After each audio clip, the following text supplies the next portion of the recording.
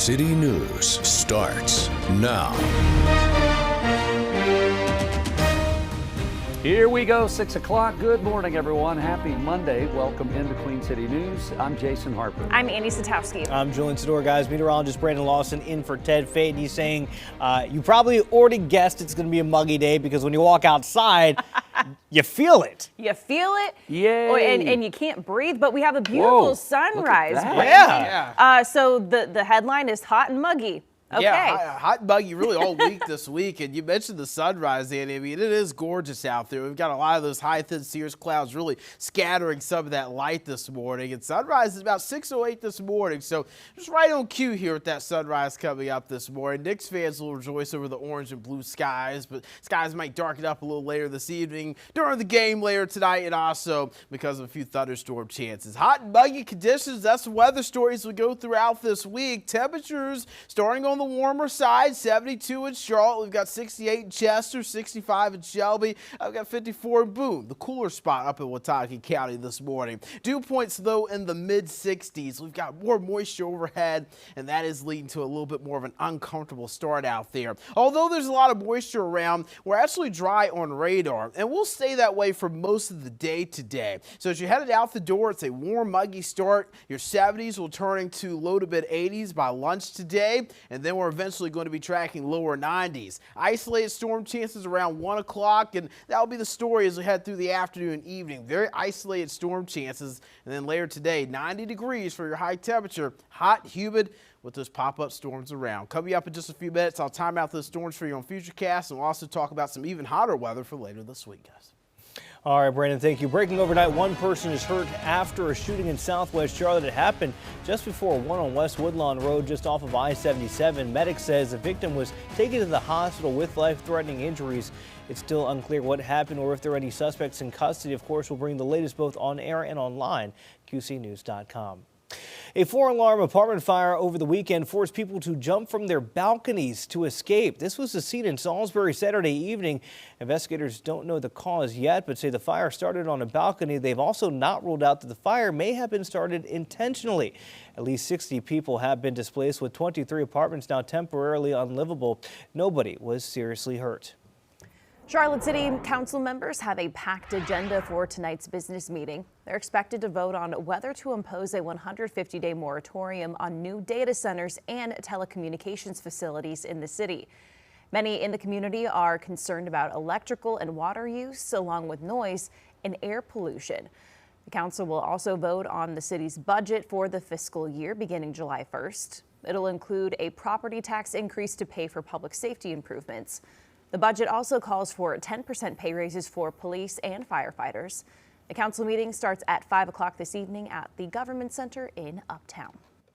Primary day is tomorrow for South Carolina voters, with the race for governor at the top of the ticket. All eyes are on the GOP primary. As chief political correspondent Andy Weber tells us, the race remains incredibly tight, despite one candidate already dropping out. The latest polling out from the Citadel this week shows the race for the South Carolina governor Republican nomination is a close one. He admired the loyalty that I've had and thought I would be a great governor. Trump-backed Lieutenant Governor Pamela Evette narrowly leads Attorney General Alan Wilson and Congresswoman Nancy Mace by a single percentage point. A lot of the voters are taking a fresh look at new candidates. Among 600 Republican voters surveyed, Evette had the support of 17%, while Wilson and Mace both came in at 16%. York County Congressman Ralph Norman and businessman Ron Reddy came in at 13% and 14% respectively. South Carolina needs to be fixed. You need a fixer. You don't need a politician. State Senator Josh Kimbrell, who suspended his campaign this week, just got 1%. The big takeaway, many voters are still undecided, with 23% of respondents saying they hadn't landed on who they'll vote for just yet. I mean, what we asked in this case, if someone said don't know, we asked them one more time, like, who might you be leaning towards? And those folks still said, we truly are undecided. And I think that's because there's so many choices to make at this time. Polls open on primary day at 7 a.m. and close at 7 p.m. If no candidate gets more than 50% of the vote, the top two will head to a runoff on June 23rd. Andy Weber, Queen City News. Coming up on 6:05, two Cabarrus County men are accused of stealing hundreds of thousands of dollars worth of power from Duke Energy before being arrested. Queen City News reporter Matt Stell digs into the allegations and has what Duke Energy officials are saying about the crime. This is video of Duke Energy crews at work Friday morning in the Ver-El RV Park. It sits just yards away from the Charlotte Motor Speedway in Concord. Cabarrus County deputies arrested and charged these two men, 61-year-old Edward Little and 55-year-old Michael Klutz, for allegedly stealing nearly $600,000 worth of power from Duke Energy and diverting it to the RV park and this home on the property belonging to Klutz. Authorities say the two men are former Duke Energy employees. They're also charged with damaging this Duke Energy substation on Moorhead Street near the Speedway to get that power. Investigators say Duke Energy told them last week that there was evidence of, quote, unmetered consumption and utilities being tampered with at the address of the RV park. That set off a criminal investigation. Two men we spoke to asked not to be interviewed on camera, but tell us that they are truly shocked by these allegations. One of them says he's lived at this RV park for more than 22 years and that he never witnessed any sort of criminal activity. Both men are also charged with money laundering. Little is accused of possessing a weapon of mass destruction. In a statement sent to Queen City News, Duke Energy representatives say they are working with authorities and tell us in part, quote, tampering with utility equipment has the potential to create serious public safety risk. Duke Energy is committed to maintaining the safety of the communities and its residents that it serves. Both men are out of jail on bond as of Friday afternoon. In Concord, Matt Stell, Queen City News. Police are still searching for two suspects this morning after 12 people were hurt in a shooting at a festival in Ohio Saturday afternoon. Toledo's deputy police chief says it appeared that two people fired weapons and that they were, quote, probably shooting at each other. Two of the victims were in critical condition, but everyone is now stable. The ages of those victims range from 14 to 61. As far as violence, this is over the top, right? So 12 people being shot, that's the most I've been to a scene. I've been to a lot of scenes, but this is way over the top. Police are now asking the public for any information about the suspects. Sunday's festival activities were canceled. Gun violence is at the center of attention now for local leaders as temperatures start to heat up. Fort Mill leaders recognized National Gun Violence Awareness Day last week. One church commemorated with a powerful display representing the hundreds of people affected in South Carolina last year. Queen City News reporter Jen Cardone spoke with the mother of a gun violence victim who says keeping the issue in the spotlight is personal. This is a very horrible thing to deal with. I dealt with depression for 4 years. Stephanie Harrison was Marquise Harrison's mom. He died in 2015 when he was shot and killed, and to this day, it still hurts. I see so much stuff that's going on today, and it's just like 10 years ago, we wasn't seeing all that, and it's getting worse. She started a support group to help other families navigate a pain no one should ever have to face. There was not a lot of help that I received when I lost my son. For the first time this weekend, Grace Presbyterian in Fort Mill will fill this entire yard with shirts to mark every person that was impacted by gun violence in 2025. Any shirt with a black X indicates that that person passed away. Thoughts and prayers also need to be paired with meaningful action. Katie Rutland is an event organizer. She says each orange shirt represents 10 of the 1,177 people hurt or killed by guns in South Carolina last year. It's our job as a community to support each other and love each other. She says change can happen if you're willing to take a bold step. I'm hoping that it will give them reason to pause and think about how we can all work together to help end gun violence. The display will stay up all weekend. Jen Cardone, Queen City News. Leaders from several law enforcement agencies in Charlotte also took the time to talk about combating gun violence. They gave family members of people killed in shootings the opportunity to share their experience with tragedy. Are we saying take away gun rights? No, absolutely not. What we are saying are take away the rights and freedoms of those who steal guns and those who take away innocent lives. We've got to make a change. CMPD shared some of the efforts they're making to reduce gun violence. As of last week, they had seized nearly 2,000 illegal firearms as of the end of last month. All right, let's get over to meteorologist Brandon Lawson here on your Monday morning. Brandon, temperature is going to rise and rise quickly. That's exactly right, Julian. We're talking about temperatures in the upper 60s, low 70s this morning, but by 10 o'clock, we'll already be up to 80 degrees. So if you're trying to get a cooler jog in, it's best to do it this morning. We'll have to do it with some extra humidity, though. Temperature of 90 degrees by 3 o'clock today. We'll probably peak out around 90, maybe 91 degrees if we're lucky to see temperatures get another degree warmer this afternoon. Mountain forecast, 60s this morning, 50s for some, especially the highest elevations, and then we're in the low 70s by 10 o'clock up in the high country, upper 70s later today. Here's Futurecast. Notice there's a few clouds overhead this morning. I do expect to see some sun this afternoon, but it's really the pop-up storms I'm monitoring for you on Futurecast here. A few isolated pop-up storms for the early afternoon hours, and then late afternoon into the evening, notice we get a little bit more storm coverage, believe it or not. The only reason the storms are kind of sticking around even after sundown and we lose the instability is we have a cold front around. That's why we'll still likely see a few storms hanging tough as we go into early overnight tonight. Muggy meter is just going to continue to increase tomorrow and Wednesday. The humidity actually increases even more, so it's already humid this morning, but I'm expecting more moisture as we go into the coming days, and that's going to make it likely feel a little bit more uncomfortable out there. It's a warm start this morning. Again, we mentioned it, 70 right now in Charlotte, 66 in Shelby. Our friends in Wadesboro are at 68. The mountains, Boone, the cooler spot at 54.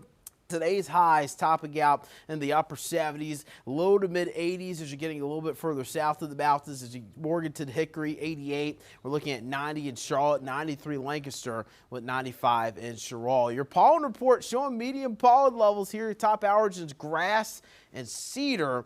And then pollen levels decrease a bit by Thursday. Coming up in just a bit, we'll be talking more about the hot and muggy conditions and when the hottest weather could be in store for later this week in just a bit, guys.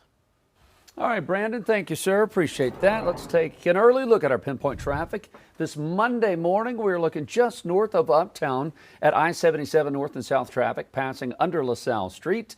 This is courtesy of NCDOT. Man, that gorgeous sunrise Brandon's been talking about, showing on the Uptown buildings there, traffic moving well, as it should be this nice and early. As we look around the crown, a couple of small issues closer to Center City, but not causing any major delays. Really, the only attention we want to give is out west, coming in 85 from Gaston County, a little bit slow from 321 until you cross through Belmont, across the river into Mecklenburg County. Almost half an hour due to an earlier accident near Hickory Grove. We got a lane blocked 85 north at NC7 backed up to Cox Road. We've been watching highway police here. There we go. We're watching the car move out in real time on the wrecker, on the shoulder there. So at least 2 of the 3 lanes are open. Have a feeling once they get that other vehicle with the hazards on, once they get that cleared, then they'll be able to open all 3 lanes, which would be really good. Further up 85, the closer you get outside our studios, this is 85 at Sam Wilson, looking southbound, looking towards South Carolina. Traffic in all directions looking good as construction will be happening. We'll be looking at that shop for the next couple of years for sure. On the other side of town, coming down from Concord, 85 at Poplar Tent Road, all 8 lanes across, looking good in that stretch. Have a feeling we're going to see a pretty sunrise over Lake Norman this morning, coming down from Iredell County on I-77.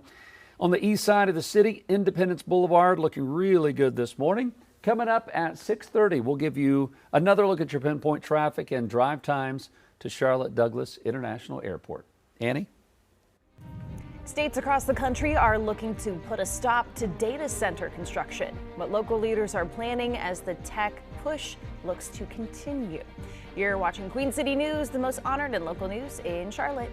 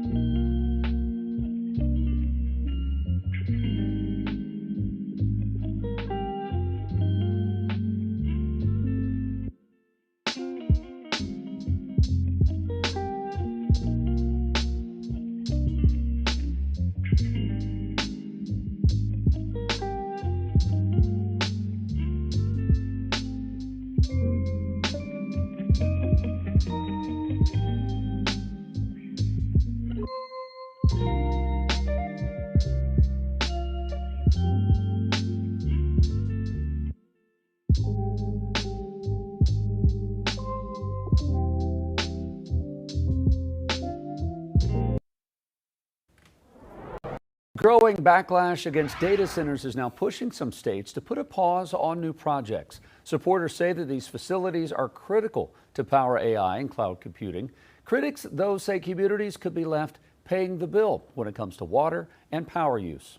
Lawmakers in at least 15 different states have introduced bills on restrictions, temporary pauses, and other limits on new data center development, which includes North and South Carolina. In South Carolina, lawmakers are looking to cut off some incentives and even halt construction. In North Carolina, state House leaders have already passed the Ratepayer Protection Act to require data centers to pay for their own energy and infrastructure. Those in favor of data centers here in the Charlotte area are looking at the City Council to pass a moratorium on all center constructions. If passed, it would last 150 days, and it would allow the city to learn more about the possible environmental, water supply, and electric grid impacts. However, those against them say pushing back could cause even more problems. We are seeing a lot of different conversations, localities establishing moratoriums on data center construction. And I think that really could make the U.S. less competitive in terms of being able to build these facilities and to have our data secured here in the U.S. I think there's also the question about what that could mean for economic development impacts. A vote on that moratorium could come today. Atlantic hurricane season is officially underway, and NOAA is predicting a below normal season. But as News Nation Washington correspondent Gabrielle Caracciolo reports, lawmakers are expressing some concerns the federal government isn't ready to help in case of a disaster. I'm fearful they're not prepared for a major hurricane. As the Atlantic hurricane season gets underway, several lawmakers, including New Jersey Democratic Representative Frank Pallone, say they have concerns about FEMA's readiness. In November, the acting FEMA leader resigned following criticism of the agency's response to last year's devastating floods in Texas. Since then, the agency hasn't had a permanent replacement, and according to lawmakers, over 5,000 FEMA employees have left the agency since January of 2025. I just don't want a repeat of what happened in Texas. My fear is that the situation now is even worse because there have been so many cutbacks since then. The agency says it's ready for this hurricane season, writing in a statement, quote, "This is something we do every year. It's in our DNA, and everything we do builds upon getting ready for hurricane season." Beyond the initial on-the-ground recovery, FEMA also distributes disaster recovery funding. It has been a convoluted mess of bureaucracy. Florida Senator Ashley Moody says past delays in getting funds approved inspired a new law requiring the agency to have a claims status tracker on its website. We need to revamp the process to make sure that we are doing, that the agency is functioning the way it was intended to. FEMA also recommends homeowners prepare themselves by ensuring they have the correct insurance and are familiar with evacuation routes. Gabrielle Caracciolo, News Nation, Washington. It is 6:20. Oh, man, Brandon, I saw you working on the muggy meter earlier this morning. So I know it's coming. We're looking live at West Charlotte right now. I hope your AC and whatever vehicle you're traveling in is working. Yeah, just a lot of mugginess out there this morning. That'll be the story for much of this week. We're just showing the hurricane season forecast. And while it's looking unlikely we're going to see a pretty active hurricane season, things are still pretty quiet in the Atlantic right now, too. The Atlantic Ocean right now, not really a lot going on. No threats over the next 7 days. Now, in Las Vegas, there could be a hurricane threat tonight from the Carolina Hurricanes for Game 4. North Carolina Hurricane strong here. They'll return to Raleigh, I think, Wednesday night. Dew points in the mid-60s this morning, as Jason mentioned. That humidity is going to be very, very strong for us here as we go into the coming days. 70 right now in Charlotte, 68 Concord, 66 Chester, 63 Morganton, 54 in Boone. It gets a pretty warm and humid start this morning. We're around 90 in Charlotte later this afternoon. Same with Gastonia, Rock Hill, Monroe, Wadesboro likely get above 90 degrees, around 92 there, 95 in Sherrill, and 78 in Boone later today.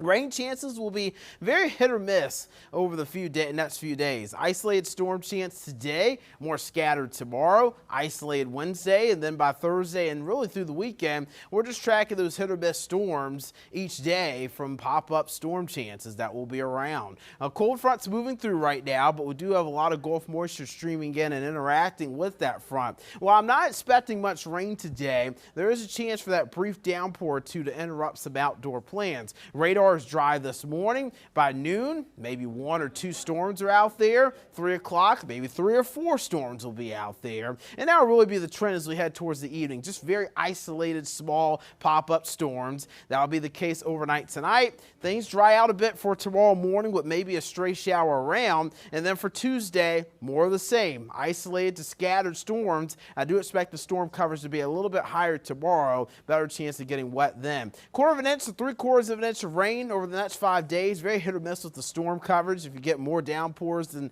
other areas, you could see more rain. And then about an inch or so up towards the high country and foothills where it will be a pretty active weather pattern over the next few days. 90 degrees today, 84 tomorrow, and then we're tracking upper 80s, low to mid 90s later this week with those isolated to scattered storm chances continuing, Annie. All right, Brandon, thank you. Here's a live look over New York City. A similar day starting for their Monday as well. We'll have a check of those Wall Street futures just around the corner. Business correspondent Jane King joins us in about 3 minutes.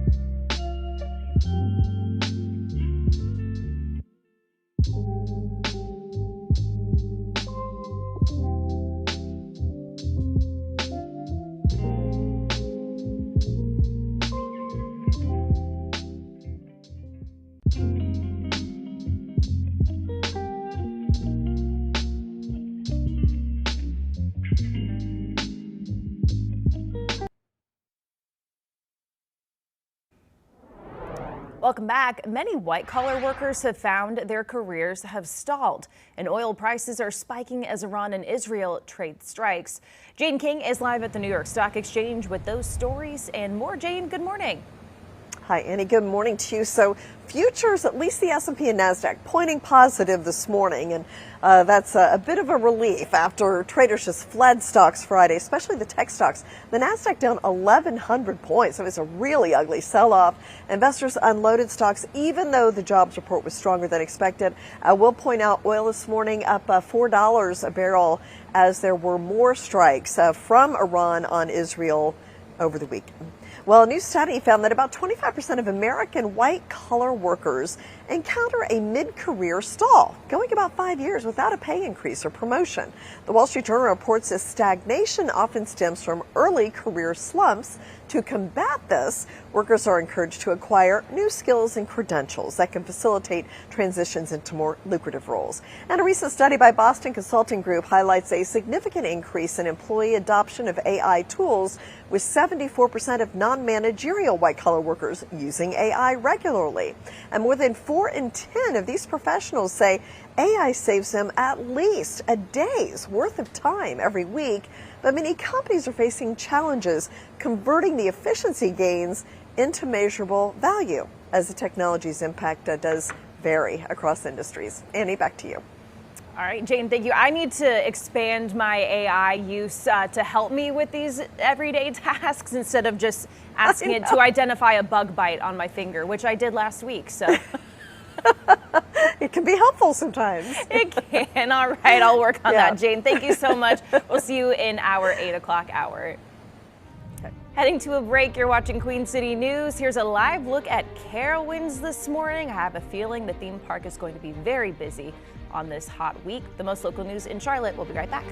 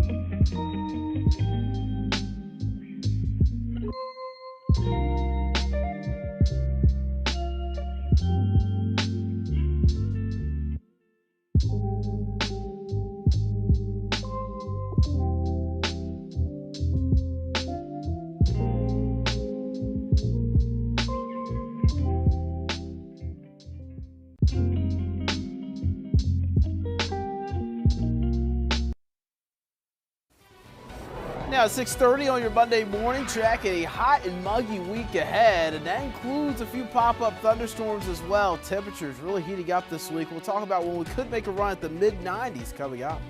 Plus, a new round of strikes in the Iran-Israel war putting the tentative ceasefire at risk. What President Trump is now saying about any peace deal that he negotiates.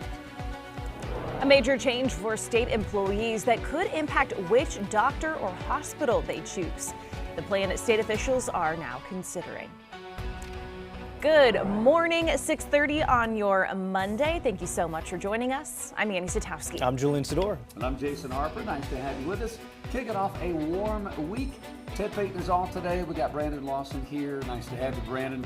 I mean, I wish you had a little cooler news for us. Yeah, definitely not cooler news. My news is more hotter and also muggy. Yeah. Now, I will say, Saturday, this weekend, we started out good. Sunday, a little bit humid. Man, this morning, man, it felt uncomfortable. You can feel it already. Yeah, you could really feel that moisture out there. Doesn't get much better either as we go through the week, right? No, it's not. Unfortunately, the mugginess is actually only going to be increasing as we go over the coming days. This is a live look from Gaston County. Our Dallas Tower camera showing those clouds still holding tough this morning. A few high-thin cirrus clouds will mix in with the sun as we go throughout the day today. Let's lead your new week headlines here at 6:32 on your Monday. We've got toasty temperatures settling in this week, muggy weather pattern as well, which also will create the chance for daily pop-up storms. Now, again, with those daily pop-up storms, we're talking about those summer popcorn storms is what I like to call them. When you put the popcorn in the microwave and it's popping, you never know which popcorn kernel is going to pop next, and that's what we'll be seeing during our afternoon, evening hours when it comes to storm chances. Just think of it as a little bit of popcorn out there.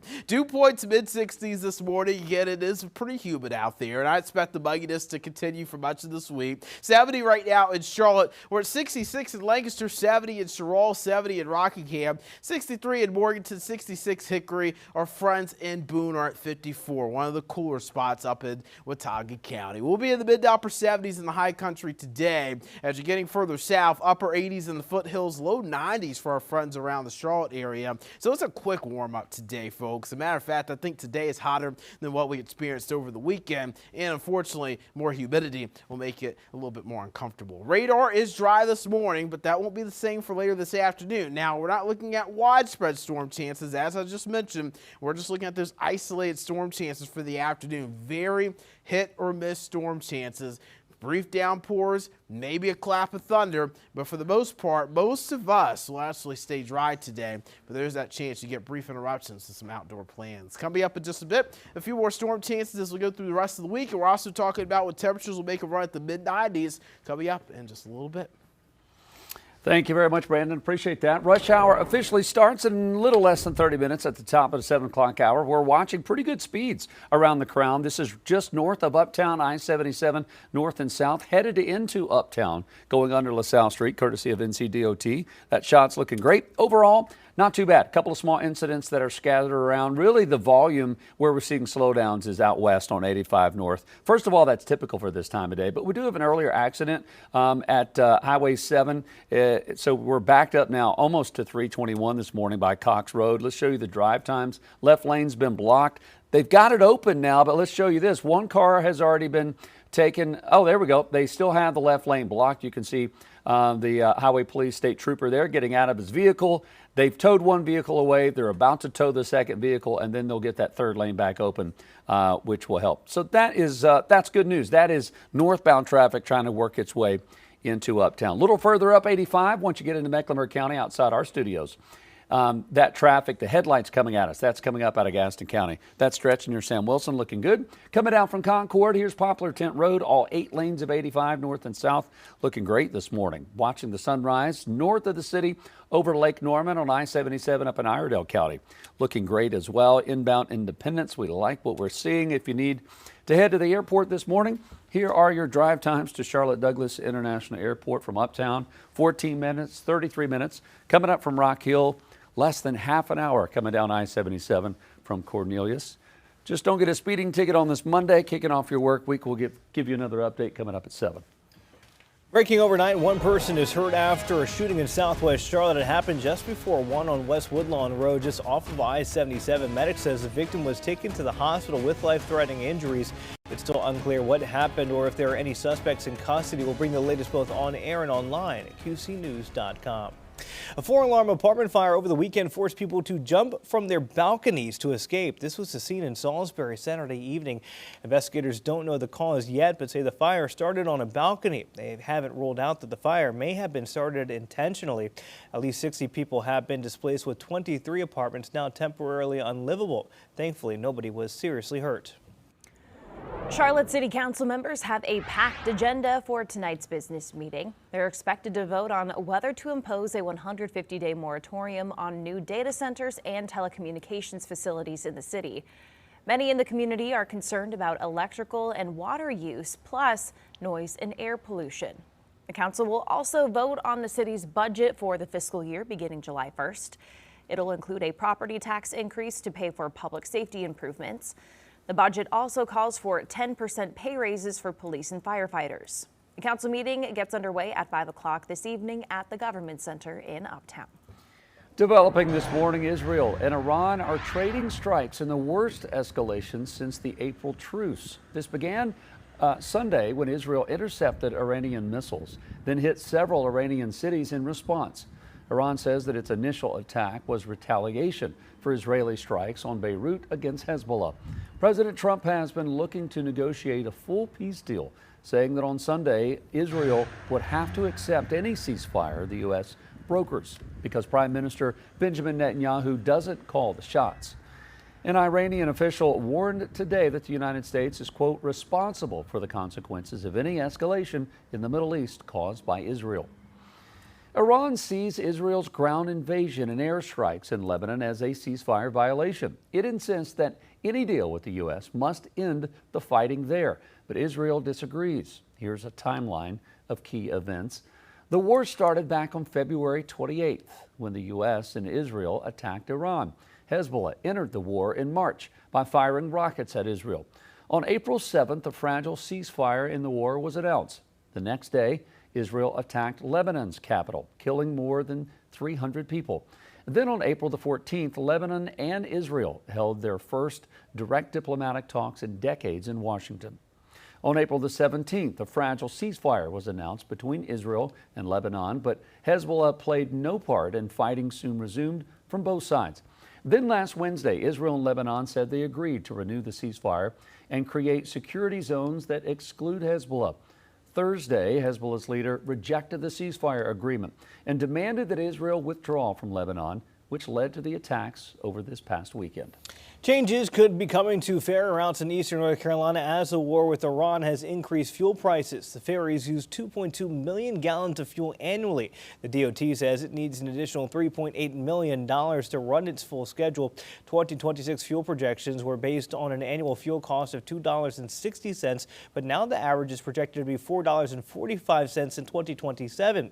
The request for more funding is pending as state lawmakers continue their budget deliberations. Meanwhile, President Trump talking with farmers about how his administration's policies are impacting them. His visit comes as farmers have questioned what's happening with the war in Iran as it drives up prices for them for things like fertilizer and fuel. Costs are up over 50% since the war started in February. Wisconsin remains a key political battleground after Trump narrowly won the state in 2024, reversing former President Biden's 2020 victory there. State employees' health care costs could soon depend on which doctor or hospital they use under a proposed change to the North Carolina State Health Plan. Last week, trustees approved a new strategic roadmap and Medicare Advantage benefits through 2027. The plan covers more than 750,000 teachers, state employees, and retirees. Capitol reporter Shabnam Dinesh explains what the changes could mean for health care in the years ahead.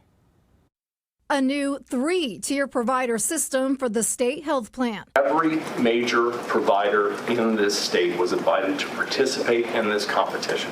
State Treasurer Brad Briner says the changes could save the state health plan $54 million as healthcare costs continue to rise. Here's how benefits in the new system would work.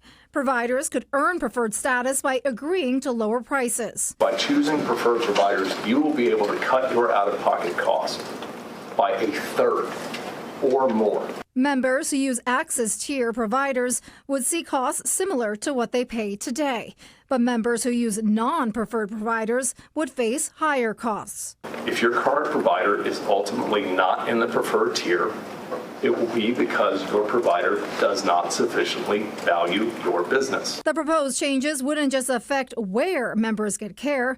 Under the plan's new approach, premium increases for active employees would be tied to pay raises. If you're paying $50 a month now and your wages go up 5%, premium next year should be $52.50. On Friday, the board approved a strategic plan and Medicare Advantage benefits for 2027. Those changes include higher premiums and out-of-pocket costs for some retirees as the plan works to close a funding gap and improve its long-term financial outlook. But retiree advocates warn the changes could hurt seniors on fixed incomes. Would place a disproportionate burden on a population that has very limited ability to absorb all these additional costs. Shabnam Dinesh reporting. The board will take a final vote on the new 3-tier provider system and benefits changes at its July meeting. Chaos in Michigan after many drivers went for a spin on the track. We're heading north to see who took the checkered flag. You're watching Queen City News, the most local news in Charlotte. We'll be right back.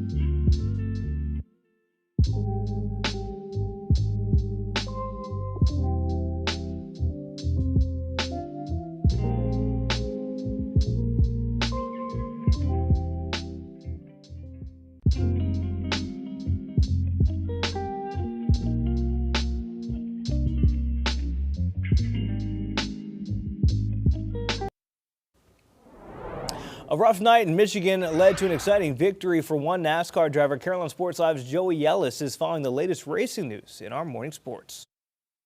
Before we turn the page on a very busy NASCAR weekend, it's time to look back to the Michigan International Speedway on Sunday, where Denny Hamlin has just become accustomed to winning there in Michigan. Now his 4th time in victory lane. He took to the pole on Sunday, however, had to start in the back due to some damage to his car from qualifying. So the hometown guy, Carson Hocevar, would lead the field to green at MIS. And just 3 laps into this thing, in the 88 is Connor Zilic, the rookie of the Cup Series, and he's going to go for a spin. He would do it again on lap 9, so he had a very short day. He was done for the day. Just a really rough day for Trackhouse racing as a whole. And then stage 1 came to an end. It was Tyler Reddick. Hard to believe it's his first stage win of the season. And then stage 2, and here was another big one after a restart for an A.J. Allmendinger caution. and it was just really a domino effect from there. Carson Hocevar gets into the back of the 42. That wrapped up multiple drivers, including Austin Dillon. Tyler Reddick, the 45, was collected in that. Both would be done for the day as well. So final lap in stage 2, and it would be Chase Elliott going on to take the green and white checkered flag. So lap 148 now of 200, and then the caution flag, it's going to come back out. It's Elliott getting loose, getting into the Christopher Bell in the 20 car, both go into the wall. Bell's 20 car would actually catch on fire, and that's going to bring out the red flag. It was a lengthy delay, 10th caution on the afternoon. That would tie the track record, but in the final lap, it's none other than the 11 and Denny Hamlin out in front. He would take the checkered flag, his 63rd career win in the Cup Series. Hamlin goes back-to-back at Michigan, along with back-to-back wins this season, as he ties now the late Kyle Busch with 63 career Cup wins, as he sits now tied for 9th all-time in Cup Series history. We got a lot more to get to. We'll look back on that and look forward for the NASCAR season. And in the Stanley Cup Finals, a pivotal Game 4 tonight for the Canes and Golden Knights out in Vegas. Plus, the Carolina Panthers mandatory minicamp gets going officially on Tuesday afternoon. We'll get you set for that and a lot more tonight at 11 o'clock on Carolina Sports Live. Attorney General Jeff Jackson is demanding answers from Ticketmaster after hockey fans reported technical issues when trying to buy tickets for the Stanley Cup Final. Season ticket holders had pre-sale codes to get their seats early, but say there were issues with Ticketmaster's website. By the time they were able to get their hands on the tickets, there were only resale tickets available, costing thousands of dollars. Some fans say they didn't have any issues purchasing tickets except for the high prices. However, they support the Attorney General's investigation. And I'm glad that A.G. Jackson is doing what he needs to do. I think that would be great if they look into that, because we would love to go to the games. We're huge fans. We'd love to bring our family in from Charlotte too. They're huge fans, but it's just too expensive. And, you know, I hope they can figure out how to get the tickets to be more affordable. Ticketmaster hasn't commented on the issue. The World Cup is just a few days away, and despite the hot temperatures expected, FIFA is making a last-minute decision to not allow fans to bring in reusable water bottles to venues. FIFA made the announcement last week as part of some last-minute changes to the Stadium Code of Conduct. The organization says they made the decision for safety reasons. Other banned items include cups, jars, and cans. The move has caused some concern amongst fans who are worried about coping with the rising heat. So with every inch that we have seen, FIFA says there will be cooling zones and accessible healthcare facilities to help fans who might get overheated. Coming up on 6:50, Brandon, we're talking about getting overheated at those games. But folks today are going to have to watch themselves, too, if you have some yard work that you're trying to do. Oh, yeah. You just got to take it easy. Yeah, anytime you're talking about humidity, especially like we're seeing today and also through much of this week, you got to start thinking about how you're going to stay hydrated and how you're going to be thinking about taking your breaks as well. Because you see the humidity is increasing for today, but notice as we go into Tuesday and Wednesday, we start getting into more of that tropical air mass, meaning dew points are likely getting above that 70-degree mark. That is very muggy air mass, and that is not very fun to be outdoors in. So why is humidity so important, and what does it have to do with our sweat? Well, I made this graphic a year ago, just I like rehashing it during the summer season. So whenever you have low humidity, you don't have a lot of moisture in the atmosphere. So our bodies sweat. Anytime we're doing exercise or strenuous activities, our bodies sweat. And we call this evaporative cooling because that sweat's able to evaporate off our skin. It goes out into the atmosphere. It's able to cool down, right? Our body's able to cool off adequately. However, when there's plenty of moisture in the atmosphere, we've got more water droplets in the atmosphere on high humid days. Your body sweats because it wants to cool down. However, that sweat can't evaporate properly because there's already too much moisture in the atmosphere. And that means evaporative cooling fails and our bodies can't sweat adequately, and that is why we tend to overheat. So 20% chance of rain today. That could cool things down for you, maybe an isolated storm or two. Scattered storm chances tomorrow, isolated for Wednesday, and then we get more of a scattered storm chance for the latter half of the week and into the weekend. We do have a frontal boundary that's going to be over the Carolinas today. That's going to interact with some of that Gulf moisture, so that's why we do have that chance for pop-up storms today. Radar is dry this morning, but notice a few of those pop-up storms popping up during the afternoon today and continuing through the evening. Very hit or miss. Not everybody sees rain today, but if you do, it's a brief downpour and a rumble of thunder for you. Tomorrow morning, a few stray light showers around, possibly a few isolated storms around lunch and into the afternoon and evening tomorrow.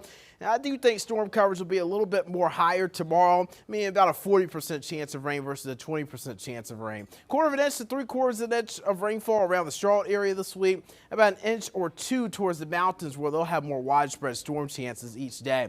60s and 70s this morning turn into 80s and low 90s this afternoon. A few mid-90s a possibility towards Sherrall and the Sandhills. So it's a hot and humid air mass this week. We get a little bit cooler tomorrow because of more storms and clouds around, but then later this week, 95 degrees by the time we get to Friday and head through the weekend. You're watching Queen City News Now. It's the most honored and most local news in Charlotte, and we'll be right back.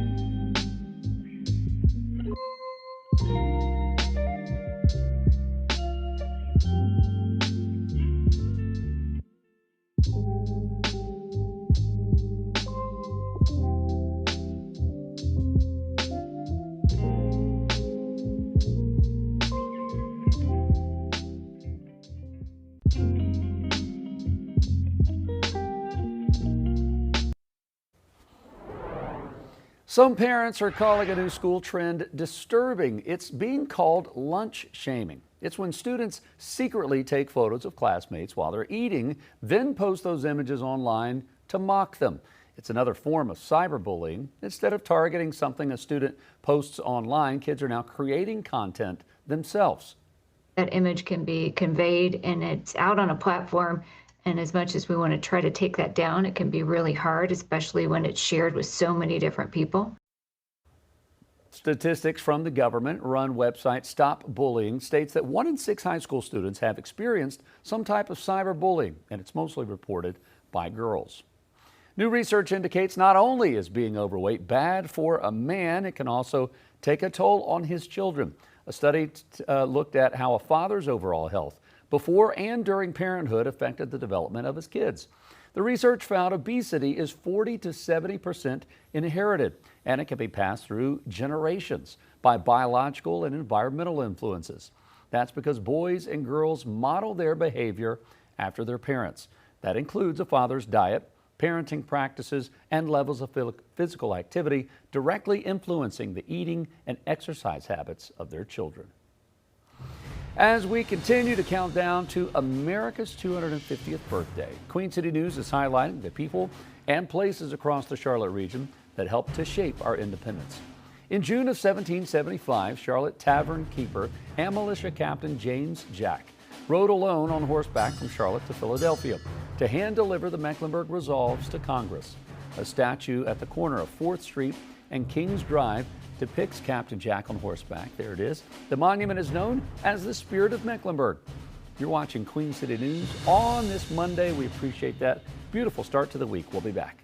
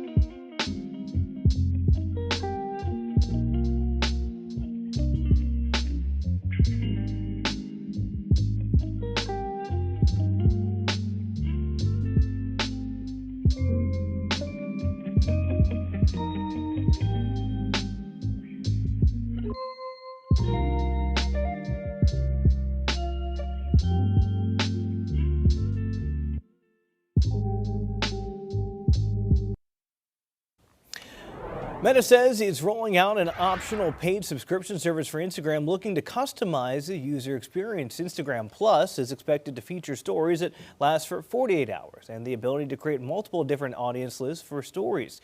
Subscribers can also see how many times your story was rewatched, search to see if a specific user viewed their story, and preview others' stories. Meta says Instagram Plus users will also be able to post directly to their profile or highlights without appearing in followers' feeds. Instagram Plus costs $3.99 for a monthly subscription. Time is 6:59. Stay with us as we head straight into our 7 o'clock hour.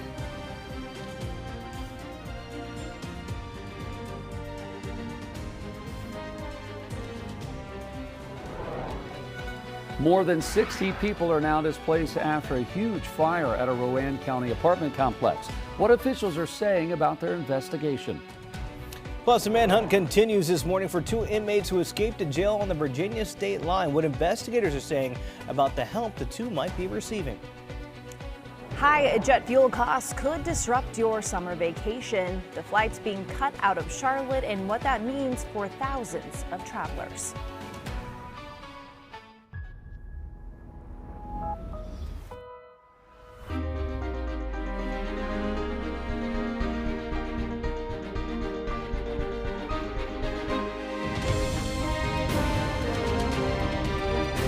Queen City News starts now.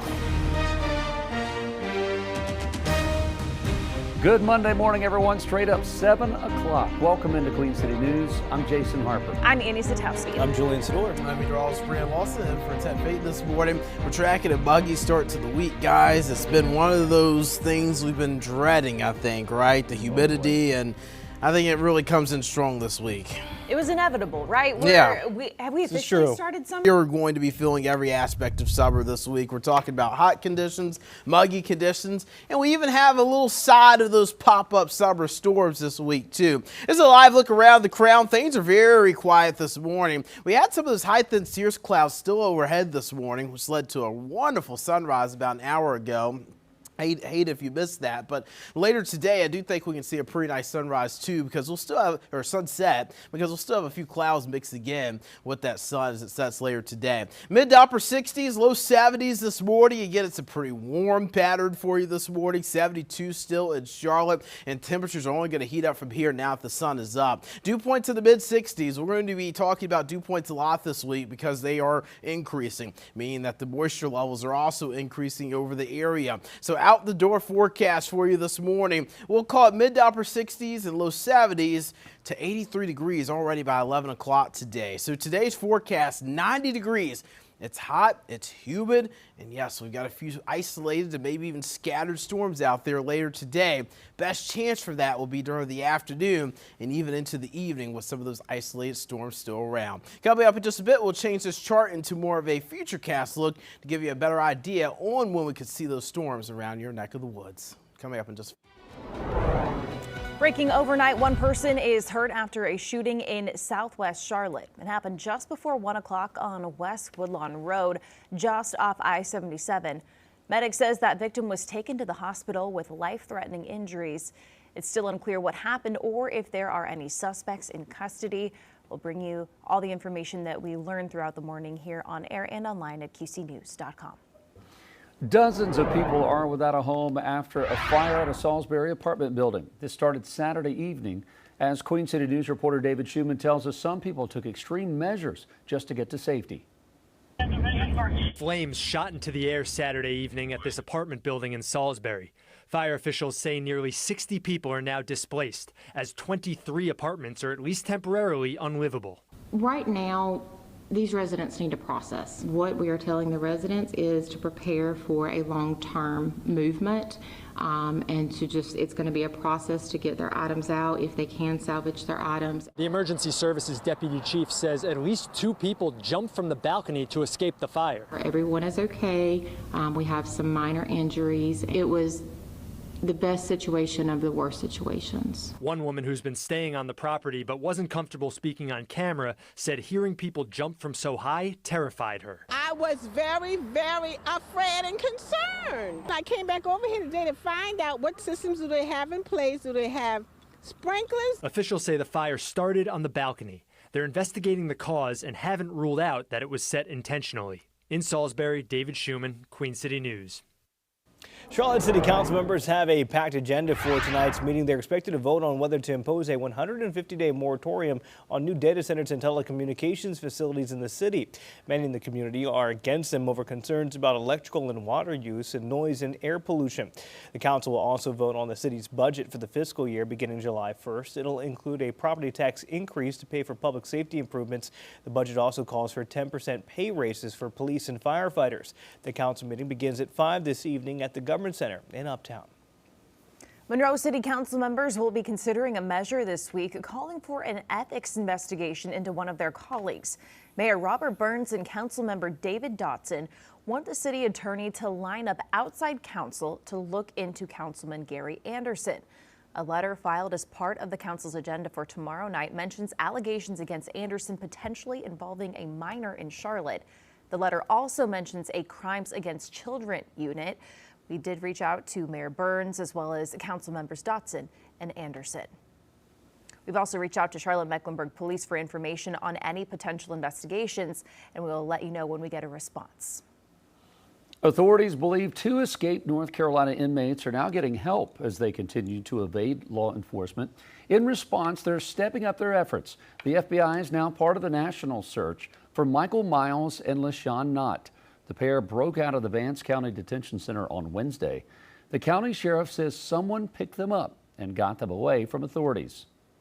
We are making a significant progress to find them and to identify anyone and everyone involved in their escape. To anyone who knows where they are now, who assist or supported them. Now is the time to turn them in before anyone gets hurt. Investigators believe the men do have weapons and pose a threat to the public. There's a $20,000 reward for any information leading to their recapture. 6 people are hurt after a stabbing at New York City's Penn Station, and a suspect is in custody. This happened last night around 7 o'clock. One person suffered serious injuries, 4 have moderate or minor injuries, and no word on the last person. The attack comes amid heightened security around Madison Square Garden, which sits above Penn Station. That's because President Trump is set to attend the Knicks-Spurs game tonight. Developing this morning, Israel and Iran trading strikes in the worst escalation since April. April truce began. It began Sunday when Israel intercepted Iranian missiles and hit several Iranian cities in response. Iran says its initial attack was retaliation for Israeli strikes on Beirut against Hezbollah. Israel says those were a response to missiles fired by Hezbollah. President Trump has been looking to negotiate a full peace deal, saying on Sunday that Israel would have to accept any ceasefire the U.S. brokers because Prime Minister Benjamin Netanyahu, quote, does not call the shots. An Iranian official warned today that the United States is responsible for the consequences of escalation in the Middle East caused by Israel. Now, jet fuel prices have nearly doubled since the war began in February, and airlines are feeling the pressure. Some are now slashing routes or canceling them altogether to cut costs. Queen City News reporter Shakira Speaks talked with pastors at Charlotte Douglas about the impact. This isn't the TSA line. This is the American Airlines check-in line. And with Charlotte being one of the major hubs for American Airlines and the airline already suspending 2 routes in the fall due to rising jet fuel prices, travelers we spoke to believe this could be the start of longer lines and higher prices. Just as summer is getting started, airlines could be throwing a wrench in flyers' summer travel plans. American Airlines announced its decision to suspend 6 routes in the fall, 2 of those going from Charlotte to Ontario or Sacramento. Officials say it's due to the rising jet fuel costs. That is concerning. Kent Lovelace is an American Airlines frequent flyer. He says the canceling of routes could result in other airlines raising ticket prices or the cancellation of more routes. Consolidation means less choice for the consumer, for the customer, so that's going to mean we're going to be at the mercy of you know, the people that are still in the business. So that's going to, you know, it's going to be less choice for me. Industry analysts say jet fuel makes up at least 25% of an airline's overall costs. American airline officials point to the ongoing Iran war as the reason for the move, despite reporting record first quarter revenue of nearly $14 billion and double-digit sales growth in January. Researchers say in some cases, airlines have raised fares or tacked on jet fuel surcharges to ticket prices while also suspending unprofitable routes. United and Delta announced a 4 to 5% capacity reduction to also address surging fuel costs. This is how we get from place to place. It just seems like everything is just costing so much more money and people are not making more money. I would hope that something would happen so that people can travel and enjoy their lives. Reporting at Charlotte Douglas International, Shakira Speaks, Queen City News.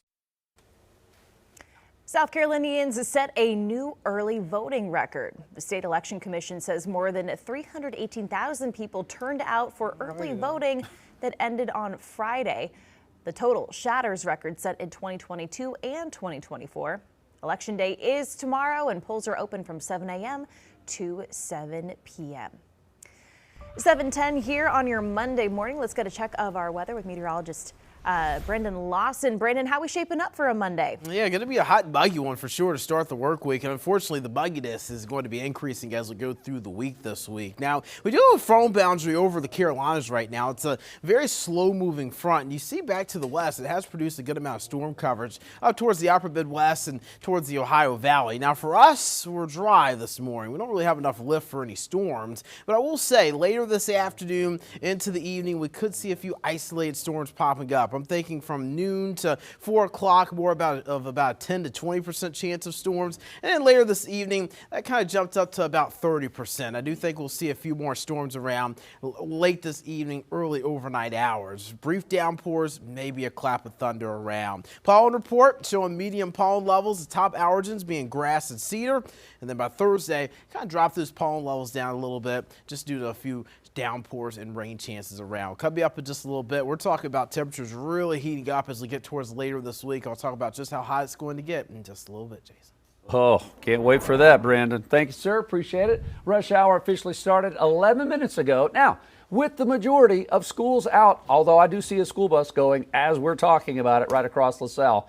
School's out, so we're going to have lighter volume. People are headed to the beach, on vacation, staying home, wherever they are. So hopefully we will see that and we will feel that for the good out on the roads. Right now, I-77 north and south traffic under LaSalle, courtesy of NCDOT, looking great so far. A couple of issues out there, none of these causing major delays. The earlier slowdown we had on 85 north coming out of Gaston County, they had a lane blocked. It has since cleared near NC7, so that's good news. Drive times, that is normal for a Monday through Friday. Now, if you go up further around 85 between McAdenville, Lowell, McAdenville, this is what you have to deal with as a motorist. Not only do you have the sun fighting, screaming in your eyes, hopefully you have sunglasses, but yeah, it is stop and go traffic. People are trying to merge. It's like that all the way pretty much through Belmont. The further you get up 85 and you cross the river into Mecklenburg County, it does start moving. Here's 85 at Sam Wilson Road. On the other side of 85, coming down from the Concord area, that stretch on the left-hand side, that is southbound traffic coming down from Kannapolis and Concord near Poplar Tent. All stretches across looking good. The sunrise over Lake Norman, beautiful this morning. Look at that, it's like glass looking across the lake. I-77 looking really smooth as well this morning. Independence Boulevard, inbound and outbound traffic, all 6 lanes, looking great. Don't be distracted by that cell phone of yours. Put it away until you get to where you're going. We'll have another update of Pinpoint Traffic coming up at 7:30. Good morning, May-Kay. Good morning, Jason. Well, calling all air travelers, if you're planning to fly this summer or fall, yeah, the continuing war in Iran may throw a monkey wrench into your plans. On May-Kay Beeler coming up, I'll tell you what you should know. And the most local news in Charlotte. Stay with us.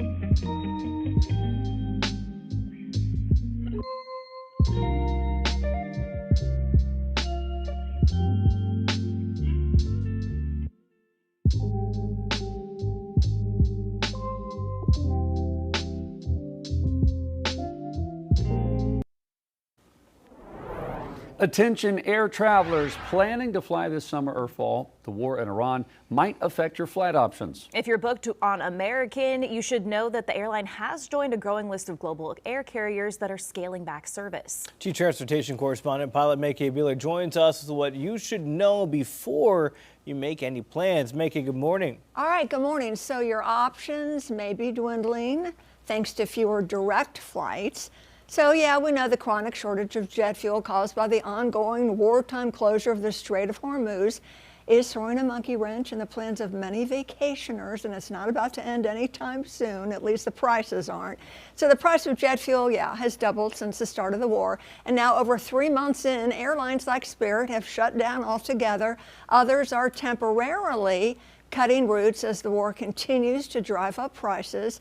American Airlines is suspending 6 routes because of high jet fuel prices. The air carrier told CBS that it has adjusted schedules for select routes in August and September. Now, the affected routes will not be permanently cut. The ones affecting CLT include flights from Charlotte to Orlando and Charlotte to Sacramento. And the other 4 cut routes include Los Angeles to Cleveland, LA to Columbus, LA to Pittsburgh, and LA to Washington, Dulles. American said it will take care of the customers with tickets for those flights that were affected. They're going to rebook you or put you on a different flight or provide a refund. Now, other airlines temporarily trimming routes have made adjustments or raised prices. United, Delta, Air Canada, Lufthansa, they've already cut flights now through the end of October. And the Lufthansa group has cut 20,000 short-haul and European flights to save on fuel. Long-haul international intercontinental routes remain largely unaffected, though flights to and from Israel and the Middle East are restricted. Julian? All right, Mackay, thank you for that. Well, Team USA preparing to take the pitch this Friday for their first match in the World Cup, but a possible strike at one stadium could cause some problems. Approximately 2,000 cooks, bartenders, concession workers, dishwashers, and servers represented by the Union Unite here Local 11 are voting on whether to authorize a strike at SoFi Stadium in Inglewood. The stadium is scheduled to host 8 World Cup matches, including the United States' tournament opener. Union leaders say contract negotiations stalled after workers spent roughly a year without a labor agreement. Employees want higher wages, job security, and workplace protections related to automation and immigration. The union recently filed a complaint with the California State Attorney General saying FIFA was requiring information for credentialing that could be shared with ICE. The dispute comes at a critical moment for World Cup organizers. Officials argued that replacing credential workers on such short notice would be difficult because of security clearances. FIFA has said it's not a party to the labor contract talks, though it defends its security screening and accreditation procedures. Legends Global say they remain committed to reaching a fair agreement and continuing those negotiations. Team USA's first match is Friday against Paraguay at 9. President Donald Trump is making a trip to Madison Square Garden to attend Game 3 of the NBA Finals tonight, and his attendance is causing some problems for some fans. Fans are encouraged to show up at least 2 hours early to the arena for an advanced TSA-like security check. There will also be no watch party outside MSG. NYPD made that decision in coordination with the Secret Service Police yesterday. Tonight's game between the Knicks and the Spurs begins at 8:30.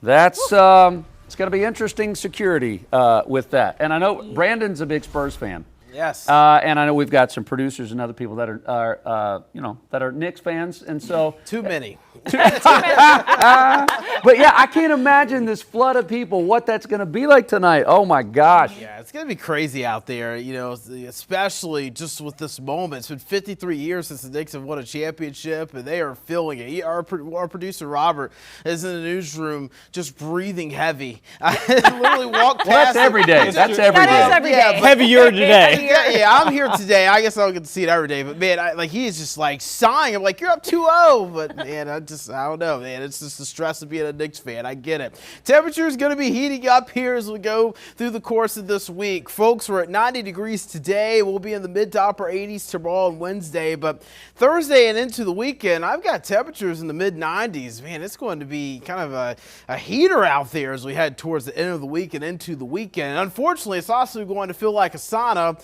because we're also going to be dealing with higher humidity levels, especially later this week. I mean, mid to late week, I'm talking about more of the tropical air mass overhead, meaning we're going to have dew points above the 70-degree mark, more of that muggy feeling. Temperatures this morning, upper 60s, low 70s, starting mild. We've got 55 in Boone, 60 in Jefferson, mid to upper 70s in the mountains today. As you're getting towards Charlotte, upper 80s, low to mid 90s of potential, especially as you're getting towards Sherrall. That's where I think 95 is achievable today, 94 in Rockingham. It's a hot one for sure. Radar is dry this morning. I do have a frontal boundary nearby. It's kind of passing through, and that could kick off a shower or storm as we head towards the afternoon. Very isolated storm chances here for Monday and Wednesday. The rest of the week, including tomorrow, we're going to bring you more scattered shower and thunderstorm chances. So Futurecast shows those isolated storms for the afternoon, pop-up summertime storms this afternoon and evening. That'll continue early into the overnight hours, tapering off by tomorrow morning with just a few stray showers around. And then tomorrow afternoon, even as early as lunch, we've got a few isolated to scattered storms developing, and then that will taper off Tuesday evening, Tuesday night, and then we'll do it again on Wednesday with more isolated storm coverage. So 1/4 inch to a 1/2 inch of rain around the Charlotte area, higher totals up towards the mountains. That is where they're going to have a little bit more rain over the next few days. 60s and 70s tonight will turn into more of a mid-80s for the day tomorrow, and mid-70s up in the mountains. So it is going to be a hotter week for sure. Definitely going to be more of a summery pattern with low to mid-90s by later this week and into the weekend. And that humidity also going to be rocking with us as we head through the rest of this week. You're watching Queen City News Now. It's the most iron and most local news in Charlotte, and we'll be right back.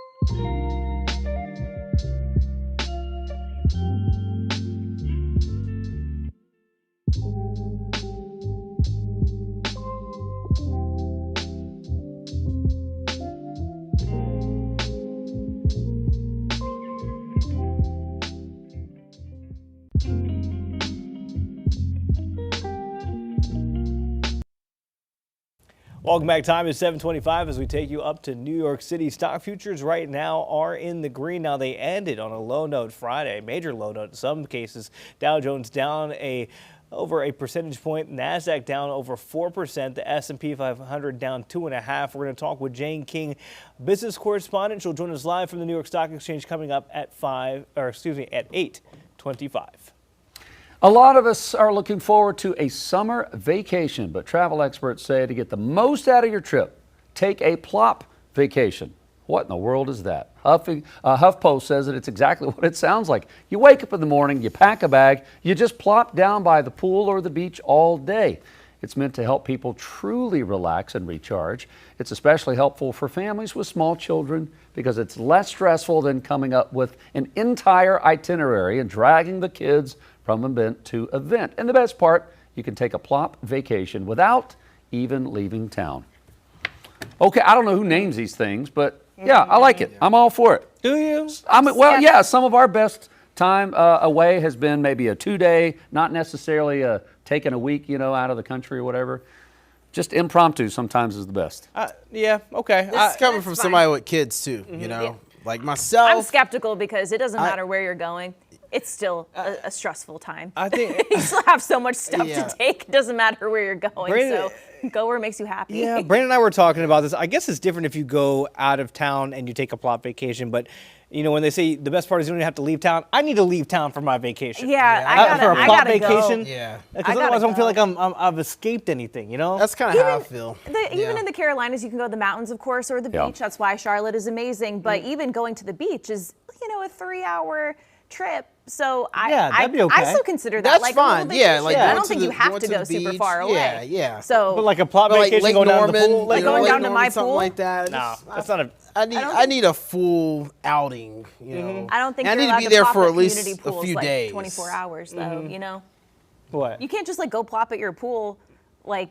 Suitcase the whole time. You can. People may look at you a little funny. Well, ma'am, we're closing. We're closing. If it's full of all the neighborhood kids too, That's not. I'm tapping out after like 2 hours. That's it. That's all I can take. You wouldn't consider that a plop vacation if you're going to the pool and everybody's all around. Yeah, that's just a plop. Just a plop. No, I need a little bit of quiet, a little bit of serenity. Otherwise, I'm like, all right, now I really need a real vacation. That's right. That's it. All right. Stick around, almost 7:30. We got a lot more to go on this Monday morning. A lot of sunshine and heat, too. We'll be back.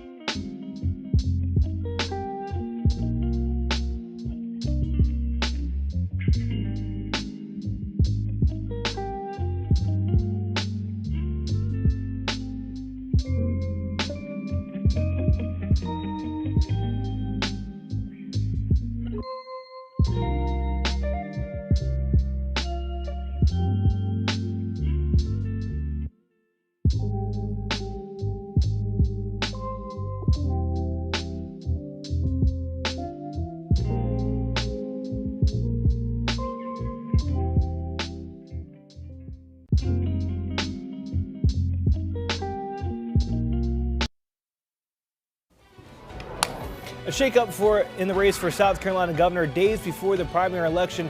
How a candidate dropping out has made the race even tighter.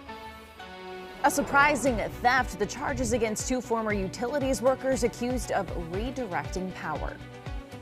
Local law enforcement officials and community leaders recognize National Gun Violence Awareness Day, how they're honoring lives lost and what's being done to cut down the problem.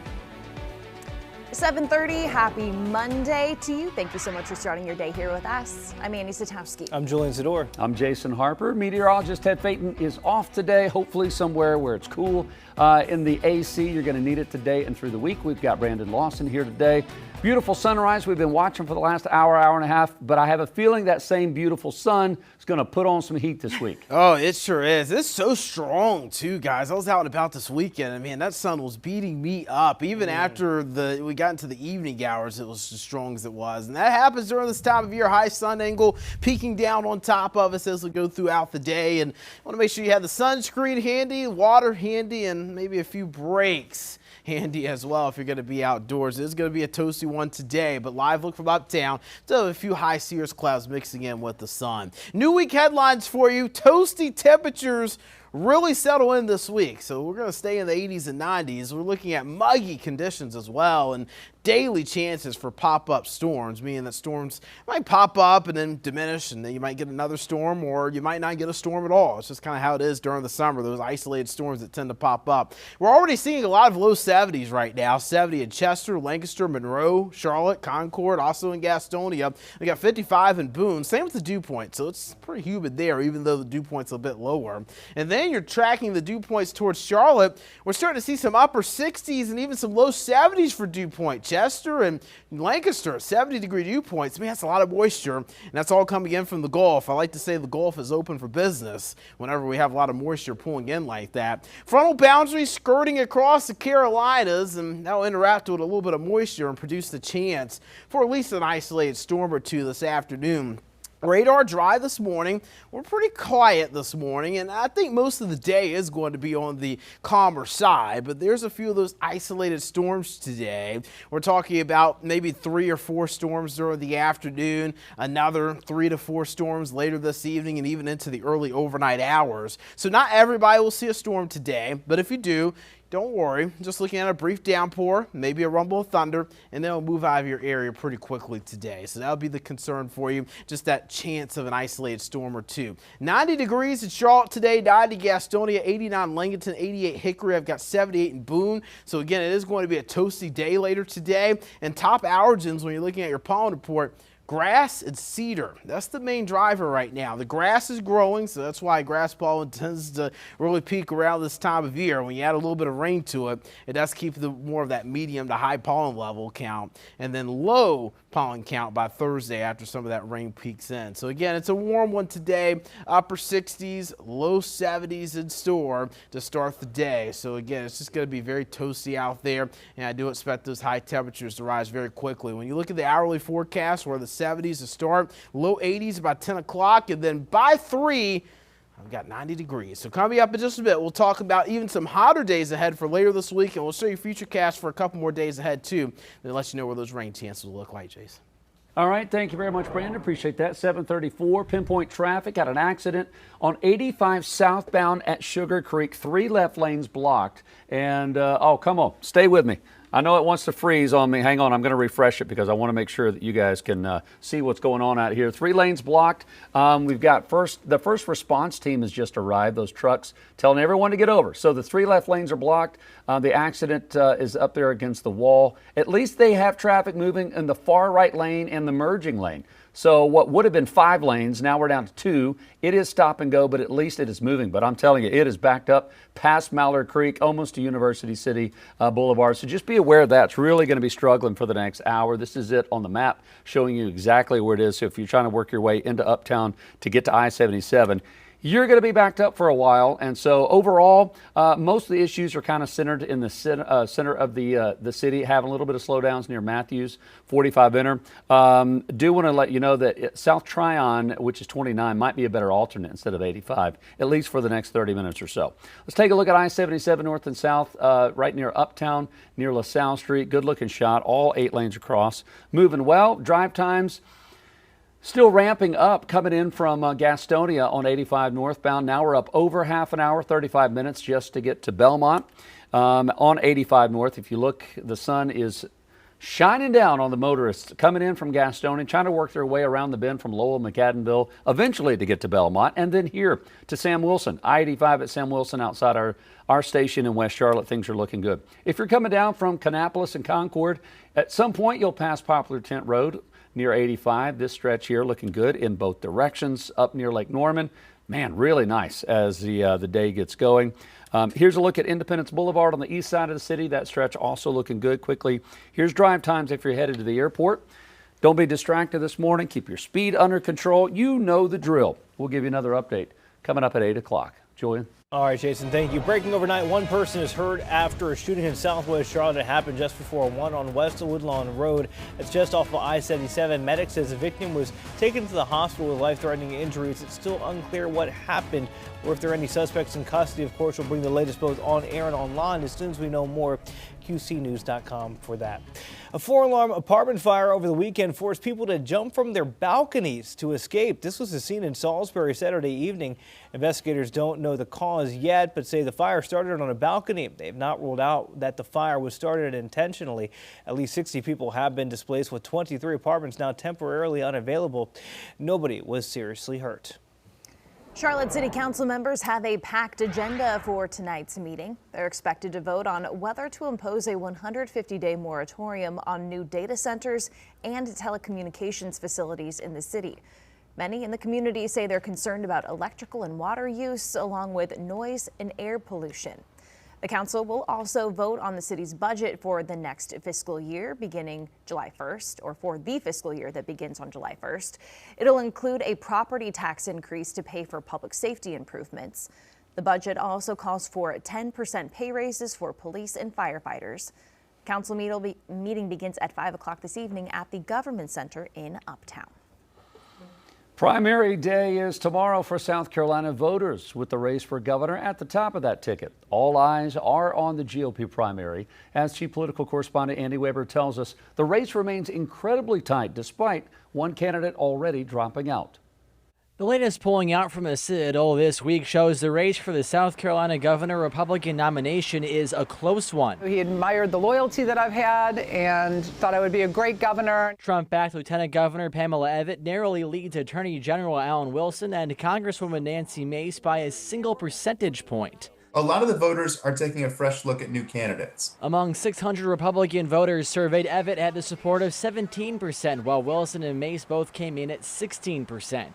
York County Congressman Ralph Norman and businessman Ron Reddy came in at 13% and 14% respectively. South Carolina needs to be fixed. You need a fixer. You don't need a politician. State Senator Josh Kimbrell, who suspended his campaign this week, just got 1%. The big takeaway, many voters are still undecided, with 23% of respondents saying they hadn't landed on who they'll vote for just yet. I mean, what we asked in this case, if someone said don't know, we asked them one more time, like, who might you be leaning towards? And those folks still said, we truly are undecided. And I think that's because there's so many choices to make at this time. Polls open on primary day at 7 a.m. and close at 7 p.m. If no candidate gets more than 50% of the vote, the top two will head to a runoff on June 23rd. Andy Weber, Queen City News. Two Cabarrus County men are accused of stealing hundreds of thousands of dollars worth of power from Duke Energy before being arrested. Queen City News reporter Matt Stell digs into the allegations and has what Duke Energy officials are saying about the crime. This is video of Duke Energy crews at work Friday morning in the Ver-El RV Park. It sits just yards away from the Charlotte Motor Speedway in Concord.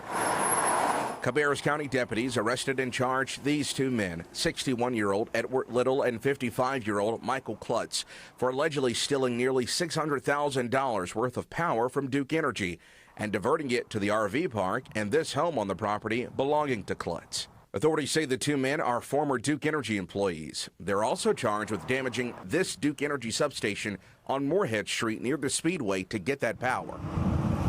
Investigators say Duke Energy told them last week that there was evidence of, quote, unmetered consumption and utilities being tampered with at the address of the RV park. That set off a criminal investigation. Two men we spoke to asked not to be interviewed on camera, but tell us that they are truly shocked by these allegations. One of them says he's lived at this RV park for more than 22 years and that he never witnessed any sort of criminal activity. Both men are also charged with money laundering. Little is accused of possessing a weapon of mass destruction. In a statement sent to Queen City News, Duke Energy representatives say they are working with authorities and tell us in part, quote, tampering with utility equipment has the potential to create serious public safety risk. Duke Energy is committed to maintaining the safety of the communities and its residents that it serves. Both men are out of jail on bond as of Friday afternoon. In Concord, Matt Stell, Queen City News. Police are still searching for 2 suspects this morning after 12 people were hurt in a shooting at a festival in Ohio Saturday. Toledo's deputy police chief says it appeared that 2 people were firing weapons and, quote, they were probably shooting at each other. 2 of the victims were in critical condition, but everyone is now considered stable. The ages of those victims range from 14 to 61. As far as violence, this is over the top, right? So 12 people being shot, that's the most I've been to a scene. I've been to a lot of scenes, but this is way over the top. Police are now asking the public for any information about the suspects. Sunday's festival activities were canceled. Gun violence is at the center of attention for local leaders as temperatures start to heat up. Fort Mill leaders recognized National Gun Violence Awareness Day last week. One church commemorated with a powerful display representing the hundreds of people affected in South Carolina last year. Queen City News reporter Jen Cardone spoke with the mother of a gun violence victim who says keeping the issue in the spotlight is personal. This is a very horrible thing to deal with. I dealt with depression for 4 years. Stephanie Harrison was Marquise Harrison's mom. He died in 2015 when he was shot and killed, and to this day, it still hurts. I see so much stuff that's going on today, and it's just like 10 years ago, we wasn't seeing all that, and it's getting worse. She started a support group to help other families navigate a pain no one should ever have to face. There was not a lot of help that I received when I lost my son. For the first time this weekend, Grace Presbyterian in Fort Mill will fill this entire yard with shirts to mark every person that was impacted by gun violence in 2025. Any shirt with a black X indicates that that person passed away. Thoughts and prayers also need to be paired with meaningful action. Katie Rutland is an event organizer. She says each orange shirt represents 10 of the 1,177 people hurt or killed by guns in South Carolina last year. It's our job as a community to support each other and love each other. She says change can happen if you're willing to take a bold step. I'm hoping that it will give them reason to pause and think about how we can all work together to help end gun violence. The display will stay up all weekend. Jen Cardone, Queen City News. Some Outer Bank natives are shining a light on the country's 250th birthday. We're taking a look at the wild horses of Corolla and their impact on the Revolutionary War. You're watching Queen City News, the most local news in Charlotte. We'll be right back.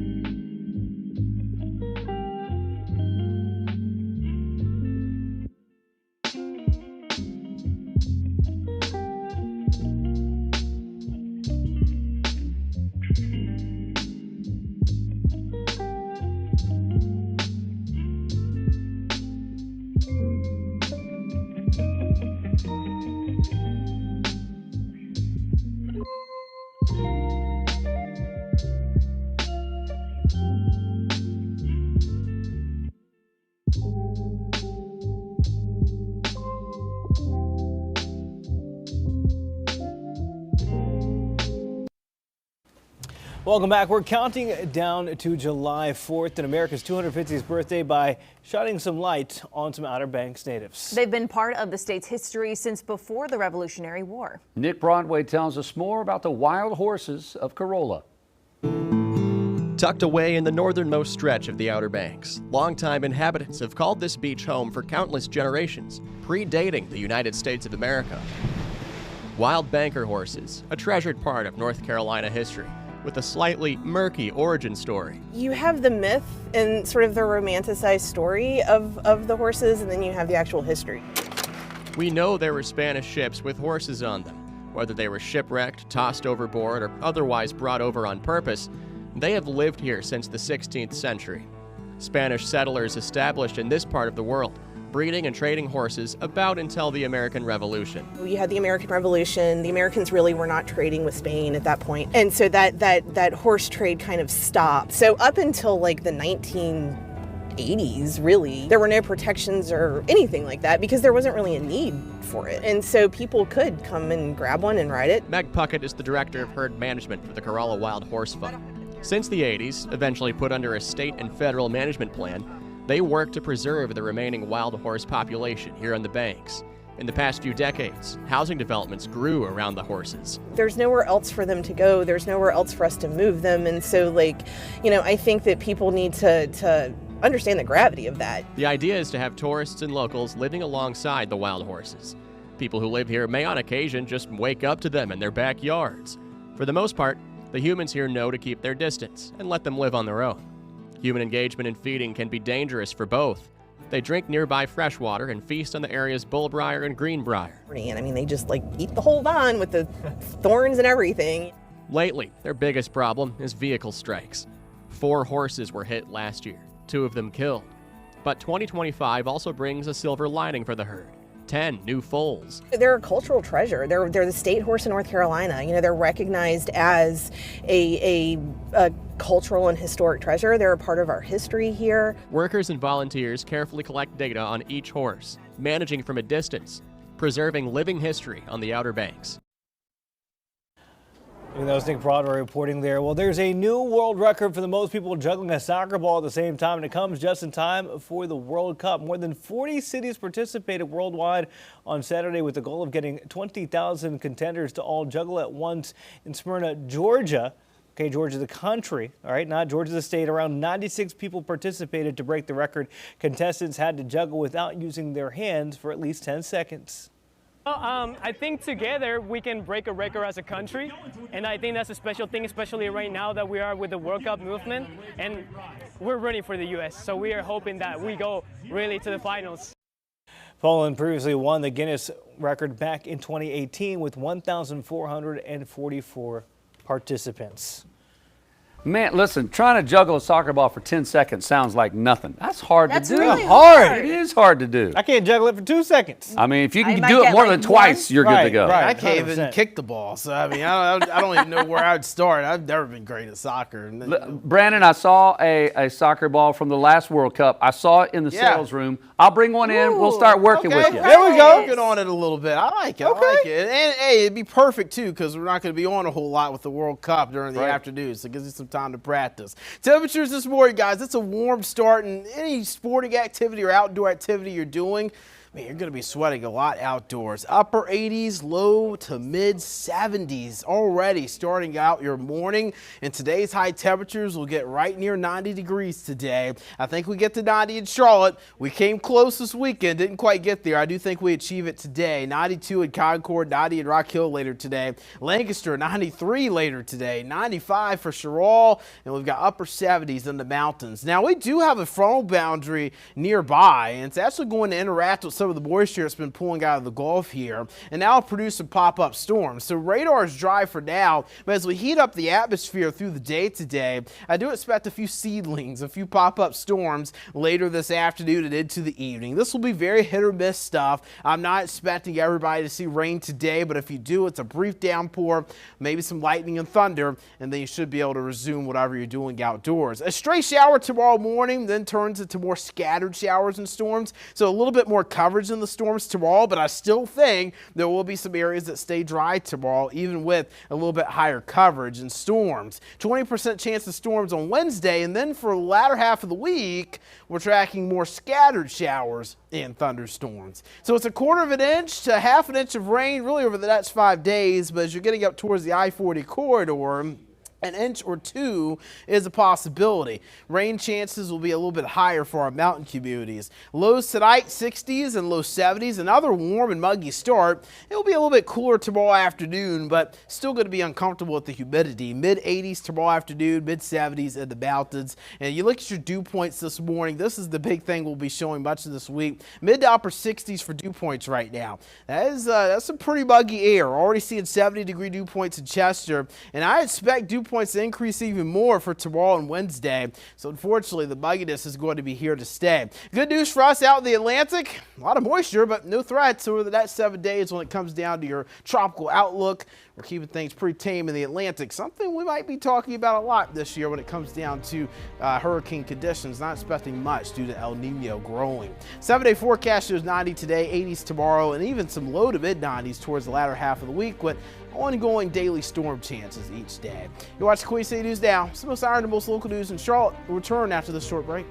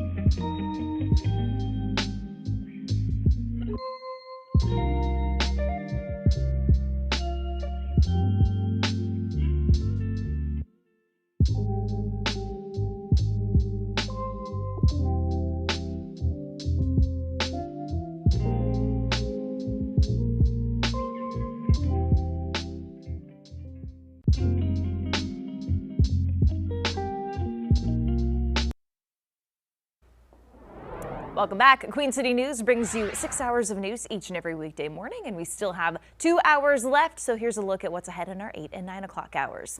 If you are retired or you're close to it, your Social Security plays a major role in your monthly income. The future of those funds, though, could be in jeopardy if lawmakers do not step in. Chief Business Correspondent Taylor Young will join us with a look at what's at stake. And President Trump is not happy with Israel's prime minister after they trade fire in the most serious confrontation in the Middle East since April. Coming up at 8, we'll go live to Washington as the Iranian ceasefire could be at risk of collapse. Plus, it's summertime and many plan to take a trip. Maybe you have to take a plane to get there, but what are the best seats to sit on once you board your flight? Chief Transportation Correspondent and pilot May Beeler will join us to discuss the best spot to sit in. You're watching Queen City News, the most honored and local news in Charlotte.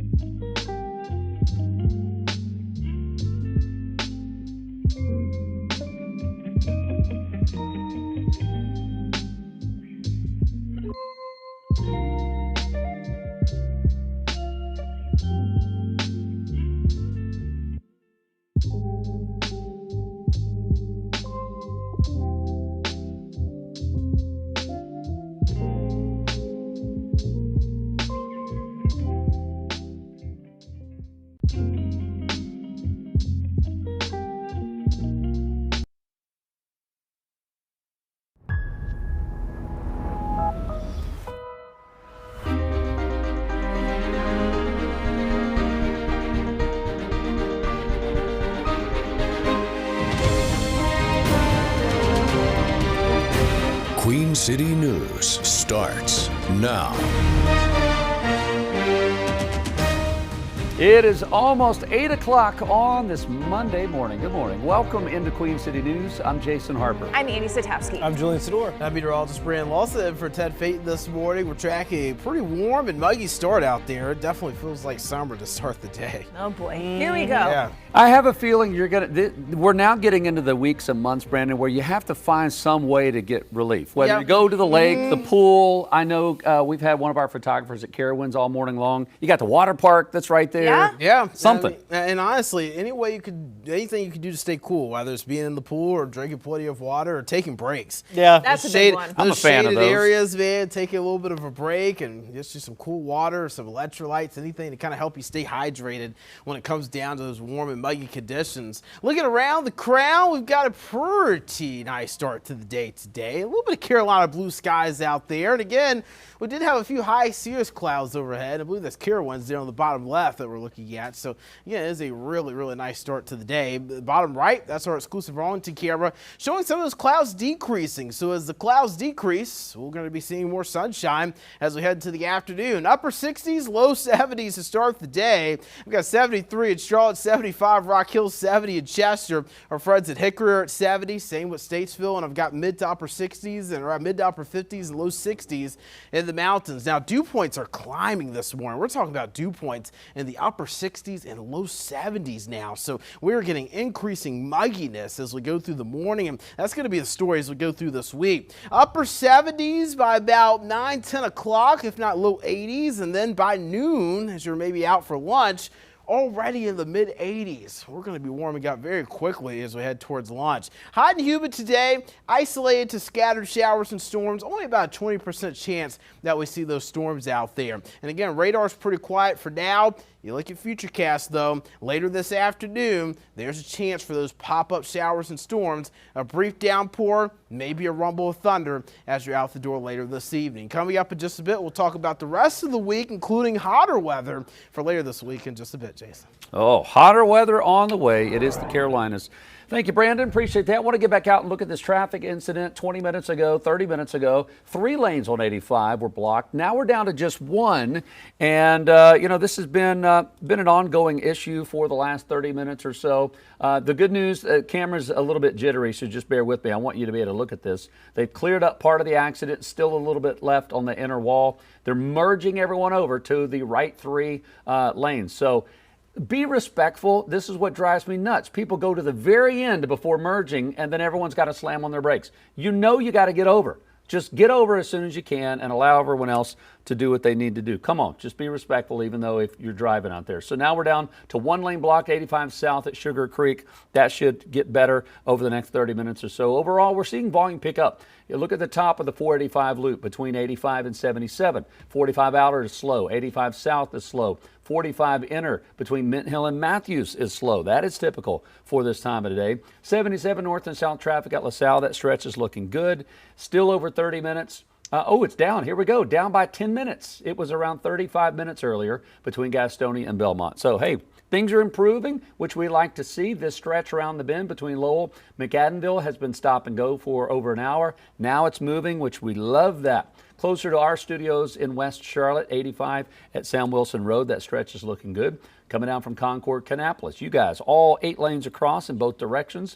Looking good. Let's go up to Lake Norman, Iredell County. You guys are great. 77 north and south. Inbound Independence, the right 3 lanes there. A little bit slow up around the bend. If you look all the way up at the top, follow Independence Boulevard. Once you get around that corner, it starts to back up. We'll look at that. Make sure there's no accidents. You keep an eye on your speed. We'll give you another update coming up at 8:30. All right, Jason, thank you. New overnight. 1 person is hurt after an overnight shooting in southwest Charlotte. It happened just before 1 on West Woodlawn Road, just off I-77. Medic says the victim was taken to the hospital with life-threatening injuries. Still unclear, though, what exactly happened or if there are any suspects in custody. We'll bring you the latest both on air and online at QCnews.com. A 4-alarm apartment fire over the weekend forced people to jump from their balconies to escape. This is a look at the flames in Salisbury Saturday evening. Investigators don't know the cause of this fire at the apartment complex just yet, but they say it did start on a balcony. They've not ruled out that the fire was started intentionally. At least 60 people now have been displaced, with 23 apartments now temporarily unlivable. No one, though, was seriously hurt. Charlotte City Council members have a packed agenda for tonight's business meeting. They're expected to vote on whether to impose a 150-day moratorium on new data centers and telecommunications facilities in the city. Many in the community are concerned, though, about electrical and water use, plus noise and air pollution. The council will also vote on the city's budget for the fiscal year beginning July 1st. It'll include a property tax increase to pay for public safety improvements. The budget also calls for 10% pay raises for police and firefighters. The council meeting begins at 5 o'clock this evening at the Government Center in Uptown. Well, Israel and Iran traded strikes again this morning, threatening to draw the Middle East back into a full-scale war. News Nation Washington correspondent Vinay Simlot joining us live to explain the very latest. Vinay, good morning.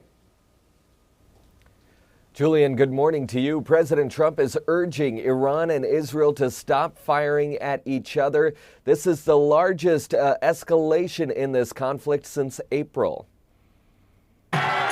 Iranian state media says these are missiles headed toward Israel In central Israel, hospitals are moving patients underground. Across the country, schools are closed. Israel says it launched strikes at Iran, responding to a series of attacks. The Iranian Foreign Ministry says it will hold the U.S. responsible if Israel violates the ceasefire between the United States and Iran. Regional diplomats say they're trying to salvage the ceasefire. Iran says it has always included Lebanon, but throughout the truce, Israel continued missile strikes and led a ground invasion targeting Hezbollah, an Iran-backed militant group. President Donald Trump says he launched the war to make sure Iran never gets a nuclear weapon. Democrats say he's failed. While there has been some incremental progress, we don't have regime change. We know we don't have the enriched uranium, and I think it's going to be extraordinarily difficult to get it out. The president told NBC's Meet the Press he'll make a deal with Iran and bring gas prices down. They're going to go lower than they were before. Have they peaked? As soon, well, it depends. I mean, it depends where the war goes. I'm moving very fast. I'm into 3 months. You know, Vietnam lasted 19 years. I'm into my 3rd month, and all I do is say, whoa, when are you going to win? And Iran said it's halting all offensive operations and says if Israel goes back into Lebanon and continues fighting there, then Iran will respond forcefully. And tonight, President Trump is expected to go to Game 3 of the NBA Finals between the Knicks and the Spurs. Julian? Vinay, we know it's been on and off again. What is the status of peace negotiations after these strikes between Iran and Israel? Yeah, the Iranian foreign minister says that negotiations are still ongoing, but the trust has been broken. President Trump said the same thing. He said negotiations are progressing well for an overall peace deal, but he says they are subject to ignorance or stupidity getting in the way. Oh, all right. Again, Vinay Simlot live in our nation's capital for us. Vinay, thank you. Well, here's a timeline of the key events regarding the conflict between Israel and Lebanon. The war started on February 28th when the U.S. and Israel attacked Iran. Hezbollah entered the war in March by firing rockets at Israel. On April 7th, a fragile ceasefire in the war was announced. The very next day, though, Israel attacked Lebanon's capital, killing more than 300 people. On April 14th, Lebanon and Israel held their first diplomatic talks in decades in Washington. On April 17th, a fragile ceasefire was announced between Israel and Lebanon, but Hezbollah played no part, and fighting soon resumed from both sides. Last Wednesday, Israel and Lebanon said they agreed to renew the ceasefire and create security zones that exclude Hezbollah. But on Thursday, Hezbollah's leader rejected that ceasefire agreement and demanded that Israel withdraw from Lebanon, which led to attacks this weekend. Coming up on 8:09, state employee health care costs could soon depend on which doctor or hospital they use under a proposed change to the North Carolina State Health Plan. Last week, trustees approved a new strategic roadmap and Medicare Advantage benefits through 2027. The plan covers more than 750,000 teachers, state employees, and retirees. Capitol reporter Shabnam Dinesh explains what the changes could mean for health care in the years ahead. A new 3-tier provider system for the state health plan. Every major provider in this state was invited to participate in this competition. State Treasurer Brad Briner says the changes could save the state health plan $54 million as healthcare costs continue to rise. Here's how benefits in the new system would work. Providers could earn preferred status by agreeing to lower prices. By choosing preferred providers, you will be able to cut your out-of-pocket cost by a third or more. Members who use Access tier providers would see costs similar to what they pay today. But members who use non-preferred providers would face higher costs. If your current provider is ultimately not in the preferred tier, it will be because your provider does not sufficiently value your business. The proposed changes wouldn't just affect where members get care. Under the plan's new approach, premium increases for active employees would be tied to pay raises. If you're paying $50 a month now and your wages go up 5%, premium next year should be $52.50. On Friday, the board approved a strategic plan and Medicare Advantage benefits for 2027. Those changes include higher premiums and out-of-pocket costs for some retirees as the plan works to close a funding gap and improve its long-term financial outlook. But retiree advocates warn the changes could hurt seniors on fixed incomes. would place a disproportionate burden on a population that has very limited ability to absorb all these additional costs. And that was Shabnam Dinesh reporting. The board will take a final vote on the new 3-tier provider system and benefit changes at its July meeting. May Kay, what's coming up? All right, well, are you planning a getaway this summer? Leaving on a jet plane? Well, while many passengers put a lot of thought into the location of their vacation, not so many consider the location of their seat selection. And you know, the wrong seat could spell a ton of stress. I'm May Kay Bueller, coming up the best and worst seats on the plane. Brandon, you don't want to miss that. Yeah, definitely don't want to miss that. We're talking all about the heat here in the Pinpoint Weather Center. It's going to be a pretty hot and also muggy week ahead. We're getting up to 90 in Charlotte, near 80 in the Mountains, but we could see some cooling storms around. We'll talk about the storms for you and also talk about what temperatures will get even hotter than this coming up in just a bit. You're watching Queen City News Now. The most iron and most local news in Charlotte will return right after this.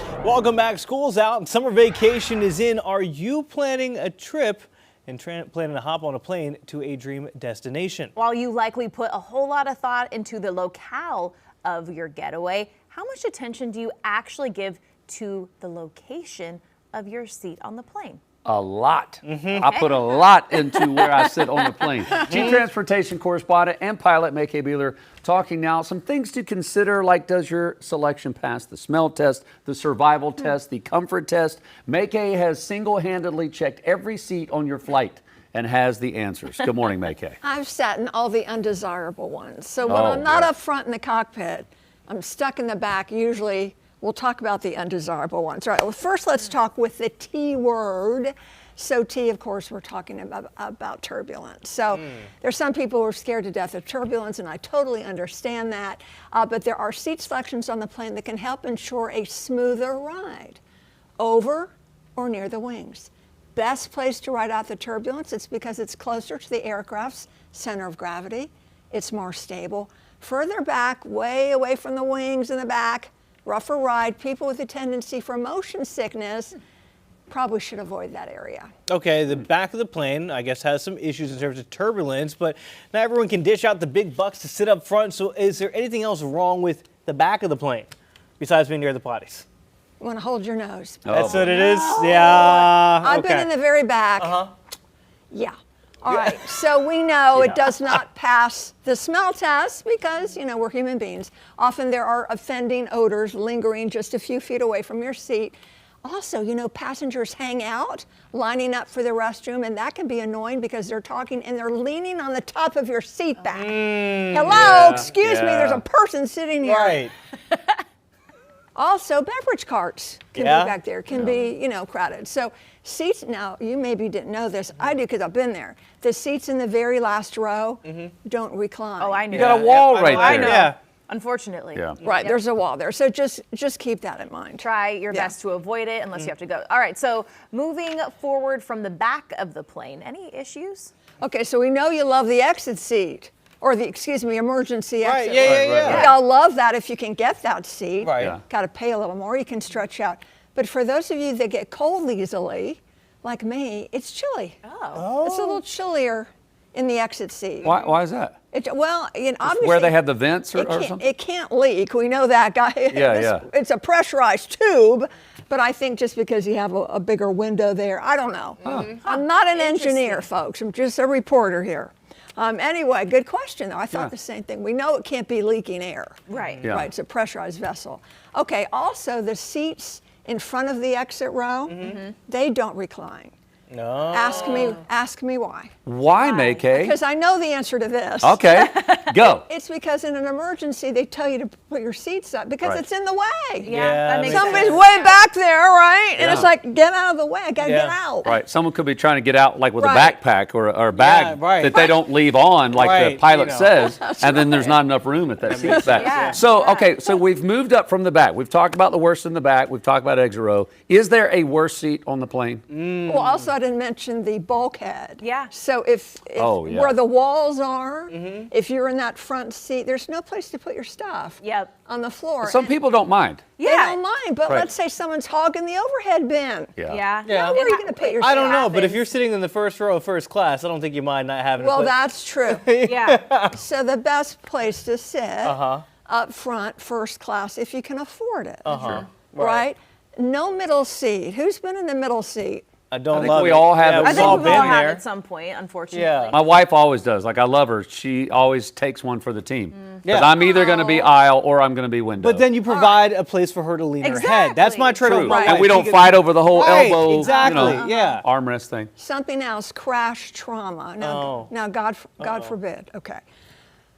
They say that in most cases, not all, should you be in an accident. Yeah. The safest place is in the back of the plane. Really? Not all the time. Not all the time. I know U.S. Airways 1016 that I did a story on. That was July 2nd, 1994. When wind shear thunderstorm came in and crashed, it went through trees, which sliced the plane. So that, you know, it just depends on what happens. Yeah. But typically they say the back of the plane is safer for that. Okay. Interesting. Now, something else that has to do with this here. Oh, with this? With the armrest? Right, so we need to talk about this. Okay. This isn't bad or good. This is just for your information. Who gets the armrest if you're in the middle seat? The middle seat person gets the Middle armrest. seat person. Yeah. Do they get both? A Yeah. flight, well, They some get- people they get both. Some people say that, but the flight attendants say elbow should never be near the aisle. So let's say the aisle's here and I'm sitting. No. Okay. My elbow goes here, middle seat elbow goes there, and the window seat goes there. Oh, you each You get never- one. So it goes towards the You never window. want an elbow in the aisle because guess what? That cart. Yeah.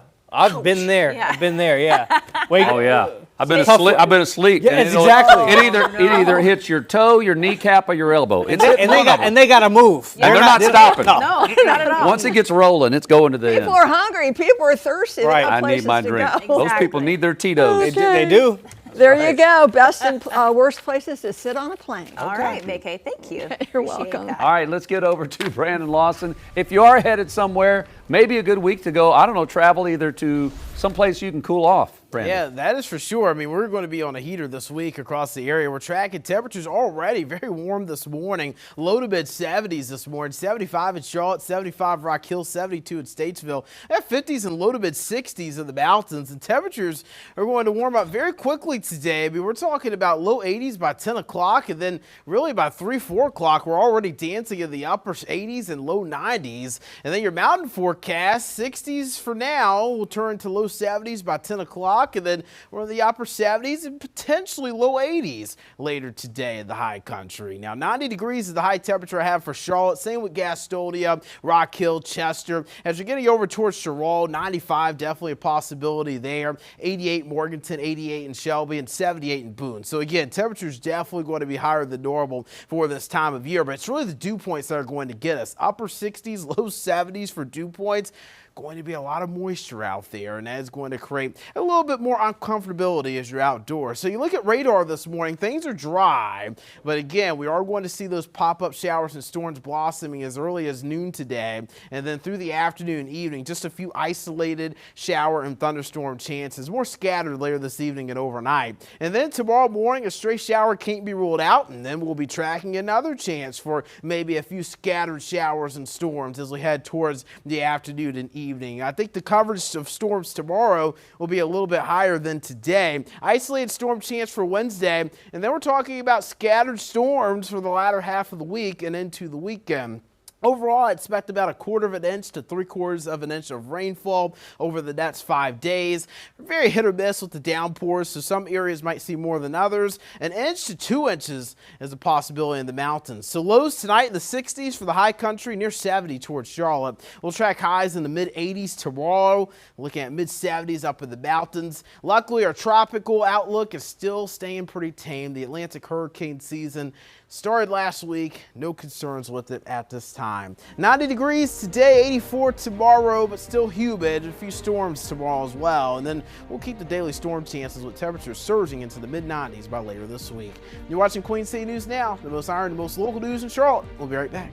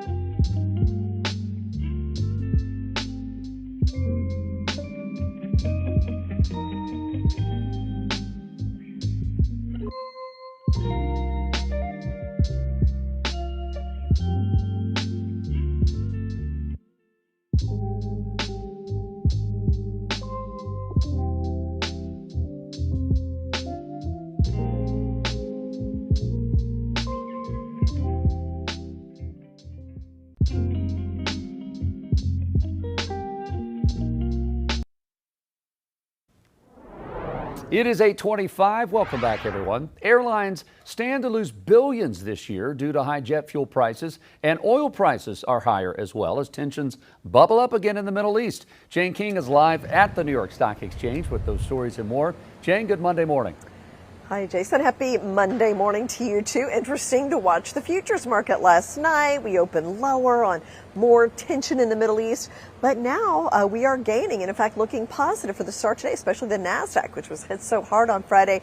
Oil is also higher this morning, but those gains have been paired as we get closer to the opening bell as well. We have a big week ahead. We've got reports on inflation, the SpaceX IPO, so lots of things going on in the next few days. Well, the Department of Agriculture confirmed a second case in Texas of the New World screwworm, a flesh-eating parasite.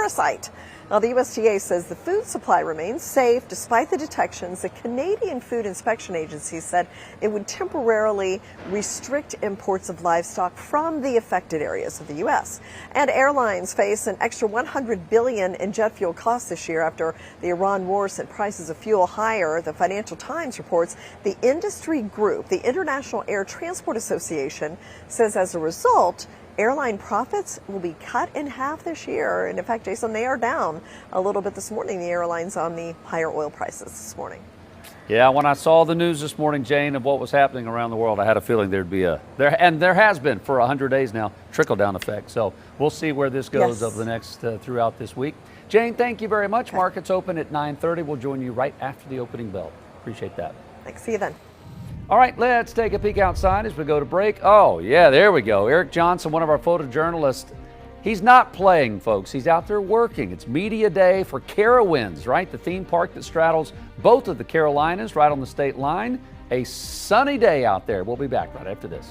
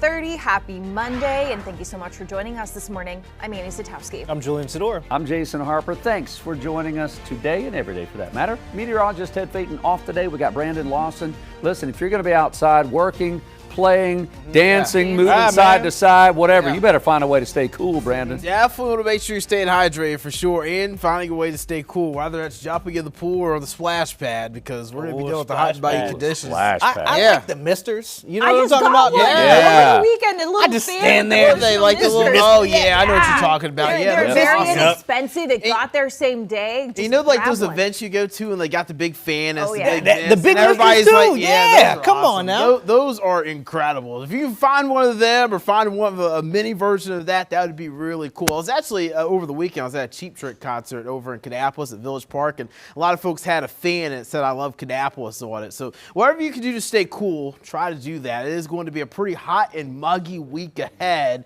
That is the weather story for this week. So when you look at your muggy meter, this is what's going to be getting us outdoors. It's not necessarily the heat, it is the humidity that will be rising through the week. Notice by Tuesday, we're talking about more tropical conditions, meaning we're getting more mugginess by Tuesday and even into Wednesday of this week. Something to keep an eye on if you're one that has to work outdoors or you spend a lot of time outdoors for whatever activities you might be doing. Mid-70s already in Charlotte, Concord, Monroe, Lancaster, up through Gastonia and Lincoln. I've got near 60 in Boone, 64 at Jefferson. So temperatures are already warming up pretty quickly today, and I expect that to be the case as we head towards the afternoon. Near 90 degrees towards Charlotte, near 80 in the mountains. Radar is quiet this morning. That's good news for your morning commute. Now later this afternoon, I would not be shocked if we saw a pop-up shower or storm. Very isolated stuff, hit or miss, a brief downpour, maybe some rumbles of thunder here and there, but overall I am expecting most of the area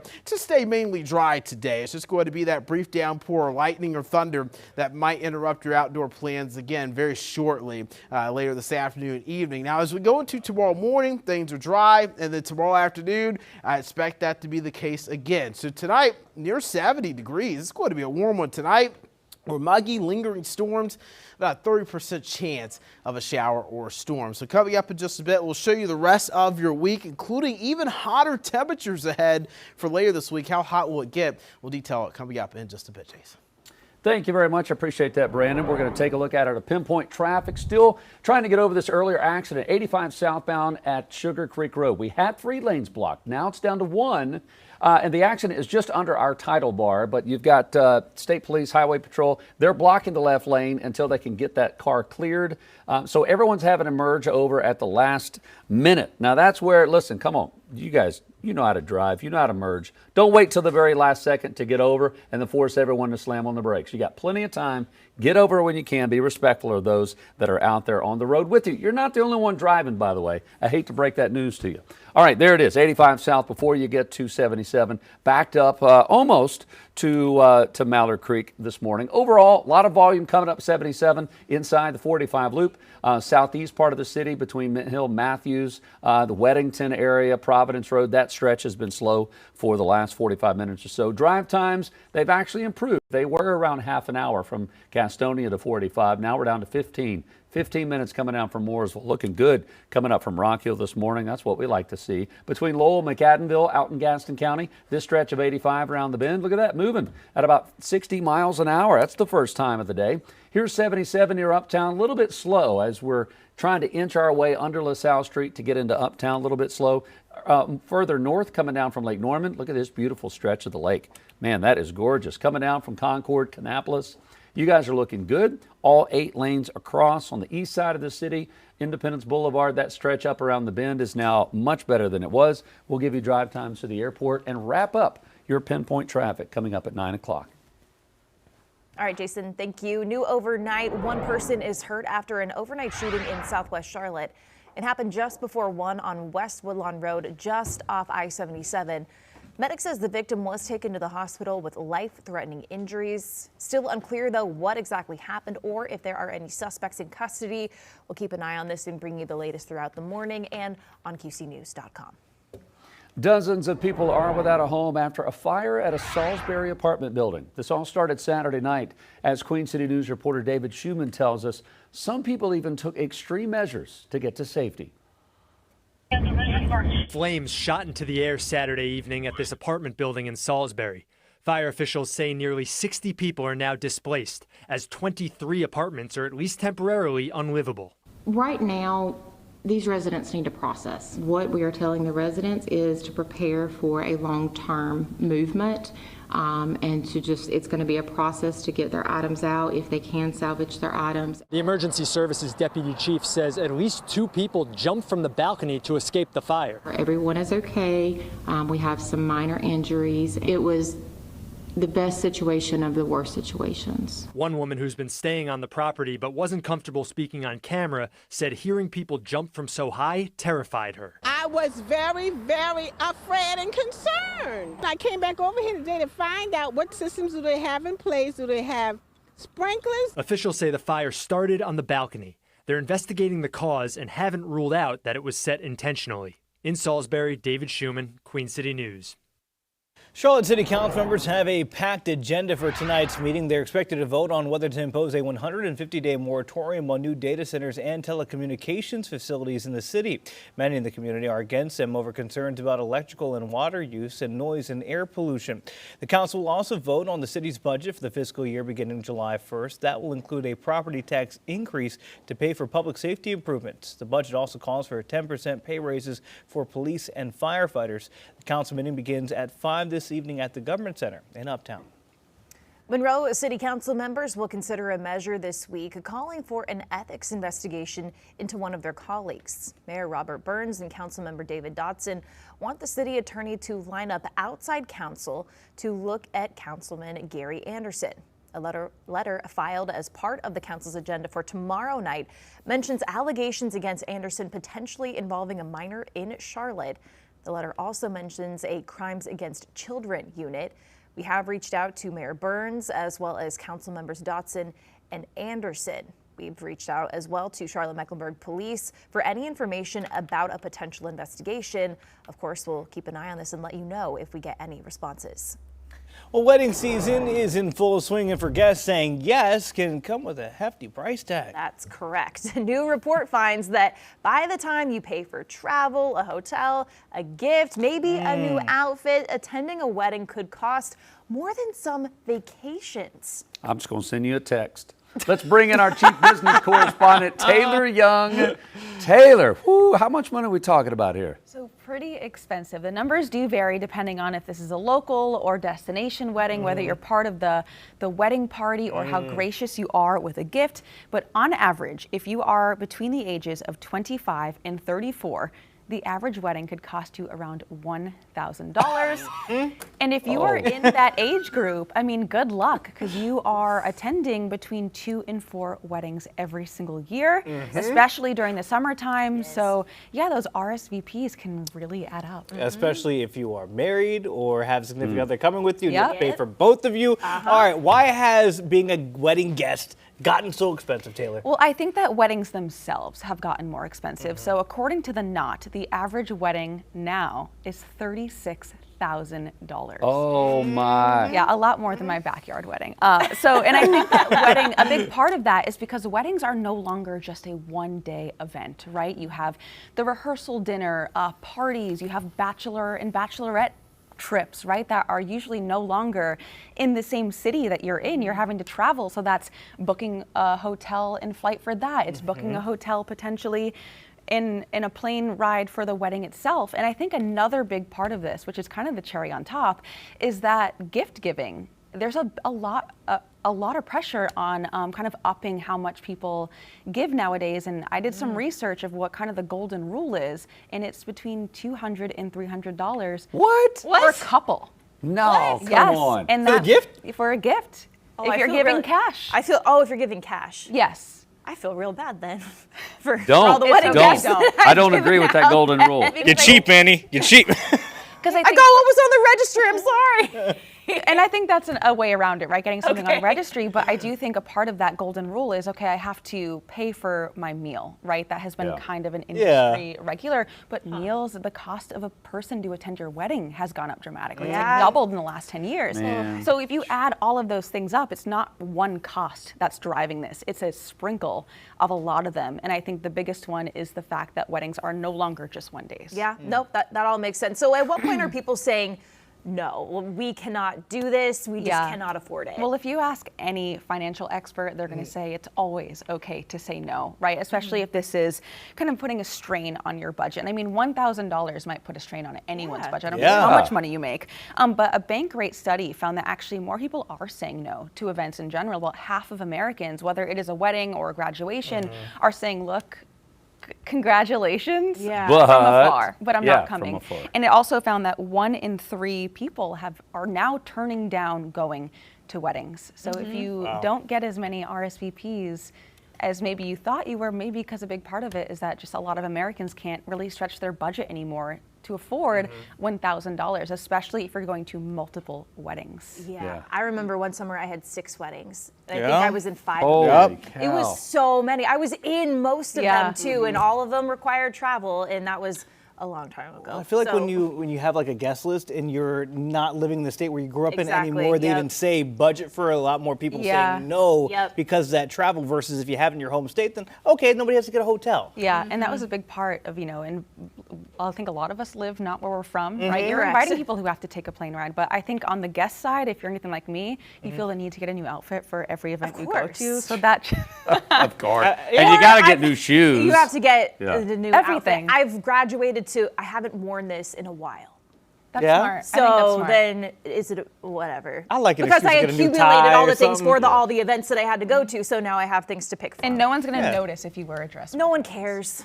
No one cares. Listen, I'll save you the $1,000. Just send me $500. Look That's at that. like half off. Yes. You don't have to travel. I get $500. You saved half. It's a win-win. It's a win-win for everybody. How about that? Okay, I like this. Taylor, thank you very much. Appreciate it. 8:42 right now.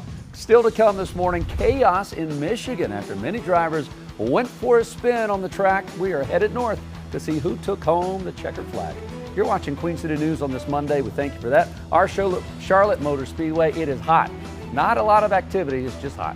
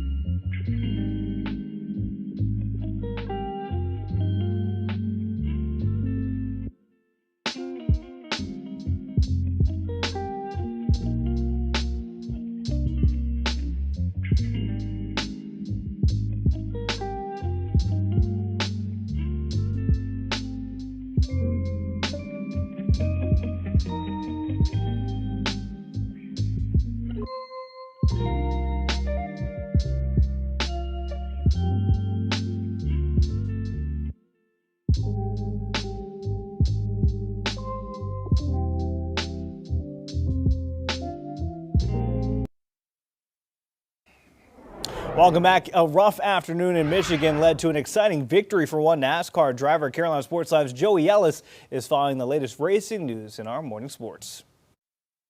Before we turn the page on a very busy NASCAR weekend, it's time to look back to the Michigan International Speedway on Sunday, where Denny Hamlin has just become accustomed to winning there in Michigan. Now his 4th time in victory lane. He took to the pole on Sunday, however, had to start in the back due to some damage to his car from qualifying. So the hometown guy, Carson Hocevar, would lead the field to green at MIS. And just 3 laps into this thing, in the 88 is Connor Zilisch, the rookie of the Cup Series, and he's going to go for a spin. He would do it again on lap 9, so he had a very short day. He was done for the day. Just a really rough day for Trackhouse racing as a whole. And then stage 1 came to an end. It was Tyler Reddick. Hard to believe it's his first stage win of the season. And then stage 2, and here was another big one after a restart for an A.J. Allmendinger caution. And it was just really a domino effect from there. Carson Hocevar gets into the back of the 42. That wrapped up multiple drivers, including Austin Dillon. Tyler Reddick, the 45, was collected in that. Both would be done for the day as well. So final lap in stage 2. And it would be Chase Elliott going on to take the green and white checkered flag. So lap 148 now of 200. And then the caution flag, it's going to come back out. It's Elliott getting loose, getting into the Christopher Bell and the 20 car. Both go into the wall. Bell's 20 car would actually catch on fire, and that's going to bring out the red flag. It was a lengthy delay, 10th caution on the afternoon.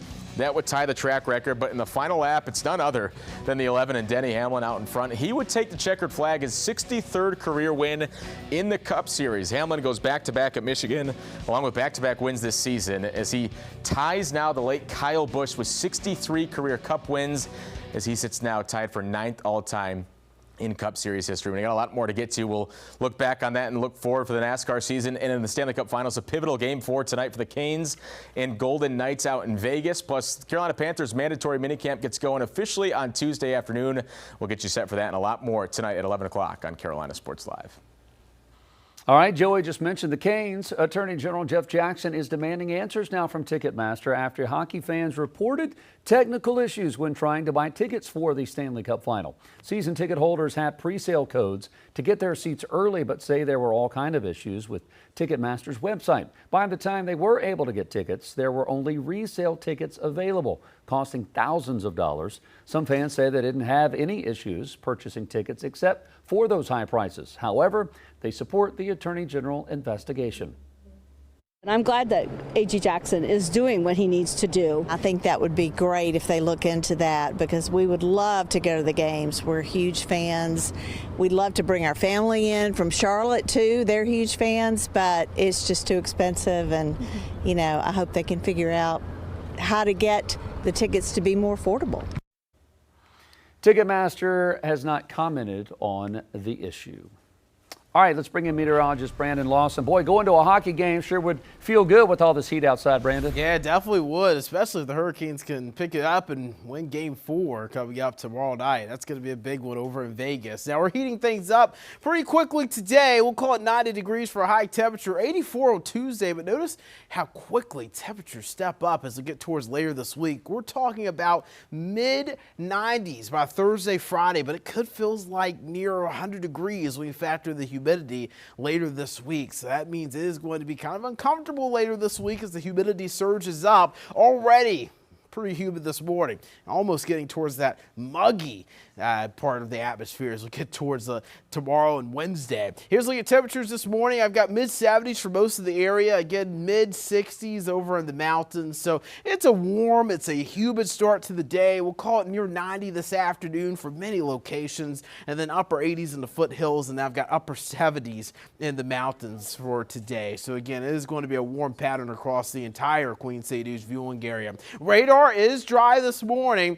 I can't say that'll be the case the entire day today. We'll have a few pop-up showers and storms, some brief downpours, rumbles of thunder, definitely a possibility. You might have to go indoors a time or two just because of these storms, but most of the area actually stays dry today. Then as we go into tomorrow, still a few showers around early in the day tomorrow morning, but overall it's going to be the scattered showers and thunderstorms during the afternoon and evening that interrupt most of the outdoor plans. I do think the coverage of storms tomorrow will be a little bit higher than the coverage of storms we'll be seeing today. Looking at rain chances here again, isolated storm chance today, more scattered tomorrow, isolated for Wednesday, and then we get more of those scattered afternoon, evening storm chances for Thursday and through the weekend. It's not much rain for the area, but if you get west towards the mountains and foothills, 1 inch to 2 inches is certainly a possibility where they're going to see more widespread rain chances. 60s and 70s tonight, become mid-80s tomorrow afternoon to mid-70s in the mountains, so slightly cooler due to a little bit more storm coverage and cloud cover. Upper 80s, low to mid-90s, that'll be the story for later this week. Could feel like near 100 on Friday with the humidity, and those storm chances daily continue. You're watching Queen City News now. The most local news in Charlotte will return after this.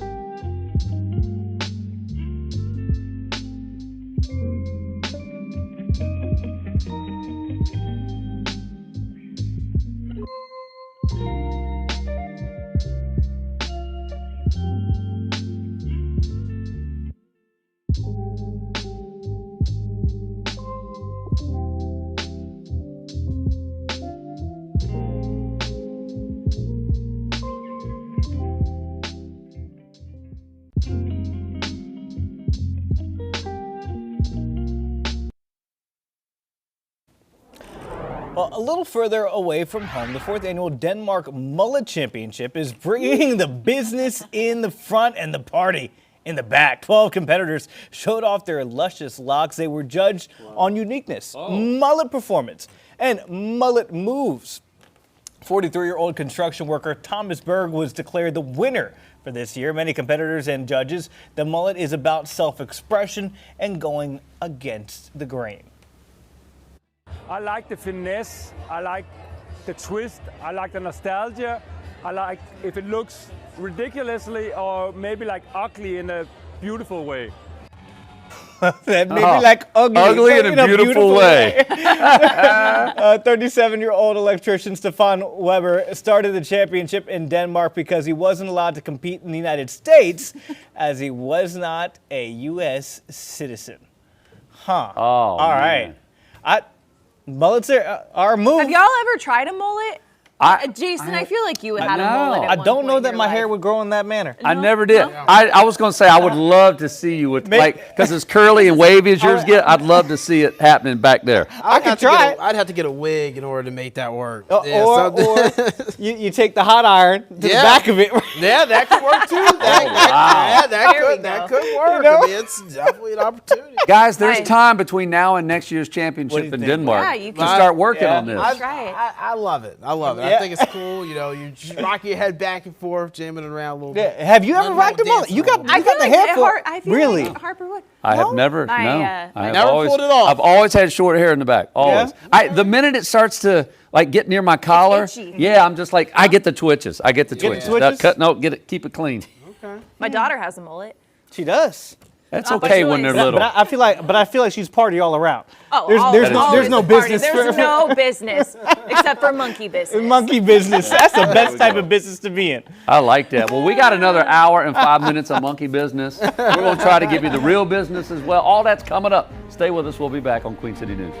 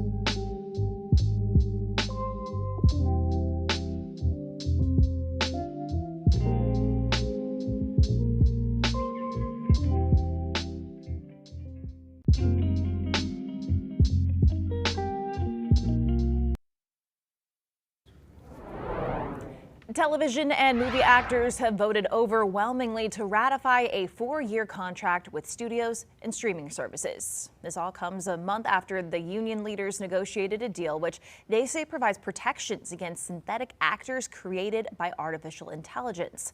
The ratification was widely expected, and a walkout never seemed to be in the cards during drama-free negotiations, but the vote makes sure that there will be no repeat of the 2023 actor and writer strikes that shook up the entertainment industry. All right, coming up on 9 o'clock, stay with us as we head right into our last hour of Queen City News Now.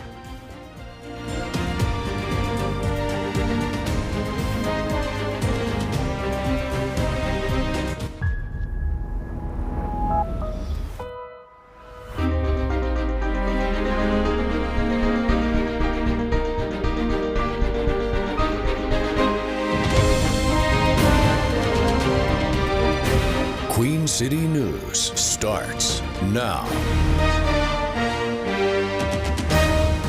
We are seconds away, 30 seconds away from the top of the 9 o'clock hour. It is our final hour of Queen City News. Welcome in, everyone.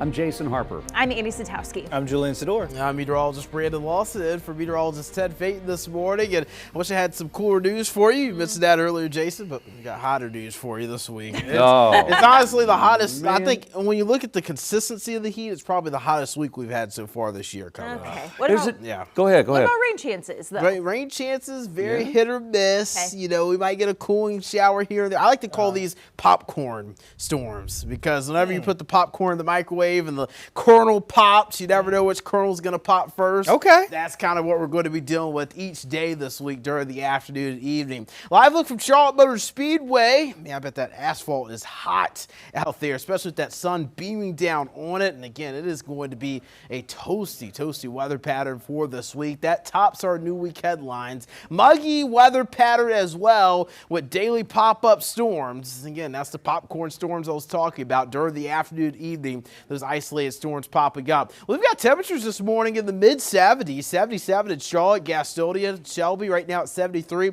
55 or 65 at Boone. So temperatures are warming up pretty quickly already. I've got 90 for a high temperature today. We're going to call it hot and humid with widely scattered storms, meaning I think they're going to be spread out pretty decently in between each storm. So I don't think everybody will see a storm today. Only a 20% chance of a thunderstorm. It's warm and muggy tonight with some lingering storms into the early overnight hours. So radar right now is dry, but that won't be the same for later today with those isolated storm chances increasing by the early to mid-afternoon hours. Coming up in just a bit, we'll show you Futurecast here in a few minutes to show you what those storms will look like and when they could be in your neighborhood in just a few minutes, guys. All right, Brandon, thank you. New overnight, one person is hurt after a shooting in southwest Charlotte. It happened just before 1 on West Woodlawn Road, just off of I-77. Medics says a victim was taken to the hospital with life-threatening injuries. It's still unclear what happened or if there are any suspects in custody. Of course, we'll bring you the latest both on air and online at qcnews.com. Meanwhile, a 4-alarm apartment fire over the weekend forced people to jump from their balconies to escape. This was a scene in Salisbury Saturday evening. Investigators don't know the cause yet, but say the fire started on a balcony. They have not ruled out that the fire may have been started intentionally. At least 60 people have been displaced, with 23 apartments now temporarily unlivable. Nobody was seriously hurt. Charlotte City Council members have a packed agenda for tonight's business meeting. They're expected to vote on whether to impose a 150-day moratorium on new data centers and telecommunications facilities in the city. Many in the community are concerned about electrical and water use, plus noise and air pollution. The council will also vote on the city's budget for the fiscal year beginning July 1st. It'll include a property tax increase to pay for public safety improvements. The budget also calls for 10% pay raises for police and firefighters. The council meeting begins at 5 o'clock this evening at the Government Center in Uptown. Primary day is tomorrow for South Carolina voters with the race for governor at the top of the ticket. All eyes are on the GOP primary. As chief political correspondent Andy Weber tells us, the race remains incredibly tight despite one candidate already dropping out. The latest polling out from the Citadel this week shows the race for the South Carolina governor Republican nomination is a close one. He admired the loyalty that I've had and thought I would be a great governor. Trump-backed Lieutenant Governor Pamela Evette narrowly leads Attorney General Alan Wilson and Congresswoman Nancy Mace by a single percentage point. A lot of the voters are taking a fresh look at new candidates. Among 600 Republican voters surveyed, Evette had the support of 17%, while Wilson and Mace both came in at 16%. York County Congressman Ralph Norman and businessman Ron Reddy came in at 13% and 14% respectively. South Carolina needs to be fixed. You need a fixer. You don't need a politician. State Senator Josh Kimbrell, who suspended his campaign this week, just got 1%. The big takeaway, many voters are still undecided, with 23% of respondents saying they hadn't landed on who they'll vote for just yet. I mean, what we asked in this case, if someone said don't know, we asked them one more time, like, who might you be leaning towards? And those folks still said, we truly are undecided. And I think that's because there's so many choices to make at this time. Polls open on primary day at 7 a.m. and close at 7 p.m. If no candidate gets more than 50% of the vote, the top two will head to a runoff on June 23rd. Andy Weber, Queen City News. Two Cabarrus County men are accused of stealing hundreds of thousands of dollars worth of power from Duke Energy before being arrested. Queen City News reporter Matt Stell digs into the allegations and has what Duke Energy officials are saying about the crime. This is video of Duke Energy crews at work Friday morning in the Ver-El RV Park. It sits just yards away from the Charlotte Motor Speedway in Concord. Cabarrus County deputies arrested and charged these two men, 61-year-old Edward Little and 55-year-old Michael Klutz, for allegedly stealing nearly $600,000 worth of power from Duke Energy and diverting it to the RV park and this home on the property belonging to Klutz. Authorities say the two men are former Duke Energy employees. They're also charged with damaging this Duke Energy substation on Moorhead Street near the Speedway to get that power. Investigators say Duke Energy told them last week that there was evidence of, quote, unmetered consumption and utilities being tampered with at the address of the RV park. That set off a criminal investigation. Two men we spoke to asked not to be interviewed on camera, but tell us that they are truly shocked by these allegations. One of them says he's lived at this RV park for more than 22 years and that he never witnessed any sort of criminal activity. Both men are also charged with money laundering. Little is accused of possessing a weapon of mass destruction. In a statement sent to Queen City News, Duke Energy representatives say they are working with authorities and tell us in part, quote, tampering with utility equipment has the potential to create serious public safety risk. Duke Energy is committed to maintaining the safety of the communities and its residents that it serves. Both men were out of jail on bond as of Friday afternoon. In Concord, Matt Stell, Queen City News. Police are searching for two suspects this morning after 12 people were hurt at a shooting at a festival in Ohio Saturday. Toledo's deputy police chief says it appeared that two people were firing weapons and, quote, probably shooting at each other. Two of the victims were in critical condition, but everyone is now stable. The ages of those victims range from 14 to 61. As far as violence, this is over the top, right? So 12 people being shot, that's the most I've been to a scene. I've been to a lot of scenes, but this is way over the top. Police are now asking the public for any information about the suspects. Sunday's festival activities were canceled. Gun violence is at the center of attention for local leaders as temperatures start to heat up. Fort Mill leaders recognized National Gun Violence Awareness Day last week. One church commemorated with a powerful display representing the hundreds of people affected in South Carolina last year. Queen City News reporter Jen Cardone spoke with the mother of a gun violence victim who says keeping the issue in the spotlight is personal. This is a very horrible thing to deal with. I dealt with depression for 4 years. Stephanie Harrison was Marquise Harrison's mom. He died in 2015 when he was shot and killed, and to this day, it still hurts. I see so much stuff that's going on today, and it's just like 10 years ago, we wasn't seeing all that, and it's getting worse. She started a support group to help other families navigate a pain no one should ever have to face. There was not a lot of help that I received when I lost my son. For the first time this weekend, Grace Presbyterian in Fort Mill will fill this entire yard with shirts to mark every person that was impacted by gun violence in 2025. Any shirt with a black X indicates that that person passed away. Thoughts and prayers also need to be paired with meaningful action. Katie Rutland is an event organizer. She says each orange shirt represents 10 of the 1,177 people hurt or killed by guns in South Carolina last year. It's our job as a community to support each other and love each other. She says change can happen if you're willing to take a bold step. I'm hoping that it will give them reason to pause and think about how we can all work together to help end gun violence. The display will stay up all weekend. Jen Cardone, Queen City News. 9:08, your time now. Meteorologist Brandon Lawson for 10 Feet this morning. We're tracking warming conditions pretty quickly this morning as you head out the door. We've got upper 70s already, and we're going to be tracking mid to upper 80s by lunch already at our average high temperature by lunch. And then later this afternoon, We're going to be talking about low 90s, about 10 degrees above where we should be for the mountains, but about 5 or so degrees above where we should be for Charlotte. Upper 70s up in the high country, near 90 around the Queen City. There will be a few pop-up storms here and there this afternoon. Very isolated in nature. Not everybody will see a storm, but again, there could be that brief downpour or even rumble of thunder that interrupts outdoor plans you might have. And really, as we go to the evening and overnight, storms should taper down pretty quickly. Now, tomorrow morning, I won't rule out a stray shower, a light raindrop or two. I do think coverage of storms will be a little bit higher tomorrow compared to what it is today. Now, looking at your pollen forecast, it's medium pollen levels here for the next 3 days, and then lower pollen levels by Thursday. But the heat is going to be on for much of this week. We've got mid-90s potentially before the week wraps up. We'll talk about when it could feel like 100 degrees with the humidity coming up in just a few minutes, Jason. Thank you very much, Brandon. Let's wrap up our pinpoint traffic reports for the day. This is the week. Make sure that AC is working and cooling no matter what you ride in. You're going to need it, as we just heard those temps from Brandon. Right now, traffic is cooling off. That's the only thing cooling off as temps go up.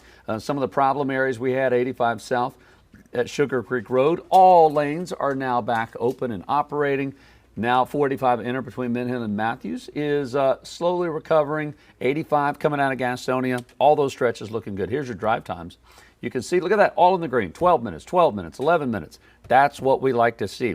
Let's take you up north, coming down I-77, Lake Norman. Gorgeous shot up in Iredell County.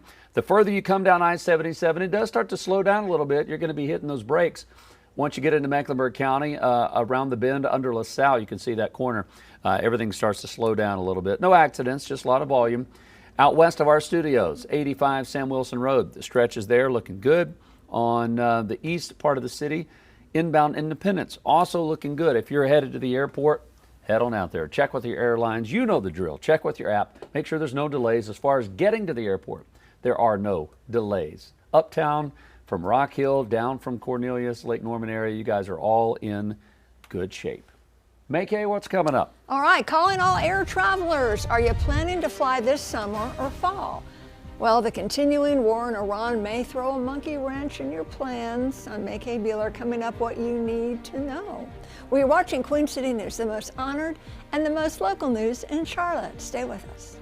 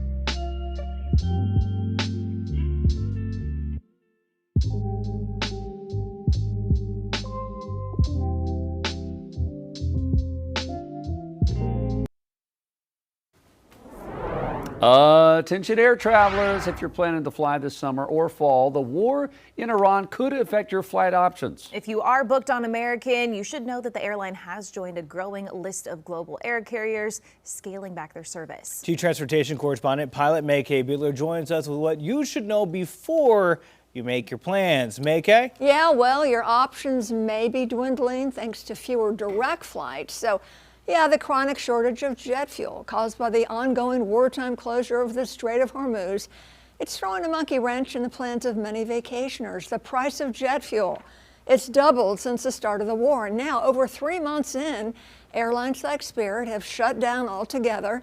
Others are temporarily cutting routes as the war continues to drive up prices. So American Airlines is suspending 6 routes because of the high jet fuel prices. So the air carrier told CBS that it has adjusted schedules for select routes in August and September. And the affected routes, they're not going to be permanently cut. So the ones affecting CLT include flights from Charlotte to Ontario and Charlotte to Sacramento.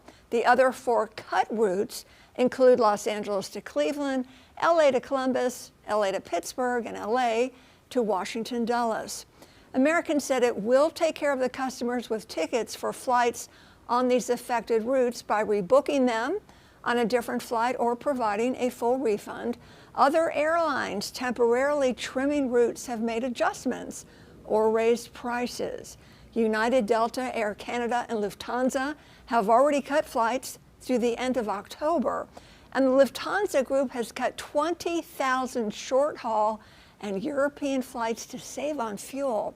Long-haul international intercontinental routes remain largely unaffected, though flights to and from Israel and the Middle East are restricted. Julian? All right, May K, thank you. Well, Team USA is preparing to take the pitch this Friday for their first match in the World Cup, but a possible strike at one stadium could cause some problems. Approximately 2,000 cooks, bartenders, concession workers, dishwashers, and servers, all represented by the union Unite Here Local 11, are voting on whether to authorize a strike at SoFi Stadium in Inglewood. The stadium is scheduled to host 8 World Cup matches, including the United States' tournament opener. Union leaders say contract negotiations stalled after workers spent roughly a year without a labor agreement. Employees want higher wages, job security, and workplace protections related to automation and immigration. The union recently filed a complaint with the California State Attorney General saying FIFA was requiring information for credentialing that could be shared with ICE. The dispute comes at a critical moment for the World Cup. Officials argue that replacing credentialed workers on such short notice would be difficult because of the security clearances. FIFA has said it's not a party to the labor contract talks, though it defends its security screening and accreditation procedures. Legends Global says they remain committed to reaching a fair agreement and continuing negotiations. Team USA's first match is Friday against Paraguay at 9. At least 16 people are dead after a massive overnight earthquake in the Philippines. Video taken during the 7.8 magnitude quake captures the moment that a small building falls to the ground, people watching and screaming as it happens. It's not yet clear if people were trapped or injured in that collapse. The extremely powerful quake caused damage in the General Santos city in the southern island of Mindanao. The quake knocked down power and sparked a tsunami warning on some regional coasts. The Philippine Institute of Volcanology says the epicenter was 8 miles southwest of General Santos City and was at a depth of 6.2 miles. General Santos City is a coastal city of more than 700,000 people and is known for its tuna processing industry. President Trump is making a trip to Madison Square Garden to attend Game 3 of the NBA Finals tonight, and his attendance is causing problems for some fans. Encouraged to show up now at least 2 hours early to the arena for an advanced TSA-like security check. There's also not going to be a watch party now outside of Madison Square Garden. NYPD made that decision in coordination with the Secret Service police yesterday. Tonight's game between the Knicks and the Spurs begins at 8:30. I mean, you could watch this game outside somewhere. There's plenty of places around town to watch it. And by 8:30, it should still be like 90 degrees. Man, you're exactly right. I mean, maybe like 88 or 87. Oh, okay, here we go. Might need a sweatshirt. But it's still going to be warm out there. And, Jason, the mugginess isn't going anywhere this evening either. So, you know, All right. we'll call it warm and muggy as we go through the evening. We're going to continue to track really the hottest week we've had so far this year as we go through the rest of this week. You've got muggy meter increasing even more with the mugginess as we go towards Tuesday and also into Wednesday as well. So even though it's humid this morning, definitely feels uncomfortable, we do get more muggy. So it all has to do with why our bodies sweat, right? And when you have higher humidity, our bodies don't really sweat properly. So during low humid days, there's not a lot of moisture in the atmosphere. But whenever we do exercise or strenuous activities outdoors, our body sweats as a way of cooling us down. We call it evaporative cooling. Eventually that sweat evaporates from your skin. It goes out into the atmosphere, and evaporation is a cooling process, so that cools the body. Now, high humid days, there's already so much moisture in the atmosphere, so when our bodies sweat, that sweat evaporates out into the atmosphere, but the atmosphere can't take any more moisture, so it throws it back on us, so we excessively sweat. And unfortunately, the sweat can't cool us properly, and our body heats up sometimes too much. Radar is dry this morning. Could have a pop-up shower or storm, though. As we head towards the afternoon and through the evening, we're looking at very hit or miss shower and thunderstorm activity today. The more widespread rain will be west of the Queen City News viewing area towards western North Carolina. Now, as we go into tomorrow, I do expect coverage of storms to be a little bit more widespread. We're looking at more of a 40 to 50% chance of storms starting as early as mid to late morning tomorrow and continuing into the afternoon and evening. So tomorrow will be a bit more unsettled, and that's why we could see a little bit higher rainfall totals then. A quarter of an inch to 3/4 of an inch of rainfall over the next 5 days. Higher rain totals towards the mountains, about 1 inch to 2, because they'll see more widespread rain throughout this week. Now, when you're looking at rain chances, it's mainly isolated today, more scattered for Tuesday. And then as we get towards mid to late this week, again, we're just going to be tracking those daily afternoon and evening isolated to scattered shower and thunderstorm chances. Not everybody's seeing a storm each day, but definitely a better potential of seeing a storm tomorrow than any other day this week. We're already near 80 degrees in Charlotte, at 79 in the Queen City, 79 in Lancaster, 79 in Sherall. We'll get up to about 79, 78 degrees in the mountains today, but it's all upper 80s and low 90s south of the mountains, near 90 in the Queen City today. Sherall, that's a spot that could get near 95 degrees. And we could even be there in Charlotte later this week, 95 on Friday. Could feel closer to 100 degrees when you factor in the humidity, and we'll continue with those pop-up showers and storms each day this week. Very summery pattern. We'll return right after the short break. You're watching Queen City News Now, the most local news in the Queen City.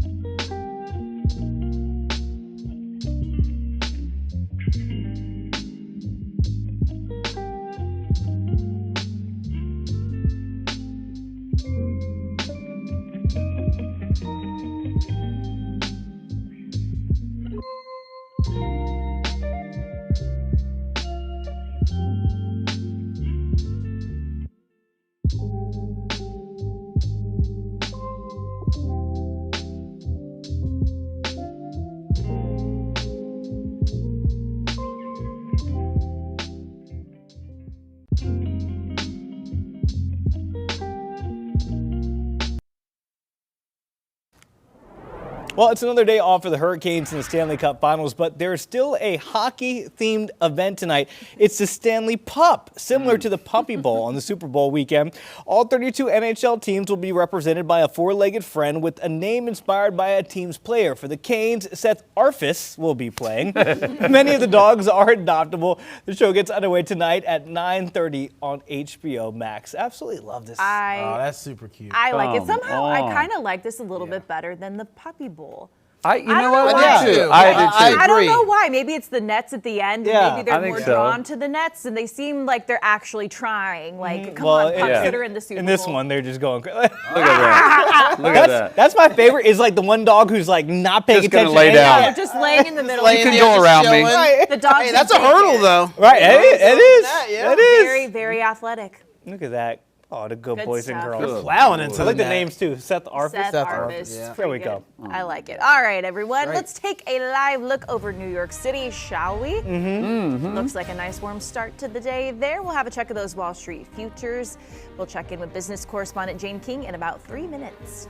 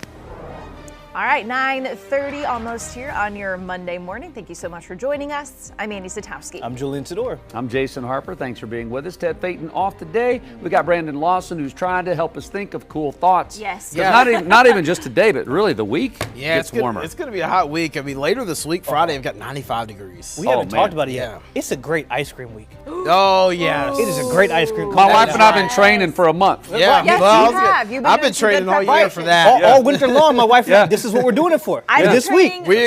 We have been conditioning. I've been doing it my whole life. Oh, not to like Andy, okay, all my right. entire life. Wow, we Yeah. all. Yeah.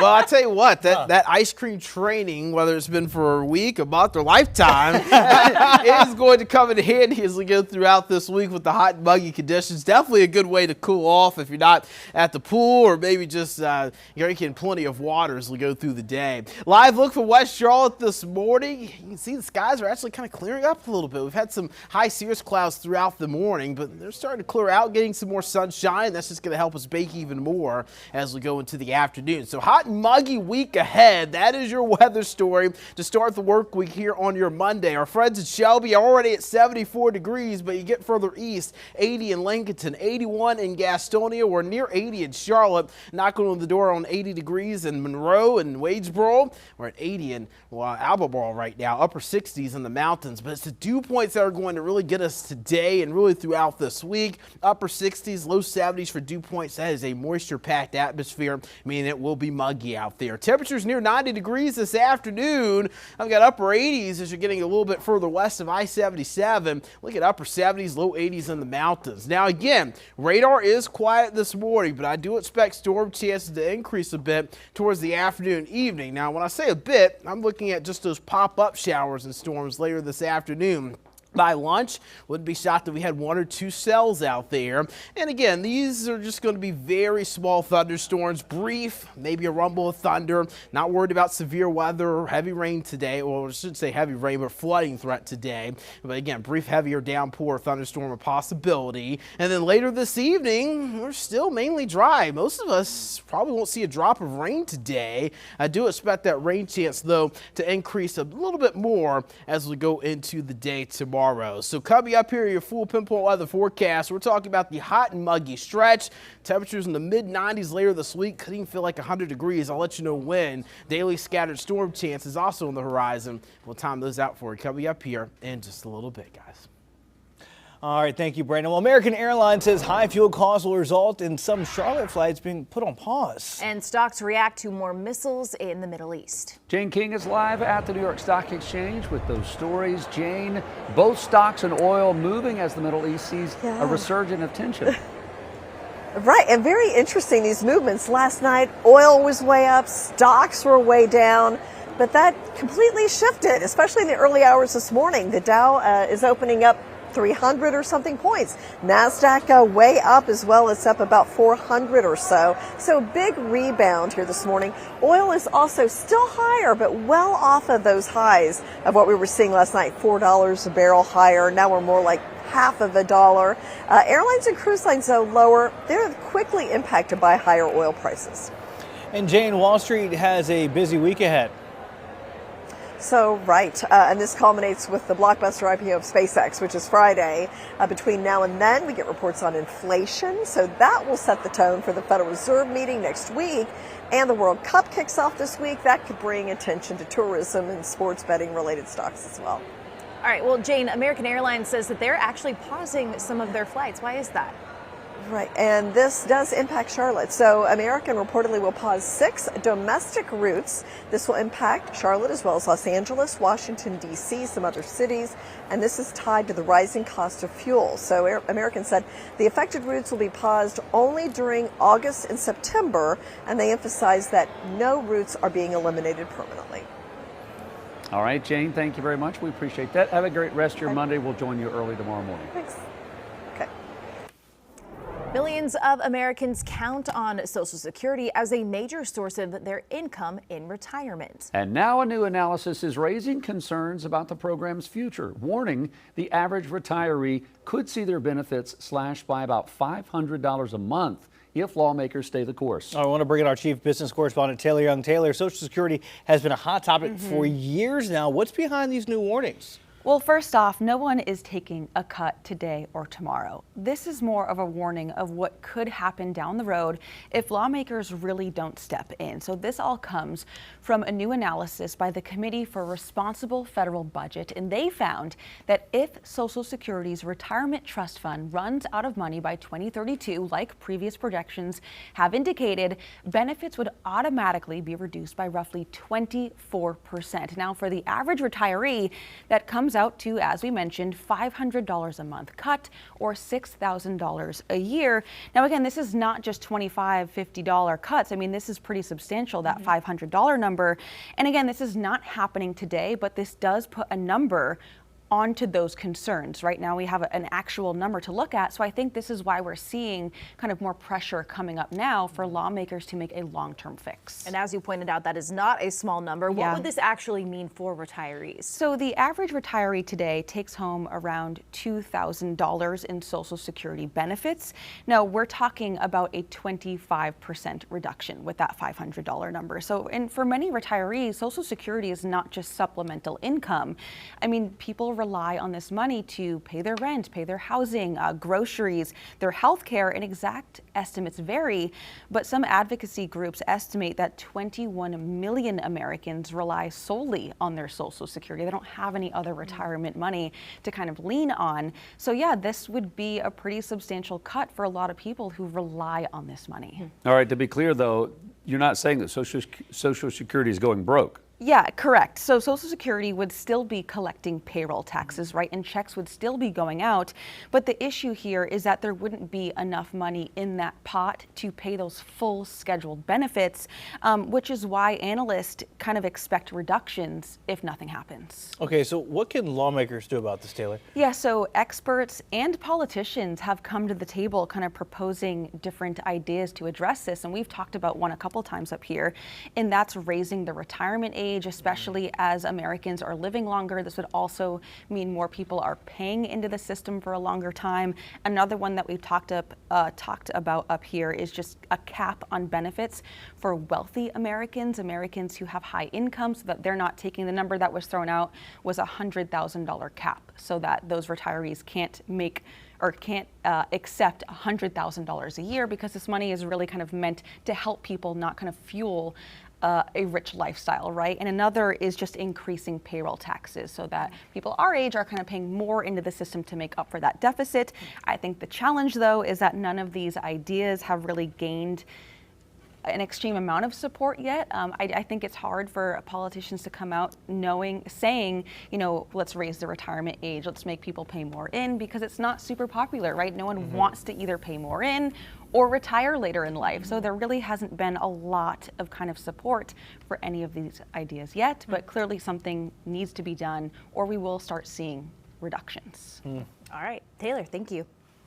Well, Charlotte City Council members have a packed agenda for tonight's business meeting. They're expected to vote on whether to impose a 150-day moratorium on new data centers and telecommunications facilities in the city.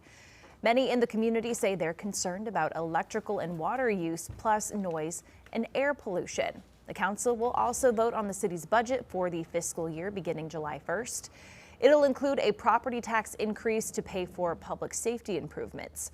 The budget also calls for 10% pay raises for police and firefighters. The council meeting begins at 5 o'clock this evening at the Government Center in Uptown. New overnight, one person is hurt after an overnight shooting in Southwest Charlotte. It happened just before 1 o'clock on West Woodlawn Road off of I-77. Medic says the victim was taken to the hospital with life-threatening injuries. Still unclear exactly what happened or if there are any suspects in custody. We'll keep you updated all throughout the day and on QCnews.com. A 4-alarm apartment fire over the weekend forced people to jump from their balconies to escape. This is a look at that scene in Salisbury Saturday evening. Investigators still say they don't know the cause just yet, but they say that the fire did start also on a balcony. They have not ruled out that the fire was started intentionally either. At least 60 people have now been displaced. 23 apartments are considered unlivable. Nobody was seriously hurt. Israel and Iran traded strikes again this morning, threatening to draw the Middle East back into a full-scale war. News Nation Washington correspondent Vinay Simlot explains the chances the escalation involves the United States. A senior U.S. official says President Donald Trump urged Israeli Prime Minister Benjamin Netanyahu to hold off on firing at Iran as the president tries to get Iran back to the negotiating table. But for the first time since a ceasefire negotiated back in April, Israel and Iran traded strikes directly at each other. Iranian state media says these are missiles headed toward Israel In central Israel, hospitals are moving patients underground. Across the country, schools are closed. Israel says it launched strikes at Iran, responding to a series of attacks. The Iranian Foreign Ministry says it will hold the U.S. responsible if Israel violates the ceasefire between the United States and Iran. Regional diplomats say they're trying to salvage the ceasefire. Iran says it has always included Lebanon, but throughout the truce, Israel continued missile strikes and led a ground invasion targeting Hezbollah, an Iran-backed militant group. President Donald Trump says he launched the war to make sure Iran never gets a nuclear weapon. Democrats say he's failed. While there has been some incremental progress, we don't have regime change. We know we don't have the enriched uranium, and I think it's going to be extraordinarily difficult to get it out. The president told NBC's Meet the Press he'll make a deal with Iran and bring gas prices down. They're going to go lower than they were before. Have they peaked? As soon, well, it depends. I mean, it depends where the war goes. I'm moving very fast. I'm into 3 months. You know, Vietnam lasted 19 years. I'm into my 3rd month. And all I do is say, whoa, when are you going to win? And tonight, the president is scheduled to attend Game 3 of the NBA Finals between the New York Knicks and the San Antonio Spurs. Vinay Simlat, News Nation, Washington. Now here's a timeline of the key events regarding the conflict between Israel and Lebanon. The war started on February 28th when the U.S. and Israel attacked Iran. Hezbollah entered the war in March by firing rockets at Israel. Then on April 7th, a fragile ceasefire in the war was announced. But the next day, Israel attacked Lebanon's capital, killing more than 300 people. A week later, on April 14th, Lebanon and Israel held their first direct diplomatic talks in decades in Washington. On April 17th, 3 days later, a fragile ceasefire was announced between Israel and Lebanon, but Hezbollah played no part in fighting soon resumed from both sides. Now, last Wednesday, Israel and Lebanon said they agreed to renew the ceasefire and create security zones that exclude Hezbollah. On Thursday, Hezbollah's leader, though, rejected the ceasefire agreement and demanded that Israel withdraw from Lebanon, which then led to the attacks this weekend. Well, some Outer Bank natives are shining a light on the country's 250th birthday. We're taking a look at the wild horses of Corolla and their impact on the Revolutionary War. Watching Queen City News, the most honored and the most local news in Charlotte.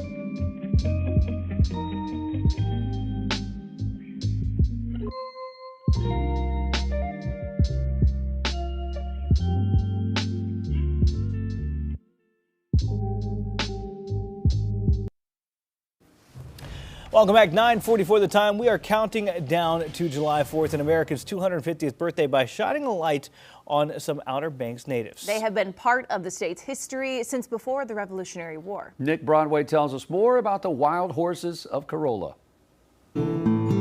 Tucked away in the northernmost stretch of the Outer Banks, longtime inhabitants have called this beach home for countless generations, predating the United States of America. Wild banker horses, a treasured part of North Carolina history, with a slightly murky origin story. You have the myth and sort of the romanticized story of the horses, and then you have the actual history. We know there were Spanish ships with horses on them. Whether they were shipwrecked, tossed overboard, or otherwise brought over on purpose, they have lived here since the 16th century. Spanish settlers established in this part of the world, breeding and trading horses about until the American Revolution. You had the American Revolution. The Americans really were not trading with Spain at that point. And so that horse trade kind of stopped. So up until like the 1980s, really, there were no protections or anything like that because there wasn't really a need for it. And so people could come and grab one and ride it. Meg Puckett is the director of herd management for the Corolla Wild Horse Fund. Since the 80s, eventually put under a state and federal management plan, they work to preserve the remaining wild horse population here on the banks. In the past few decades, housing developments grew around the horses. There's nowhere else for them to go. There's nowhere else for us to move them. And so, I think that people need to understand the gravity of that. The idea is to have tourists and locals living alongside the wild horses. People who live here may on occasion just wake up to them in their backyards. For the most part, the humans here know to keep their distance and let them live on their own. Human engagement in feeding can be dangerous for both. They drink nearby fresh water and feast on the area's bullbriar and greenbrier. And I mean, they just eat the whole vine with the thorns and everything. Lately, their biggest problem is vehicle strikes. 4 horses were hit last year, 2 of them killed. But 2025 also brings a silver lining for the herd. 10 new foals. They're a cultural treasure. They're the state horse in North Carolina. They're recognized as a cultural and historic treasure. They're a part of our history here. Workers and volunteers carefully collect data on each horse, managing from a distance, preserving living history on the Outer Banks. Samantha Bush, the widow of NASCAR driver Kyle Busch, is thanking everyone for their support in the wake of his death. Kyle Busch died on May 21st, which doctors blamed on pneumonia that had progressed into sepsis. In a post on social media, Samantha says the love that surrounded her family during the tragedy has brought comfort and that she is deeply grateful for all the support. A special guest appearance Saturday at the Bloom Into Action Ladies First Brunch event. Hip-hop pioneer and cultural trailblazer Roxanne Shante was the keynote speaker for that. She's widely known as one of the first female MCs to achieve national prominence. This year's Bloom Into Action theme, Ladies First, celebrates women who have stepped into difficult conditions, restored what has been neglected, and helping communities thrive. We talk about different things and things that take place in the environment and how important it is.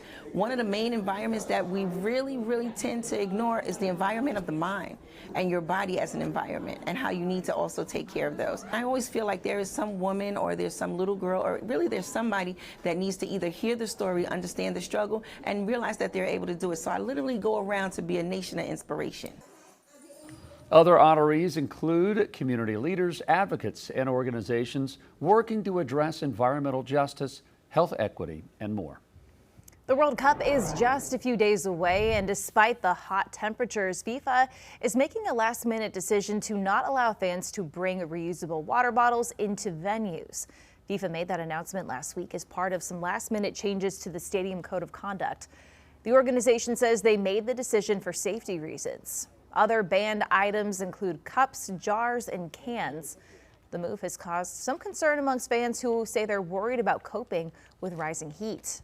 So with every fraction of a degree of global warming, the chance of extreme heat is increasing. And we know that extreme heat poses really severe health risks, particularly for people who may have been drinking, who are doing physical activities, and who are unable to find shade. And therefore, the heat risk at this World Cup is the highest it's ever been for a North American sports tournament, because this is the most climate change that we have seen. FIFA says there will be cooling zones and accessible health care facilities to help fans who may get overheated. Well, there's a new world record for most people juggling a soccer ball at the same time, and it comes just in time for the World Cup. More than 40 cities participated worldwide on Saturday with the goal of getting 20,000 contenders to all juggle at once. In Smyrna, Georgia, around 96 people participated to break the record. Contestants had to juggle without using their hands for at least 10 seconds. Well, I think together we can break a record as a country, and I think that's a special thing, especially right now that we are with the World Cup movement, and we're running for the U.S., so we are hoping that we go really to the finals. Poland previously won the Guinness record back in 2018 with 1,444 participants.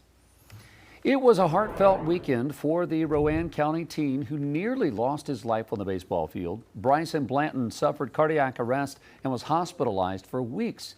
He got out of the hospital on Thursday, and Saturday he surprised his team in person.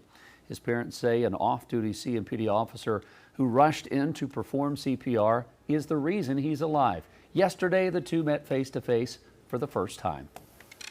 Man, what an amazing story. Yeah, I do too. I love that. I'm glad he's doing well. I'm sure a long road to recovery. And it's so tough this time of year, no matter what sport, Brandon. Gosh, yeah. When you see these high schoolers, 16, 17, 18, cardiac arrest, heat stroke, those kind of things. Yeah, it's definitely hard, and you got to know those symptoms too, because there's a little difference between the heat exhaustion and the heat stroke as well. So just got to make sure you're being careful, and one way to do it is staying hydrated. That is really the most pivotal thing you can do to stay safe out in the heat, and then also don't expose yourself to it unnecessarily too long as well. We do have a little boundary that's kind of stalling over the area, so that's going to keep storm chances around for this week. It's not going to be widespread shower thunderstorm chances like we saw for the weekend of Memorial Day weekend, but we'll have at least a chance for pop-up showers and storms each day of this week. Radar is dry right now. You can see the isolated storm chance by noon, maybe 1 or 2 storms popping up during the later afternoon and evening. Could have another storm or two, but overall the more widespread storm chances will stay west of our area, and that's going to be good news if you have any outdoor plans later today.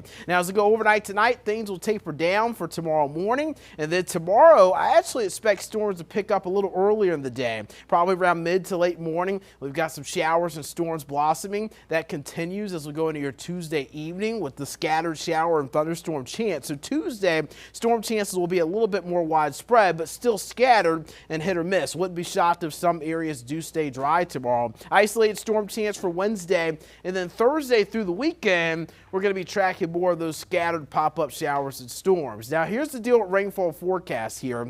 I expect an inch or more up in the mountains and foothills. They'll see more widespread rain each day, but it's going to be pretty sporadic around the Charlotte area. Some areas might get 1/4 inch of rain over the next few days. Some areas might see 3/4 inch of rain. It's just going to depend on who gets lucky with the storm chances here each day this week. 81 right now in Charlotte, already 80s, and we're not even at 10 o'clock yet. We've got upper 60s, low 70s in the mountains. Today's highs 90 in Charlotte, upper 70s, low 80s in the mountains. Lows tonight in the 60s and low 70s, and then we've got those 80s on tap for tomorrow with low 70s in the mountains. Your hurricane outlook, not looking bad at all. We've got no threats over the next 7 days out in the Atlantic. We'll hold on to those 80s and 90s for much of this week. With 95 degrees on Friday, could be the hottest day of the year. With increasing humidity, could make it feel close to 100 around the Charlotte Metro. You're watching Queen City News Now. Got a little bit more to talk about on the other side of the break. We'll be right back.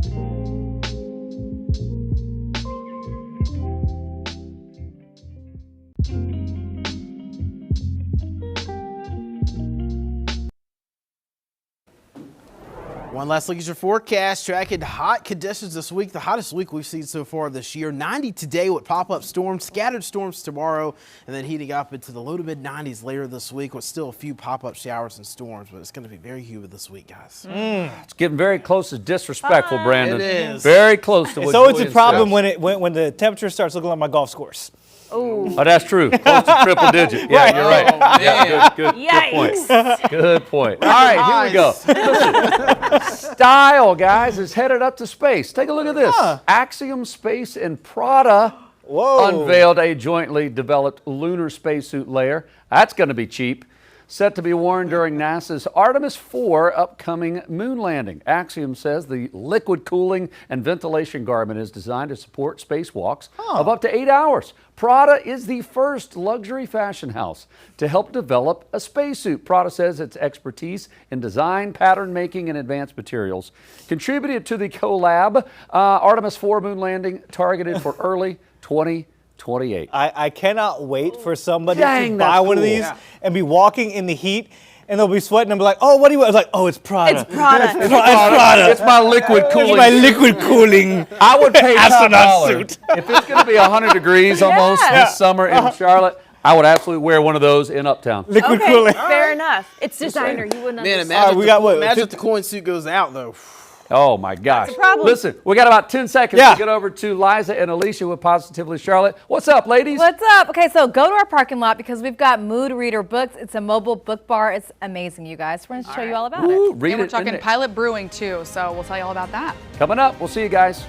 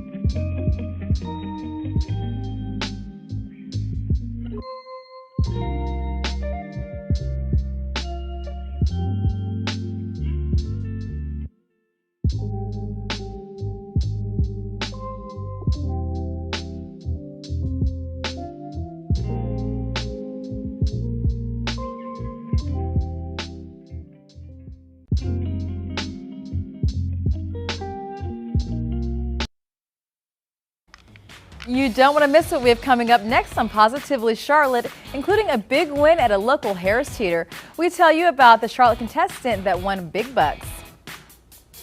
And now the bookstore that's coming to you. We see what's new with Mood Reader Books. And it's a beautiful day to talk beer. We've got Pilot Brewing in the house to do just that.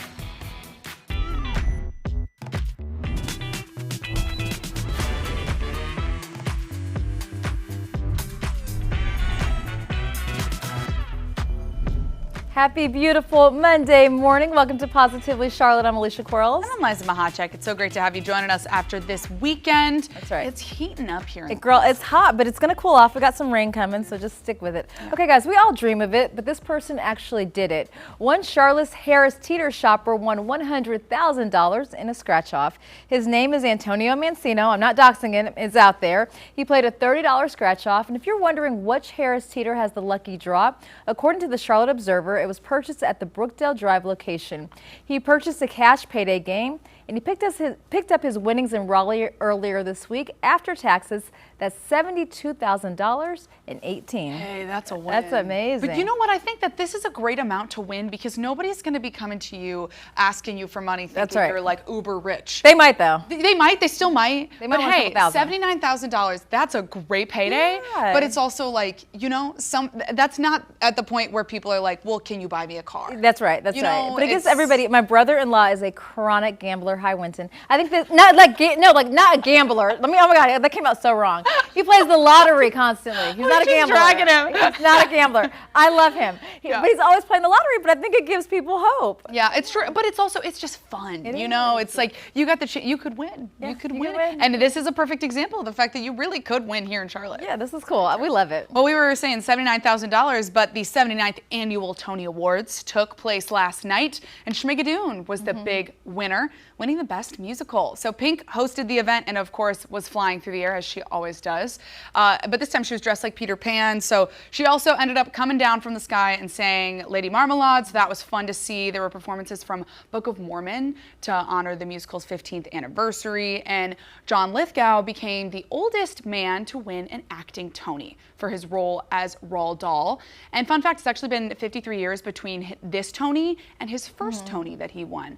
Both Casey Levy and Joshua Henry won Best Actor and Actress for their roles in Ragtime, which I was not surprised by. They are both so talented, but you know, Joshua Henry, everybody's been loving him in this role. So you know, it was fun. It's always fun to see the Tony Awards. I think so, and I think Pink brought in a new audience as well. So, and she said her daughter is the biggest Broadway fan. And her daughter can sing. Oh, she is incredibly talented. Sing. Which I'm like, you know what? You got your pipes from your mom. This makes sense. 1000%. That's right. Okay, so let's talk about our weekend, you guys. The sun was out. It was so beautiful, and Liza and I were running around the Queen City. So one of the things I did was celebrate my friend Latoya Evans' birthday. There's Latoya. So she turned 40, and we had so much fun. Her birthday party was at Marquee, and everybody was there. So listen, if you know Latoya, she's bougie in the best way possible. So this was a really fun. I think we have some video to show as well. Just great music, great vibes. Yes, look at that theme. Gorgeous. So gold, and then she had you know, pictures everywhere of herself growing up. There were a lot of people that you and I know, Liza, there, so it was a lot of fun. And I attended with my sister, who was my date. But also, girl, you know I was eating. There's Amber. I went to Superica this weekend. I went to Dean's Steakhouse. I went to the Hestia rooftop for some late night drinks. So just had a really good Charlotte weekend. What did you do, Mahacek? Well, you know, I saw a gorgeous sunset. Look at this. Looked like a cotton candy sky. I always love seeing that. Went to Monday Night Brewing because, of course, I did. Then went paddleboarding on Lake Wiley because I had to take a paddleboarding class ahead of Dam to Dam, which we are doing this Friday for the 24 Foundation. So paddleboarded between 1 and 2 miles. So I'll have to do 25 on You got this, Friday. It'll be fine. And then, of course, had to head back to Taste of Charlotte. This was so fun. It was so packed on Sunday, which I mean, I'm sure it was packed Friday, Saturday, Sunday. When we were there in the morning on Friday, it already was busy. And it had only been open for an hour by that point. So it was packed. We had some great food, got some free stuff. I got free barbecue sauce, like a whole entire bottle of barbecue sauce. That's amazing. That's why I love Taste. You know, isn't it Sweet Baby Ray's? Is that what it's called? That's what it's called. Yeah. Got a full bottle. Okay. So there we that go. was great. You know, they had a ton of free stuff there. So very fun. But let us know what you did this weekend. We would love to hear about it over on our Instagram, Positively CLT, but very fun. That's right. That's right. All right. Well, if you remember last week, we talked all about the Taylor Swift Toy Story conspiracy theory, and it turned out to be the real deal. So Taylor Swift has released a new song appearing on Toy Story 5's soundtrack, and she posted this video to go along with it. Take a look. But seeing you tonight remembered I loved you. Came back when it mattered, I saw you standing there in the light of the window, wearing that same smile. Man, it's been a while, but I knew it, I knew you. Isn't that cute? Well, that's a young Taylor. In the social media post, she says, creating something for Jessie was a new challenge and also felt like a second nature all at once. She added she's been a Toy Story fan since she was 5 years old. The song I Knew It, I Knew You is out everywhere now. What's so funny is her and Zendaya have on the exact same outfit when they were 5 years old. What? So Zendaya had that same exact top, and there's photos of them side by side. So I'm like, I want my kid to have that top. Right? That might be like the magical, you know? what that is, exactly. I'm going to hunt down that Some top. successful shirt. You know, that's what you need. Yeah. Put that on Harlow. She's gonna be the next superstar, baby. But yeah, and a lot of fans are saying that this is Taylor. Is Taylor going back to country? People are wondering. So it's pretty cool. But I mean, it's also it's fun because it sounds a lot like the OG Taylor. Exactly. So I know for some people, you know, she's gone through so many genres. Yeah. So now she's kind of back to the original, and some people who are the fans of her original music kind of dips into I like to the all song. aspects of Swifties. So in some potentially exciting news, conversion projects are moving throughout Uptown to do away with the lifeless office buildings that dot the city in order to make way for some newer talent. We are talking hotels, apartments, and retail spaces. That can mean a whole lot for, you know, new flavor coming to the Queen City. One major example is the old Duke Energy headquarters, which has been demolished as part of the Brooklyn and Church conversion project. That's right. So other big names such as the Wells Fargo building is also being looked at for conversion. There's obviously not a whole lot of details right now, but this could be big for the city, and we'll have a whole lot more positivity to bring you if all goes according to plan. I hope when they do this, though, they don't just tear down everything for new, because that's the thing about Charlotte. They tear down a lot of stuff, but I want some of the original architecture. Right? You know? And I hope that I would imagine that if they're going to do something with this, especially if these are like well-known structures, you got to keep it in the skyline. So, you know, but I was actually looking at the skyline the other day, and I was like, man, I feel like none of these like major buildings or apartment buildings, you know, like places that you can live in, whereas in other bigger cities, those are part of it. An iconic one, like an iconic building, and you're like, oh, and I live there, but you might be getting one. You know, we might be getting exactly. one. It's very You never true. know. We never know. All right, guys, don't go anywhere. We're headed outside for some fresh air and some fresh reads. We're speaking with Mood Reader Books. And a happy Monday to you. Later in the show, we're talking all things beer with Pilot Brewing. You're taking a live look at West Charlotte. We will be right back.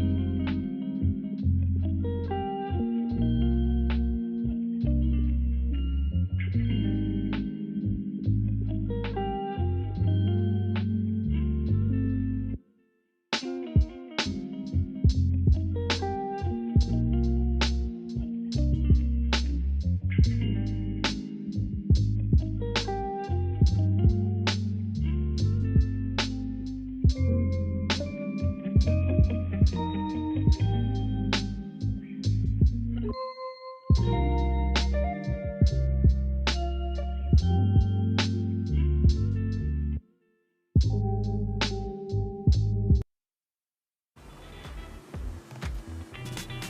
guys, how about a mobile bookstore? Well, we've got just read that with Mood Reader Books. Hannah is here right now. Tell us all about it. Yes, so Mood Reader Books is obviously a mobile bookstore out of a vintage truck.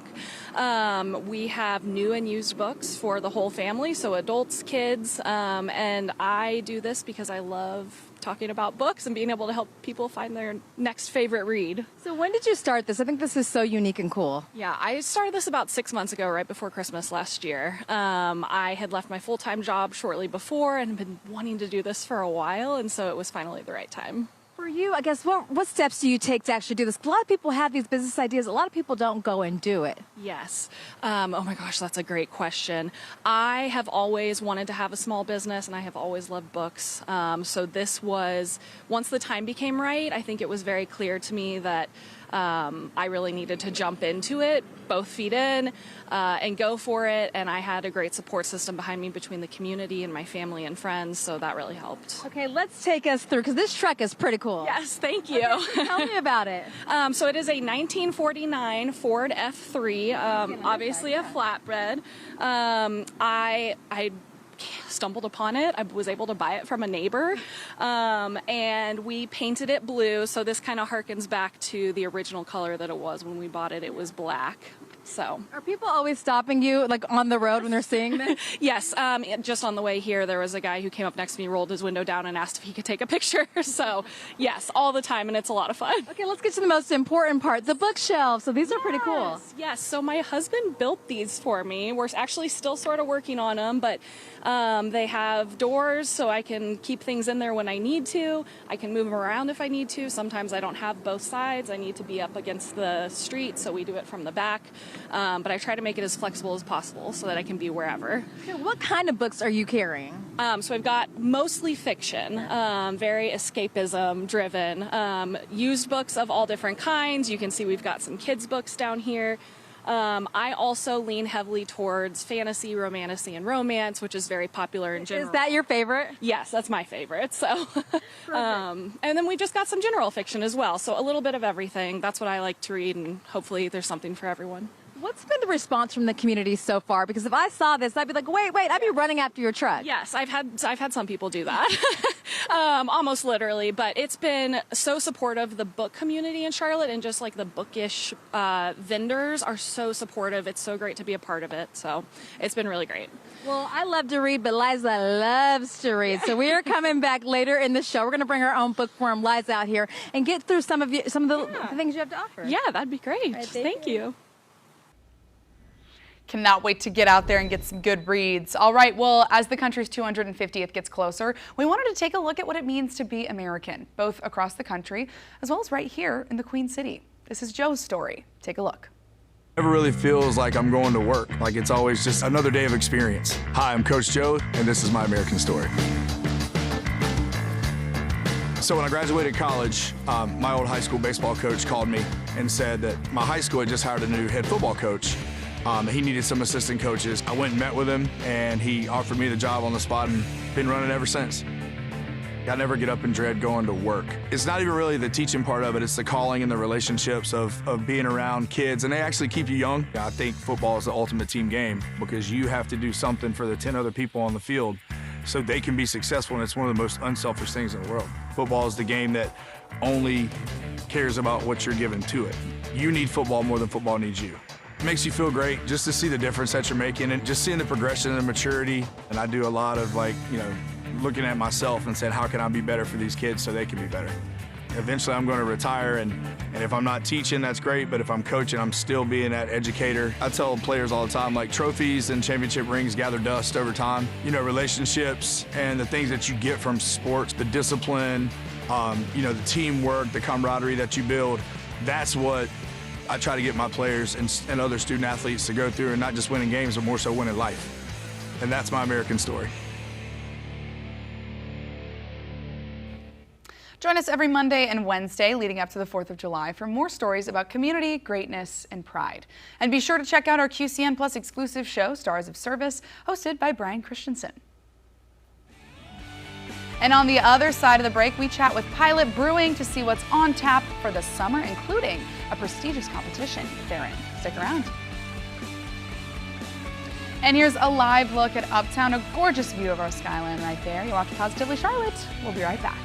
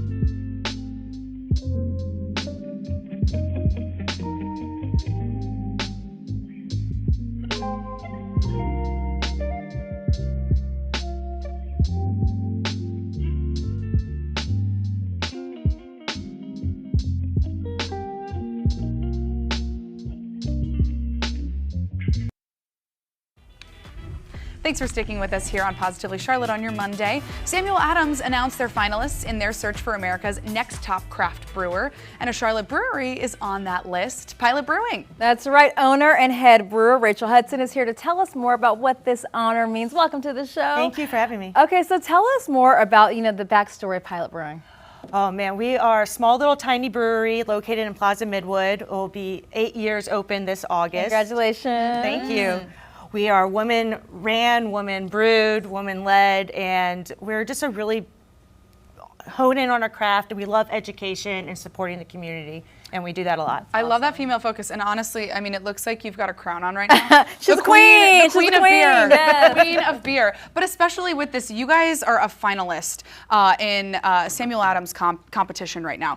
Talk to us about that experience-ship and what that really is. Sure. So they have the Brewing American Dream program, which has been going on since 2012, and the experience-ship program is meant to find small craft brewers across the country and pick a finalist who gets to work with them to really just have a mentorship experience on how to do whatever that specific brewery needs to do. And for us, it's growing our distribution, keeping on top of the times kind of thing. So we're really excited to be able to go to someone where we can get a little bit of feedback and some mentorship. How rare is it to have an all-female team in the brewing world? It's pretty rare. Yeah, I don't know if I could name another brewery. Sam Adams does have a lot of women brewers as well. Okay, so that's really cool. Did you set up for it to be all female? No, we have a handful of people that work there full time. We have one part-time guy. Okay. He's pretty good. He deals with us. He's pretty cool. But yeah, it just kind of worked out that way. And you know, you surround yourself with good people, and they want to stay, and it just is perfect. It's a testament to you if they want to stay. Yeah. Exactly. Yeah. Now, you know, what does it mean to you to have this honor? You're going to New York, you're flying there tomorrow. Yeah. The event is on Thursday. What does this mean to you to be up there with these other breweries? You know, as well, you know, I am so honored just to be chosen, but here in Charlotte as a beer leader and the owner of my company, it's not often I get to find someone that I can go to for advice and mentorship. So it really means a lot, actually. Guys, tell us more about the beer. Pub Ale. Yes. Pub Ale is one of our year-round beers. It is our most popular beer in the market and distribution. It's our most award-winning beer. Hey. There we go. And maybe you'll have another one to add to it after Thursday. Oh man, we have a ton of award-winning breweries you can check out on our website. But we do really well with this beer in a world full of hazy IPAs and pastry stouts and fruited sours. Pub Ale is a classic English amber ale. It's our most popular beer in the market because there's not many styles like this that you can find, and of course it's super award-winning, so it's delicious. But I love the packaging. It's great. Pretty. We love to get really down to earth with our styles. Our lagers are classic lagers. cool. We're not going to find crazy things that some of the other breweries might have, which are all delicious. Just this is our thing, and it makes us stand out because we can go back to the classic styles. Yeah. Can you show us a proper pour? Oh, real quick? of course. Okay, Also, I'm a I hot know that, check. right? Yeah. I know. Look at me acting like I know at all. Don't. But I can pour anything you want. You would well, know. Oh, wait, I always thought, you know what, I've been pouring wrong. The once a year I drink beer. Yeah. I always thought you're supposed to like pour it close. Wow, interesting. You really Look at poured that. kind of far away. Got to make a nice head. It's all about the presentation. Okay, let's so. get some Good looking presentation. beer. How are your nerves going into Thursday? You know what? I'm feeling so great. I am totally confident in everything that we're doing. I really love this program no matter what happens. It's available to pilot for life. It's not something we leave. Wow. So at the end of the day, even if I don't get chosen, I still have all these resources available to me. And we're just so happy for you. We are happy for Congratulations you. on being a Thank finalist. you. That's so awesome. So we've got the info right there up on your screen. And Liza, you we can got to go to give Plaza them a and go to little Pilot Brewing, I think. Oh yeah, I think we do. We Yeah. have to. We must. All right, well, summer provides the perfect time and space to look towards the fall for where you want to send your children to school. The British International School of Charlotte aims to open your child's eyes to the world and empower them. Alicia visited the school recently to find out what makes it so special. Sam, welcome to Charlotte. Tell Thank us about you. your new role at the British International School. So I am going to be the new principal here at the British International School of Charlotte. I'm absolutely delighted to be joining this exciting international community of amazing students and families here in Ballantyne. We hear the students at their lockers. It's buzzing in here. What makes the school so special? So this school is designed on personalization and absolutely global mindedness. So we have strong academics with the English National Curriculum going into the International Baccalaureate, but also a massive focus for us is that personalised approach where every student is known, supported and challenged at every step throughout the time that they're here with us. What do you think that parents and really families are looking for when they send their kids here? So I know that families are being really intentional about an education now in terms of looking beyond that academics, making sure that the environment supports their child and challenges them. And we get to know the students really, really well. So the teachers are really great at tailoring what they do to meet every student's needs. Well, I see this wall where so many of your students are headed for their college. How do you guys prepare them, for life after leaving the British Academy? Yeah, so at the British International School, we have a Skills for Life curriculum that goes alongside our strong academics. So through the Skills for Life curriculum that runs, again, from our 18 months all the way through to our 18-year-olds, students are learning things like good study habits, their organizational skills, healthy relationships, even down to financial literacy, right? I wish I'd had that when I was at school. Me too. That side of our curriculum really does prepare our students for the world beyond school. and prepares them for what they might be tackling in the next step that they make. What does the British International School specifically look like for high schoolers? For high schoolers, in the final 2 years at school, they study the IB, which is the International Baccalaureate. That's a world-renowned curriculum. It's well respected both for colleges here in the US, but also internationally. So it really does open up doors for our students. They can decide to do whatever they want to do once they have their IB diploma. We're really proud that 100% pass rate happens within our school with the IB. So our students are really successful with that. What I've noticed also is the diversity amongst your students and amongst your staff. Why is that so important? So we're really proud. It's a really important part of our school, the diversity that we have and that international aspect of our school. So we have over 30 different nationalities and our community is very close-knit, but it really does provide our students with the opportunities from a young age to develop that open-mindedness of working with people from different backgrounds, different religions, different places around the world and different cultures. That open-mindedness, that pride in their own culture and being able to share that through the learning experiences that they have is really important. What are some of the steps of getting your child into the school or applying if you're interested? Yeah, so we're located here in Ballantyne. We are open enrollment, so we are still offering places for our next academic year. The best thing for families to do is to go onto our website to book a personalised tour with our admissions team who would help families at every step of the way through our very easy admissions process. Perfect. Lynn, welcome to Charlotte. Yeah, thank you. Thank you. Well, when we come back, we still have so much more to see with Mood Reader Books. That and more right after this short break.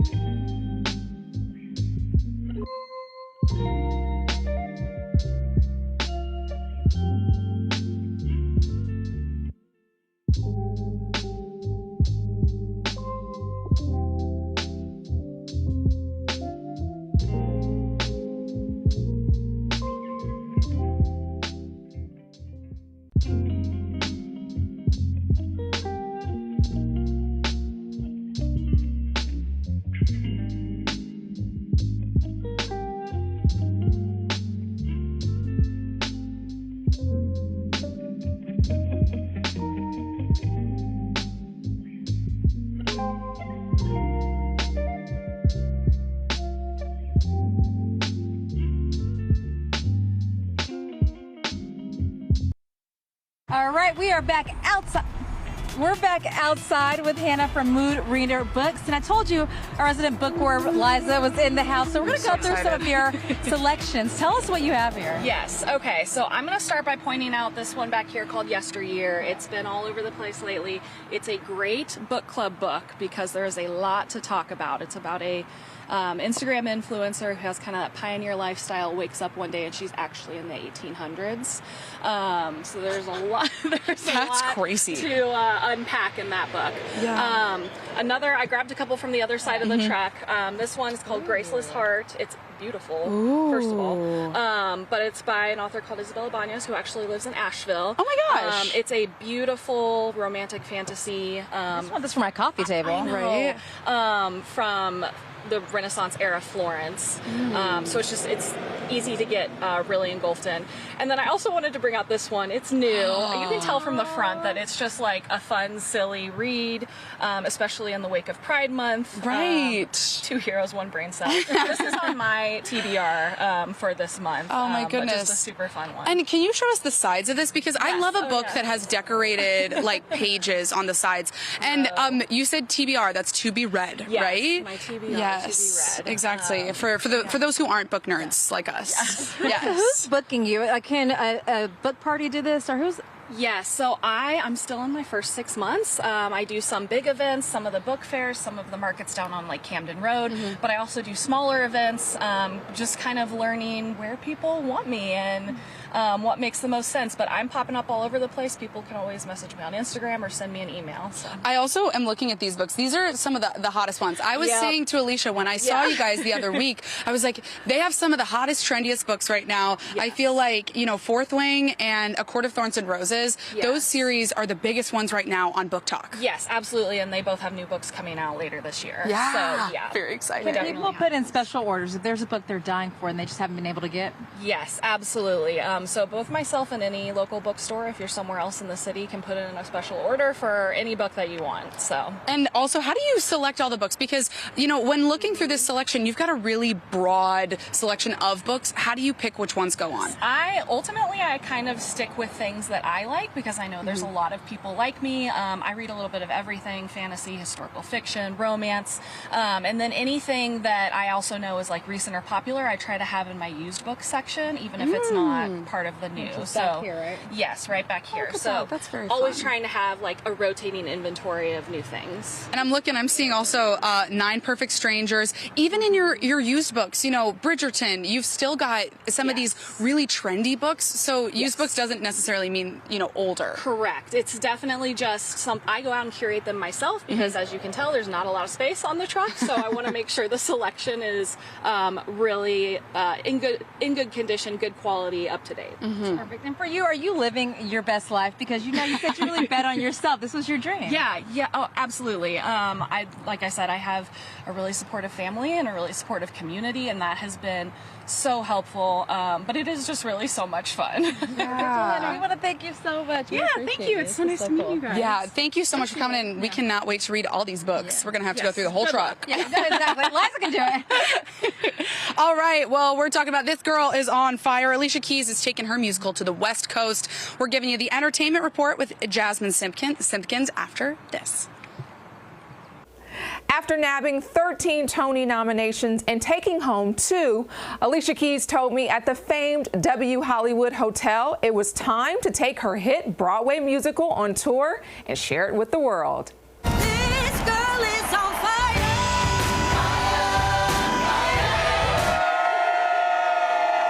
Why was now the time you were like, you know what, it's been there 2 years, it's time to share it with the world? To everybody that came to this show with their son, their daughter, their children, this show is for every generation. This is for everybody. It's been so many opportunities to really grow the process and bring it all across the globe. And so it just felt really right that now is the time to continue to let it go all across the country. It's been playing a sold out houses and everybody is so connected to it.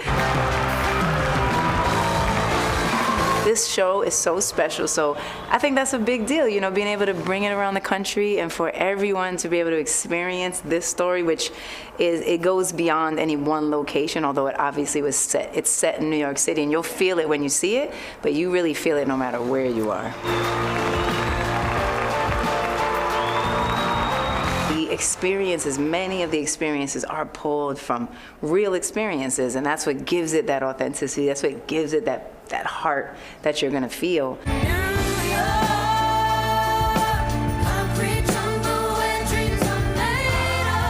As you've been going through this process, I know probably watching this character, I know it probably brings back a lot of memories for you. Absolutely. What would you tell 17-year-old Alicia?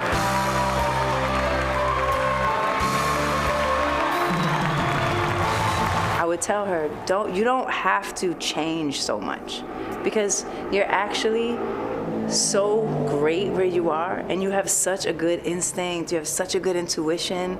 Like, you really have a great hold on who you are. Please give love to this entire company. We love you, LA! Hell's Kitchen is playing now at the Hollywood Pantages through June 21st. For tickets, visit Ticketmaster.com. With your entertainment report, I'm Jasmine Simpkins. All right, listen up, fans of Westeros. We've got a really cool House of the Dragon update for you. Season 3 is kicking off on June 21st, and there's major battles that's been teased ahead of the show's release.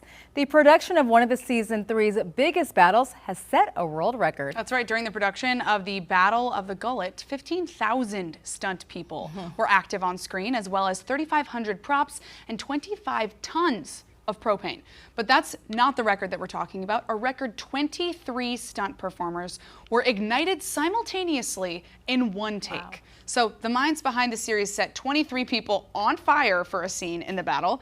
Talk about dedication to your craft. So when you tune in to the Battle of the Gullet, just know that you are watching television history. That is so cool. You know, I'm a huge Game of Thrones fan. I don't love House of the Dragon, but I still think this is cool that they set this record. Yeah, I really commend those stunt performers, because I can't imagine. I would be so claustrophobic. Yeah, but you got to be an adrenaline junkie to do that you're job. Right. Like, they probably get off on it, you know? That is very yeah. It's not for us, Liza. That's true. Yep.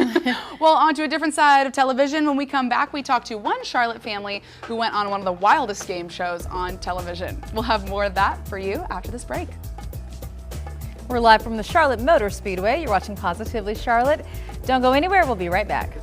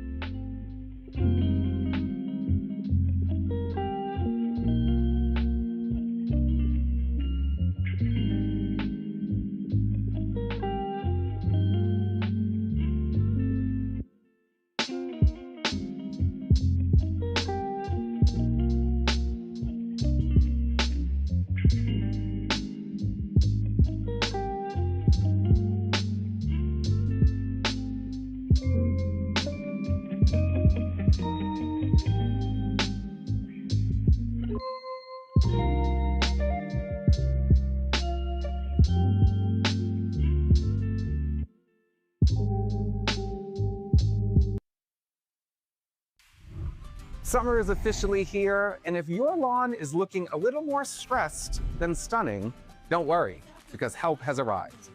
TruGreen, which is America's #1 lawn care company, makes it easy to get that lush, green, professionally maintained lawn without spending your entire weekend doing it yourself. Because, let's be honest, nobody wants to spend summer battling weeds, dragging around hoses, trying to figure out why half the grass is green and the other half looks completely exhausted. That's where TruGreen comes in. What I love about TruGreen is that they create custom lawn care plans based on your lawn's specific needs. Their experts understand regional climate conditions and health. They know soil health, weed control, fertilization, and everything needed to help your yard thrive during the hottest months of the year. And summer is actually one of the most important times to properly care for your lawn. Heat, drought, foot traffic, pets, and outdoor entertaining can wreak havoc on your grass. So having a professional handle it can really make a huge difference. Plus, this is the perfect time to start because right now, TruGreen is offering what they're calling the deal of the year. From May 22nd through June 23rd, new customers can get 50% off pro-worthy lawn care this summer. That means you can save your lawn, save your wallet, and save your weekends. And let's be honest, that's the dream, right? Imagine walking outside to a healthier, greener lawn that's ready for any summer gathering, all without spending hours doing it yourself. Another thing people love is the convenience. TruGreen specialists handle the treatments for you, and their services are backed by science and years of expertise. So whether you're dealing with weeds, patchy grass, thinning areas, or you just want to have that beautiful lawn, they help take the guessing work out. A great lawn instantly makes your home feel more welcoming, more polished, and enjoyable, especially during the summer months. So if your lawn needs a little rescue mission before peak summer entertaining season, now is definitely the time to do it. And again, from May 22nd through June 23rd, new customers can get 50% off pro-worthy lawn care with TruGreen. To learn more or schedule your service, visit truegreen.com. Your lawn and your summer schedule will thank you. Quiz with Balls is a family-based competition that blends trivia with large-scale physical challenges. Wrong answers send contestants tumbling into a pool via giant rolling balls. And one Charlotte family is representing on the show. The McIntyre family is in the house. Wait, but you have a nickname. Yeah, so we go on cruises a lot, and we have cruise aliases. Okay. And I go by Fatty Daddy. And this is the Blonde Tourage. Hey man, I love Fatty Daddy and the Blonde Tourage. Very fun. So tell us about your experience on Quiz with Balls. It was a great experience. It was a long process. We applied for this back in October, and it took many background checks, Zoom meetings. Yeah. There was like a 17-page background check. They asked for like roommates and high school friends to ask about us. Yeah, it was very in-depth, And then, so we went from October, and we found out mid-January that we were going to be on the show. We're excited, and they wanted us to represent Team England for the World Cup Series. Wow. So we got some special balls on our episode. Okay. And hence the red, white, and blue outfits today. Okay. So cute. Okay, so what was this experience like as a family? Because I know that you've got 2 other daughters. They both were a part of this experience as well with you. What was this experience like together? Was it bonding, or were you guys at each other's throats? This was the most spectacular experience that any family could ever get. I mean, we have 4 daughters from 17 to 22 years old. We are such a close family. We're kind of competitive. So this brought out so much in us. You go up there to play this game, and honestly, you almost black out because you are there's so much going on. You're so excited. Just the fact that we got to do this together, this is a memory no one could ever take away from us. And the host was Jay Farrell from Saturday Night Live. He's a comedian, cracking jokes the whole time. We're laughing, he's laughing. Having a good time. Great experience. And then the lifeguard. All the ladies love the lifeguard, Rolf. He's all in his yellow, all jacked up. We got to meet him, hang out with him. And it was fun. Well, Quiz with Balls airs right here on Queen City News. So tell everybody where they can watch your episode. We're excited to see you. Well, tonight's on Fox at 9 p.m. Yes. If you don't watch watch it tonight, you're definitely recording. You've watched it in the past, the future, whatever. And also, if you don't watch it tonight, it's on Hulu tomorrow. Ooh. All right. So, and we're having a big watch party tonight at Hickory Tavern in Wesley Chapel. Okay, that's gonna be so much fun. time. How hard was it to keep this a secret, you guys? Oh goodness, Oh, it's hard. it's hard. It's hard because you want to talk about the experience. You want to share with everybody, and everybody asks, "Oh gosh, did you win? How did it go? What happened?" Tune in tonight. Okay, well, girls, was it hard for you? Because I feel like a lot of times you're like, oh yeah, well, we just went to Belgium. What was the excuse that you guys were giving people when you were like, yeah, I wasn't on a game show or anything. I was just traveling. Yeah, we kind of just wanted to tell all of our friends, but it was kind of hard to keep it a secret. And everything, but, And Madison goes to University of South Carolina, so she's middle class. She had to miss class for a whole week and everything to film this. Was this extra bonding as a family, or do you get competitive with each other and say, hey, why didn't you get that right? Well, we've been talking about it. Oh no! And, like, it's so much going on and all these lights and all this stuff going on. You almost black out. We don't remember some of the questions or what happened. So we're excited to see the show tonight too, because we don't know. You're like, what we got no look like. We don't know what happened. So we're excited to see it like everybody else, because we haven't seen it yet. We have no idea what the end product is. Well, we get to watch it with you. Congratulations, Fatty Daddy and the Blonde Yes. Turn in tonight, 9 p.m. Fox. You'll laugh. 9 p.m. Watch it here, right here on Queen City News, guys. Thank you so much. Thank you. Thank you. All right, well, we've had our fair share of Braden, Jaden, Caden, and Zayden, and now the Bridgerton baby boom is upon us. More parents are noticing Daphnes, Penelopes, Eloises, Violets, and even Hyacinths showing up at daycare and on the playground. So they're all inspired by favorite characters from the hit series Bridgerton. And trend experts say it's not surprising, since they're all things parents look for these days. Vintage, fun, elegant, and whimsical. And there's a big push for all things romantic and nostalgic right now. The men of Bridgerton have less unusual names though. Simon, Anthony, minus the H, Colin, and Benedict. So Liza, what TV character would you name your child after? Honestly, I love the name Eloise, but also like Elle. I like Elle from Legally Blonde. Like, Oh I yeah, would that's love- your girl. You know? Yeah. What about you? Well, Harlow, my daughter's named after Jean Harlow, the old film star. Oh my goodness. So yeah, so I definitely I did mine. I also feel like the Bridgerton names, they are really pretty. I love Hyacinth. I think it's a beautiful Hyacinth is name. beautiful. Honestly, Penelope, Yeah. like they're all really cute. I'm glad we're having a return to classic names. Right? That's right up my thing. Okay, so there's a town where you have to get rid of your appendix before you settle in. That's right, you heard me, your appendix. Villa La Estrellas is in Antarctica, in a territory that belongs to Chile. It's one of only 2 places in Antarctica where people are able to live year-round, as opposed to just a few weeks a month. It gets to be 100 below, and in the good times, it's about 36 degrees. So since the nearest hospital is 600 miles away, appendicitis would be deadly. Only about 100 people live there, so the military requires all of them, even kids, to have their appendix removed before they arrive. Also, the ladies are encouraged not to get pregnant during their time in the tiny village. It's mostly a military and research station, so maybe skip this one if you are not in need of an appendectomy anytime soon. I always think about this because I love Naked and Afraid, and I'm like, would I rather be in the hot temperatures or the cold? Put me in the heat. What about Really? you? I think I would, I don't know, you're right. Yeah. Because it's like, normally I would rather be cold than hot, but that's in terms of air conditioning. I think not black like people are you could tropical freeze. people too. I think we're tropical people. She said we are a tropical We are folk. tropical. I don't know if we're meant for the cold. I do love the snow, but also at the same time, like You like can get- cold. I do like cold, but also you can like lose fingers Yeah, and stuff. trying to do all that. Like I think that with the heat, you'd just be like sweating, and if you had Sweating. enough water, you'd probably be fine. Just get in the ocean. You know, Yeah. just get in the ocean. In the ocean. Right? All right, guys. Well, there are some new things being announced at Apple, and Rich DeMuro has the inside scoop in today's Rich on Tech.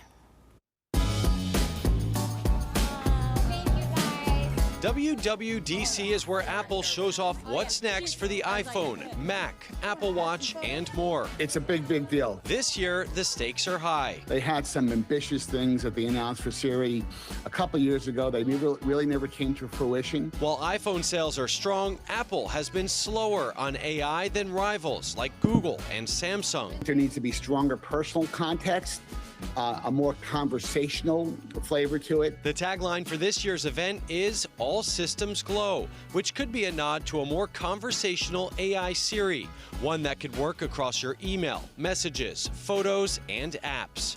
We're expecting a first look at iOS 27 and possibly other surprises. The rumor is they've solved the crease problem it can't be just that. It has to be, what is the software value proposition? Why should I spend $2,000 or more on a foldable device? Whatever Apple announces, developers will play a big role in bringing those features to life. Speaking of developers, Apple just named the best designed apps of 2026. Grug delivers simple daily wisdom with caveman-style humor. Moonlit turns the phases of the moon into a beautiful, interactive experience. And Guitar Whiz helps people of all abilities learn to play guitar. Passion is at the center of many of these submissions. To foster the next generation of app developers, Apple invites winners of its Swift Student Challenge to attend WWDC. We do it to uplift the next generation, developers, designers, entrepreneurs, or whatever else you're going to do. Esther Suh, a student at Carnegie Mellon University, will be among those attending, thanks to her app called Here, an audio-based journaling app designed for blind and low-vision users and inspired by her sister. So every single feature is accessible without needing to look at the screen at all. AI tools are making it easier than ever for people to build apps. Esther's advice for anyone with an idea is simple. Just get started. But I realized that it's a lot more important to make the idea and the product exist first, and then you can keep refining it through those iterations over time. I'm Rich DeMuro. That's Rich on Tech. Well, there's plenty more positivity after this short break, including a sweet resolution to a story that we told you about last week. Get the tissues. You don't want to miss this.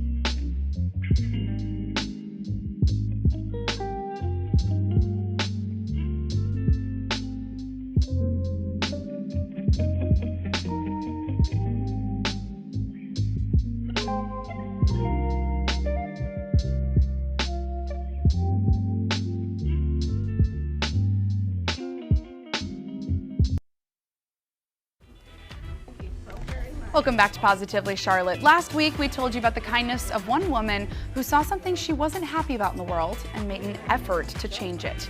An elderly worker in Tennessee was surprised with a gift of nearly $145,000 after a young woman launched an online fundraiser to help her retire. Take a look. All right, well, Brooklyn Green says she was at the movies with her parents when she saw Mary working at her local theater.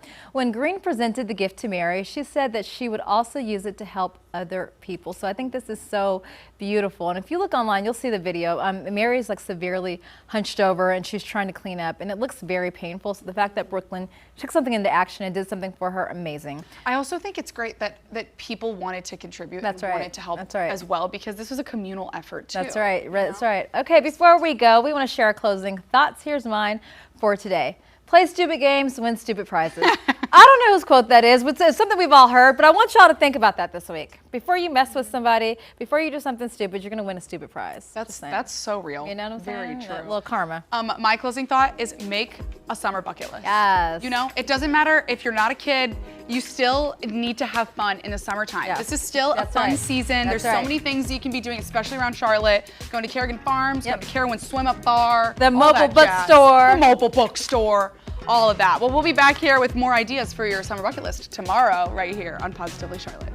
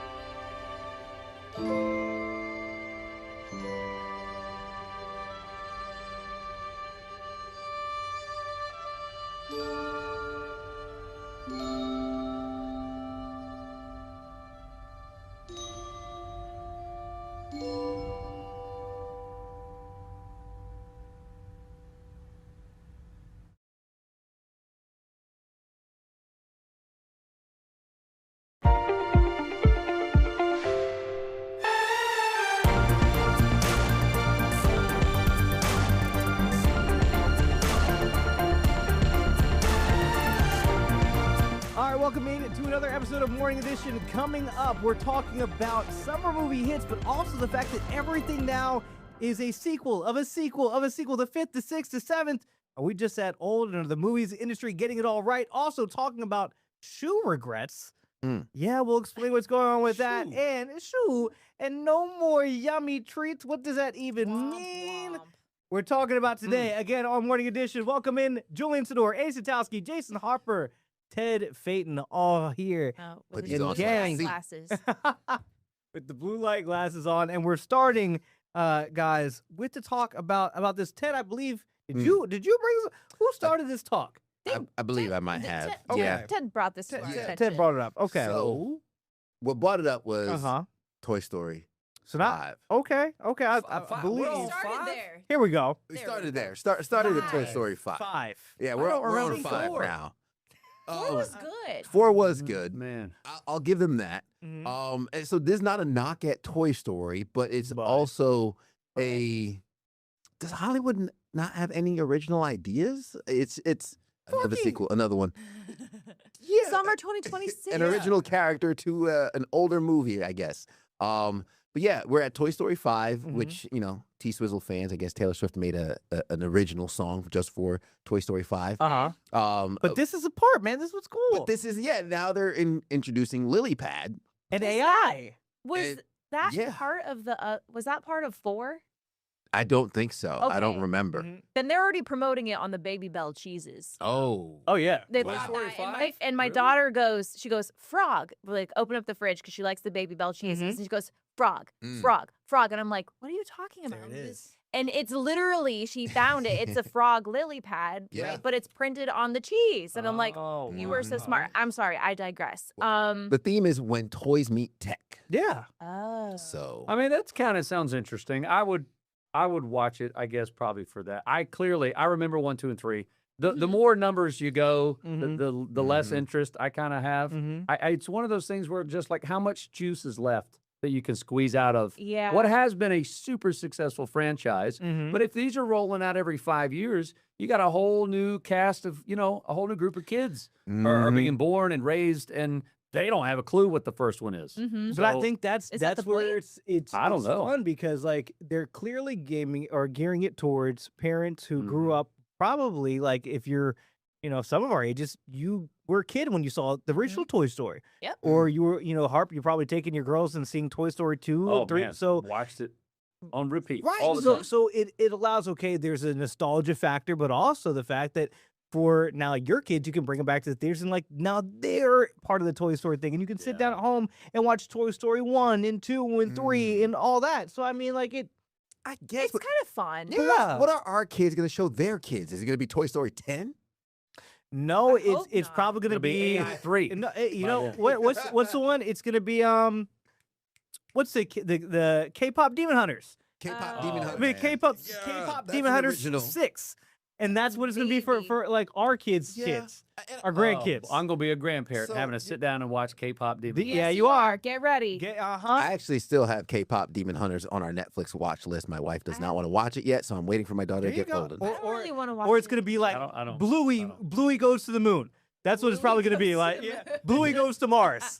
Right? But so I understand the nostalgia, and it's a toss-up, right? Okay. So I guess I'm calling it for what it is. Toy Story 5, it's a toss-up, right? They just want an easy win. But there are originals like Encanto. We have played that over and over again. Shout out to Encanto. That's a great original movie. So I guess I get the sequels to an extent, but I'm a little exhausted from the live action, all the live action Disney remakes, and now Toy Story 5, and it just continues and goes on and on. I'm sure there's another Spider-Man coming out, which I'm gonna see. Of course. But like even my wife's like, there's Spider-Man everything. There's Spider Noir coming out and stuff. So it's like anything, right? They have to find spin-offs, right? But I'm not going to be watching. I got less interested in the Fast and Furious movies as they went on. Yeah, okay. So That's fair. we're on what did we make it to 10? Yeah, something like I'm very uninterested in Toy Story 10. Okay, but how do you feel? Okay, so obviously we have Toy Story 5, and this is kind of where we started things. Yeah. How do you feel about Scary Movie? Oh boy. 5. because this is my childhood. I love the scary movies. Wait, what number is this one? 5? That is 5. Yeah. And it's how many years later, though? It's Oh my it's God, like a lot of decade, I years think. Later. This is a lot I later. was not allowed to watch any of the scary movies. And then when I got Nobody's to be an surprised. adult, I know. You can shout out Barbara Satowski for that one. Barb. Barb. John wouldn't have cared. Barb said no. So I haven't honestly seen any of these things. Oh my God. I haven't. I've Well, only seen the first one. Maybe I've seen the first one. I know, like, I'll say these things, and my husband goes, "Are you?" He's not surprised by it anymore. If I say I haven't seen X, Y, and Z movie, I do love movies, but there's like a chunk missing because I wasn't allowed to watch that. Yeah. So I have some catching up to do. Okay.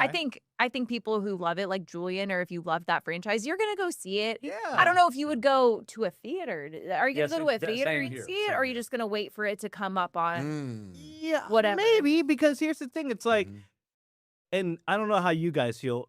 My wife and I get to go to the movie theater, like every so often, but it's not a frequent thing. So if we go, we want to make sure we're getting bang for our buck, and it's something we're both going to enjoy. And there's something about scary movie where, like, even if it's like low tier, bottom tier so comedy, dumb. but I know that we're going to leave going, that was funny. Yeah. Yeah. You know? Yeah. You're gonna So leave to with a me, smile. that's right.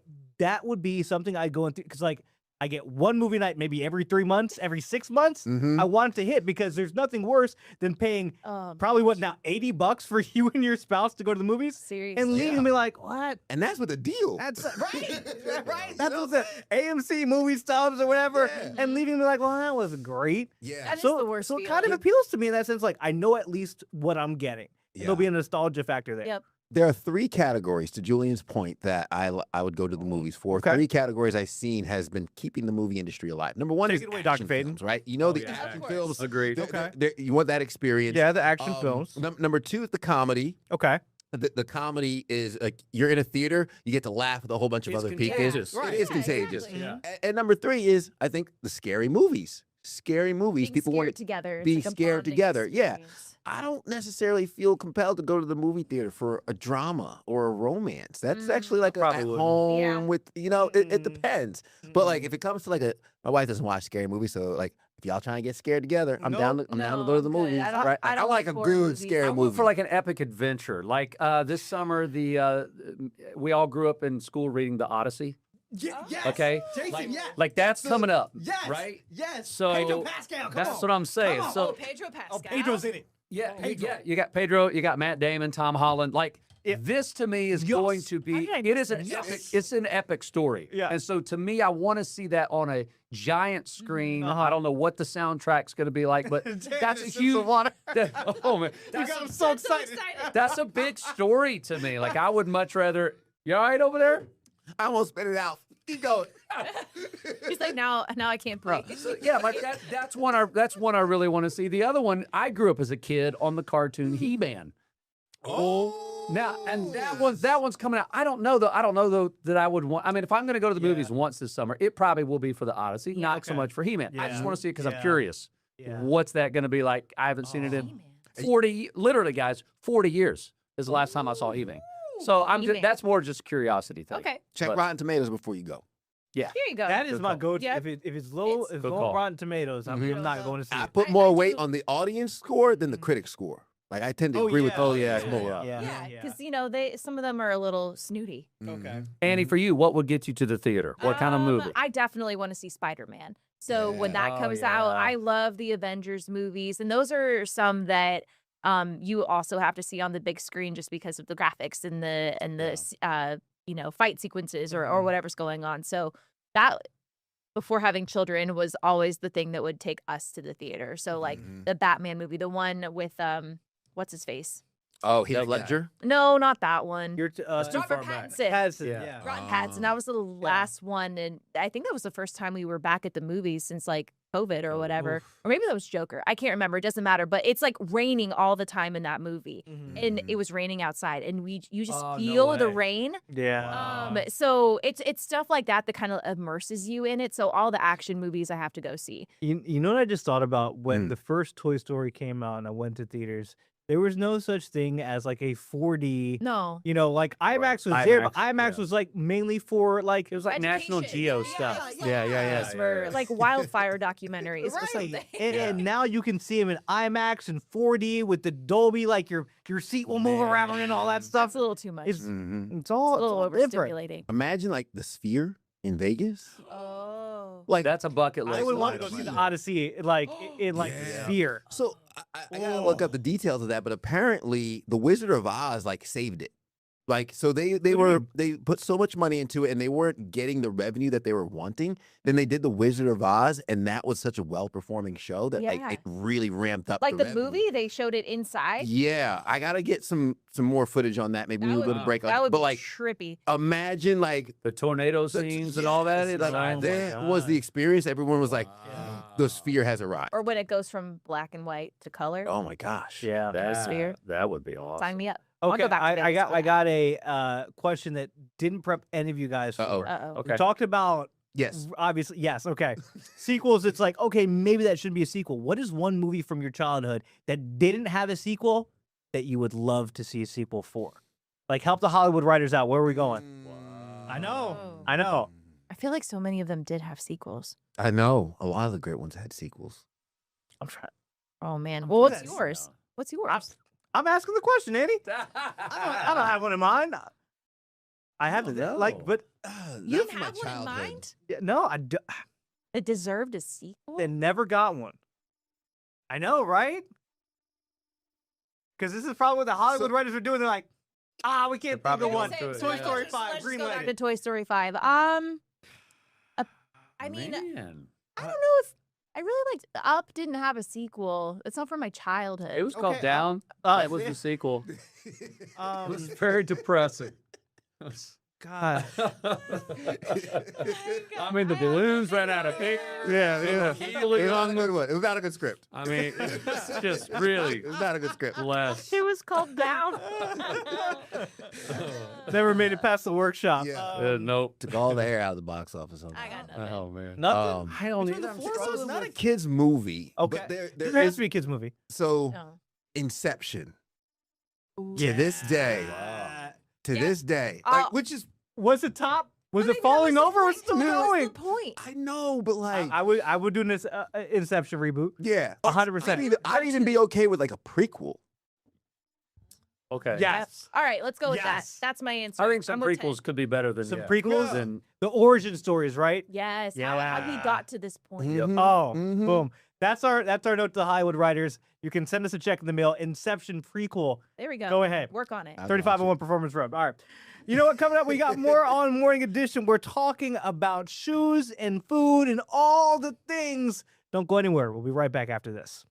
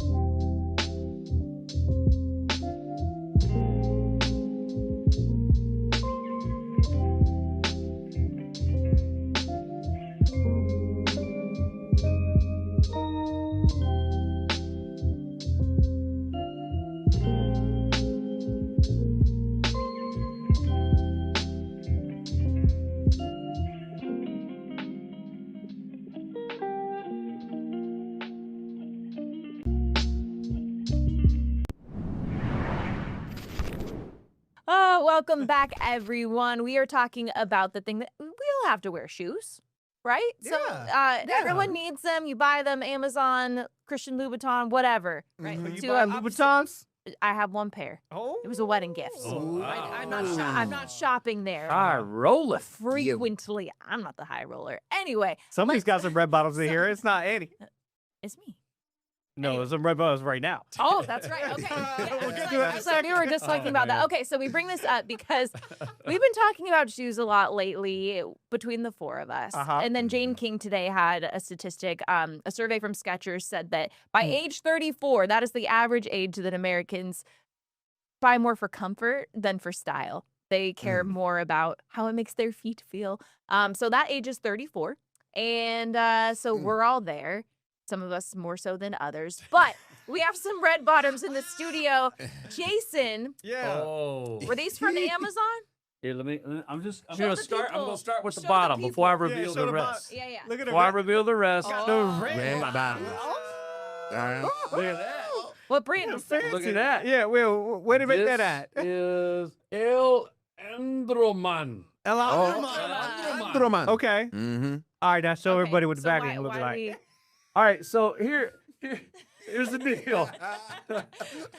What in your heel?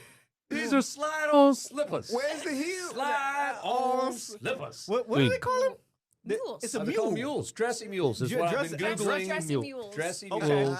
Over the last week. So I have a roll and a cigar to go with it. Okay. I should. And I got And a a silk robe. matching fedora and a silk robe that will be in the mail hopefully this week. Okay. Yeah, so I have to have foot surgery later this Okay. year on both feet. And so it is extremely uncomfortable to wear any kind of shoe that has a normal heel. I can't even get it on my foot. It hurts so bad.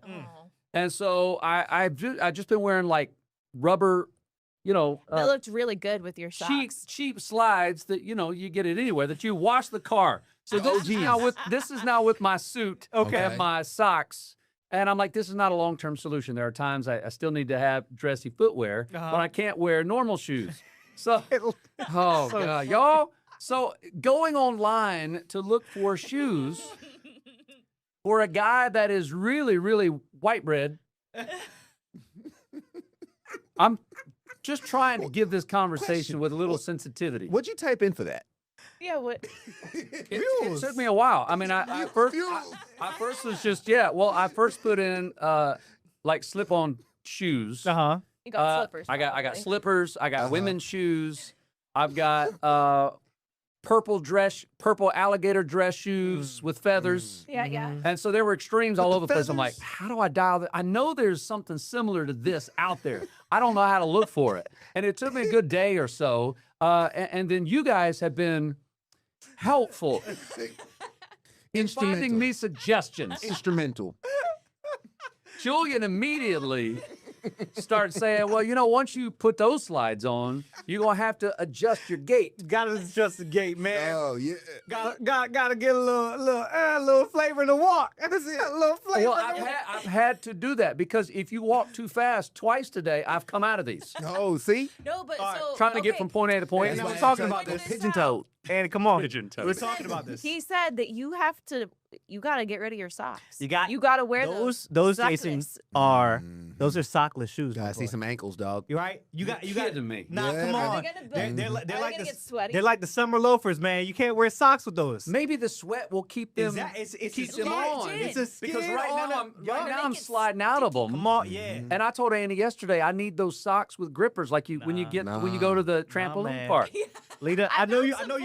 I know you love your socks. Jason has a great sock collection. Yes. Wait a second. Time to let the Just ankles put breathe, like- brother. Put a little baby powder in there, too. Can you do it tomorrow? Can you just not wear socks? That's what I'm saying. Those, man. You can. That's I how do you it right do it. now. That's I how- do it right now. Do it. Oh. Here we go. Here we go. Don't go get a paddle. Here we go. Go full screen, Come Julian. on, I got you, brother. Full I screen. got you. Here we go. I got Gold toe. Not for free. Gold Not toe for coming off. free. Content. Oh, that's true. Not for free, Jason. You have to subscribe to see what happens next. All right. Here we go. All right, put it on. Come on. it. Oh, I think I pulled something. Put the Venmo Hang on link my up. right leg. I broke my hamstring. Okay. All right. There we go. There we go. How's that feel though? Now go ahead, put the foot down on the ground. Tell me you don't get some grip. Come on. Come on. What you getting? You want to stand up? How you feeling? It's like a little toe air conditioning going on. I'm not gonna yeah. lie. Feel good, doesn't it? Spread them out, and then if you really need it, you can get the pinky toe and the big toe to like I feel like I'm trying so hard. You guys, the last 2 days, I've gone to 8 shoe stores around Charlotte. Oh, no. And I have been in the... Okay, no offense against Skechers. Oh, here we go. Skechers has some good shoes, and I don't want to offend them, especially if you ever would like to advertise. I must have tried on 12 different pairs, and I was in the group of other men over the age of 70. We're all shopping in the same section, looking for things that are comfortable. Oh, this is what it's come to. This is what it's come to. So, I mean, at what point, and then now I have a different appreciation for women trying to cram your feet in heels, and you're sacrificing comfort for fashion. Yeah. So, I mean, at what point have you guys, because you're all 3 millennials, like at what point have you started to make the adjustment to what's more comfortable? Jane King hit it right on the head, 34. Why? That was when I bought my Why? first pair Why? of Canes. Which are like Crocs. No, they're Which not. look like, No. thank you. No, Well, no, I no. mean, they're Thank you. like a sporty, closed-in version of Crocs. They're close. Okay. They've been Goofy. kind of this conversation. Yes. Wow. To me, my Cane viewer. To the Cane Bros. Right, the Cane Bros. They are not Crocs. Nope. Athletes with they are performance recovery footwear. So you think you're an They athlete? are for, they are for They are for you, athletes. you They only. are You for are athletes. Be careful. You know I have the power now to remove both You of are swallowing that marketing pill. That's exactly what you're doing. It's active recovery. Beans is going, sucker.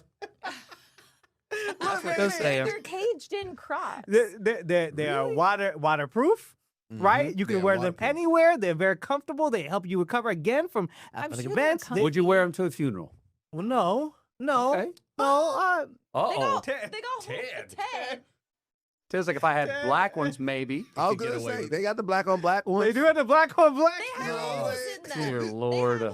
They have the ones without the holes as well. Shut up. They They do. Do They they? do. Like this They is do. like when Crocs said, "Hey, we're gonna make high heels," and no one bought them. Too bad they're not Crocs. They're Canes. They're Canes. There's a difference. You think you're I'm gonna make telling you. Canes So dress when shoes? it comes to the Canes, Talk about it. Talk about it, Ted. I first got these a few years ago, and I heard it from my mother-in-law. Mm-hmm. I heard it from my From wife. your mother-in-law. My mother-in-law, my wife, my father-in-law, everyone could not understand it. Now my wife has 2 pairs. No, they're Converse. Oh yeah, my mother-in-law is Converse. considering a pair. Oh, I thought you were saying that your mother-in-law turned you on to them, and I said, Oh no. They were anti. They were anti-Canes. Does those look like Crocs to you, or those look like Yeah. Those look like Crocs to performance? Look at them, athletes. Look at that. Look at that. Look at that. I Come mean, on, all well, conditions. of course, but those are also athletes. Those are athletes. So let's start with that. Let's- All right, yeah, don't let's put start with yourself that in the part category first. as athletes, okay? Julian, Number 2, what they look like, Annie, are aerodynamic Crocs. They look like heavy-duty Crocs with all of the, Listen. with like the extra padding on the bottom. Like I'm not saying they don't look comfortable. Look, Jason, they even have some without a back. I'm just saying. Listen, I would There's try some- it. Like I said, I've been trying on everything under the sun They the look last like- couple of days. They What? remind me of like, you know, in restaurants where you have to wear like the big old grippy shoes so you don't non-slip in the The kitchen? non-slips. So in the kitchen. That's it. All right. Well, and you're not off the hook here. When did you officially reach the age of getting some comfort wear? I've always wanted comfortable footwear. Oh yeah. Honestly, yeah. Start that way. Oh yeah, it kind Always- of started that way. I always was more about performance as a kid. Like Performance. I would put on the tennis shoes Uh-huh. in the Macy's section, like And you'd be like 90s, racing and back I and forth? literally would sprint from side to side. The shoe sales people are like, Yeah. And you know what they say? That looks athletic. You Yeah. should get some Canes. Oh man. With that, we're gonna That's be what back they with one say. morning edition. Mark my words. Wrap things up. Well, I have Canes body will be you.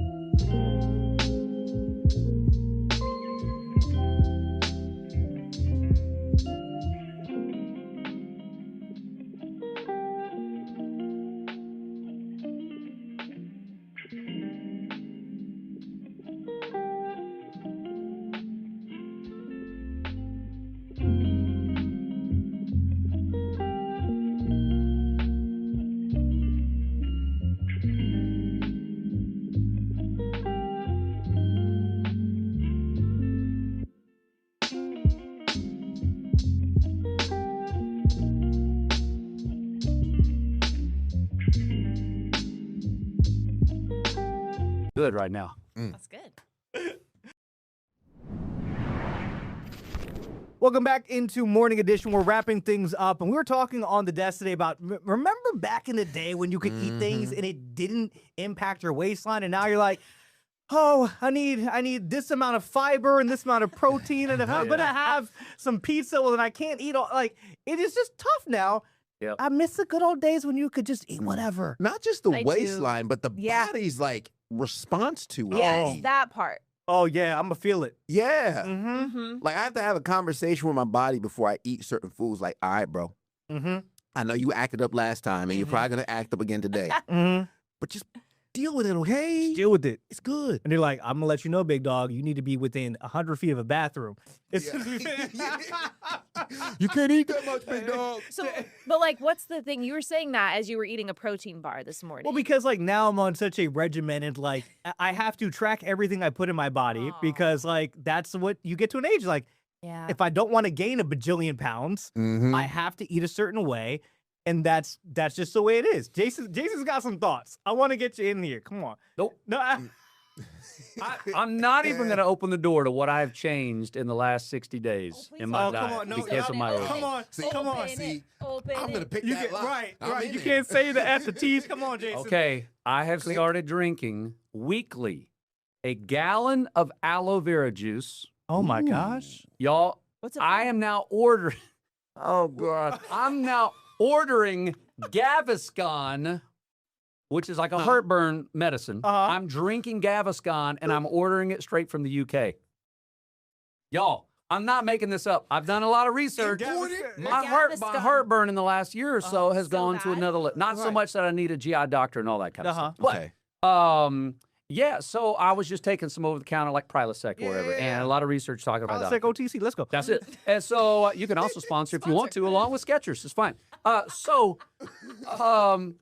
lost my train of thought. Oh, yeah. So one of the things said, so aloe vera juice. Think about what aloe vera does to your body, right? Yeah. And so if you drink it, it's just a light lining before you eat something. You just take a shot or two, couple of ounces. But now I have a big gallon that I have delivered every week. I just chug this stuff. It kind of lines your esophagus, your throat, your digestive system before you eat whatever it is. It helps. It doesn't take care of it, but it helps, right? So I do that.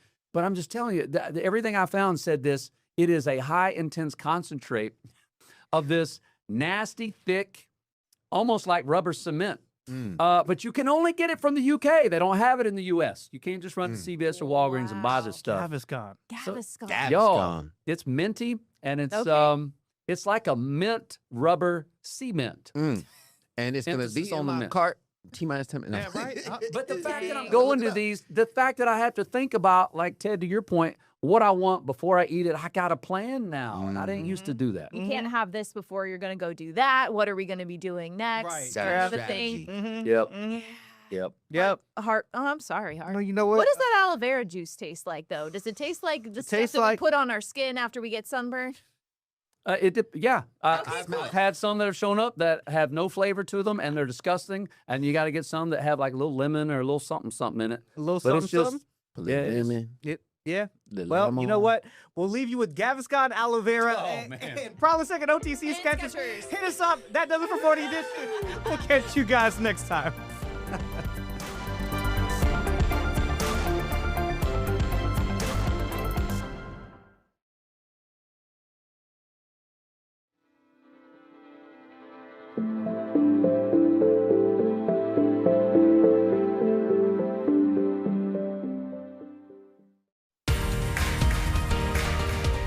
Charlotte cannot continue building the city that we aspire to be while stepping backward on the infrastructure that supports modern business, education, and innovation. Pollution, noise, and the biggest part, nobody wants them here.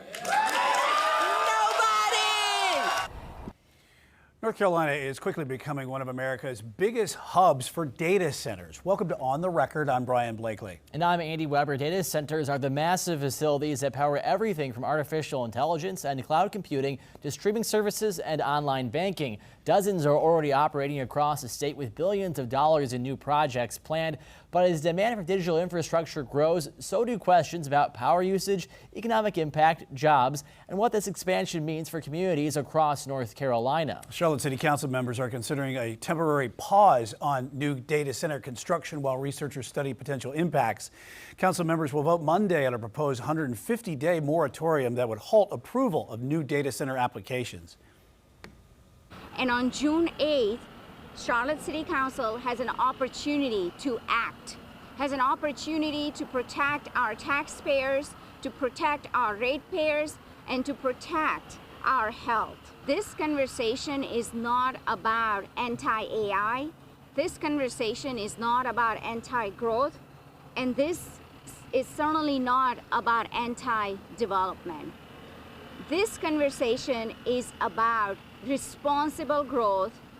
This conversation is about responsible development with safeguards and guardrails in place to protect our communities.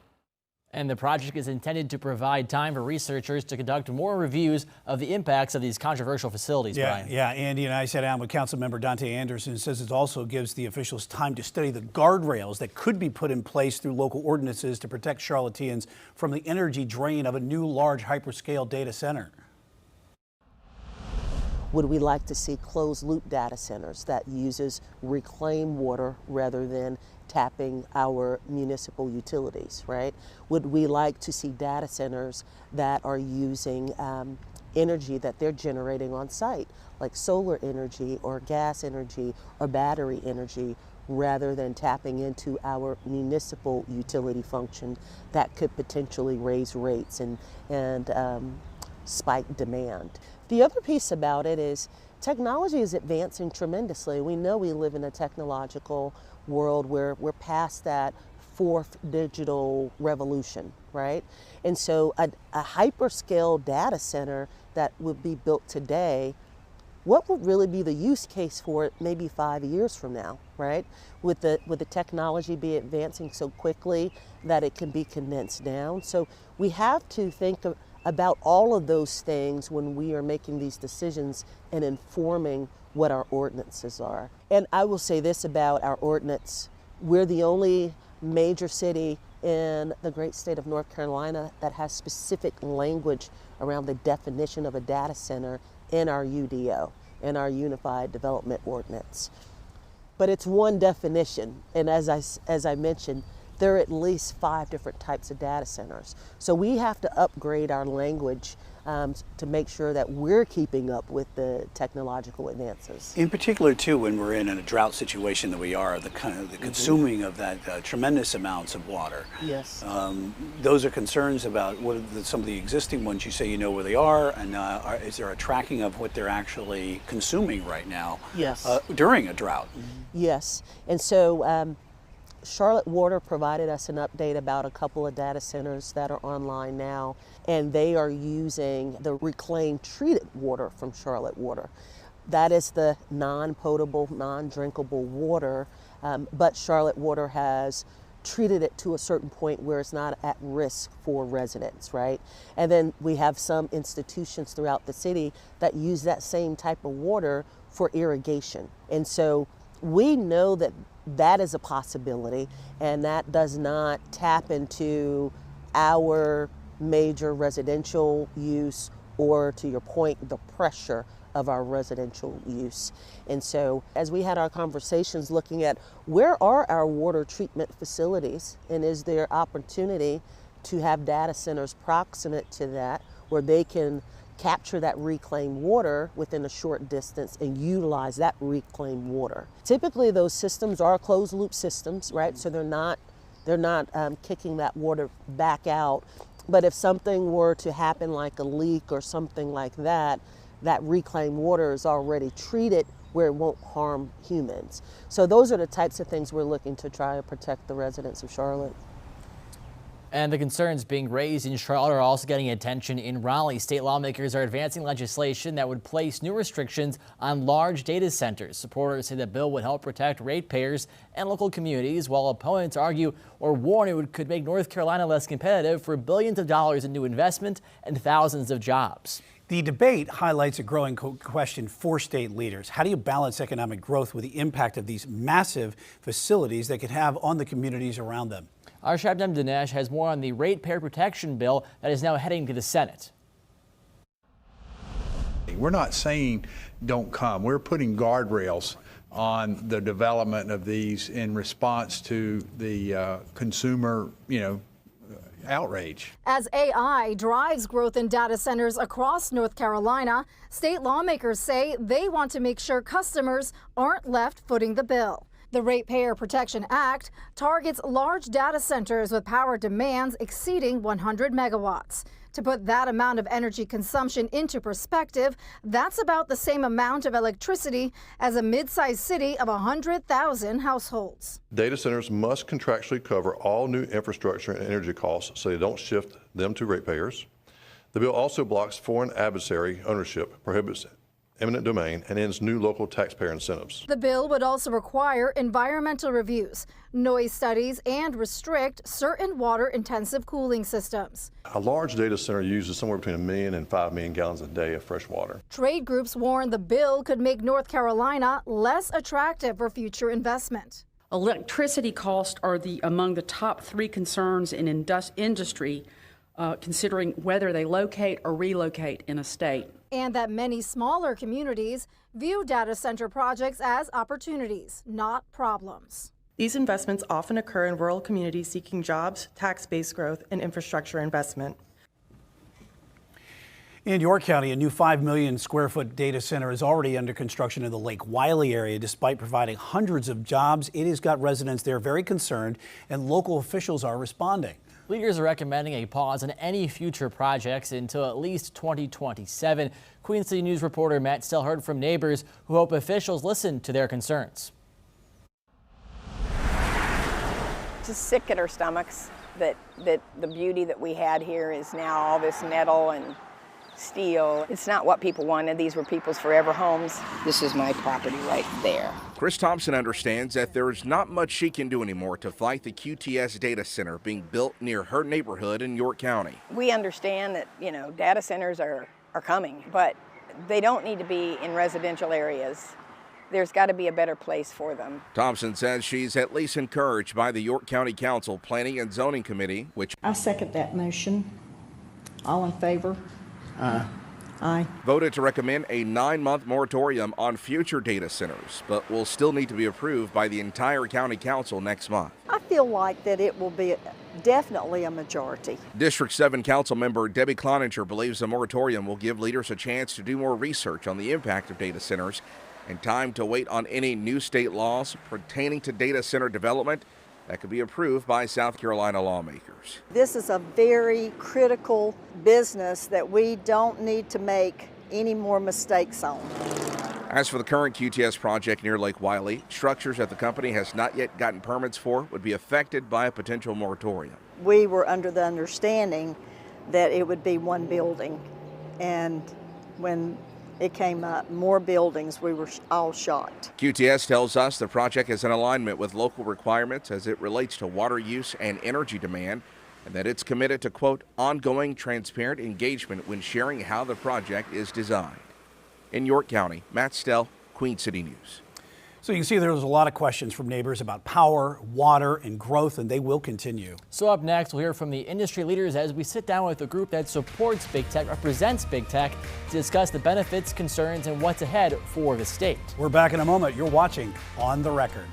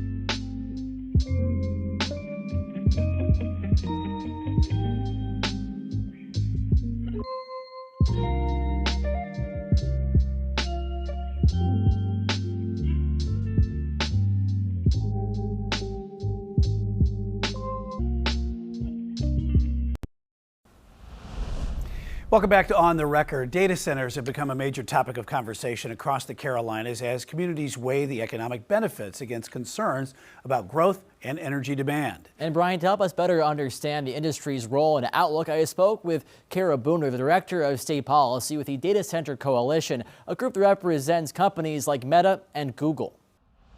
You start thinking about all of the devices that you have in your own home that are connected to the internet. I know myself, I live in a small studio apartment, but I think I've counted I have 19, including my smart TV, my computer, my printer, my smart light bulbs. There's just a vast amount of data that we're producing and consuming every day.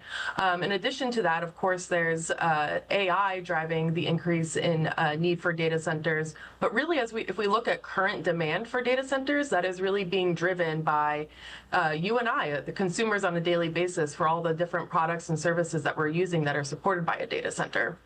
It's really become a hot button issue now. We're seeing contentious public meetings in towns big and small across the country. What do you attribute that to? Yeah, I think there's a bit of skepticism when it comes to something like AI. And I also think that there's a lack of understanding of just exactly how much is being supported by a data center. Sometimes I hear people say, well, I don't use a data center. I don't want those.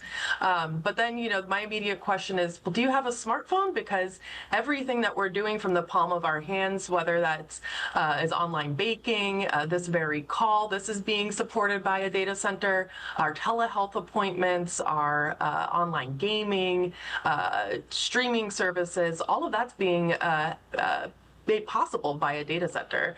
And then there's also a lot of applications that require a data center to be physically close to the companies or consumers that are using those services. And that's in order to provide low latency and fast processing times in order to make sure all of those products and services are being supported in a fast manner and an efficient manner. I think location is often discussed in these public meetings. Is it impossible to put it in a rural area where you wouldn't see as much pushback, or is it essential to have it in a suburban or urban area? It's a great question, and it really does depend what purpose that data center is serving. So you are seeing some data centers going into very rural areas because it doesn't require that low latency factor there. But for some of those other purposes that require low latency, you're seeing those closer to population centers. A couple of examples I like to point to, New York, the tri-state area, not necessarily thought of as a major data center market, but there are in fact data centers there, and it is to support the ability to process those Wall Street financial transactions in essentially real time. Or if you're thinking like thinking about something like autonomous vehicles that are processing the different environmental stimuli that are around those vehicles, of course you don't want something that's taking a long time to be processed, come back and be able to respond if you need to respond in real time to make sure that those autonomous vehicles don't crash.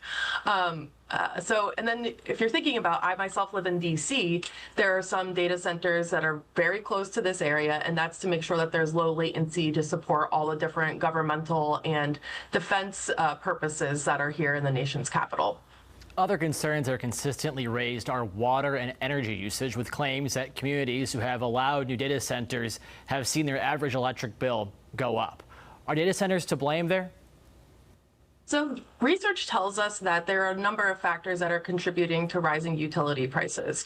There's one of those factors being an increase in electricity load growth, and that's attributable to data centers, but other factors as well, including the onshoring and reshoring of manufacturing, hydrogen production, the electrification of our homes and vehicles. There are a number of things that are really putting additional demand on our grid.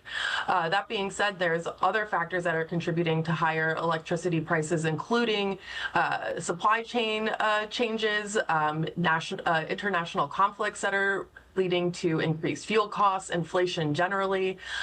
So I think there's a bit more nuance to that conversation when we're thinking about what's increasing utility costs. In addition to that, we're seeing a growing number of utilities come out and say that due to large load customer growth, including from data centers, that's allowing them to spread those costs across a larger customer base and actually put downward pressure on those utility rates. Well, I'm curious, because your coalition has such large members, household name companies, are there conversations being had with energy providers about making it more efficient or reducing the potential impact to a grid or people's cost? Absolutely. The data center industry is committed to paying its full cost of service for electricity, and we've been leaning in as an engaged stakeholder with grid and utility operators and participating in a number of different regulatory engagements across the country that are establishing different terms that ensure that there is not cross-subsidization from other customers for costs that are solely attributable to data center load growth. Is there any concern that internet users, that this might be stunted, or AI might be stunted by opposition to the construction of these centers? I think it's a real question right now. We are seeing a lot of different conversations, localities establishing moratoriums on data center construction. And I think that really could make the U.S. less competitive in terms of being able to build these facilities and to have our data secured here in the U.S. I think there's also the question about what that could mean for economic development impacts. A study from PwC showed that in 2024 alone, the data center industry contributed $18.5 billion to North Carolina's GDP and supported more than 117,000 jobs. And that also translates to about $1.4 billion in state and local tax revenue. So I think there's a lot to consider when we're seeing this type of opposition, including the impacts that might have to economic growth in those jurisdictions as well. Concerns over the environmental impact of data centers looming large. When we return, we'll look into a newly proposed bill that would potentially bring down energy costs. We'll be right back with more On the Record.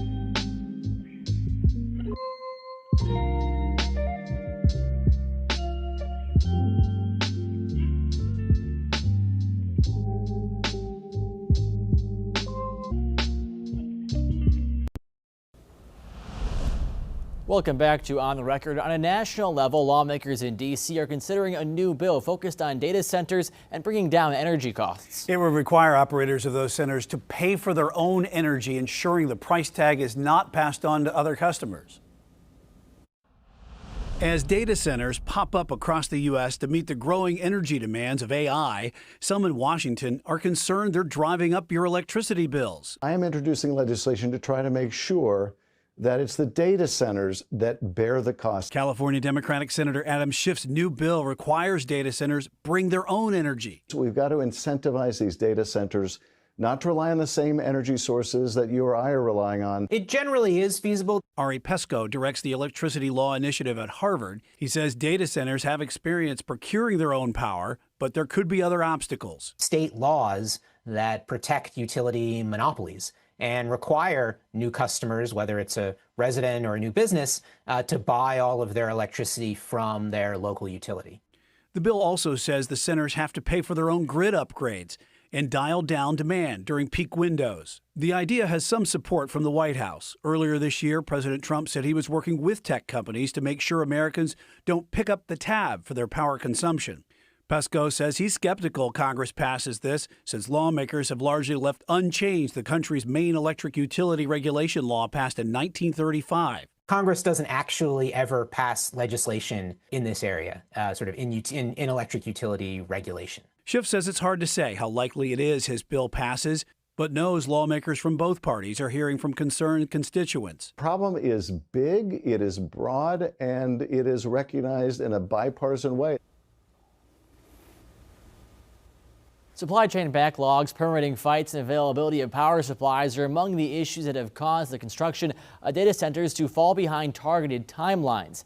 Power industry experts tell the Wall Street Journal that Google's strategy of securing its own sources of generation and investing in the ability to shift computing loads to follow power supply could allow it to get its data centers connected to the grid faster.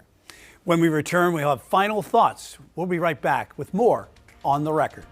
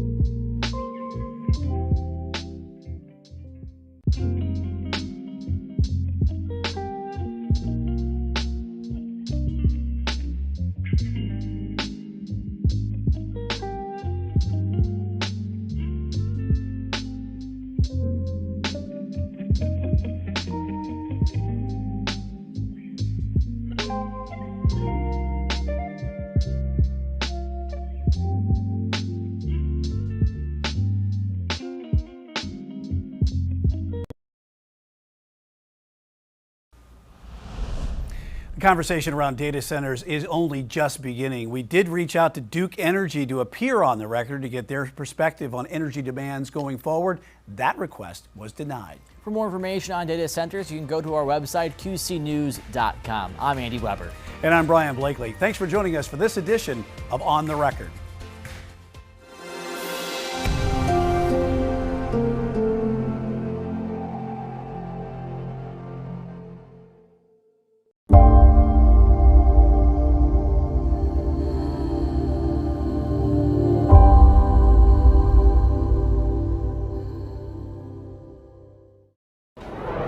Today on Queen City News, dozens of car break-ins reported in a York County neighborhood. What we know about the suspects responsible and what they walked away with. Brandon? And we're tracking a very hot and muggy week across the Carolinas. Probably the hottest week we've experienced so far this year, and it's going to get even hotter as the week goes on. We'll talk about when temperatures could make a run towards the mid-90s and when heat indices could feel closer to 100 degrees coming up here at noon.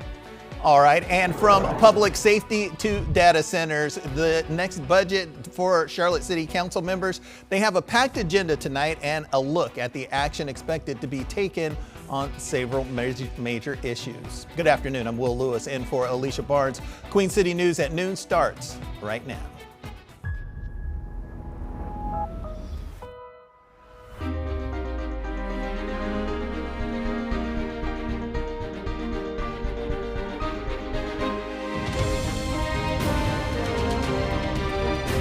Queen City News starts now. And first at noon, a check outside as we take this live look around the Queen City. It's a warm and humid start to the afternoon as temperatures begin to pick up, but we can't rule out a chance of a pop-up shower. So let's get over to meteorologist Brandon Lawson in the Pinpoint Weather Center. And Brandon, we're going to see more of this muggy pattern throughout the week, right? Yeah, it's just going to continue to get hotter and continue to get more muggy as the week goes on, Will. And we are tracking temperatures already in the mid-80s here at lunch. Concord is already at 90 degrees so far today. Same with Sherrall. So already seeing a pair of 90-degree temperatures here at lunch. We're at 84 in Charlotte, 85 Lincoln, 84 in Gastonia. Even our friends in Rowan County there in Salisbury at 88. And we have mid to upper 70s trying to make itself known up in the mountains. But again, as you mentioned, Will, that humidity going to be a big story. 70-degree dew point right now in Charlotte. The mugginess is continuing to increase over the Carolinas. So it is hot and humid today. We might as well call it muggy. We'll have that chance for some widely isolated to scattered storms as we head through the rest of the afternoon and evening. Only about a 20% chance for that, but there could be some pop-up storms and maybe even a lingering storm into the overnight hours tonight. So radar is dry for now, but when you look at your rain chances today, again, this morning we stayed dry, but through the afternoon, 10 to 20% chance of that pop-up storm. Coming up in just a little bit, though, we'll show you Futurecast on how those storms will look and when we can see the wettest day of the week this week. Coming up in just a bit, Will. All right, thanks so much, Brandon. Top law enforcement officials in North Carolina are investigating a death at the Mecklenburg County Detention Center. Officials say a detention officer found 21-year-old Jalon Riddick unresponsive over the weekend. He was later pronounced dead. The State Bureau of Investigation is now looking into Riddick's death.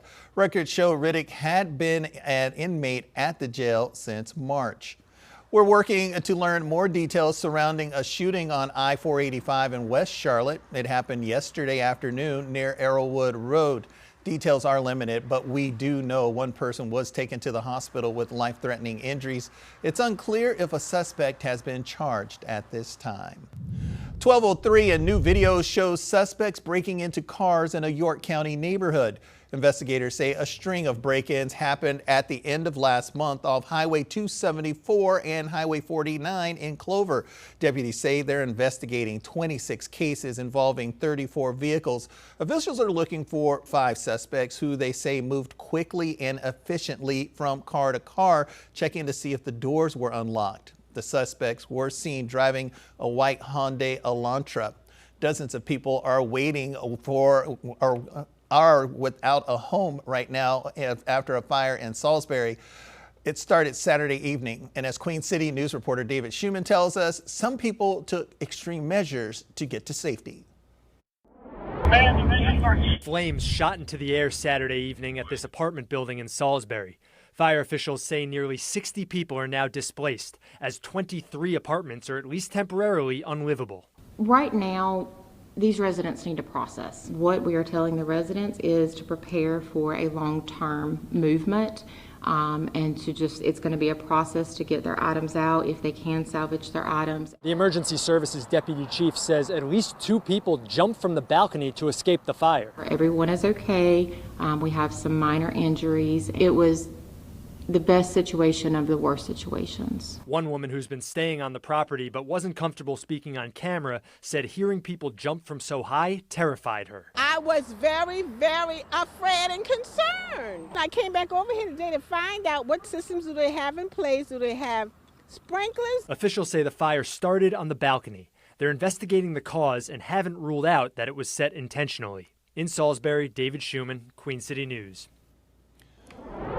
Charlotte City Council members have a packed agenda for tonight's business meeting. They're expected to vote on whether to impose a 150-day moratorium on new data centers and telecommunications facilities in the city. Many in the community are against data centers over concerns about electrical and water use and noise and air pollution. The council will also vote on the city's budget for the fiscal year beginning July 1st. It includes a property tax increase to pay for public safety improvements. The budget also calls for 10% pay raises for police and firefighters. The council meeting begins at 5 this evening at the Government Center in Uptown. Our chief political correspondent, Andy Weber, will be there. He'll have details on what comes out of the meeting tonight at 10. Monroe City Council members will consider a measure this week calling for an ethics investigation into one of their colleagues. Mayor Robert Burns and Councilmember David Dotson want the city attorney to line up outside counsel to look into Councilman Gary Anderson. A letter filed as part of the council's agenda for tomorrow night mentions allegations involving Anderson in Charlotte. Their letter also says the allegations involve someone who may be a minor and may have been referred to a Crimes Against Children unit. We've reached out to Mayor Burns and council members Dotson and Anderson. We've also reached out to the Charlotte-Mecklenburg Police for information on the investigation, so we'll let you know if they respond. Primary day is tomorrow for South Carolina voters, with the race for governor at the top of the ticket. The latest polling out of from the Citadel shows the race is a close one. Trump-backed Lieutenant Governor Pamela Yvette narrowly leads Attorney General Alan Wilson and Congresswoman Nancy Mace by a single percentage point. Among 600 Republican voters surveyed, Yvette had their support of 17%, while Wilson and Mace both came in at 16%. York County Congressman Ralph Norman and businessman Ram Reddy came in at 13% and 14% respectively. State Senator Josh Kimbrell suspended his campaign last week. Experts say the big takeaways is many voters are still undecided, with 23% of respondents saying they hadn't landed on who they'll vote for just yet. But we asked in this case, if someone said don't know, we asked them one more time, like, who might you be leaning towards? And those folks still said, we truly are undecided. And I think that's because there's so many choices to make at this time. And polls open on primary day at 7 a.m. and close at 7 p.m. If no candidate gets more than 50% of the vote, the top 2 will head to a runoff on June 23rd. Israel and Iran continue trading strikes, threatening to upend the fragile ceasefire. And as Trevor Shirley reports now, President Trump is calling on both countries to stand down. White House officials say talks to end the war are ongoing, but the current ceasefire could be in jeopardy. Over the weekend, Israel and Iran returned to open hostilities, with Israel striking inside Iran for the first time since the current ceasefire was announced several weeks ago. Israel says its strikes were defensive and retaliatory. Now Iran says it will hold the U.S. responsible if Israel violates the ceasefire between the U.S. and Iran. Critics of the war say there continues to be no plan. While there has been some incremental progress, we don't have regime change. We know we don't have the enriched uranium, and I think it's going to be extraordinarily difficult to get it out. Monday morning, President Donald Trump posting on Truth Social, telling both Israel and Iran to stop shooting. Over the weekend, he told NBC's Meet the Press he'll make a deal with Iran soon, and it will bring down gas prices. They're going to go lower than they were before. Have they peaked? As soon, well, it depends. I mean, it depends where the war goes. For his part, the president remains optimistic about the war, even as recent polling shows the majority of Americans disapprove of the military action. I'm moving very fast. I'm into 3 months. You know, Vietnam lasted 19 years. I'm into my 3rd month, and all I do is say, whoa, when are you going to win? President Donald Trump also posting on Truth Social today that the blockade in the Strait of Hormuz will remain in place until a final deal is reached. Reporting in Washington, I'm Trevor Shirley for News Nation. President Trump is making a trip to Madison Square Garden to attend Game 3 of the NBA Finals this evening, and his attendance is causing problems for some fans who are now encouraged to show up at least 2 hours early for an advanced TSA-like security check. Due to the enhanced security measures, there won't be a watch party outside Madison Square Garden. Tonight's game between the Knicks and the Spurs begins at 8:30. Closer to home, a new attraction is coming to Carowinds. Park leaders unveiled plans for Rip-Roaring Falls this morning. Officials say it will be one of the tallest water rides ever constructed. There was a need to have a water attraction return to Carowinds, and so we decided if we were going to do it, we're going to do it in a big way. Plus, there's, it's related to the Carowinds story and also to the North Carolina, South Carolina story. We are always looking for ways to connect the story of North and South Carolina to our park. And the ride is currently under construction. The park hopes to have it ready for riders next year. With summer approaching, gun violence is at the center of attention for authorities. Now, local leaders are representing hundreds of South Carolina victims. Plus, 2 former Duke Energy employees accused of stealing from the company, what they're accused of taking, and the charges they're now facing because of it. And calling all air travelers planning to fly soon. The continuing war in Iran may throw a monkey wrench into your plans. What you should know before booking your next flight. Brandon? And temperatures are heating up quickly today. We're talking about lower 90s later this afternoon. 90 for high temperature in Charlotte, 92 for spots like Monroe and Wadesboro. And we're getting even hotter later this week. This is a hot and muggy stretch, the hottest and muggiest stretch we've seen all year. And we're talking about what it could feel like 100 degrees later this week. Plus, daily scattered storm chances will have me timing out some storms for you on Futurecast. Coming up next to your full Pimple weather forecast. All right, thank you so much. And you're watching Queen City News, a beautiful view of Uptown from our exclusive Arlington camera, the most honored and the most local news in Charlotte. We'll be right back.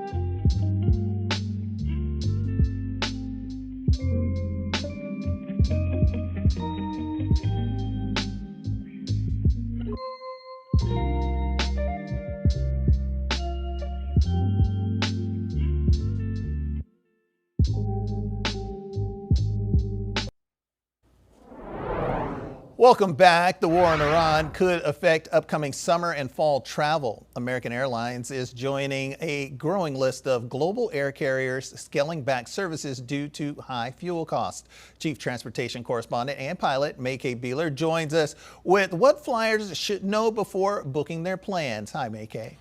Hey, Will, you know your options may be dwindling. Yeah, thanks to fewer direct flights. Well, the chronic shortage of jet fuel caused by the ongoing wartime closure of the Strait of Hormuz, it's throwing a monkey wrench in the plans of some vacationers. Now, the price of jet fuel, as we know, it's doubled since the start of the war, and now over 3 months in, airlines like Spirit, they've shut down altogether, while others are temporarily cutting routes as the war continues to drive up prices. American Airlines is suspending 6 routes because of, high jet fuel prices. And the air carrier told CBS that it has adjusted schedules for select routes in August and September. Now, the affected routes will not be permanently cut. So the ones affecting CLT include flights from Charlotte to Ontario and Charlotte to Sacramento, California. Now, the other 4 cut routes include Los Angeles to Cleveland, LA to Columbus, LA to Pittsburgh, and LA to Washington Dulles.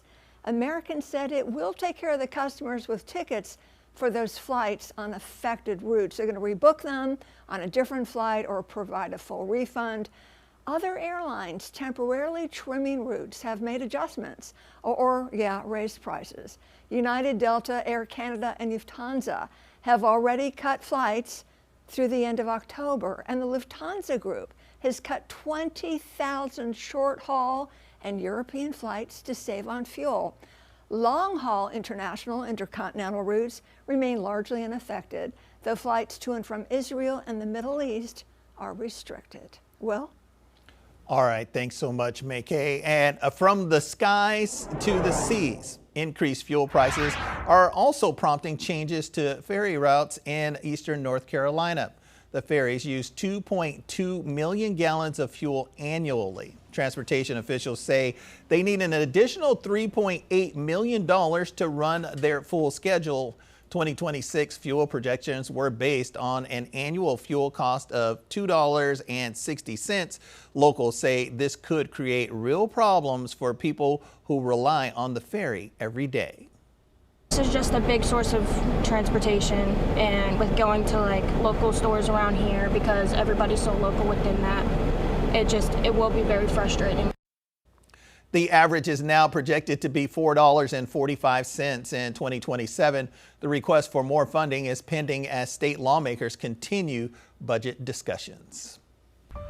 All right, 12:17, and we're taking a live look over Lake Norman. Beautiful day out there, Brandon. I'm surprised there's so many boats still there at the dock, because this is a day you got to get out on the water. Yeah, it looks like we've got a few people out there trying to get their boats out in this 90-degree weather that we're dealing with. You might even want to, take a dip into some of the water. Maybe if you're at a pool or a splash pad, just to cool off somehow.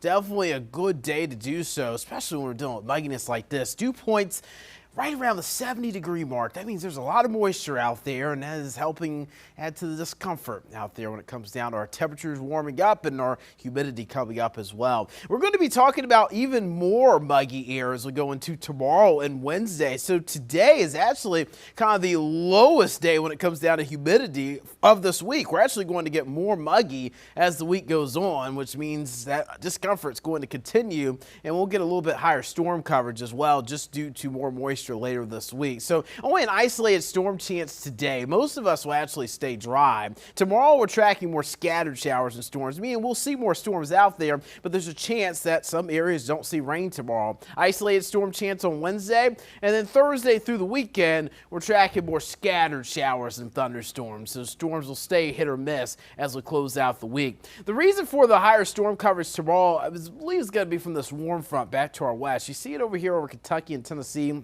Look at all that moisture with it. As this front kind of bends back towards us, I expect a little bit more lift tomorrow in the atmosphere to produce those showers and storms. Today, there's not really anything lifting up the storms for those storms to develop this afternoon. We don't have any real fronts. I mean, we've got a front to our south, but overall, you look at radar here at noon, we're bone dry across the area. And that'll be the case for much of the day. Now, there could be a few isolated storms. You see them popping up late afternoon, early evening. There's a few storms popping up, especially east of I-77, but overall most of the area stays dry. Now as we go into tomorrow, we start dry, but then here comes a little bit of shower and storm covers as early as mid to late morning and into the early afternoon. We've got a few storms to track. That's about a 40% chance of a thunderstorm, with a few more scattered storms continuing as we go through the evening tomorrow before sundown kind of gets rid of the instability and the fuel for those storms, and they just diminish overnight tomorrow night. So anywhere between 1/4 of an inch to 3/4 of an inch of rain in and around Charlotte over the next 5 days. The reason why we have the big spread is because not everybody's going to see rain. And again, this 1/4 of an inch that you're seeing for Charlotte could be a 1/2 an inch or 3/4 of an inch if you see a downpour or two on certain days that other people don't see. We've got about 1 to 2 inches in the mountains and foothills over the next 5 days. Storm coverage will be a little bit more widespread there over the next few days. 86 already in Charlotte. 90 in Concord, 90 in Sherrill, 83 Shelby, 85 in Lincolnton, 76 in Boone. That's your lunchtime temperatures right now, so we're heating up quickly. At least near 90 degrees this afternoon across the Charlotte area, near 80 in the mountains. It's going to be a heater today. 60s and low 70s as you're out the door tomorrow morning, and then tomorrow, cooler because of more storms early. Mid-80s, low 70s in the mountains, but it is still going to feel pretty humid as you step outdoors tomorrow morning and into the afternoon. We're going to hold on to the heat and humidity throughout much of this week. By Friday, we're talking about 95 degrees. Could feel like near 100 degrees on Friday afternoon when you factor in that humidity, Will. Thanks so much, Brandon. Hiking prices for older workers and retirees in North Carolina. The major overhaul to the state health plan that could mean higher cost for those who can't afford it. And while working from home may seem like a dream to some, a new report is showing the dark side of remote work. Why experts say it could take a toll on workers' mental health. You're watching Queen City News, the most honored and the most local news in Charlotte. We'll be right back.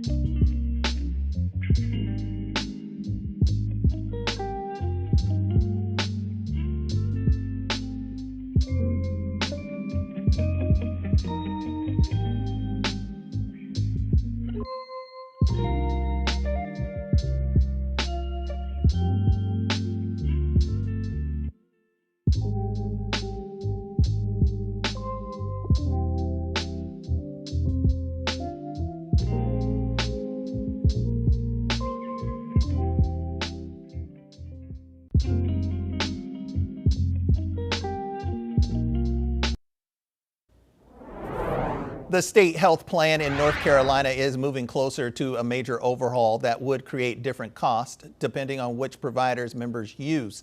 That health plan covers more than 750,000 teachers, state employees, and retirees. Leaders are proposing a three-tiered provider network in which providers would be able to earn preferred status by agreeing to lower prices for members. People who use the access tier providers would see costs similar to what they pay today, but leaders warn members who choose non-preferred providers would pay much more. You will be able to cut your out-of-pocket cost by a third or more. If your current provider is ultimately not in the preferred tier, it will be because your provider does not sufficiently value your business. And the board will take a final vote on the new three-tier provider system and benefit changes at next month's meeting. A new analysis is raising concerns about the Social Security program's future. The average retiree could see their benefits slashed by $500 a month if lawmakers stay the course. The Committee for a Responsible Federal Budget found if Social Security's retirement trust fund runs out of money in 2032 as anticipated, benefits would automatically be reduced by roughly 24%. For the average retiree, that comes out to about $500 a month. $500 a month cut or a $6,000 a year. Chief Business Correspondent Taylor Young tells us what this could mean for retirees. The average retiree today takes home around $2,000 in Social Security benefits.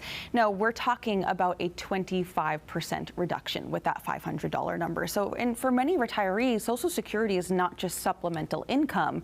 I mean, people rely on this money to pay their rent, pay their housing, groceries, their health care, and exact estimates vary. But some advocacy groups estimate that 21 million Americans rely solely on their Social Security. They don't have any other retirement money to kind of lean on. So yeah, this would be a pretty substantial cut for a lot of people who rely on this money. For a full conversation with Taylor, just head over to qcnews.com. A new study suggests working remotely could take a serious toll on people's mental health.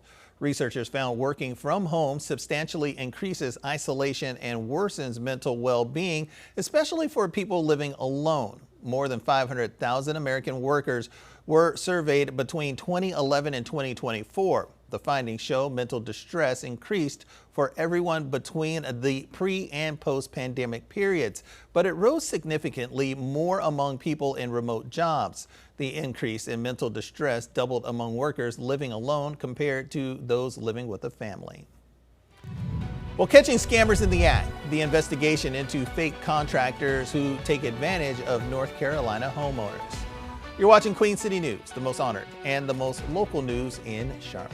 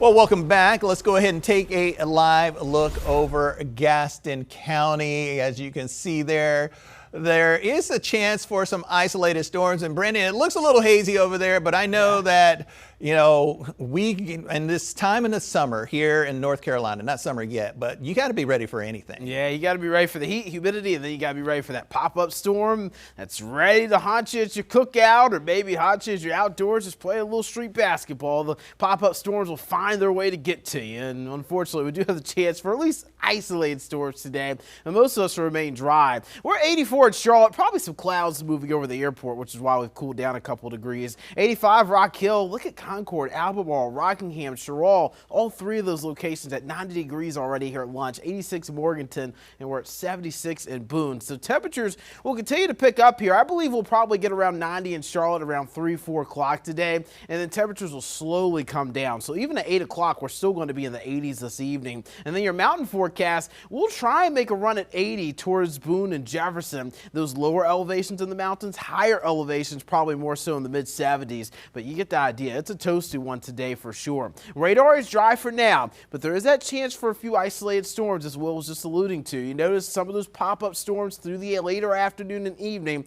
Brief downpour, maybe a clap of thunder could interrupt outdoor plans this evening, but most of the area will stay dry. Same can be said for tomorrow. I believe storm chance is actually increasing a little bit for tomorrow. We'll talk about that, time it out for you on Futurecast, and also talk about how we're getting even hotter to close out the week in just a bit. All right, thanks so much, Brandon. Local leaders are working to combat gun violence as temperatures heat up. Fort Mill recently recognized National Gun Violence Awareness Day. Queen City News reporter Jen Cardone spoke with the mother of a gun violence victim who says keeping the issue in the spotlight is personal.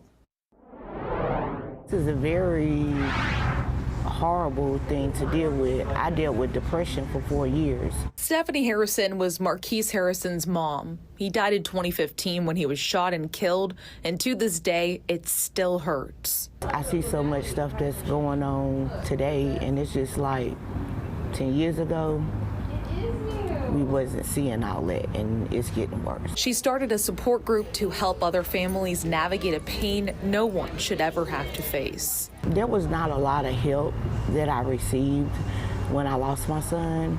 For the first time this weekend, Grace Presbyterian in Fort Mill will fill this entire yard with shirts to mark every person that was impacted by gun violence in 2025. Any shirt with a black X indicates that that person passed away. Thoughts and prayers also need to be paired with meaningful action. Katie Rutland is an event organizer. She says each orange shirt represents 10 of the 1,177 people hurt or killed by guns in South Carolina last year. It's our job as a community to support each other and love each other. She says change can happen if you're willing to take a bold step. I'm hoping that it will give them reason to pause and think about how we can all work together to help end gun violence. Jen Cardone reporting there. Authorities believe someone is helping two escaped inmates hide from North Carolina law enforcement. Michael Miles and LaShawn Knott escaped from the Vance County Jail last week. There is now a national search underway to find the two men. We are making a significant progress to find them and to identify anyone and everyone involved in their escape. To anyone who knows where they are now, who assists or supported them, now is the time to turn them in before anyone gets hurt.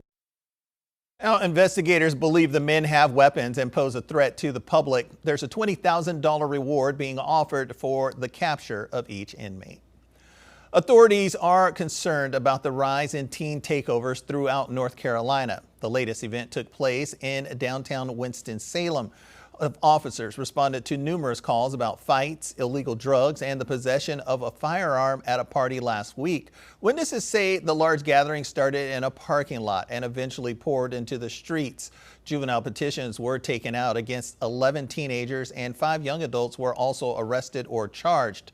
Business owners in the area say the teen takeover trend is concerning for them as well. People were on top of cars twerking and damaging people's property and things that just shouldn't go on. I think the police force did have a good job helping in some realms, but I think that it could be improved in some aspects too. Winston-Salem police say they will present potential curfew options to city officials this week. They're also working to ensure trespassing signage is properly posted to try and stop unlawful gatherings. And local curfews are in effect due to similar incidents in the Charlotte area. At Camp North End, anyone under 18 must be with an adult if they are on the property after 6 p.m. The same rule is in effect at Birkdale Village in Huntersville. Visitors under 21 also can't be at the shopping center after 10 p.m. Both curfews were put into place due to incidents involving juveniles. Two Cabarrus County men are accused of stealing hundreds of thousands of dollars worth of power from Duke Energy. Deputies say Edward Little and Michael Kutz diverted nearly $600,000 worth of power to a Concord RV park. Both men are former Duke Energy employees. Investigators say the company tipped them off last month, setting off the criminal investigation. Both men are charged with money laundering. Little is also charged with possessing a weapon of mass destruction. And scammers are targeting North Carolina homeowners and promising new roofs for free. Melissa Painter gives us a first look at undercover video from a recent sting operation where state officials caught the scheming roofers in the act. Here's a look at undercover video taken by the North Carolina Department of Insurance Fraud Control Group. These are bait houses used in an investigation to find roofing companies who might be committing fraud. Engineers verified these roofs had been perfectly fine. But in multiple instances, you can see a worker lift the roof shingle past 90 degrees, damaging it, and then wiping away the granules. And if you listen carefully to the video, you can also hear the adhesive from the roof, from the shingle as he's lifting it up. That is creating mechanical damage to a shingle, which then in turn, they can sit there and say that there was damage to your roof. So, and it's illegal, and it's costing, the consumers, their premiums going up. State Department of Insurance investigators like Kristen Mercer are using this evidence to prosecute offenders in court. This is an issue that hits from Murphy to Manio across the entire state of North Carolina. So we really want roofers to know that we're out there and we're doing proactive projects now in operations. So you never know when it could be us. Insurance Commissioner Mike Causey made this a priority because scamming insurance companies for roof repairs is not a victimless crime. It costs all of us. There are no requirements for roofing contractors whatsoever. And there's very few penalties for the bad ones. And that's why they keep scamming folks over and over.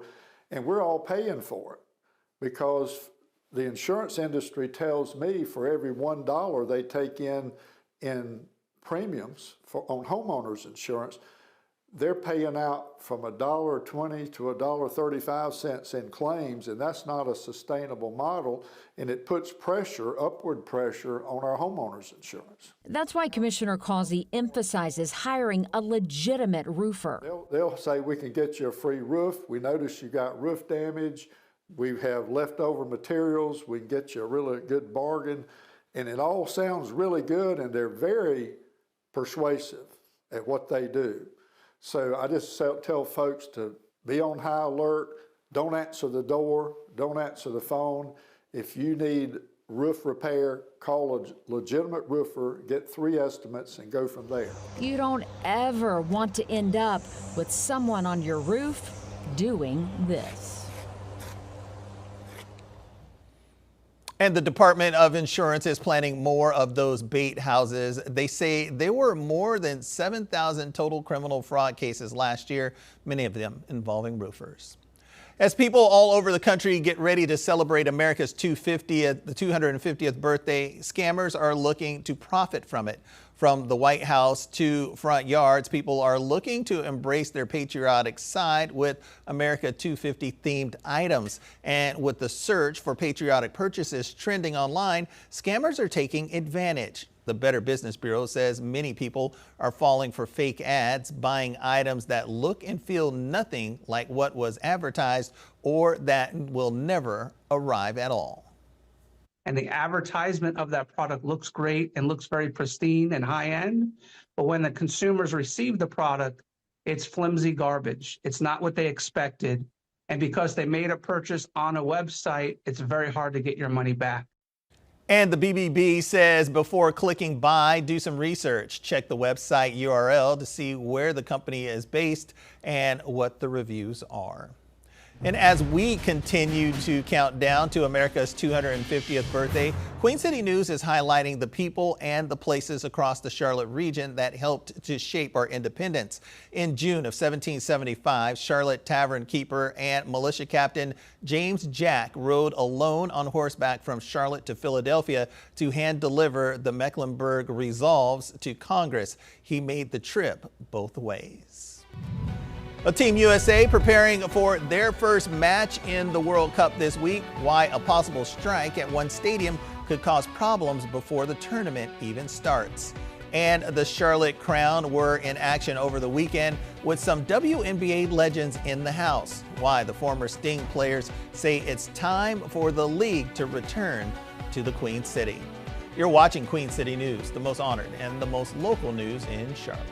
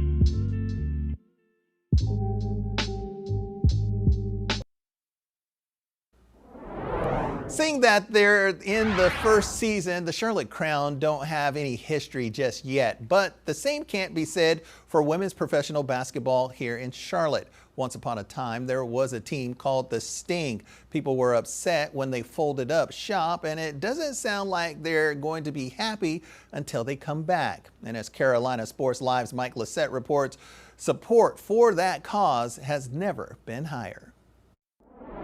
Nearly 3 decades later, WNBA pioneer Kim Hampton still has nightmares about playing in Charlotte. Oh my God, battles.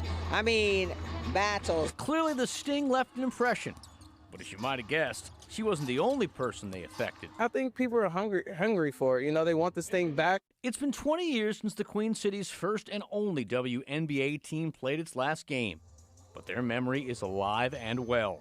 Today, fans old and new drove that point home, showing up for an autograph session with Hampton and some former Sting players, just prior to Saturday's Charlotte Crown game at Bojangles Coliseum. It has all the feels, opportunity to come back to Charlotte, a place that I've enjoyed for several years, so it's a great day. It was like old times, especially with professional women's basketball back in the Queen City.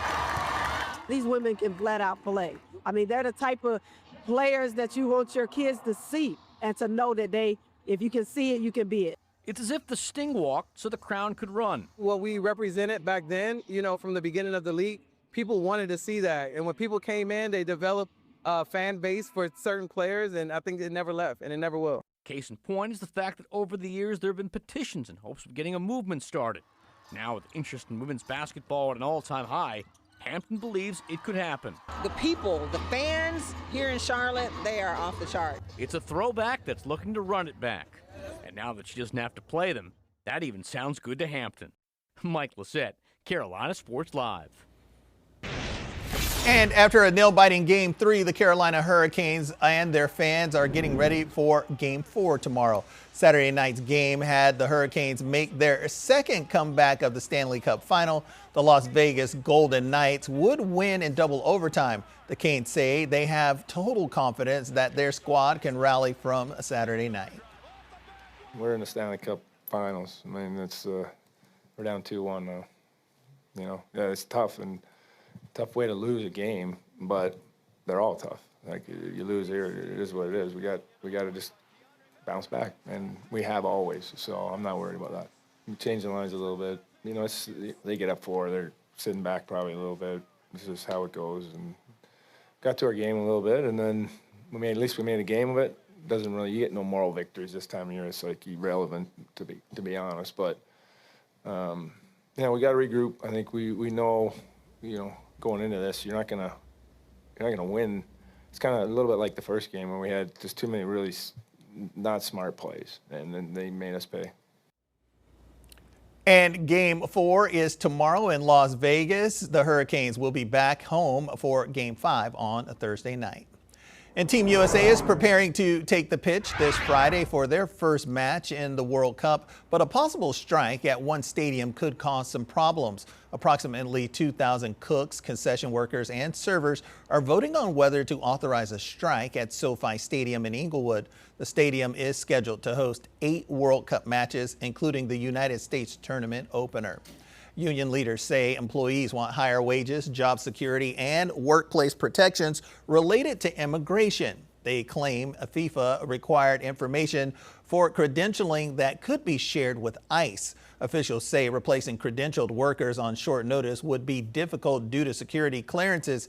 FIFA says it remains committed to reaching a fair agreement and continuing negotiations. All right, let's go ahead and take a live look over a Bank of America Stadium. And no action right now, Brandon, but the Panthers will have some training camp practices later in the week. Yeah, they've got it coming up this week. And, of course, it's one of the hottest and muggiest weeks we've had so far this year. And it's just a sign that, we're getting into the training camp part of the season, summer's starting, things like that. So, again, it's just a sign that it's time for hot, it's time for muggy weather, and it's here to stay, I believe, for quite some time. So toasty temperatures settling in this week, muggy weather pattern also in store. And we also have those daily summertime pop-up storm chances as well to track. And looking at temperatures here, over the next few days, it is kind of a little bit of a roller coaster. We're at 90 today, 84 tomorrow, then back into the upper 80s by Wednesday. But then notice later this week, 93 Thursday, 95 on Friday. And matter of fact, Friday, heat indices, those feels like temperatures, we remember those from last summer. It could feel like close to 100 degrees on Friday when you factor in the humidity, because the humidity is actually going to be going up even more over the coming days. Today, the relative humidity is actually kind of on the lower side, or the dew points are actually kind of on the lower side. The humidity itself is actually going to be going up even more by Tuesday and Wednesday, making it feel a little bit more uncomfortable out there. When you look at your rain chances, we've got an isolated storm chance today, more of a scattered storm chance tomorrow, meaning more areas, more communities will likely see a storm or two tomorrow. Then it's more isolated again for Wednesday, and then by Thursday and through the weekend, we're just tracking daily afternoon and evening scattered shower and thunderstorm chances. So we have a front nearby. And you can see kind of the warm frontal portion of this front back to the west over Tennessee and Kentucky. A few showers and storms there. That's going to kind of work its way back into our area as we go into tomorrow and lift storms into the area. So right now, radar is dry. No concerns for you here at lunch. I do expect late this afternoon and evening that we do see a few storms popping up. They will be very small storms, brief downpours, likely some rumbles of thunder, especially as you're getting east of I-77 and up into the mountains and foothills as well, west of I-77. And then as we go into tonight, things taper down a bit when it comes down to storms. And then here comes another chance for storms as we go into mid to late morning hours Tuesday morning. And then Tuesday afternoon, still tracking a few scattered showers and storms. Very hit or miss, but still could track a downpour or two tomorrow. Rain chances when it comes down to the totals, a little sporadic, right? You're seeing 1/4 inch in Charlotte over the next 5 days, and 3/4 inch in Lincoln, an inch or more up in the mountains and foothills. I believe that's where we see most of the rain this week. As you get further east, it's going to kind of be a free-for-all because it's just going to be dependent on where some of those showers and storms line up when it comes down to those summer pop-up storms. Luckily, we don't have to worry about any hurricanes over the next 7 days. Let's get to track our Carolina Hurricanes as they try to battle back into the Stanley Cup Series there. 88 degrees right now in Charlotte, so we're knocking on the door at 90. We might even get past that today. We're already at 90 in Concord, Wadesboro, and Rockingham, and even towards Sherwall, we're at 91. 77 at Boone. Again, I've got 90 for the forecast in Charlotte, low 80s in the mountains. But again, I wouldn't be shocked if we get past that. And then we're going to continue to heat up. Now, tomorrow, a little bit cooler with more storms and clouds around, and then we pick temperatures back up again. Towards the latter half of the week, we're in the mid-90s, and it could feel like close to 100 degrees on Friday and Saturday when you factor in the mugginess. You're watching Queen City News here at noon. It's the most honored and most local news in Charlotte. Live look from Charlotte Motor Speedway. They got the Cookout Summer shootouts happening. You can actually see the legend cars out there, probably practicing for tonight. Get out there. I'll actually be out there tomorrow for some of those shootout races as well. We'll be right back after this.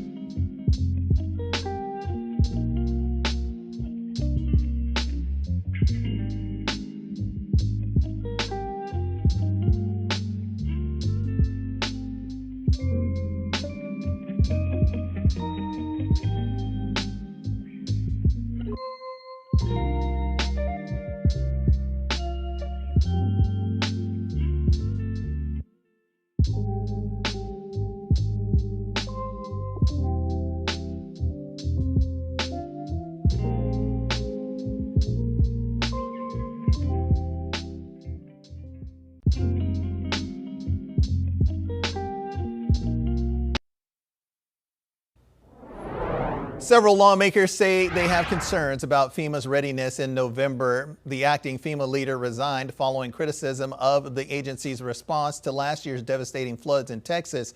Since then, the agency hasn't had a permanent replacement. Despite this, FEMA says it's ready for this hurricane season. Beyond the initial on-the-ground recovery, the agency also hands out disaster recovery funding.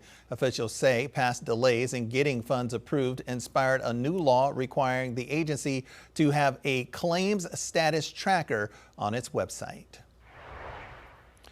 Only on Queen City News Plus, our Pinpoint Weather team is teaching you the science behind the weather. This week, we are talking about humidity and why you might not sweat as much when it's extra muggy outside.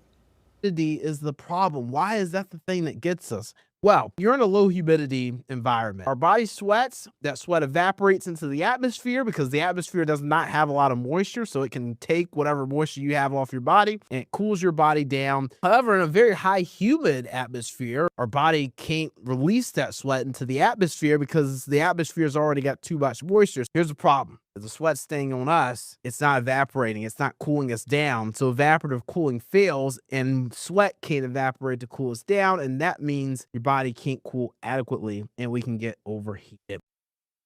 Of course, meteorologist Brandon Lawson dropping some knowledge on us. You can watch the full episode of Pinpoint Weather University right now on Queen City News Plus app. Download it on your Roku, Apple TV, or your Amazon Fire device. You're watching Queen City News, the most honored and the most local news in Charlotte. We'll be right back.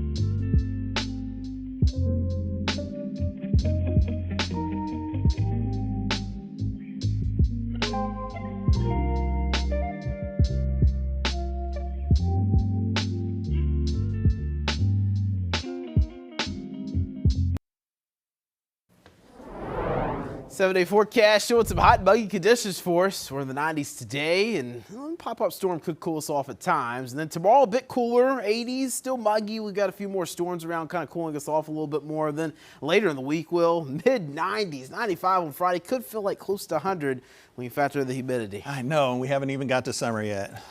Couple more weeks. All right, thanks so much, Brandon. Thank you for watching. We'll be back at 4. Y'all keep it safe.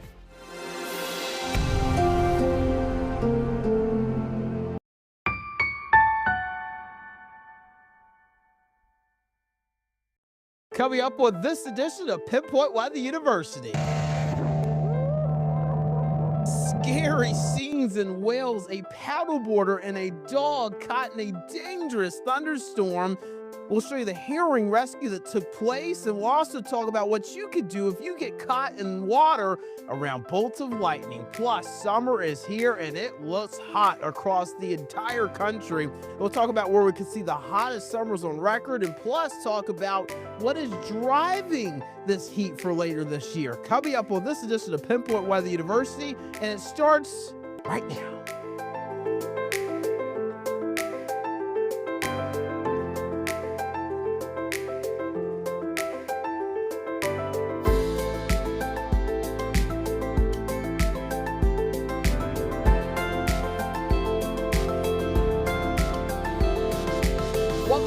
Pinpoint Weather University. I am meteorologist Brandon Lawson. Big welcome to our Queen City News Plus and YouTube viewers. And if you're connecting with me on my socials, on IG, X, or Facebook, I'm at WSBrandon9. Thanks for tapping in with me. A lot of you follow me on there for weather content, but as you know, I do a lot of NASCAR content on there as well, so appreciate you guys' support. And our Queen City News pages. We do a lot of shows and originals. We appreciate all the support that you guys always give us. I've got to show you some crazy video to start the episode here. We're going to actually try something a little different. Some of the craziest video we've seen over the last week. And Austin McCullum, our producer for Queen City News Plus, saw this video, and it scared me when I saw it. Take a listen and a look. Man, that is terrifying. A paddleboarder and a dog in North Wales got stuck in a thunderstorm. Crazy scenes, the bolts of lightning just striking all around them as they're on the water. Scary situation. Weather conditions were described as, quote, truly biblical. You can see the rescuers rescuing the paddleboarder and the dog. Everybody's okay, but man, this was a scary rescue. A matter of fact, the Royal National Lifeboat Institution, they're a 24-hour lifeboat search and rescue service over there across the UK and Ireland. And I believe they're also parts of the Central Channel Islands and even parts of the Ireland UK area. So again, this is a pretty big organization, and they said that in 25 years of lifeboating, the rescuer, I've faced all kinds of weather, but last night was a first. What should have been a straightforward rescue became extremely challenging due to the electrical thunderstorm. So man, that's a scary situation right there. Glad everybody was okay. And again, this just goes to show you got to be careful. Now, if you get caught in a situation like this, we are in summer, storms pop up. Whenever we tell you a 20 to 30% chance of a storm, you are going to cancel your plans to get on the lake or on the river. But one thing you can do, download the Pinpoint Weather app. It's free, and it also lets you know when lightning and thunderstorms are nearby. But something else, too, if you get caught in a storm, you're just out there and you can't really do nothing about it, you want to get low. You want to get everybody to the center of the boat just to kind of distribute the weight a little bit across the boat. And you also want to make sure you're not touching anything metal, whether you have one of those fish finders or fishing pole. You want to stay away from everything metal, and you want to steer across the waves. You don't want to steer right into them. It could be even more dangerous for you. So just try to get to shore as soon as possible. It's one of those unlucky situations, and it happens. It happens more than you probably know. Just be careful out there. And always, if thunder roars, go indoors. Some more video. The Argentinian soccer team, they're here for the World Cup, right? You expect them to get a good welcome to the U.S. Well, unfortunately, Mother Nature had other plans. The Argentinian soccer team was woken up by a tornado warning that actually caused damage around the hotel they were staying in. You can see the Argentina flag there. I guess some of their flags and logos they just kind of had distributed across the hotel. Just so you know, they're here. They're here for the World Cup. It's a big event, and tornado warning ended up turning into the damage there. I'm not sure if it was actually a tornado that made landfall there, or excuse me, that touched down there and caused that damage, but it again caused this damage here. 82 mile per hour sustained winds. According to the National Hurricane Center, National Weather Center. I mean, I'm really in hurricane season right now, if you can tell. Landfalling tornadoes and National Hurricane Center turning into the National Weather Service. But man, you could see the damage there. Scary scenes. Everybody was okay. But I'm telling you, if you're an Argentinian soccer fan, this might not be good news for you guys going into the World Cup. Welcome to the country, Lionel Messi. Let's go ahead and get into our next video, our final video here. Hawaii's Kilauea volcano. You could see the whirlwind forming. There it is. Man, that's pretty cool stuff there. Obviously, that volcano, you know, you'll see it erupt, but it's so interesting to see these little funnel swirls go upward and then dissipate very quickly. And you can see also the lava fountain sprayed during the volcano's 48th eruptive episode. So USGS reported the volcano is no longer erupting, but a little whirlwind forming outside of it. It's pretty neat stuff. Hawaii always has all kinds of good views, and another good one there. So I am meteorologist Brandon Lawson. We've been showing you some crazy video, but I also want to talk about just how warm it has been here across the Carolinas. Charlotte, man, it was a very, very, very warm spring.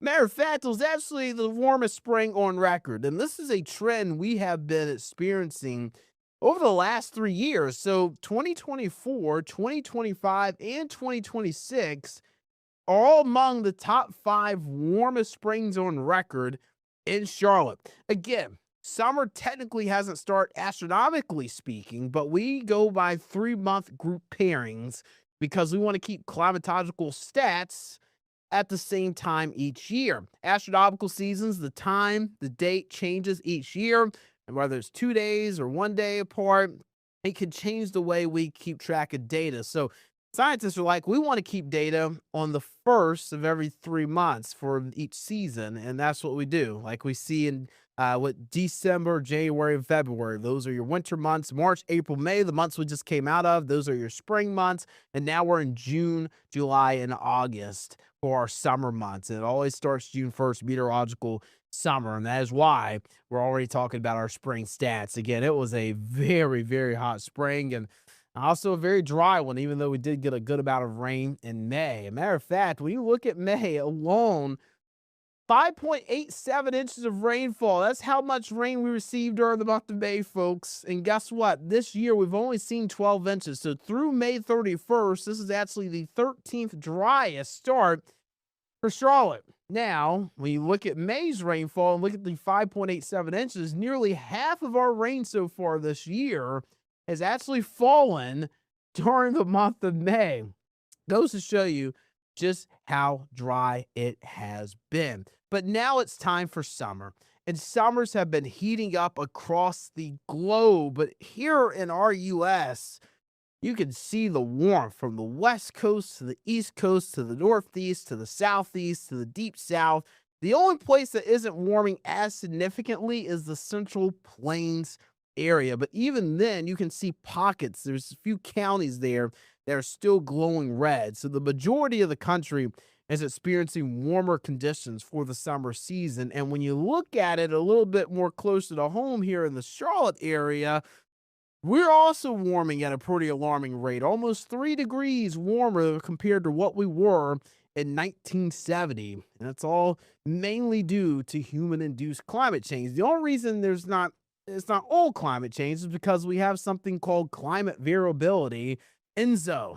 Yeah, we've got El Nino and La Nina that can also change climate patterns year after year. So that's why not every warmer year or cooler year can be contributed to just one source. There's also that percentage that has to do with climate variability. Like an El Nino could lead to a warmer summer for us at times, or it could just lead to a warmer year in general, because El Nino, you have warmer water in the central and eastern equatorial Pacific, and that can warm the earth as a whole anyway. So that's why we can tend to get warmer years, but it just accelerates the problem we already have, the warming, right? We are going to see warmer years anyway because of human induced climate change, fossil fuels being released out, and the greenhouse gases being released into the atmosphere. That traps heat. And eventually, when you add El Nino to that, you're just adding more heat to an atmosphere that can't get rid of the heat it's already gaining from being trapped due to greenhouse gases. So that is why summer continues to warm. And another thing that is a hidden danger, we always talk about during the summer season, I'll take this one full screen for you, is the dangerous humid heat. We are seeing an increase in humidity across much of the eastern U.S. Now, a big reason the eastern U.S. is seeing more humid days versus the western U.S. is because of our friend, the Gulf, where the Gulf pumps all that moisture into the southeast, the mid-Atlantic region, up through parts of the Kentucky and Tennessee valleys, along the Mississippi River, and north into parts of the Central Plains. That's why we tend to get humid days here, but out west, it's always dry because you don't have the Gulf influence there. The Gulf bringing in that moisture. There's no real moisture source there unless you live really close to the Pacific Ocean, and the Pacific is able to kind of pound moisture in on you.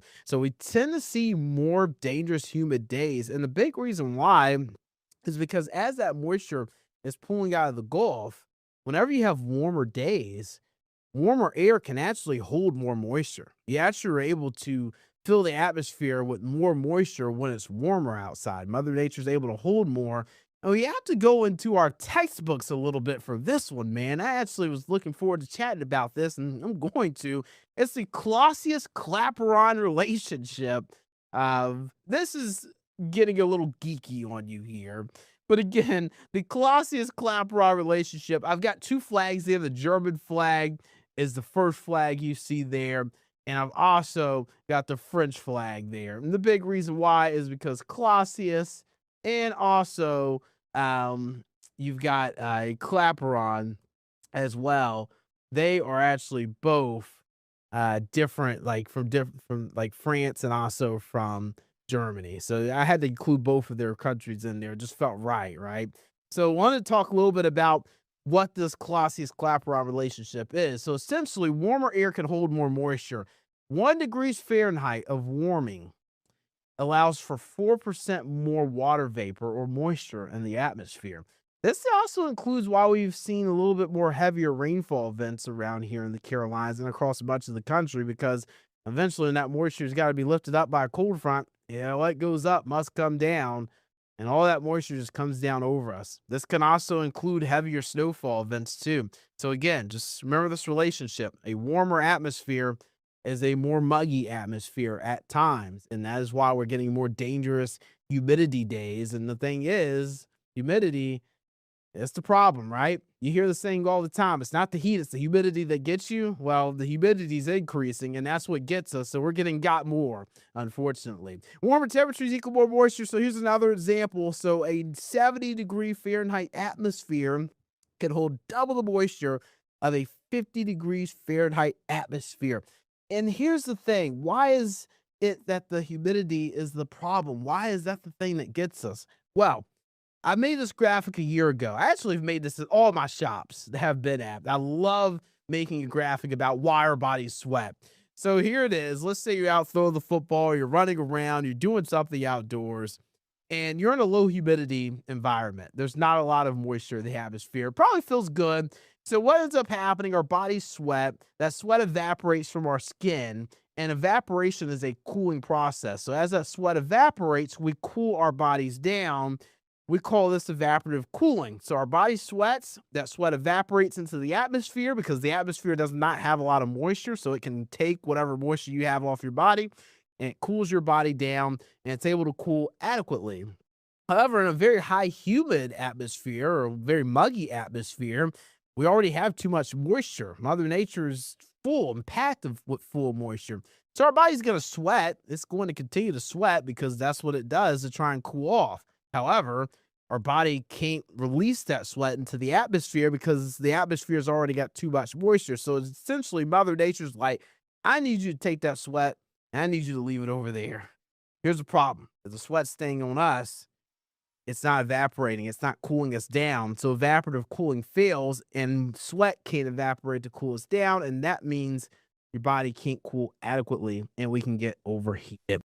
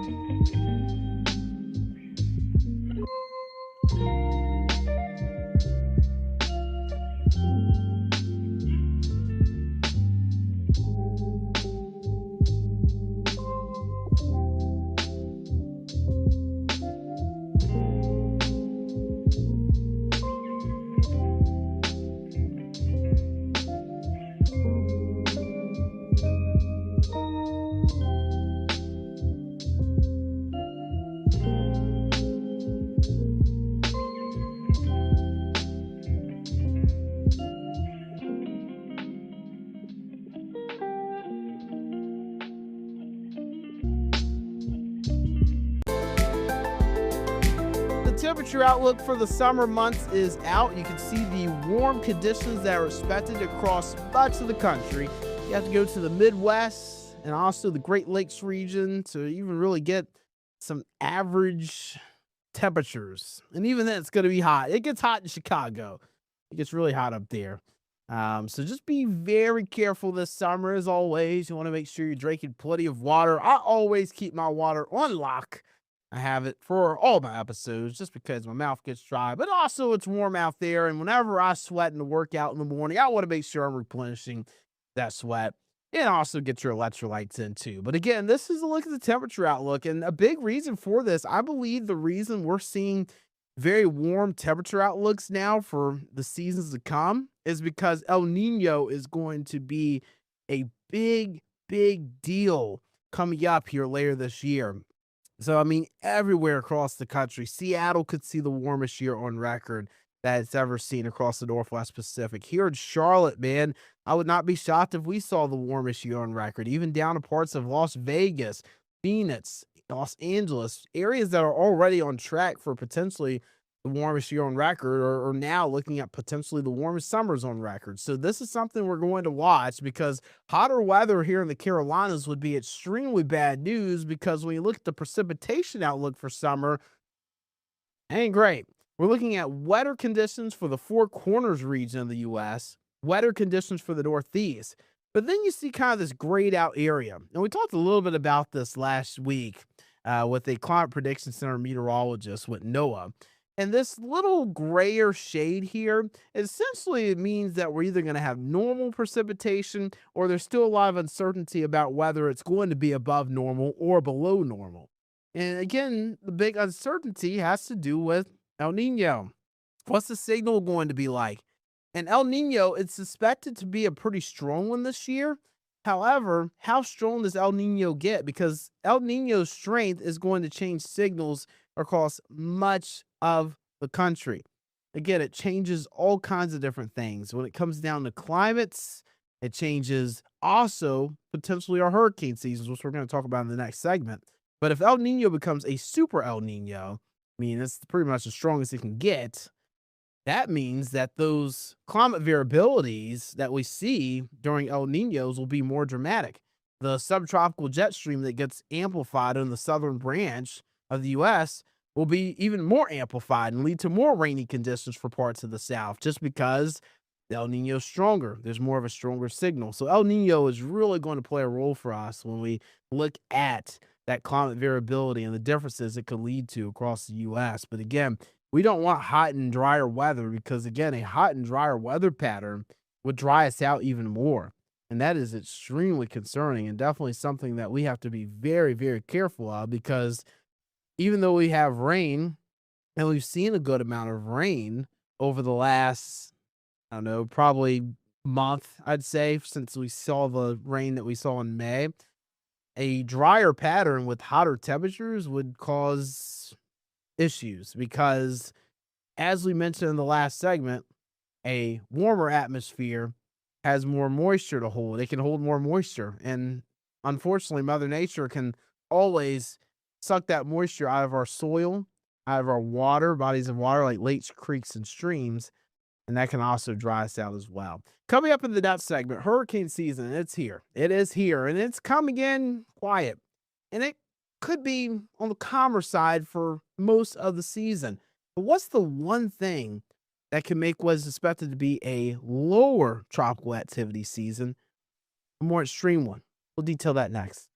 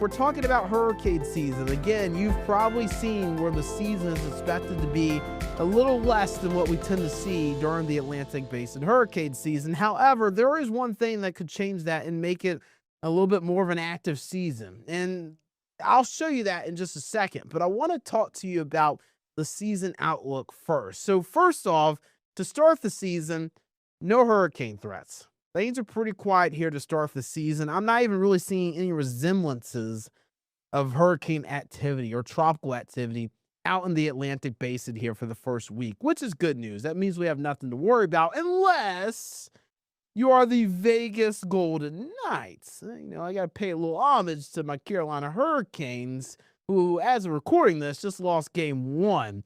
So unfortunately, maybe the hurricane warning in Raleigh wasn't a good one. Let's just say that. Hopefully they can bounce back for game 2 and game 3 and game 4 and eventually win the series and be one of the stronger Hurricanes we've seen. That's what we want to see. We want to see the Carolina Hurricanes be the strongest hurricane that we see so far for the hurricane season. So let's talk about some of the headlines for hurricane season. Again, hurricane season preview. Less tropical activity is expected this year, and El Nino is on the way. It is on the way, and we've talked about it all episode, and it's like beating a dead horse. I'm going to have to talk about it pretty much every week now because it's the big weather story. It's the big climate story. El Nino is going to change things for us across the globe, and that's why we're going to talk about it a lot here on Pinpoint Weather University. El Nino leads to higher vertical wind shear out in the Atlantic Basin, and that can weaken storms before they even get going or whenever they get strong over the warmer waters of the Atlantic Basin. Unfortunately, maybe they're not able to get quite as organized. And that's unfortunate for them, those hurricanes, but it'd be more fortunate for us because that means we could get less threats. I did a little punching scene in my last one, but I'm not going to punch anybody today. I'm talking about just avoiding the punches that we get, right? So let's say we do get 8 named storms this year. That's 8 opportunities for potential hit here in the Carolinas or across the U.S. Any landfalling hurricane in the U.S. creates an active season, especially if it's a detrimental one. And then if we say we're going to get 14 named storms, and there's the potential for that as well, that's 14 punches. There's 14 opportunities for life-altering conditions in a particular location or particular locations, depending on how many people are impacted from it. So I actually am hoping that El Nino really takes over here. Again, El Nino, looking at this graphic, is just warmer ocean water out in the Pacific, essentially warmer water over parts of the equatorial Pacific That, again, leads to more wind shear out in the Atlantic. But here's the deal. The Pacific Ocean, which is already getting its act together with tropical activity, its hurricane season tends to be more active because they get less wind shear from El Nino being stronger. So, parts of the west coast of Mexico and also parts of Hawaii. I mean, you have to pay attention to that because in the Pacific, there's an opportunity for that to get stronger there. Hurricanes to get stronger there. But what could change things? What's that one thing that could make the season still an active one in the Atlantic? Sea surface temperatures. What do hurricanes love? They love warm water. They feed off of warm water.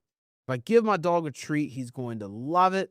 If I give him more treats, he's going to continue to ask for more treats. Hurricanes, if you give them warm water and they keep asking for it and they keep getting it, they get stronger and stronger and stronger. It's a hurricane's treat. It's its fuel. It's like Popeye, the sailor man, when you need to get a little bit of spinach and Popeye gets strong. That's the hurricane spinach. They use that fuel to get stronger. And here's the deal. Sea surface temperatures are already warmer than normal across much of the Atlantic basin. I want to point something out. We're about 1 to 2 degrees above normal across much of the Atlantic basin. There is some portions of the central and eastern Atlantic that are a little below normal, which is why I'm not too worried about tropical waves for this time of year, which we don't tend to see tropical waves coming off the coast of Africa this time of year anyway. Too much wind shear out there in the Atlantic, even if we didn't have an El Nino coming in. But again, warm water can allow hurricanes to get stronger, and even with the big strong wind shear that could rip apart hurricanes, but it still could give us an opportunity for more of those named storms and more of those opportunities for concerning impacts. So here's the deal. Here's the NOAA forecast. This is what they have forecast for this hurricane season. There is a big spread here. 8 to 14 named storms. That is a large range. I'm not going to lie to you. That's a large range. Those guys, those scientists over there, they do a fantastic job of forecasting. They're looking at so many different climatological outlooks to figure out what the season could be like.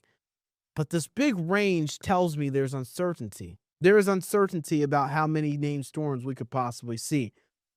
The uncertainty is because we still don't have a perfect idea of how strong El Nino is going to be. If El Nino is really strong, if it's a very strong historical El Nino, it's a super El Nino, it's a knock your socks off type of El Nino, we're likely going to see 8 named storms or less. But if this El Nino gets strong, it's not necessarily the most historical El Nino in the world, but it's a strong El Nino, we could see 14 named storms. And that's average. That's what we tend to see. Same thing with the hurricanes and the major hurricanes. Kind of a decent spread there in the range, but kind of what we typically see. And again, hurricane season 2023, I believe we had 19 named storms. That was an El Nino year. Just goes to say, El Nino is going to be the big thing here to talk about over the next several months, and we're only getting closer and closer to it. I believe 80% chance now of El Nino emerging over the next month or two.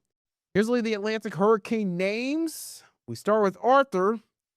And one name I'm paying attention to, Isaias. Yes. Oh, that I name's back. Yeah, that was not one that was fun to say a few years ago. And Isaias is back on the map, and I'm probably still saying it wrong. Yeah, I'm sorry if I'm disrespecting anybody, but man, that I name is hard. It's a hard name to say. I'm hopeful that we don't even get there, because the I name, when you look at this list, 1, 2, 3, 4, 5, 6, 7, it's the 9th one down. That bottom range of the forecast hits, and we have 8 named storms. Isaias. I won't have to say that again. I'm meteorologist Brea Lawson, folks. I hope you enjoyed the show today. We'll continue to show you some crazy weather video from across the country. Let you know what you can do to maybe get out of some of those crazy situations that other folks unluckily find themselves in. And we'll continue to educate you as El Nino strengthens across the globe. As always, folks, take care of yourself and each other as we navigate this fun earth together. Y'all take care. Be safe.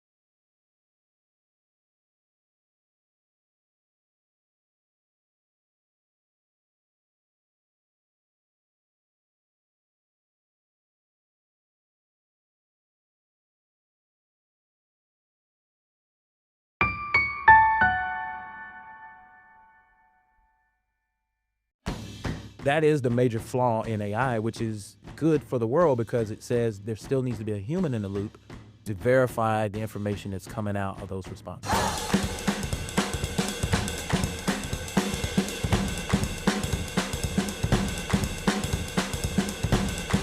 Welcome to Tired Parents Club, a safe place to share, laugh, vent, talk about the ups and downs of raising the littlest versions of ourselves.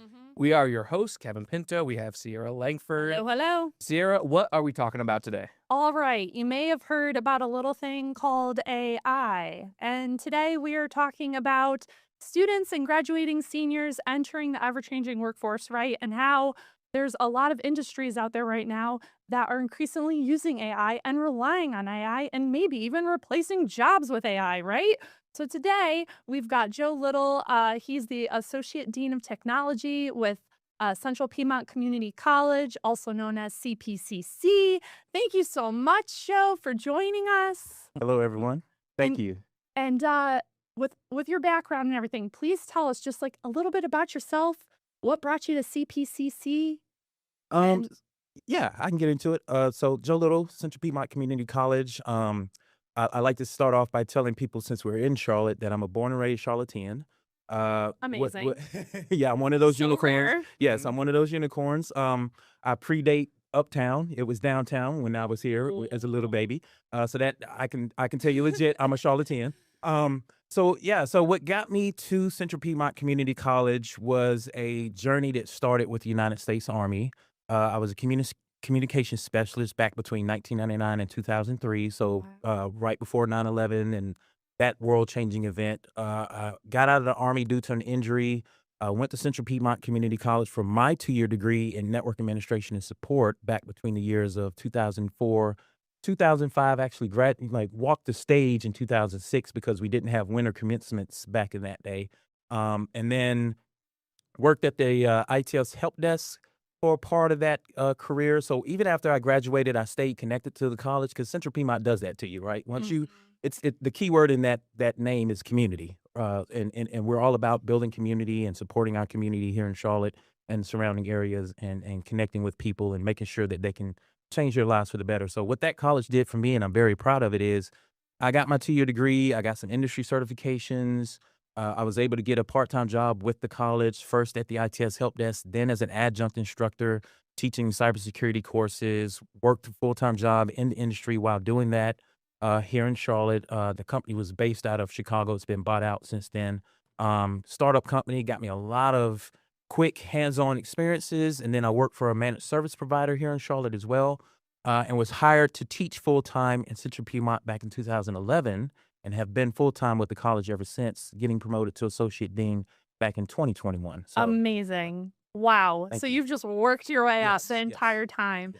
So tell us about this AI program that CPCC offers. Yes, so we have a now 2-year artificial intelligence degree program, and also has a certificate along with it. So depending on what your skill set desires are, you don't have to sit for the entire 2-year degree program. You can do the fundamental certificate if you so choose, and then decide to major in the 2-year degree pathway beyond that if you desire to do so. The one thing we're proud about it to date is that we've already got 7 graduates out of that program, and it doesn't really turn 2 until August. So we've already been through the graduation process for 7 individuals, 3 in the fall of 2025, 4 in the spring that just completed their degrees 2 weeks ago. Wow. So I know we did a story with you a couple years ago about when this was starting up. And you were doing 50 applicants or 50, you could have 50 students. You had 56 applicants. Right. 50 were on the wait list back, I think, when we last talked. Yeah. Right. So has that grown? You know, Yes. where are you guys at now? So to use official numbers, the state dashboard has us at 95 unduplicated students, meaning that is their sole major or their primary major. But if you look at double majors, meaning people that are in computer science pathways, people that are in our traditional AAS degrees for information technology, as well as simulation and game development, there are over 200 students declared for the AI degree at Central Piedmont currently. How have you seen it progress, I guess, in those 2 years, just overall? Right. So we've seen the breakdown in the degree where folks are focusing on things like chatbot programming skills, machine learning, deep learning, computer vision. Computer vision is important when you think about things like physical AI. So these are things like robotics. And when we say robotics, what we mean are think robo taxis. Like you've seen the Waymo taxis starting to show up here in Charlotte. Yes. The Tesla cabs. That's why computer vision is becoming more important. Like we're looking into cameras here in the studio. So think about a bot that could react to what it's seeing and maybe track my head if I were starting to move, so that at no time am I out of focus or out of view in the camera. So this is what we're teaching our students as part of that degree program. That's fascinating.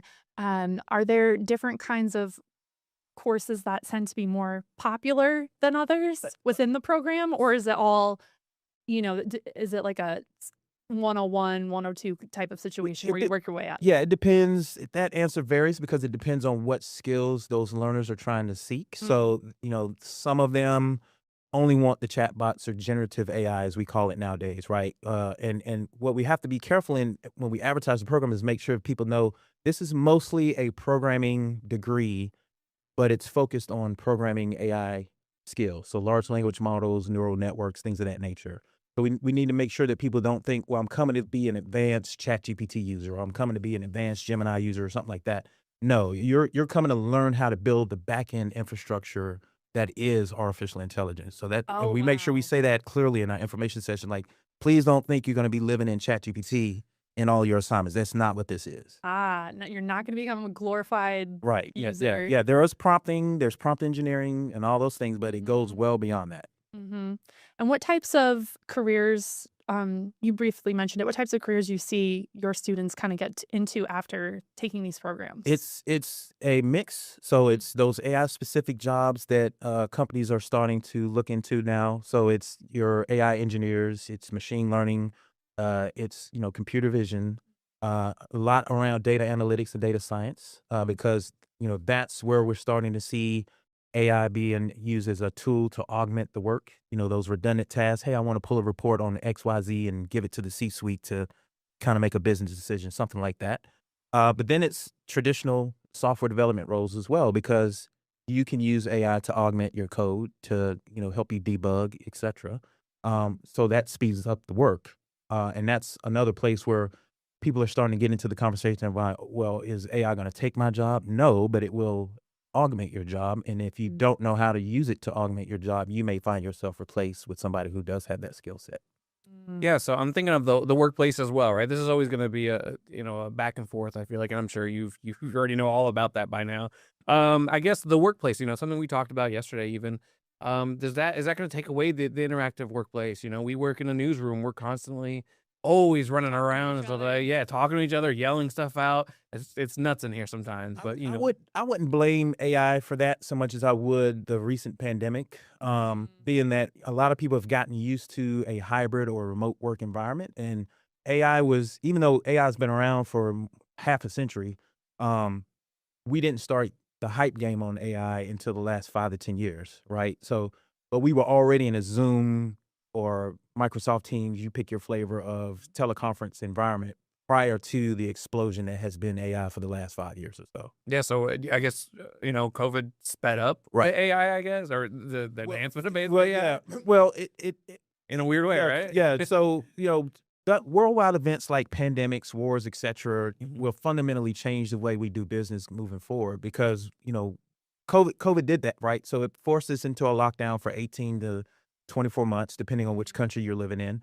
And then because of that, you were forced to use tools that you were otherwise hesitant to do so prior to the pandemic, right? A lot of businesses didn't want their data in the cloud prior to 2020, because if it's on site, I have control of it. I can see it. If something happens, I can go unplug a cable or whatever, and we're fine. If it's in the cloud, I got to be very trusting. I got to make sure I have SLAs. I got to make sure I have agreements to say who's backing up this data, who's got access to this data, how do I control the identity access management and all the things that, are the pieces around cloud controls, cloud security, et cetera. AI was not even in that conversation during the pandemic, even though it was starting to come on the scene. While we were in lockdown, folks were starting to use ChatGPT for, prompting it to do homework, whether they should have been doing that or not.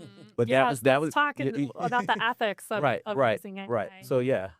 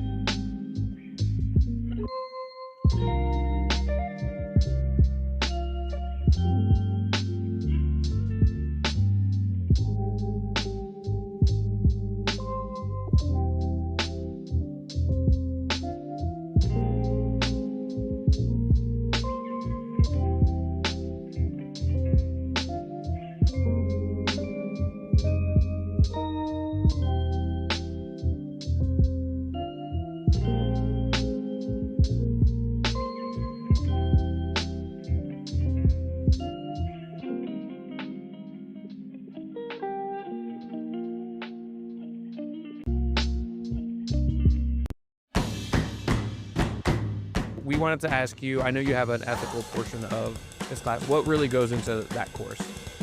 So our computer ethics course is really focused on helping students understand the why and the why nots, how, when and where you want to use artificial intelligence, helping them understand things like biases and discrimination and all the things that could be built into a large language model or a personal model that is built by someone, because AI is only as smart as the data that you give it. Right. So if let's strip the politics out of the conversation. Let's talk about food. Right. So people come to Charlotte to eat all the time. We have a large restaurant um kind of environment here. Yep.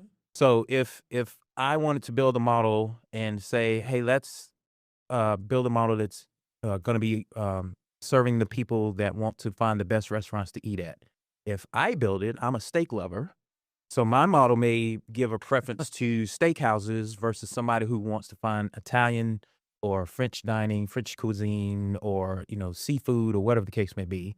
So that's an example of bias that's built in unintentionally, because it just, I'm like, hey, make sure you mention places like Steak 48 or Del Frisco's or whatever, because I love to eat at those places. But I'm shortchanging the folks that want to see Chinese or Japanese or where's the best soul food place in the city or whatever the case may be. So, that's what our ethics course is. Try to encourage students to stay away from, is that even when you're not thinking about your human desires, your human biases, you could very easily code it into your model, because you're thinking about the things that you like or dislike versus what is best for the greater good, the greater economy, whatever the case may be. And Fascinating. we have younger kids, right? So, I mean, I guess, should we be integrating this earlier? I mean, obviously, parents are going to have their own thoughts on it.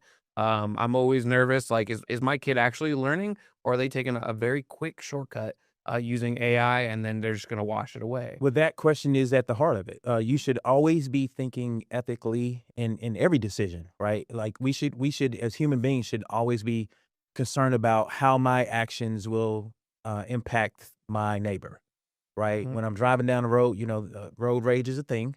But if I decide Here to, in Charlotte? What? I am guilty. I'm lying a lot. well, I mention it because you think about AI's impact on transportation and ethical decisions, right? So, would you want a driverless vehicle to have in its code the ability to strike a person in its decision making, right? So, if it's going to slam into a wall, or if it's going to avoid the wall and maybe not damage itself so much and protect its passengers, but the risk is it could run over somebody. Would you even want that in an AI code, or would you want to say, hey, I need you to slam into the wall each and every time, because we never want a robot ever having in its code that it's okay to kill a human being. Right. So these are some of the questions that we have to start considering as we start deploying artificial intelligence in the physical sense, right? So we're beyond generative AI, we're beyond agentic AI, where now we're having AI augment the jobs, right? That's what AI agents are used for. And now we're getting into self-driving or driverless vehicles where, supply chains are using AI to deliver packages. Drones that are being monitored and redirected by AI are being used in supply chains and to deliver packages and all the things. So these are the types of questions that we propose to our students. We have Tech Week events. One of our professors, Dr. Fraser Smith, did a "Would you pull the lever?" question on this very topic. It was a very popular discussion about, like, again, would you want artificial intelligence to make a decision that could ever be concerned with harming or killing a human being? Like, think about the movie I, Robot as an example. That's my first thought every time, right?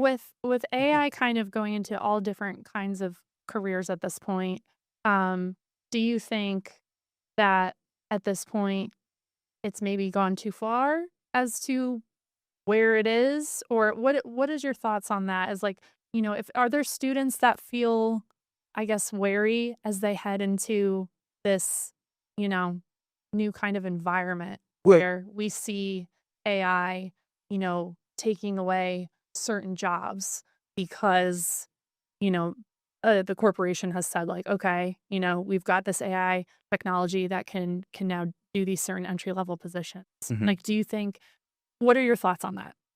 Well, can do doesn't necessarily mean should do. AI can do a lot of things, but again, back to the ethical question, should we allow it to do certain things?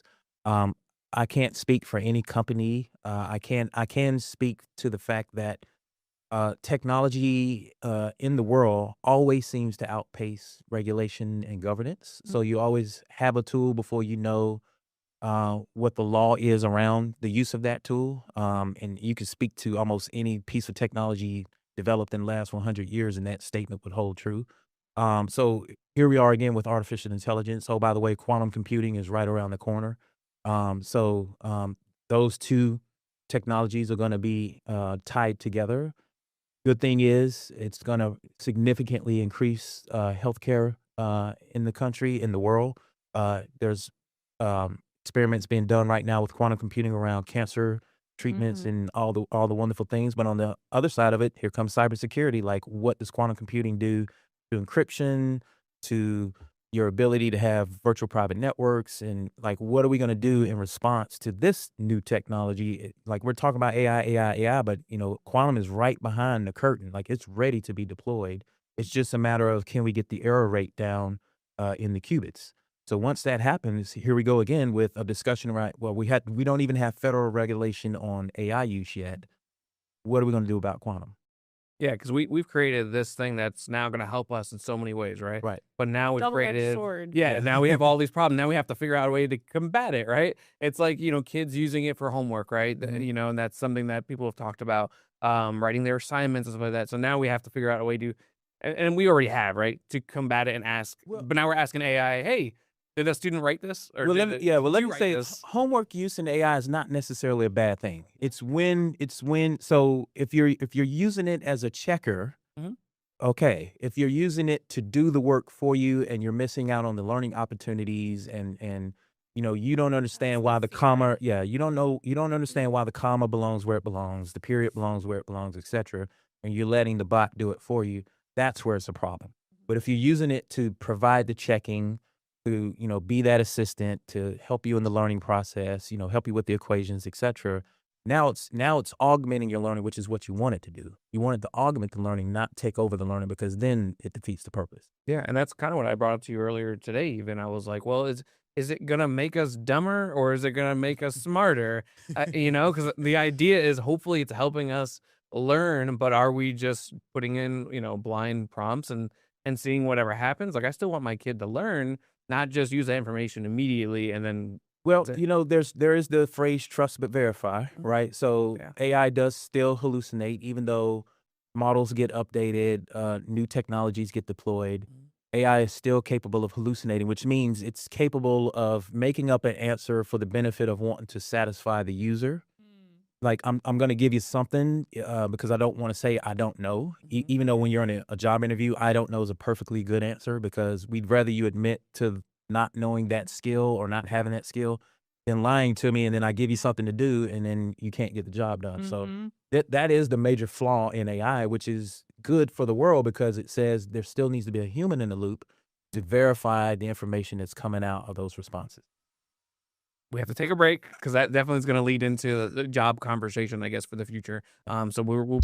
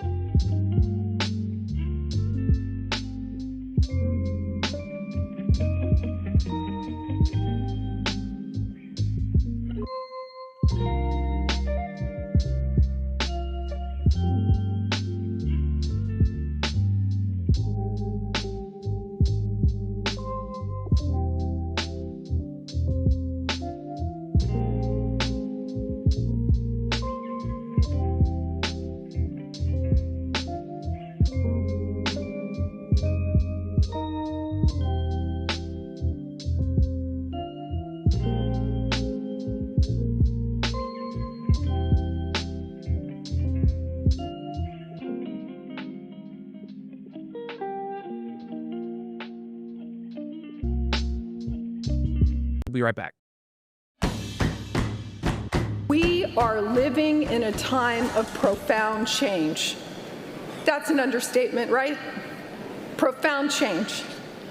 Change is exciting, very exciting, and let's face it, change can be daunting. The rise of artificial intelligence is the next industrial revolution. Whoa.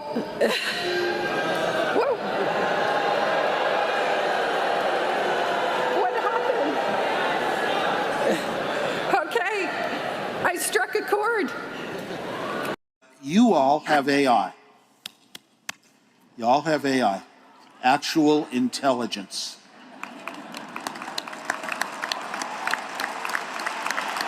My entire life in the technical world, I've been following people that were trying to figure out how to make a brain, software or hardware, synapse chips. And I was at a company where the engineers figured out how to make a brain. It takes 9 months. All right, welcome back to Tired Parents Club. Obviously, we started with some of these clips. We will bring back Joe Little. I mean, what is your response? I guess first to the booing one. Why would students? Yeah, I felt so bad for her. And there she is again. We'll bring She her just back up. really thought she had something. She's like, they're gonna love this. Why would students react that way? It's misinformation is part of it, right? There's a lot of misinformation out there about it. What I'm going to tell you is what has happened, like we were talking about before, is that technology is outpacing regulation and governance. And so now we're in a situation where there was a lot of hype around it, like we were talking about during the COVID pandemic and things of that nature. We were using it at home. We were using it for homework, et cetera, et cetera. But we have this infrastructure demand that's going on. Like, what do we do with millions of subscribers to all of these online platforms? Where is this data going to live? How are we going to implement it? And oh, by the way, how can we do this with, again, while considering the negative impacts of our neighbors and mitigating those negative impacts as much as we possibly can? So that's where we are in today's world. Like, AI is not going anywhere. But the question is, how do we reduce the negativity when it comes to community impacts, when it comes to building out the infrastructure that supports all of these online platforms? Yeah, and much like the other video, right, where the other students seem to be embracing it. Right. I guess. So, I guess, so what are those kids what are they just nervous about? I get, what do we tell our kids, even anyone graduating, who wants to know more about AI or scared of AI stealing their stuff? What do we tell them? So it's you got to break that up into 3 groups. You have your early adopters, right? Your tech heads who, anytime something new comes out, they're jumping all over it. Fully Right? embracing it, yeah, all the way. Yeah, new iPhone, new Google phone, whatever their favorite tech is. They're always using the voice activated AI bots. Hey Alexa, hey Bixby, hey Siri. They're just on top of it. Then you got the middle adopters who, they don't want to be first. They want to kind of see how it plays out, but they are cautiously optimistic. So you can talk to this audience. You can have a conversation with them. You can give them the use cases, have that polite conversation about the detractors and how do we get ahead of these unintended consequences that we're starting to see impact the world. And then you got the naysayers who just, no matter what, all tech is bad, right? So those folks, you try to bring them to the table in a polite way, but there's always going to be somebody in the room that just, no matter what, something's always bad, and that's all they have to say about it. I mean, just kind of going off of what you're saying, it sounds like we're living in a time where everything is changing so fast. We're trying to play catch up, and we're trying to also navigate a new world with AI, and I think there is that very real fear. Students who are graduating, that really real fear of like, well, how do I fit into the world with all of this, and how do I make a living with AI existing? And so, as you said, it's going to be an ongoing conversation, and it's not something that's going to go away. And how do we move forward with it? For sure. My best advice is just to use it, practice with it, have a conversation with it. I'm a history buff. I'll plug this in, so just ask it a historical question, and just see what kind of output it gives you. Just use it. Yeah, because I mean, our kids are gonna grow up with this, so this is a serious conversation for us, especially. I'm always like, well, is it once you go AI, you're not going back, kind of thing, right? Like, yeah, that's it, right? Because I don't know, how do you? Because you get into AI, you're locked in, you can't. You get trapped, maybe, especially at a younger age. And maybe that's just my mindset, which isn't necessarily a bad thing, right? I don't think it's a bad thing. we should all take healthy breaks from technology, right? Like when you're working at, stand up from time to time, get out of the chair, get away from the screen, go for a walk. Touch some grass. Yep. Do all those healthy things us human beings have gotten away from because of the digital age. So, yes, use it, but at the same time, use it in a responsible manner and stay away from those digital addictions and things like that. But yeah, take screen breaks and all that good kind of stuff. Yeah. Sierra, I ask you, I mean, this is something that you are going to introduce a little bit younger. Sometimes they're going to find out regardless, right? I don't know when to do it. That's the thing. To introduce AI to my child, probably a while. He's 3.5. If we do have any screen time, I try to keep it to Miss Rachel and Sesame Street and Bluey has become popular in our house.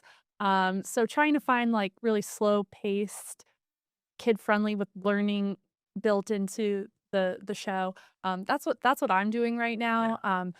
Kid shows, right? Yeah, kid shows, fun kid shows. But down the road, as you said, it's we can't keep them sheltered forever, and you don't want them to be sheltered. Okay, question. Do you have smart appliances in your home? Yes. Yeah. So We do. you have AI in the Oh, it's definitely already there. Oh yes. I know they're listening. Our phones are in our pocket, right? This is right. So if they have access to a tablet or a phone, then they've got access. Like just hey Siri, and there you go. Now you're having a conversation. So It's really funny you say that. Sometimes just having a normal conversation with my name being Sierra, my phone will think I'm hey Sierra. Yeah, I'm not talking to you.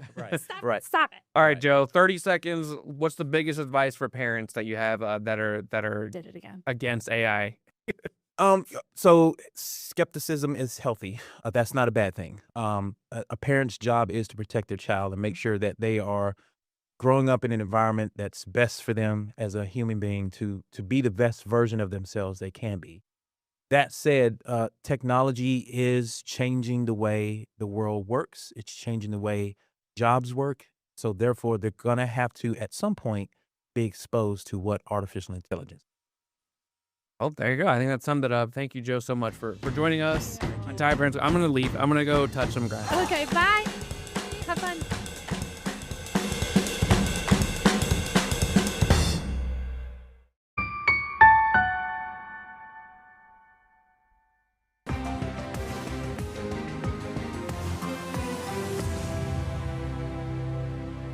It is Monday, 3 o'clock. This is Queen City News Plus Live. If you're watching at the CW Charlotte, as well as the Queen City News Plus app, YouTube, or Facebook Live, thanks so much for joining us.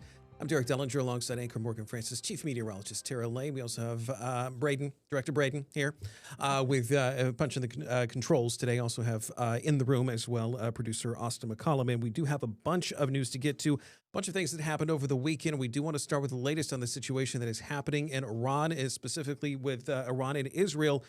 Because some of Israel's actions apparently have been causing some complications with some of the peace talks, or at least they're trying not to let it come to a head with the peace talks, right? I mean, Iran and Israel, they began trading fire again in retaliatory strikes. It basically what it's doing is it's threatening to drag into a wider Middle Eastern conflict, because then you have Yemen's Houthi rebels, another Iranian ally, who started firing at Israel as well. So you have more countries and more groups that are stepping into this fight. Meanwhile, President Trump has told both Iran and Israel to basically stop shooting at each other, because it really puts the current ceasefire under threat, which has been shaky since day one. It's been, 2 months that the ceasefire has been in place. And if this continues to escalate, this could turn into a real big issue for the Middle East. Yes, in fact, several countries had actually closed their airspace because of the fighting that was going on back and forth between Israel and Iran. President Trump actually spoke with the Israeli Prime Minister Benjamin Netanyahu a little bit earlier today, but said that the strikes would not affect the peace talks with Iran. He said, and I quote here, Netanyahu does not call the shots. However, this is complicating things because of Iran's support for the specific groups that are actually in the Middle East, and the fact that Iran, too, has been firing against Bahrain as well as Kuwait in the past few days as well because of some of the U.S. Installations and some of the U.S. support that is there in those specific countries. And getting back over to the conversation with Israeli Prime Minister Benjamin Netanyahu, you know, President Trump has shown more frustration toward him. Yes. And keep in mind that Netanyahu faces an election this fall. President Trump has midterms coming up that are very important for his base. Yes. And so he's belittling him by saying, I call the shots. Meanwhile, Netanyahu's base, you know, wants him to take action and not sit on the sideline and let Israel get attacked. So there's a lot of pressure for these leaders to do what's right, but also to make sure that they don't upset their base because they have some elections coming up. Meanwhile, Americans, they're facing higher gas prices, higher inflationary prices all around because of this conflict in Iran. Yeah, President Trump says he wants this deal, that whatever deal that he does get with Iran, to be, in his words, perfect, even though at this point that is still there still seems to be no real progress, Seems to be getting farther away, it seems to be yeah. getting farther away, but there's no progress that has been made towards that final deal. There's been reports of deals, but nothing necessarily has been firmly set in stone over the past couple of months, in fact. In fact, I mean, we've been hearing about potential deals, but they always seem to be going away in the next, within hours or days of one another. Right. Let's go to the Philippines now, where there has been this earthquake that hit 7.8 magnitude quake, and there are 35 people who have been killed, 200 others who have been injured. And there's this crazy video that shows, and you'll see it at one point probably, there was a school that was in session. It was the first day of school. Yeah. And these students are sitting there and they all start kind of shaking back and forth, and the children were crying and they were scared. So a very scary situation, and a lot of buildings that have been destroyed, and it's going to be a long recovery effort. Yes, the earthquake itself happened off the coast of the country, which led to some tsunami warnings. In fact, the tsunami warnings basically were in effect not only for the Philippines, because apparently one coastal village we know was damaged from tsunami. They also led to some landslides in the area. It was 3 feet. Right. The tsunami itself wasn't damaged. It was a landslide that took a number of lives. I think it was more than a dozen. Yes, and but there was also another reported coastal village that did have some damage because of that 3-foot tsunami. So, I mean, it might not necessarily be a big tsunami, but it's enough to cause some complications there. The tsunami warnings, though, they were in effect pretty much all up and down the Pacific because something like that, especially a strong earthquake, a 7.8 earthquake, can go quite far and can lead to, and in fact, Japan is, shall we say, a rather long distance away from the Philippines. I believe they had tsunami warnings as well. They did. I mean, it's the strongest quake to hit the Philippines this year. That string of islands is they are in the ring of world's fire. most disaster-prone countries. I mean, you mentioned the Ring of Fire. And then typhoons. With all the seismic faults around there. So they are not... they're used to this, right? But I don't think you can ever really get used to that kind of a surprise with a quake of that magnitude. So definitely a scary situation for people who live there. Back here closer to home on the West Coast, the California mayoral race is getting interesting. Yes, and specifically the Los Angeles mayor's race. The race is making national headlines because, first off, the votes are still being counted, and that's kind of just the way California works with some of their vote counting. More on that in just a second. But the fact of the matter is that we kind of know who the number one is, at least in this race. It's Karen Bass. And the way it works is the top two contenders are the ones that actually go into the ballot in November. If no one gets 50%. If no one gets 50%. And in this case, no one's really gotten 50%. You got Karen Bass, who's basically number one there. But the fight for number two has been really interesting because it's been going between reality TV star Spencer Pratt as well as Nithya Raman, who was also a Democrat. By the way, Spencer Pratt is a Republican. And the fact of the matter is that Raman is now leading the number two. Spencer Pratt is not. And there are claims from some of Pratt's supporters and from some of those in the GOP basically saying that something's up. Right. Some of those in the GOP would be Elon Musk, one of them, who posted on X, the reason that ID is banned, voter ID is banned in California and New York elections is to enable large-scale fraud. When you combine no ID and mail-in voting, fraud is de facto legalized. A lot of people are raising concerns. Trump said, no way this could have happened, rigged election. We've heard that before from him as well. You know, California has had a long reputation of being slow to report results. Yes. And I think the issue that some people are seeing, at least those who support Spencer Pratt, he had a substantial lead for the in-person voting. And now that all the mail-in voting is coming in, he's essentially not getting any votes. Yes. You know, pretty darn close to nothing. And then Rahman is getting all of them. And you're not seeing really Karen Bass's numbers changing as well. So some on the right are claiming that the math ain't mathing, as they say, and are saying there's something wrong here. Democrats in return have said, you know, Democrat voters are more likely to do the mail-in. That's why you're seeing it, you know, those results skyrocket on Rahman's behalf. Yeah, and California does have a significantly high amount of mail-in voting. About 80% of the voting is actually done through mail-in ballots. And the way the rules work is that it does allow for, like, hey, as long as it's postmarked by election day and as long as it's received within 1 week, it will be counted as a vote. Now, there is also another contention here, at least on the part of those who were basically saying whatever's happening here is not rigged. And they basically say, hey, Karen Bass would want to go against Spencer Pratt because Spencer Pratt is not doing as well in the polls overall.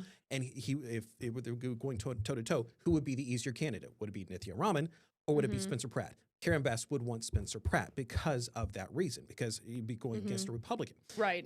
Unless the alleged fraud would be on Rahman's side and that Karen Bass has nothing to do with it. You know, you got a candidate who also wants to be in the running. Yes, another candidate that wants to be in the running, and Nithya Raman would be a tougher candidate against Karen Bass, and basically they would be going up, and is considered to be more left-wing than Karen Bass as well. Yeah, absolutely. So yes. Other news to tell you about in this one, let's get to the East Coast now. Let's at least talk about Game 3. Fun. Yes. In fact, the next two stories are very interesting and worthwhile. In fact, this one is actually revolving around the NBA Finals. Next game, Game 3, could be seeing a couple of appearances of some notable people, one of which is New York City Mayor Zoran Mandani. You're burying the lead. But also potentially President Trump. Yes, and as a result, there's enhanced and probably a whole lot more security that's going to be at the game coming up tonight, which is set for 8:30. But yeah, good luck getting in anyway, because the tickets, yeah, it's quite a bit. We'll talk about the ticket prices in a little bit. So the security, yes, no outdoor watch party. There's also no bag policy. A lot of times we see the clear bag policy. Yes. And fans are being warned to bring as little as possible and told to arrive 2 hours early to the game just so they can ensure that they're going to get in for tip-off. So this is all because of you know, Trump, who is going to attend the game for how long, we don't know. Knicks, they lead the series 2-0. There has been no NBA team that has gone up 2-0 in the finals on the road and not won the series. Just saying. So we could have history if the Spurs take this, but I know a lot of Knicks fans are hoping that that isn't the case. Tickets, you want to talk about the prices? Yeah, I'll talk about the prices. Even if you want like the cheap seats, the cheapest seats, the bad seats, as it were, the ones that are really way up there, $6,000. Wait, I saw 10,000 was the lowest. Well, I saw 6,000. They've been climbing. They might have been climbing. However, if you want courtside, it starts, I believe, at around $75,000. So that's starting. Yes. So the on the more expensive side, you're looking at and just try to imagine this range, $104,000 per ticket to $200,000 per ticket. Or, you know, you could put a down payment on a house, but those aren't the people who are buying those tickets, obviously. But just insane for the prices. I know the Spurs had sent something out to their fans who are ticket holders, warning them about selling their tickets just to make a quick buck or a quick few $1,000s. Yeah. And they're actually taking season tickets away from fans who do that because they want the fans to be there in the arena. New York, not so much. or at least they're trying to take advantage. It's like, They're like, hey, the cost of make living the in New money York's while rather you high can. anyway. So yeah. Also, we do have some very interesting video. This is actually out of West Virginia. Look at this guy running. I mean, he's not running down the hill. He's rolling down the hill. NCAA baseball game. The storm came through. Watch this. There's a guy dangling from the pole that has a cement block on the end of it. Yeah. This happened over the weekend in West Virginia. And yeah, it looks a little bit unusual. In fact, the one thing that I noted is like, this looks like the thing from Nope. If you ever saw the movie Nope, like it was gobbling up some things that were around it. And that was kind of what that kind of looked like. But yeah, the ones were strong enough to carry the tent. There were a couple of people that were injured. And 5. It sounds like they're going to be okay. Yeah. But the tent did come loose. But no person was forced to roll down the hill. Another was flying through the air. They were trying to hold it down as a result of some of the weather situation that was up there in West Virginia. There was a delay in game. However, the game itself was actually rather interesting. Crazy. Yes. So West Virginia won 17-1. To advance to the College World Series for the first time in program history. I mean, if you're beating the team to get to the World Series, College World Series by that much, you got to think they have a good shot at winning the whole thing. They have a good shot at winning the whole thing, but also, is this a good omen? You kind of have to wonder because home field advantage, I guess. Because it not only was a home field advantage, but it's like you had that happen as well, and it was not necessarily the most pleasant thing, but also it was just. Obviously, they were in a weather delay during all of this. Yes, but pretty crazy, and probably in some tense moments too. I would imagine. We even had Tara kind of talking on that one. She's looking at the video like, that's crazy. Crazy. Let's bring her in. We don't have that kind of crazy weather in our area right now, at least. Yeah. Tara, how's it looking? I know we've got some rain on the way, though, right? We do have some spotty storms out there and some spotty downpours that are starting to develop here across the area because it is hot. We're feeling more of that humidity out there. Right. And you know what? It's one of those weeks where we're just going to be stuck in that pattern pretty much each and every single day. It's hot. It's humid. Although, you know what? Tomorrow will actually be a few degrees cooler. A little bit of a cooler flow setting up briefly, but still we'll be tracking likely some scattered showers and storms. So here we go. I know it is June after all. We're getting into that type of situation. But zooming in on radar right now, we do have, like I said, some scattered downpours and storms, a little bit of activity starting to push on up towards some of the mountain communities. You can see with the radar in motion how all of these spotty downpours and a few storms here and there kind of drifting from southeast to northwest. So a little bit of a different trajectory than what we're kind of used to here. A little bit of rain over the lake here briefly. That's about to move out, but still along Highway 73, Concord, and heading into parts of Stanley County, we have several areas of scattered heavy rain. This is kind of lining up along a front that's hanging out over the area. Will continue to be the case through tonight. So still a few additional spotty showers and storms. Just know they're possible at any point in time. So if you have that free Pinpoint weather app, and here on Queen City News Plus, you can also check the radar. We have it kind of rolling through from time to time, and you can see what may or may not be developing in your neighborhood. It's hot. I mean, we have some mid-90s off to the east. You factor in the humidity, it still feels like it's not far from 100 in some neighborhoods. Tomorrow, though, a little bit cooler. Those highs only around the low, maybe a few spots in the mid-80s. But like I said, at the same time, after a little bit of a drier start early tomorrow morning, cloudy conditions. We'll watch for more scattered showers and storms breaking out in the afternoon, and especially in the mountains and foothills. Looking at through about Wednesday, some of those higher rainfall totals lining up out that way and basically west of I-77, where some of those rainfall totals could end up exceeding an inch. It's just one of those situations. It's hard to pinpoint exactly where we're going to see the heaviest of the rain, just depending on where, obviously, those downpours decide to pop up. So here tonight, staying warm and kind of muggy. Those lows around 70, low, mid, even a few spots could briefly top out in the upper 80s tomorrow afternoon. Of course, a little bit cooler in the mountains, but check out that heat. Later in the week, we're going to be sizzling out there. Those feels like temps, again, up around the triple digits with the storm chance continuing, guys. I guess we're in the middle. It's getting into summer, right? Yes, it's hard to digest the 90s, but at least there's 80s on the horizon that I have to look forward to. Thanks, Tara. Yeah. Thanks for telling us, too, about the Queen City News Plus live events channel as well. It's also on the Queen City News Plus app, has rotating actually every little bit, some weather information, breaking news as it happens as well. And coming up here on Queen City News Plus Live, Carowinds, they've got they've introduced a new ride, and it's actually quite nice. It's not going to be coming until next year, but we've got the renderings. We've got It's supposed to set records too. Yes, and what it's records? refreshing. Well, And another many- little and- hint. and more ways than one. Yes. Giving That away story too and much. more on the way next. This is Queen City News Plus Live.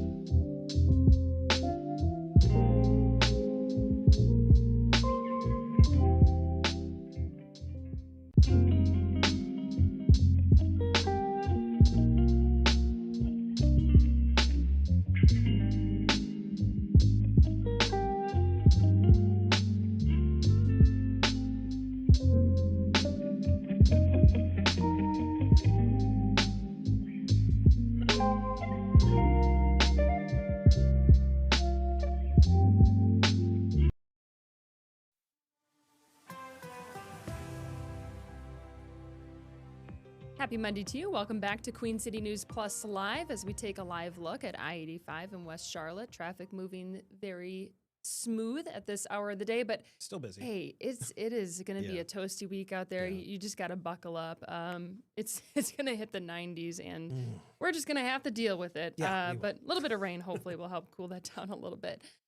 Derek, SNAP benefits. Yes. There are some restrictions that are set to take place, and it's all kind of a part of this movement to shift those funds and how they're spent to basically gear more toward healthier options. Yes, and basically eliminate sodas, energy drinks, and candies as well. Mhm. Now, a bunch of the changes are actually coming to several states, including South Carolina. North Carolina, by the way, is not necessarily included in that. Right. However, there will be some changes overall to the SNAP program that will be probably affecting you in some way, shape, and form. USDA, which basically does the stuff over the SNAP program, they announced they require SNAP retailers to carry more varieties of nutritious food. Starting in the fall, they'll have to carry, more proteins, grains, dairy, and produce. Mhm. However, as far as some of the restrictions on banning specific things like sweets and energy drinks and sodas, that is going to be coming. It's a state-by-state process. Some states have different rules for how they implement this. South Carolina is one of them, and that's why they are going to be basically just taking Right. that off I the mean, list. there were already restrictions. You Yes. couldn't buy alcohol or tobacco, obviously. And this is something that I think they're saying, listen, if you need help with purchasing groceries, we want to make sure that you're purchasing items that are going to, sustain you and create a healthier lifestyle. 1 in 8 Americans utilize SNAP to purchase their groceries. So it's a $90 billion a year, program. And they're hoping that they can help change some eating habits there. Instead of buying chips, maybe you grab an apple. Yeah. The federal arson trial for the Palisades fire, which happened in 2025, in January of 2025 is when it started. Early last year. And it took a week. Well, anyway, the trial is supposed to start. We have this Jonathan Rinderknecht, 29. He has pleaded not guilty. He was, it came out that he was ranting to his Uber passengers. He was an Uber driver. He's ranting to them about he was angry at the world. Yeah, failed relationship. Yeah. Right. New Year's Eve plans that had fallen through, and his geological data, his geolocation data from his phone put him in the area of where the fire started. That's what prosecutors are going to argue in this trial, that it impacted a whole lot of people. Yeah, and you can see the lives. video, and how many. I mean, it affected thousands of homes. Thousands of homes were basically either destroyed or damaged as a result of this. And the fire itself, at least according to what investigators say, started January 1st. It kind of smoldered for about a week or so before it broke out and became. It was undetected in the root system. I think is what it was for about a week. And then it resulted in the video that you do see here. Now, prosecutors say that the geolocation shows everything as far as what he was doing, and they're also using what the Uber passengers said about his, shall we say, anger with the world, at least at the time. However, Rinderknecht, as we mentioned, he said he's not guilty, and his lawyers say that the state lacks solid evidence to basically convict him. Even though there's what they do have, at least according to what prosecutors say, is rather substantial as far as pinpointing him at specific locations. Right. His team also says there were fireworks that the firefighters heard going off in the vicinity of where the fire started. So they're trying to, frame it, casting doubt ahead of the trial. But a lot of eyes will be on the outcome of this one. And one of the other things too is that the defense team, they wanted to go after the fire response itself, but the judge basically disallowed that. So the actual response to the fire itself, that will not necessarily be. And you may remember there was issues with lack of water or fire hydrants that had run dry, and there were a lot of major failures with the response of the fire. Yeah. Let's talk about Carowinds. Here locally. So a little bit earlier on this morning. I haven't seen this yet, so I'm looking off to the side to see what it looks like. So a little bit earlier on this morning, Carowinds held a bit of a press conference, but it's basically telling people, hey, we're going to be introducing this new ride. It's called Rip Roarin' Falls. It's on the site where Rip Roarin' Rapids was. And if you remember Rip Roarin' Rapids, you might remember it closed back in 2019. Now, coming up for Rip Roarin' Falls, though, not only is it going to be coming 2027, as you can see on your screen, it's set to break 3 specific world records. The tallest log flume drop, tallest reverse drop, and tallest reverse camelback. Yes. Which I just learned what that was. And this just looks a little bit fun.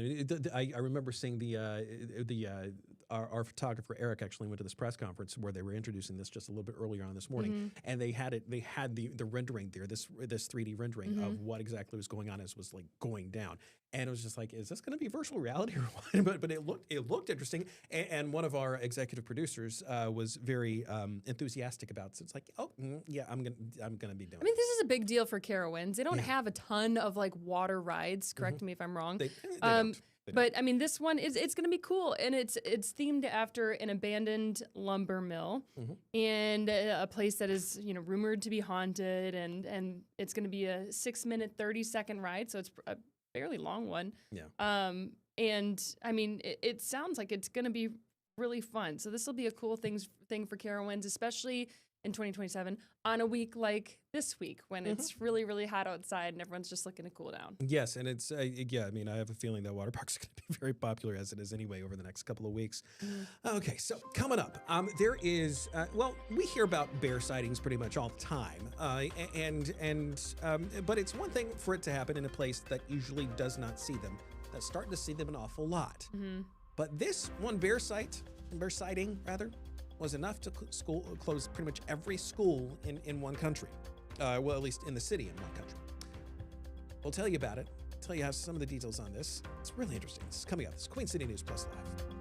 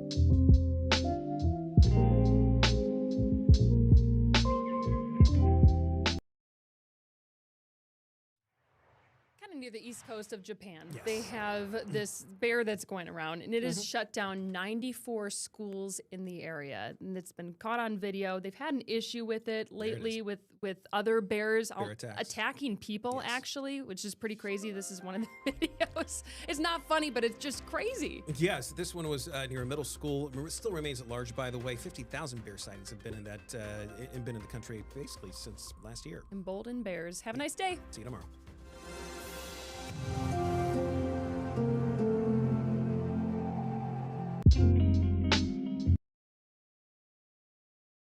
Prison is so sad. You have guys in there 40 and 50 years old can't spell cat.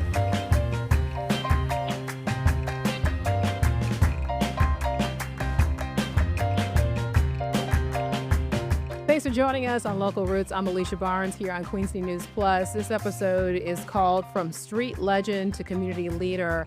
With summer starting in a matter of days, juvenile crime remains top of mind for law enforcement all across the Queen City. And a local community outreach program is now working to guide young people toward making positive life decisions.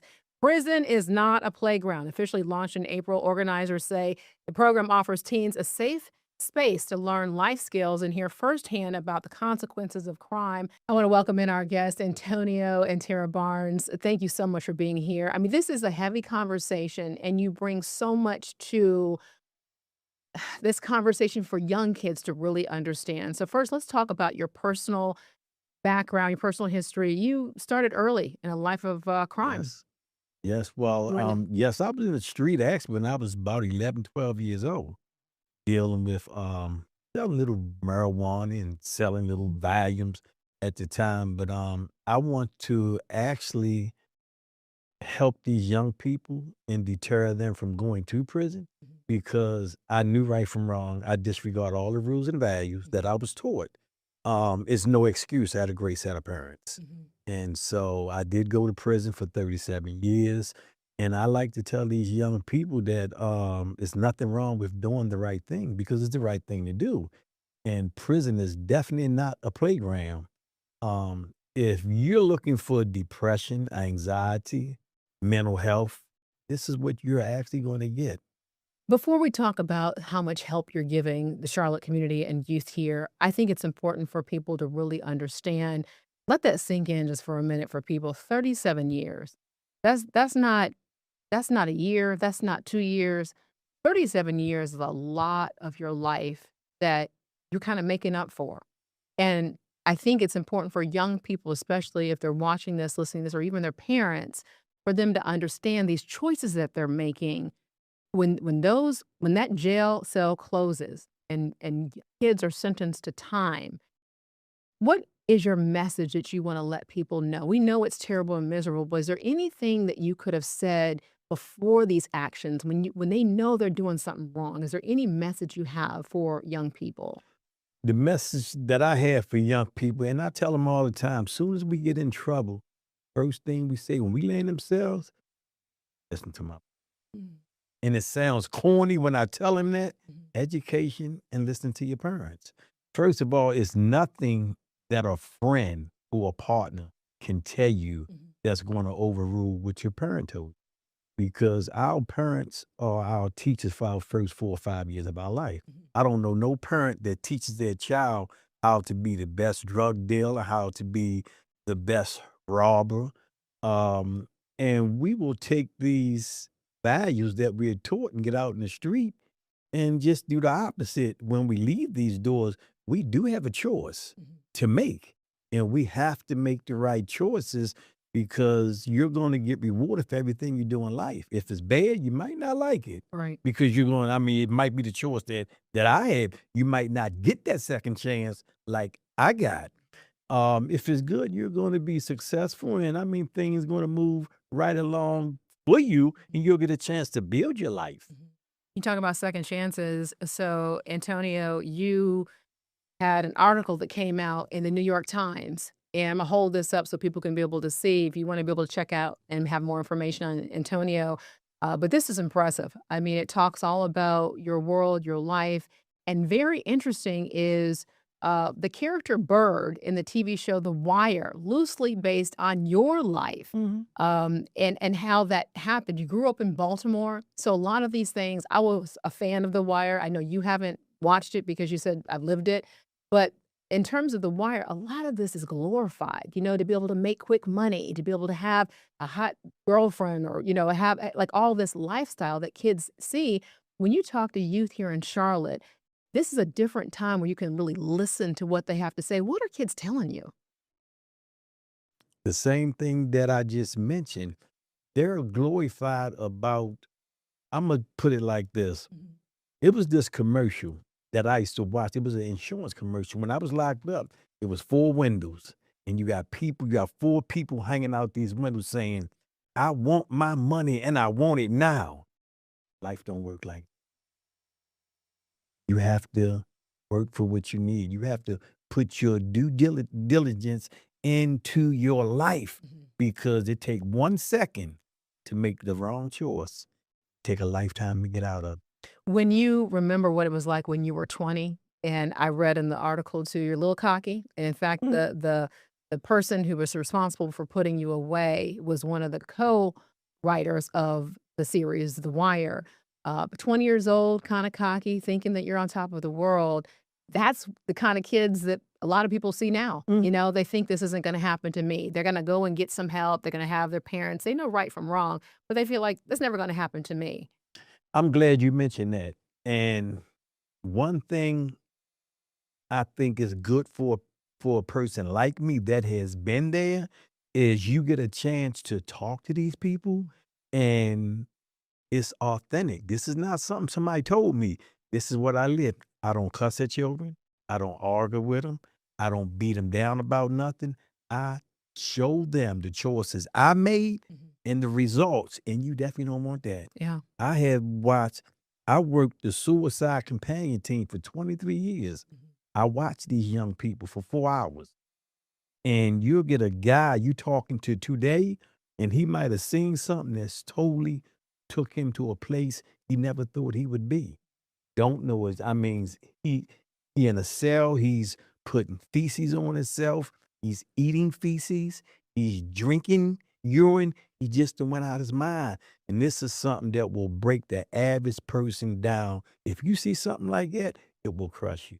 And they don't know these things. You think you're tough and ready, but when that pressure hit, it's just like pressure bust a pipe. These kids literally go out their mind. And this is the saddest thing you ever want to see. It's so commendable that you want to help. It really is. I think that's what really, for me personally, when I read your story, that here it is, you gave up so many years of your life. And I also want to add too, you've never killed anybody. No, I never killed And nobody. what's important is, in your case, you weren't even there when the crime happened. So I think that's another thing for kids to realize. It's who you are I'm around. glad you mentioned that. hmm I did a segment for Charlotte, Mecklenburg police camp for the youngsters. And I explained to them what conspiracy is. Conspiracy is if you got a friend, you and him close. And he talking about, man, I'm gonna kill such and such. He like, all right, then, that's all right. Just him agreeing with that. You're connected. And you're knowing that you can be in California and this kid can do this here. They can literally charge you for conspiracy. And it's just like you pulling that trigger. You are in California. That's why you have to watch your company. You are your company. You can be the nicest guy in the world, but you're dealing with these other young kids that's doing everything under the sun. You're going to be looked at and judged the same way. Tara, you're on the board at helping with everything. So you are right there along with Antonio with all of this.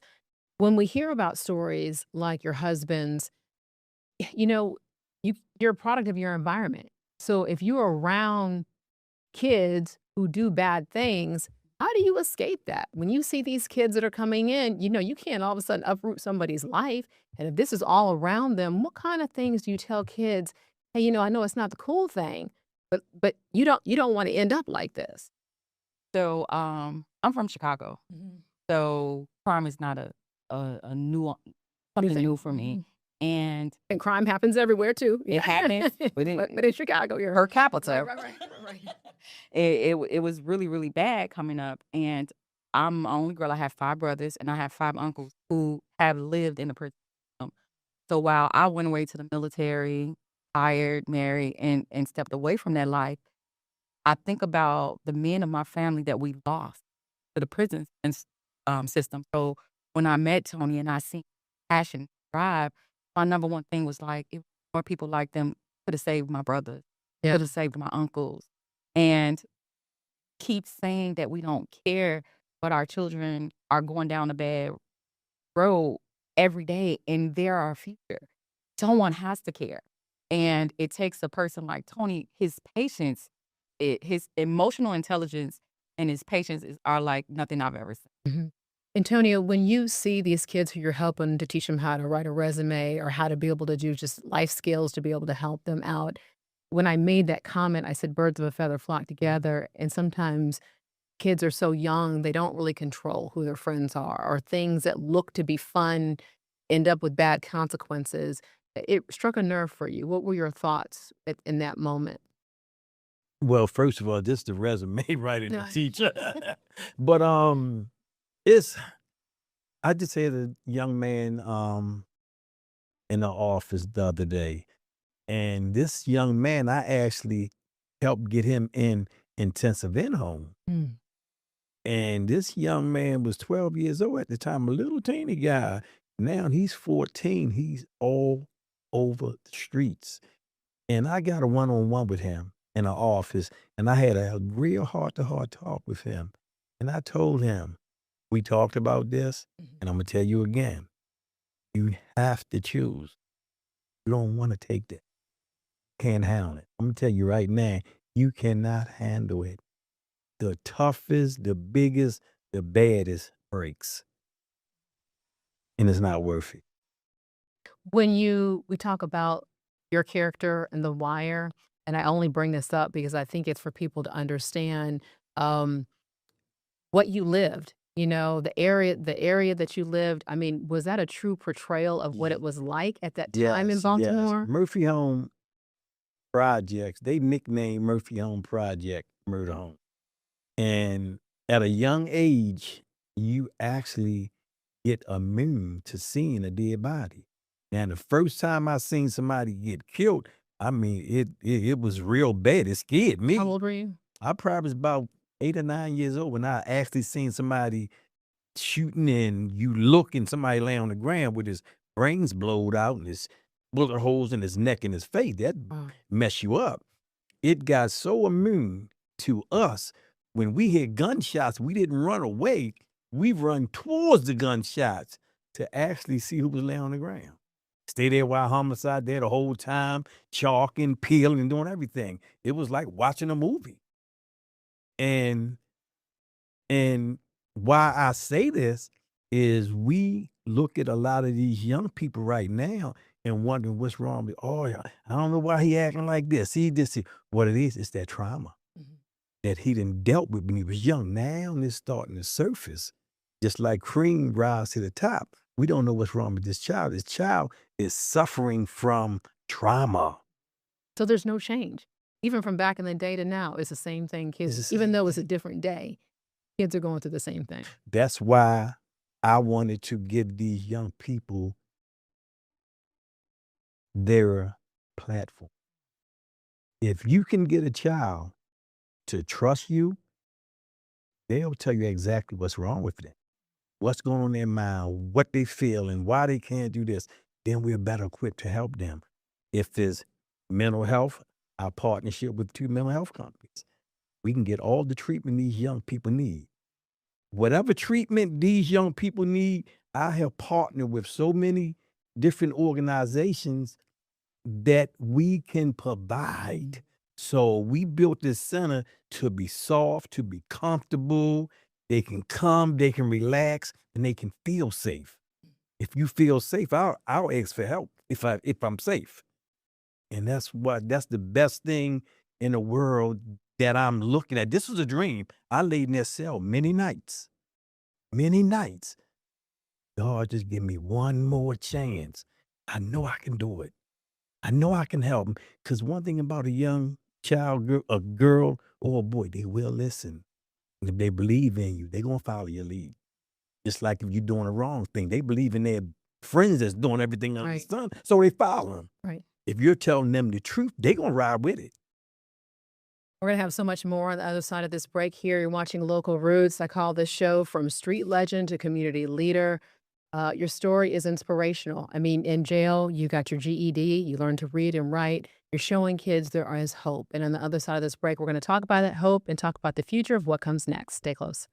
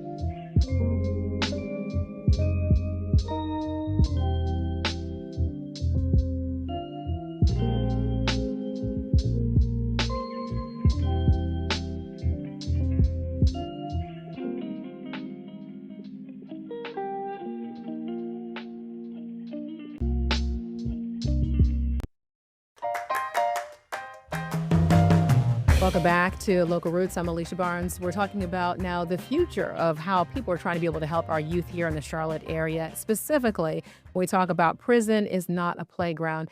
Antonia, Tara, we've been talking about how to the past of what people have experienced and why not to go to jail. What do you think we're missing in terms of leading this conversation forward for people to know, I don't want to end up there? Just like I said from the jump, it's one of the most miserable places a person would ever want to go. And in prison, you can get an education, but you have to want that. They have programs, they have college programs that they just started back. You can get a high school diploma, you can get trades.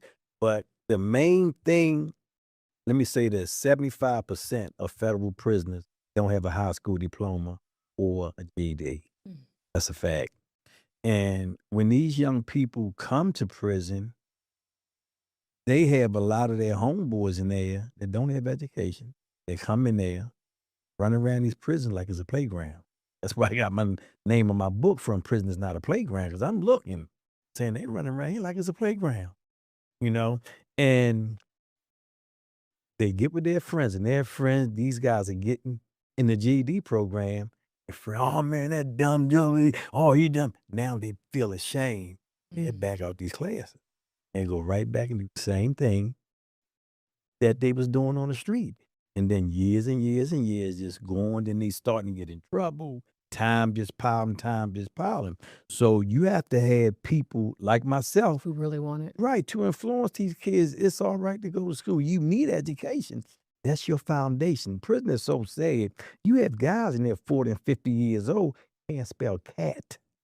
C-A-T. Take the C off his ad. I was teaching guys off of Hooked on Phonics. But you have to come to the realization. All you gotta do is say, I can't read. I can't write. You're going to get the help. You have inmates that'll help you, let alone the school system in there. You have guys will help you. And I had a cellie. I moved in there with him. He said, man, I'm gonna be honest. I can't read, I can't write, but I am in school. I said, man, look, every day we're gonna do homework.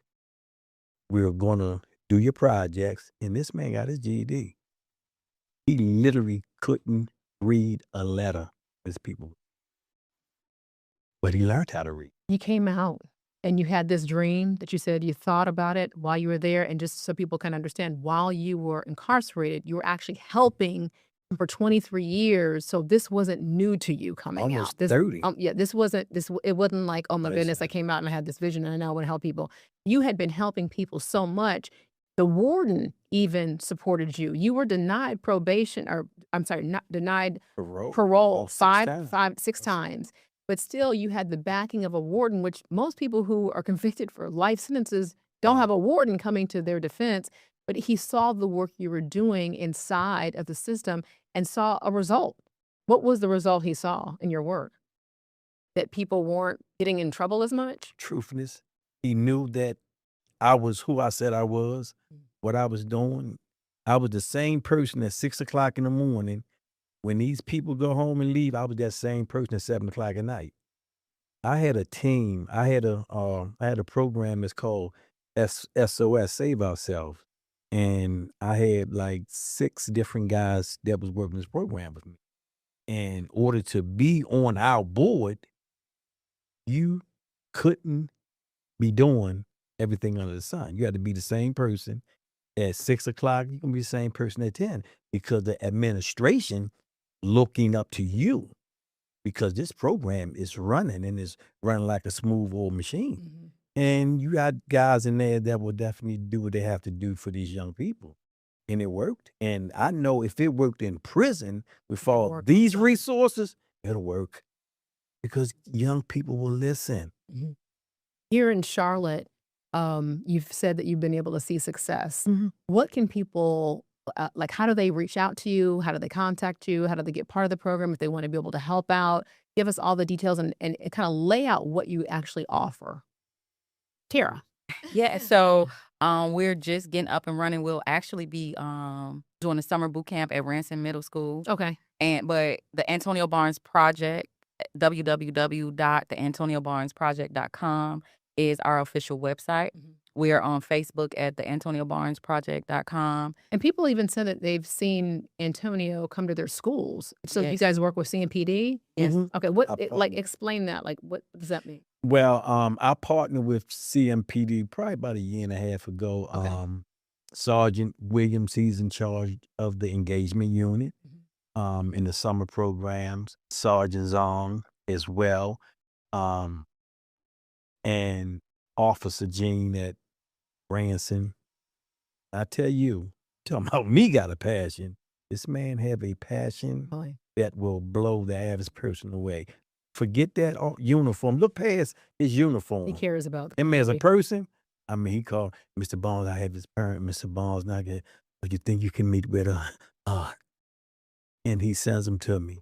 Or if he'll say he need to see me, I'll go up there and we'll work together. But he have an after school program. Today is Wednesday. We'll be there Wednesday. We talk to these young people like we talking now, and then we work out for 45 minutes. And then we have a nice little snack. And he will throw something out there, maybe integrity. What do integrity mean? And you get about 4 or 5. Integrity means to me, they'll say what it means, and we'll talk, and then we do our little program. And Branson is a troubled school. These children have some issues. And Officer Gene, he's one of the people or persons trying to save the world. He's there sometimes 7, 8 at night. He's a married man. He have a life, and she tell me you have to have boundaries. And he forget that uniform. The person, great guy. Are you seeing in the young people in Charlotte here similar things that register for you? Like, have you ever met another young man that you're like, oh my gosh, that was me? Of course. Or so you do see yourself. Of course. Because you wonder, are they dealing with different things that we dealt with because there's social media and there's, camera phones and cameras everywhere. You know what I'm saying? It's different than what we grew up in. And a lot of them, they don't want to. School sounds corny. When you tell a person, man, you need to get education, and they be like, yeah, I onk. You know, Right. you They put you in the old and then- category. yes, and then I give them proof. I said, let me tell you something, man. This is what goes on in there. Right now, you got 1 foot in and 1 foot out. You don't want to go there. The toughest want to be home with their family. And I tell them, you lose everything when you go to prison. I lost my mother, father, sister, brother, niece, nephew. You're not going to no funeral. You can forget that. You'd be lucky if you get a call saying your mother passed away. Can you imagine that?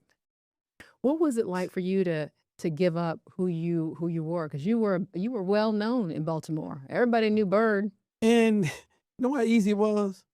I knew better. I knew from the jump. People ask me, how did you become this person or change to be this person? This person been me my whole life. Really? When I was growing up, if one of my friends' mother or father was in the hospital, I would go hustle enough money to get flowers, and I'd take them to the hospital. And in the New York Times article, one of the comments, one of the person left a comment, they was, you had your good reports and you have your bad. No, he should have stayed in jail for life. They should have never let him out and this, then. So one guy said, well, Antonio is doing what he was raised to do. They explained that how he was raised and who we come from. Now he's listening to his parents. His parent might be gone, but he's listening. And that's what it is. I knew. And when you talk about listening to his parents, he dedicated something very special to his mother. So on the other side of this break, we're going to talk about what that is and why he did it. Stay with us, and you're watching Local Roots on Queen City News Plus.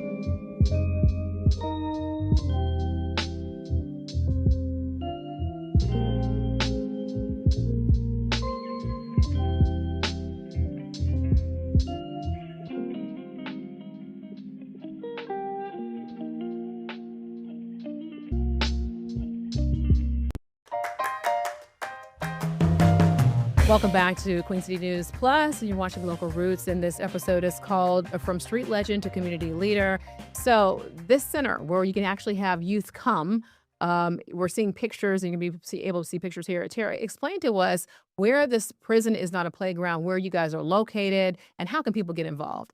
Okay, so the Prison is Not a Playground Hope Center is the nonprofit organization where we are actually making the magic happen and transitioning our youth into workforce development programs that are entrepreneurial track, where we focus on building their own employment, no matter what the field is, but technology, AI training, trademarking, LLC. And this was special because you dedicated this for your mother. What was the reason behind that? You the one built it. You the It's one your built mom. it. Well, I built. Well, I wanted to dedicate this because, like I said, I disregard all the rules and values, and this is not. I was a mama's boy, first of all. I was a bad mom boy though. But and I wanted to dedicate this to her because I gave her a promise. I said that I will help. I will get my education, and I will help young people from going in the wrong direction when they know better, like I knew. If you're watching right now and you need some help, they can be able to get help by going to your website. Tara, tell me the website one more time. www.theantoniobarnesproject.com. And you also always need funds, donations, because you guys, you fund this yourself, right? Yes, ma'am. And volunteers. Okay, Want to be a part of the problem, a part of the solution, please. We need volunteers. And we're actually looking for another board member, someone who is, from the Queen City area. Mhm. Well, I thank you so much for being our guest here on Local Roots. I know this is going to help somebody. Your story is inspirational. Antonia, what you're doing for community is just, it's so great to be able to see that you're changing lives. So I just want to say thank you so much. And thank you for joining us on Queen City News Plus. I'm Alicia Barnes. I'll see you next time on Local Roots.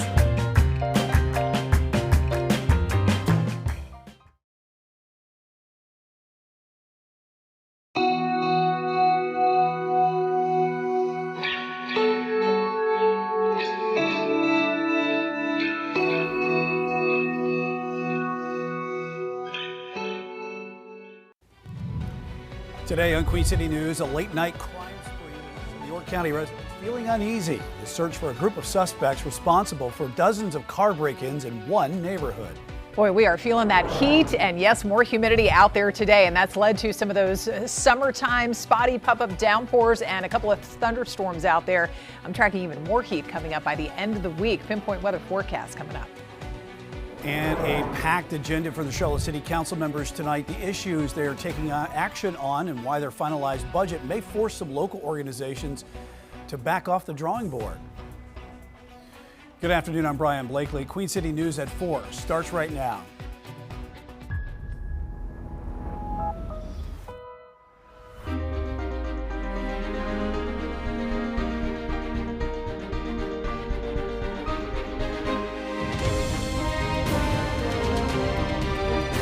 Queen City News starts now. First at 4, York County deputies are looking for a group of suspects responsible for dozens of car break-ins. Video shows one of the late-night thefts, which occurred in the same neighborhood. And as Queen City News reporter David Schumann tells us, authorities believe the suspects may not live in the York County area. 34 vehicles in 3 days. Going from car to car to car to car. Really quick, efficiently, fast. York County Sheriff's deputies are investigating the string of break-ins, which happened in the same neighborhood in Clover late last month. Authorities say the 5 thieves got away with credit cards, cash, purses, electronics, and 4 firearms. We do have the concern that those guns that are taken in these break-ins are going to be used in another crime. God forbid, something more violent. The common denominator in all of the break-ins is that the cars were unlocked. Right now, we're just asking folks to do us a favor. Lock your car doors and then take your valuables inside, especially your firearms. Sometimes that's what these folks are looking for, is just a quick grab firearm. Be a good gun owner, responsible gun owner, and take your firearms inside. Sheriff's officials said in a video on social media the suspects are from Charlotte. In our interview Monday, a spokesperson told us he wasn't aware of there being specific suspects at this point. That's typically the people we find and catch are from the Charlotte area and the Clover and Fort Mill area, where we see the most of these car break-ins. It's easy. It's easy to come down from Charlotte on I-77. 4 more cars were broken into this weekend in Clover, but nothing was stolen. It's unclear if those cases are connected with the previous break-ins. David Schumann, Queen City News. To the weather now, as we take a live look from uptown in Arlington, camera. The heat is the story this week, with temps that are going to sit to feel like 100 degrees, especially later in the week. Let's check in with Chief Meteorologist Tara Lane of the Pinpoint Weather Center. Tara, you're also tracking some daily rain chances, including right now with some pop-up storms. Right now, Brian, yes, especially north and east of Charlotte, we have several areas of spotty pop-up downpours and a couple of even stronger storms out there getting going from time to time. And these are all kind of drifting to the west and northwest, so a little bit of different movement compared to what we're used to when most of the activity typically moves from west to east across the area. So moving kind of in the opposite direction. So we have one area of heavy rain about to move back over. It's affecting part of Mooresville right now, part of Lake Norman. You can see how we have kind of this broken line scattered through Cabarrus County, Stanley County, parts of northern Anson, up into Rowan County. We've had some heavier rain at times near the Salisbury area, and heading on up into Hickory right now. We have some scattered storms, occasional lightning over Newton, and that trail of downpours and storms lines up all the way up 321 north and heading up toward the Boone and Blowing Rock zone. So kind of lining up along a front here today that continues to linger across the area. And basically Futurecast shows the continued chance of off and on spotty showers and storms. They're possible just about anywhere for another few hours. Of course, as temperatures remain hot and humid out there today, once we lose the real good daytime heating, most of this activity will fizzle away as we go into the night. Right now, it is a hot 90 degrees outside in the Queen City. We've had a few spots even hotter, closer to the mid 90s there off to the east of Charlotte. But once you factor in the humidity, it feels like 95 in Monroe, feels like 95 degrees at Cheraw and Rockingham. And as Brian mentioned, later in the week, I'm tracking even hotter temperatures coming up, and with those daily storm chances. Check out my Pinpoint weather forecast in a few minutes. Will do, Tara. The man charged in Charlotte's deadly light rail stabbing is due in federal court tomorrow for a competency hearing. DeCarlos Brown Jr. is facing state and federal charges in connection with the 2025 stabbing of Irina Zarutska. Federal mental health evaluators previously determined Brown is not competent to stand trial, but they believe his competency can be restored through treatment and medication. Tomorrow's hearing set for 9:30 a.m. Brown was found incapable to proceed in the state trial as well. A hearing in that case is scheduled in the fall. We are working to learn more information about a shooting on I-485 in West Charlotte. It happened yesterday afternoon near Arrowwood Road. Details are limited, but we do know that one person was taken to the hospital with life-threatening injuries. It's unclear if the suspect has been charged at this time. Should data center construction be paused in the Queen City? That's a question before Charlotte City Council members tonight, as they are set to vote on a 150-day moratorium. Chief Political Correspondent Andy Weber looks at the council's pending decision. The story of data centers in Charlotte is one we've heard in towns and cities, not just in the Carolinas, but across the country. With a new center being proposed seemingly every week, several council members have argued that a pause is the responsible move. Not because we're anti-development, not because we're anti-business, and certainly not because we're anti-technology, but because we owe it to our residents to pause and ask whether our policies are keeping up with reality. If there are enough votes, Charlotte's council would hold off on approving all new proposed data center projects for 150 days. Supporters have said that moratorium will allow the city to study the impact centers could have on Charlotte's environment, water, and energy. A data center developer had recently delayed their proposal to build a center near an East Charlotte neighborhood after strong pushback from neighbors and activists. The developer, for their part, had said the center would be small in scale and focus on supporting telecom systems. The council is set to meet tonight at 5. Also on the agenda this evening, a red light camera pilot program. Reporting in Uptown, I'm Andy Weber, Queen City News. Some area nonprofits may be forced to reevaluate their operations if city council members approve the $4.5 million budget tonight. Queen City News anchor Will Lewis tells us why the organizations may have to reduce services. Since the pandemic, local nonprofit For the Struggle has been doing the work, mainly feeding senior citizens in Charlotte and the surrounding area, and helping them stay in their homes as the Queen City grows. We do free home repairs, any major home repair you can think of, roof replacements, HVAC replacements.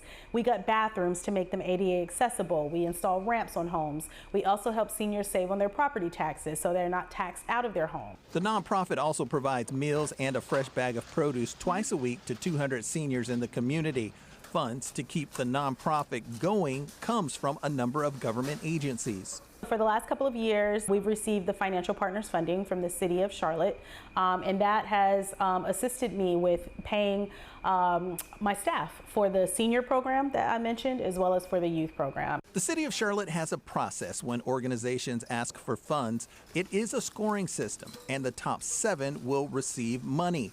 But council members are rethinking the process.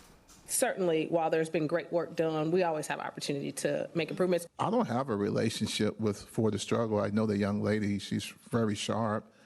I clearly understand the impact. The West Charlotte nonprofit didn't get the funding, which may mean cuts to staff, but they may have started a conversation. Council members agreed to allow For the Struggle to apply for other grants, but in the meantime, figuring out how to continue operations may be tough. I'm gonna have to figure it out, but I always figure it out. And you know, the reality though is I shouldn't have to figure it out. Will Lewis, Queen City News. If you're interested in becoming Charlotte's interim mayor, time is running out to submit an application. The application window ends tomorrow. So far, 38 people have submitted applications, including former Charlotte Mayor Jennifer Roberts. Current Mayor Vi Lyles initially planned to step down June 30th, but she now says that she will stay in office until her replacement is chosen. A vote for the new interim mayor will take place on June 22nd. South Carolina voters will head to the polls tomorrow for primary day, and the race for governor is at the top of the ticket. Latest polling out of the Citadel shows that the race is a very close one. Trump-backed Lieutenant Governor Pamela Evette narrowly leads Attorney General Alan Wilson. Congresswoman Nancy Mace also just a single percentage point back. Among the 600 Republican voters surveyed, Evette has the support of 17%, while Wilson and Mace both came in at 16%. York County Congressman Ralph Norman and businessman Ram Reddy came in at 13% and 14%. Respectively, State Senator Josh Kimbrell suspended his campaign last week. Experts say the big takeaway is many voters are still undecided, with 23% of respondents saying they haven't landed on who they will vote for just yet. Former Iredell County High School wrestling coach is fighting to get his job back. Stephen Boyle's attorney tells Queen City News the former coach will be at tonight's school board meeting to ask for his job back. He was accused of assault and child abuse last November and was suspended from the Lake Norman High School until the district decided to not renew his contract. Boyle was found not guilty of the charges just last week. Queen City News will let you know what comes of the request tonight at 10. Ooh, it is a hot one out there today and humid. That's making for feels-like temperatures not far from the triple digits in spots and leading to some of those spotty pop-up downpours and storms here to kick off the new week. And get used to it. We're going to be stuck in this hotter weather pattern, even hotter temperatures ahead by the end of the week. Pinpoint weather forecast is next. Now, the use of artificial intelligence in North Carolina schools, the policies and guidance lawmakers are hoping to establish through a new bill. Plus, the White House South Lawn turning into a UFC ring this weekend. What's threatening to bring the event to a halt with construction already underway? And Carowinds is helping riders cool off with a new record-breaking attraction. We'll give you a sneak peek of the Rip-Roaring Falls. You're watching Queen City News, the most honored and the most local news in Charlotte.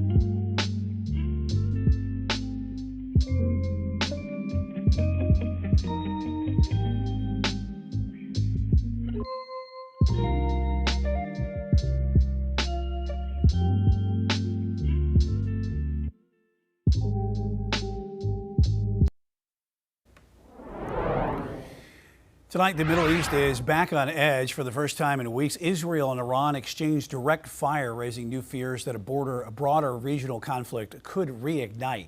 Raquel Martin reports on where things stand right now.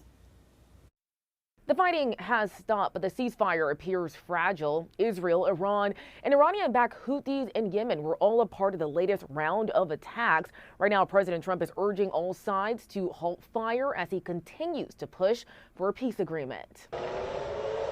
Sirens went off across Tel Aviv Monday as Israel and Iran exchanged a wave of attacks, breaking a delicate ceasefire that went into effect 2 months ago.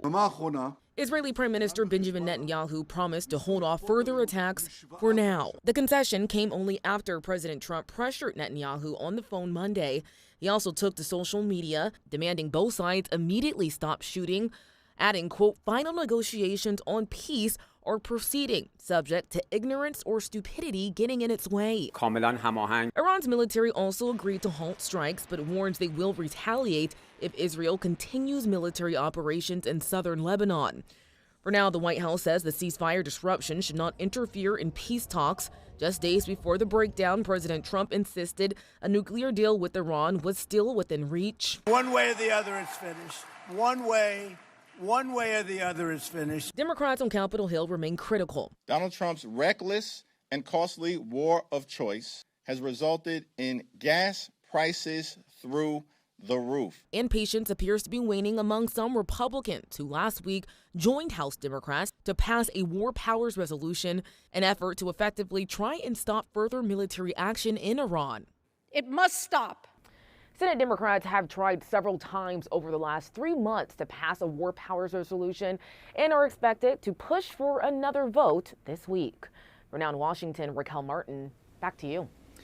The war in Iran could affect the upcoming summer and fall travel. American Airlines is joining a growing list of global air carriers scaling back services due to the high fuel costs.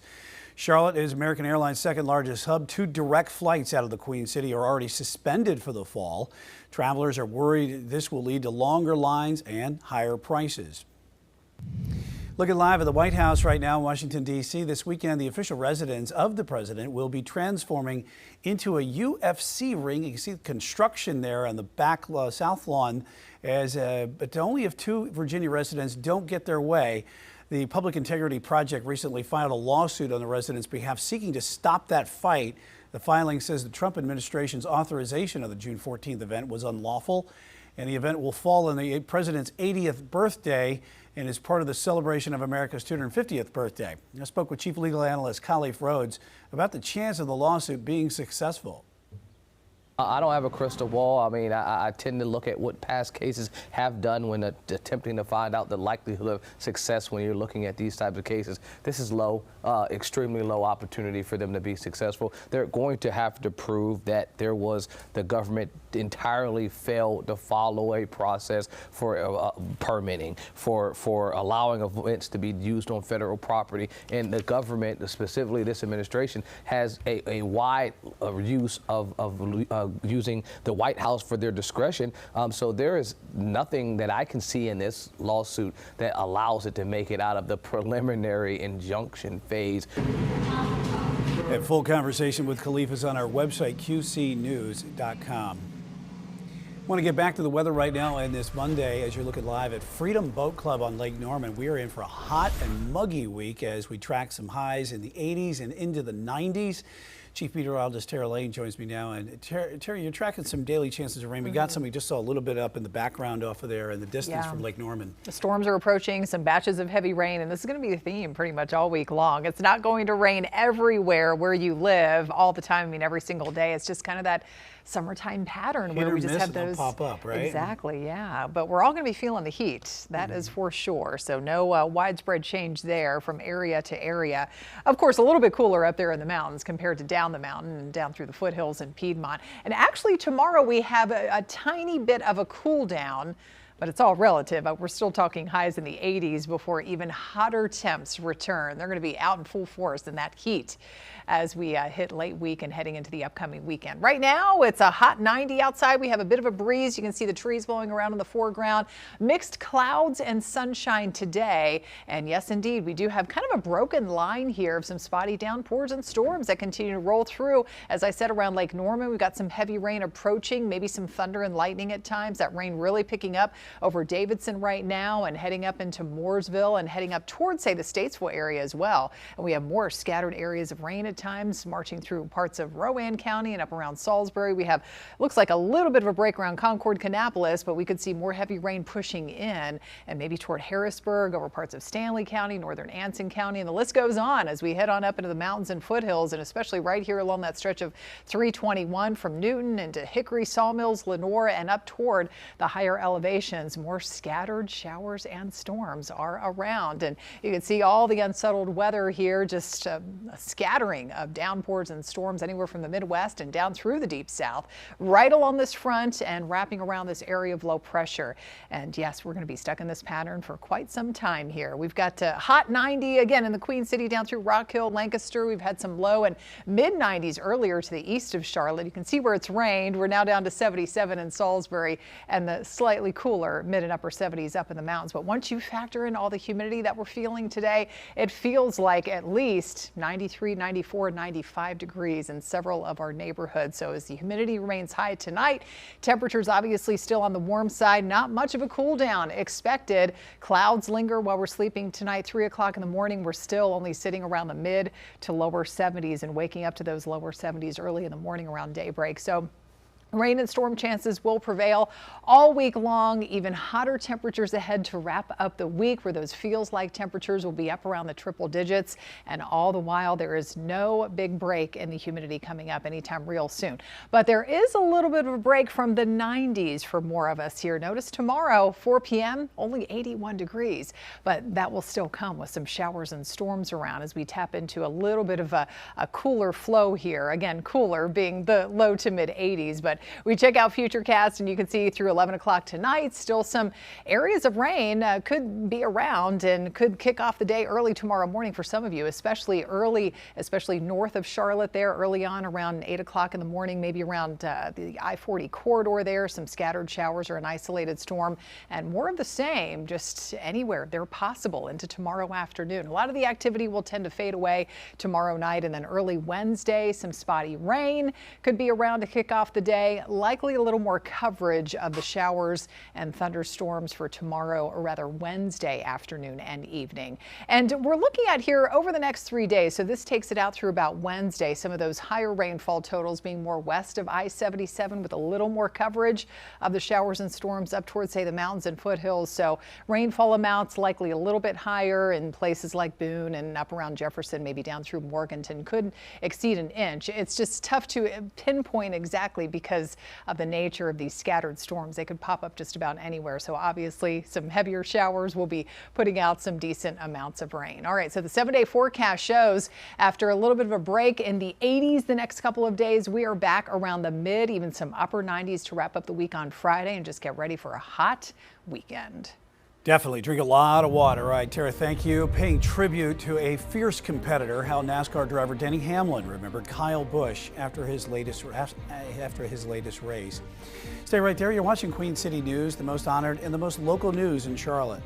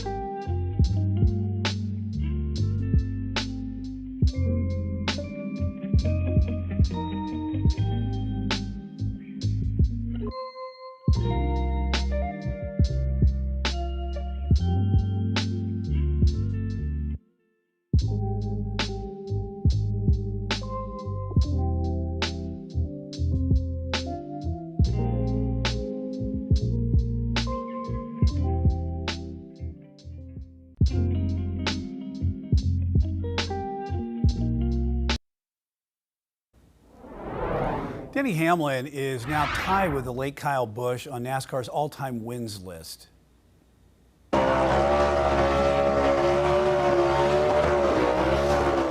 Hamlin celebrated his 63rd career victory at Michigan International Speedway over the weekend. He held a black number 18 flag out the window and smoked his tires down the straightaway in honor of Busch. After this weekend's win, Hamlin and Busch are now tied for 9th on the all-time win list in the NASCAR Cup Series. Hamlin said he had to outlive Busch for him. Hamlin radioed, "We love you, KB," during his victory lap. With the World Cup just days away, teams are practicing at their home training bases, including right here in Charlotte. The Scotland men's national team is using Bank of America Stadium, which is home to Charlotte FC, as their base camp. And they will commute from the Queen City to the locations for their upcoming World Cup matches. Joey Ellis has more tonight at 11 on Carolina Sports Live. This Thursday, the FIFA World Cup kicks off right here on Queen City News. For players at any level, coaching teaches both soccer and life skills. Here comes the through ball. Now you just turn. Good job. Alex Kramer helps mold his 14 and under squad into great people and great players. He coaches the Rail Runners of the Waxhaw Soccer Club.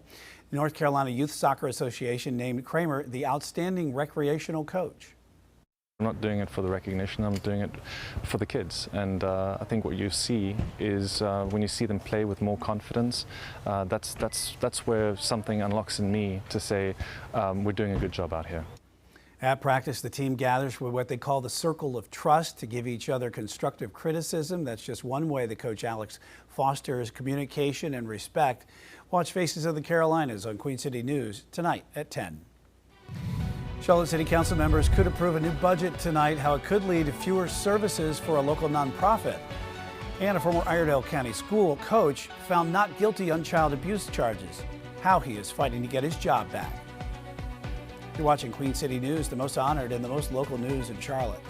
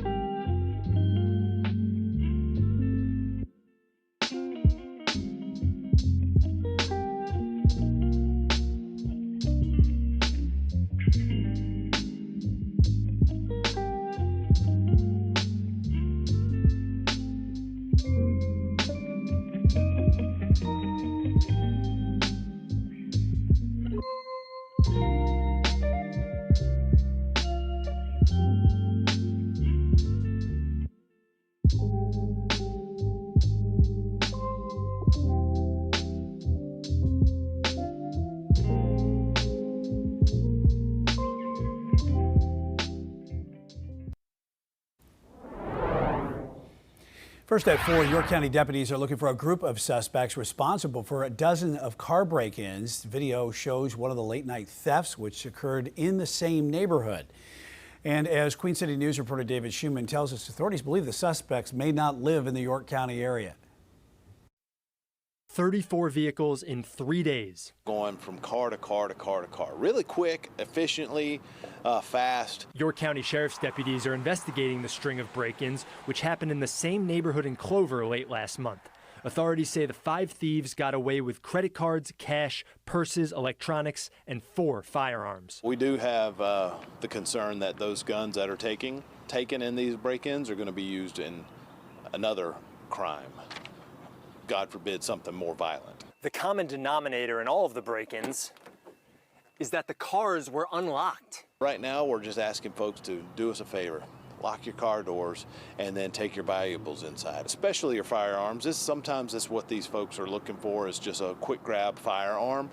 Be a good gun owner, responsible gun owner, and take your firearms inside. Sheriff's officials said in a video on social media the suspects are from Charlotte. In our interview Monday, a spokesperson told us he wasn't aware of there being specific suspects at this point. That's typically the people we find and catch are from the Charlotte area and the Clover and Fort Mill area where we see the most of these car break-ins. It's easy. It's easy to come down from Charlotte on I-77. 4 more cars were broken into this weekend in Clover, but nothing was stolen. It's unclear if those cases are connected with the previous break-ins. David Schumann, Queen City News.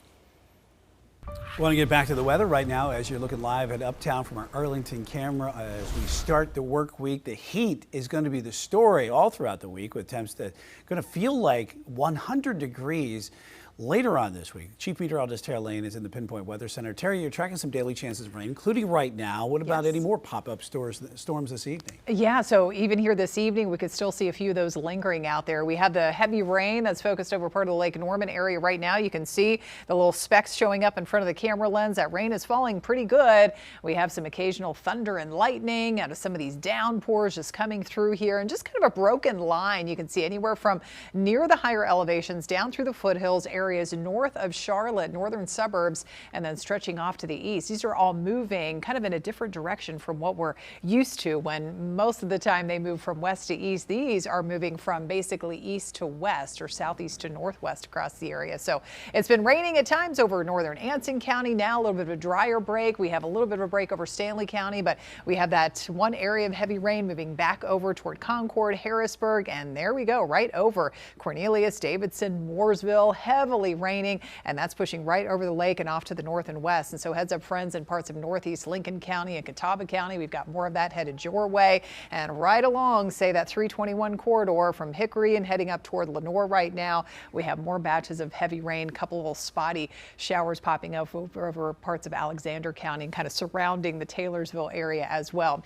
These are right along a lingering front that's draped across the area, of course, working with plenty of heat and humidity today to help get some of these storms going. You can see through 8 p.m. still more areas of rain possible. I mean, they're possible just about anywhere. It's tough to pinpoint exactly where it's going to rain and what time, but that chance will continue at least until about midnight or so tonight. It's a hot 90. That humidity level is up since over the weekend. How much hotter it gets by the end of the week, check that out in a few minutes. Tara, thank you. Should data center construction be paused in the Queen City? That is the question before Charlotte City Council members tonight, as they are set to vote on a 150-day moratorium. Chief Political Correspondent Andy Weber looks at the council's pending decision.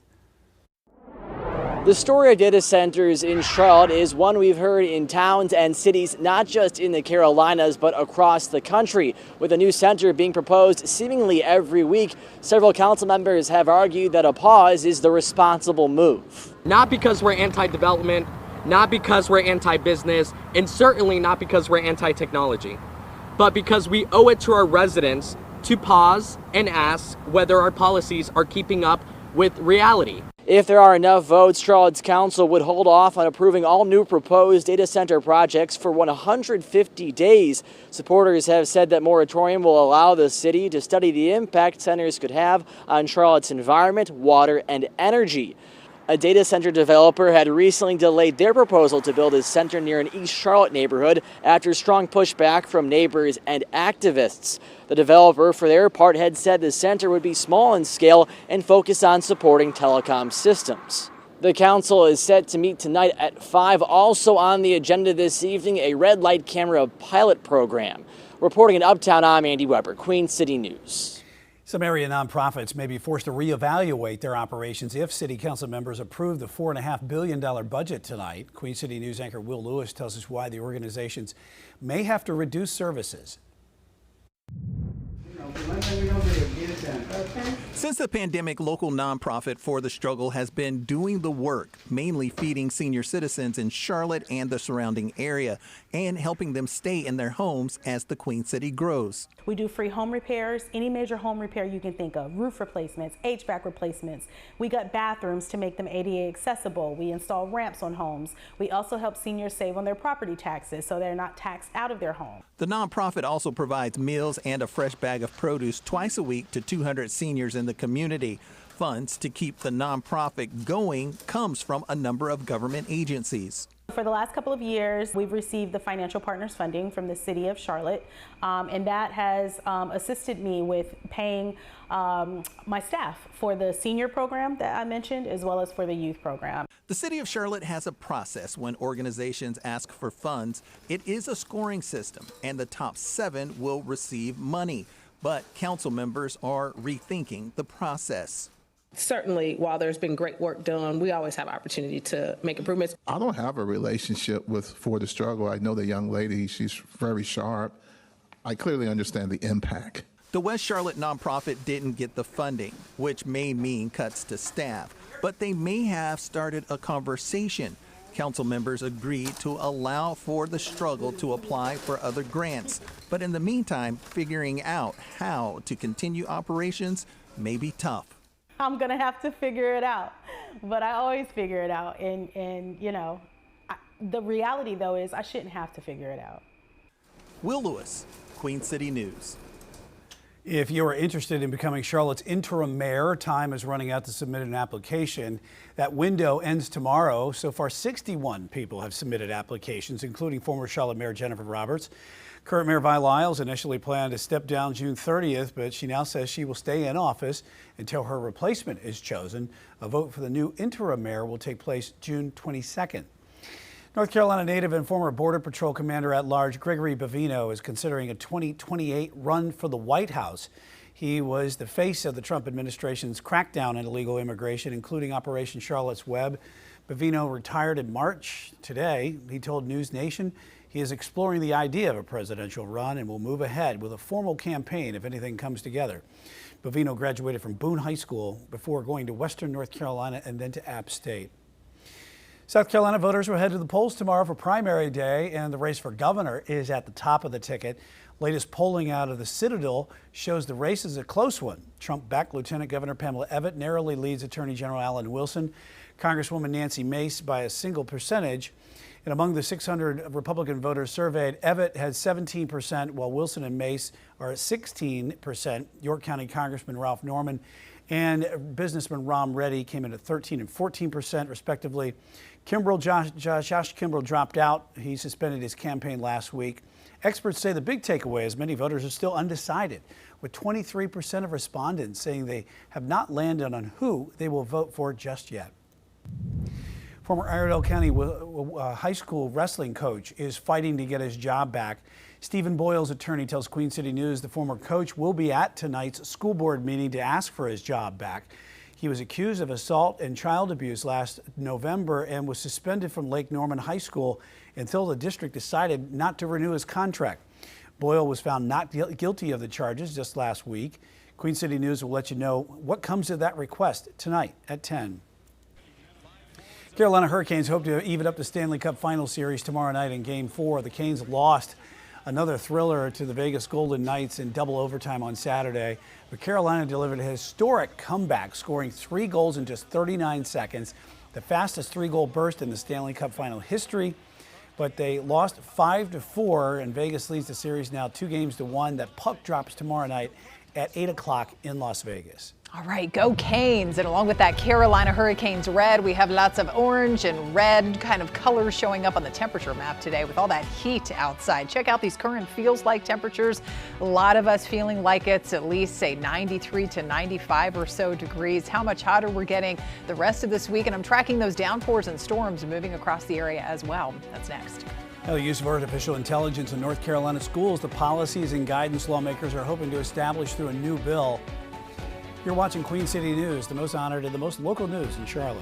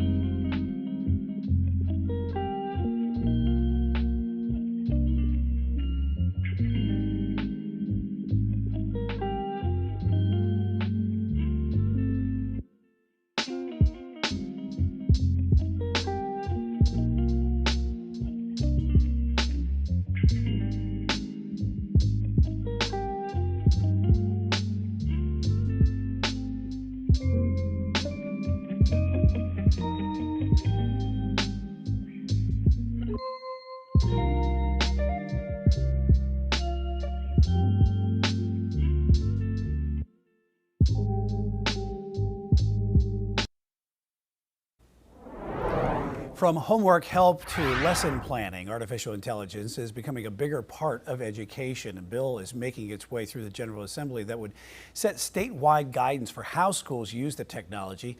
Reporter Shabnam Dinesh has more.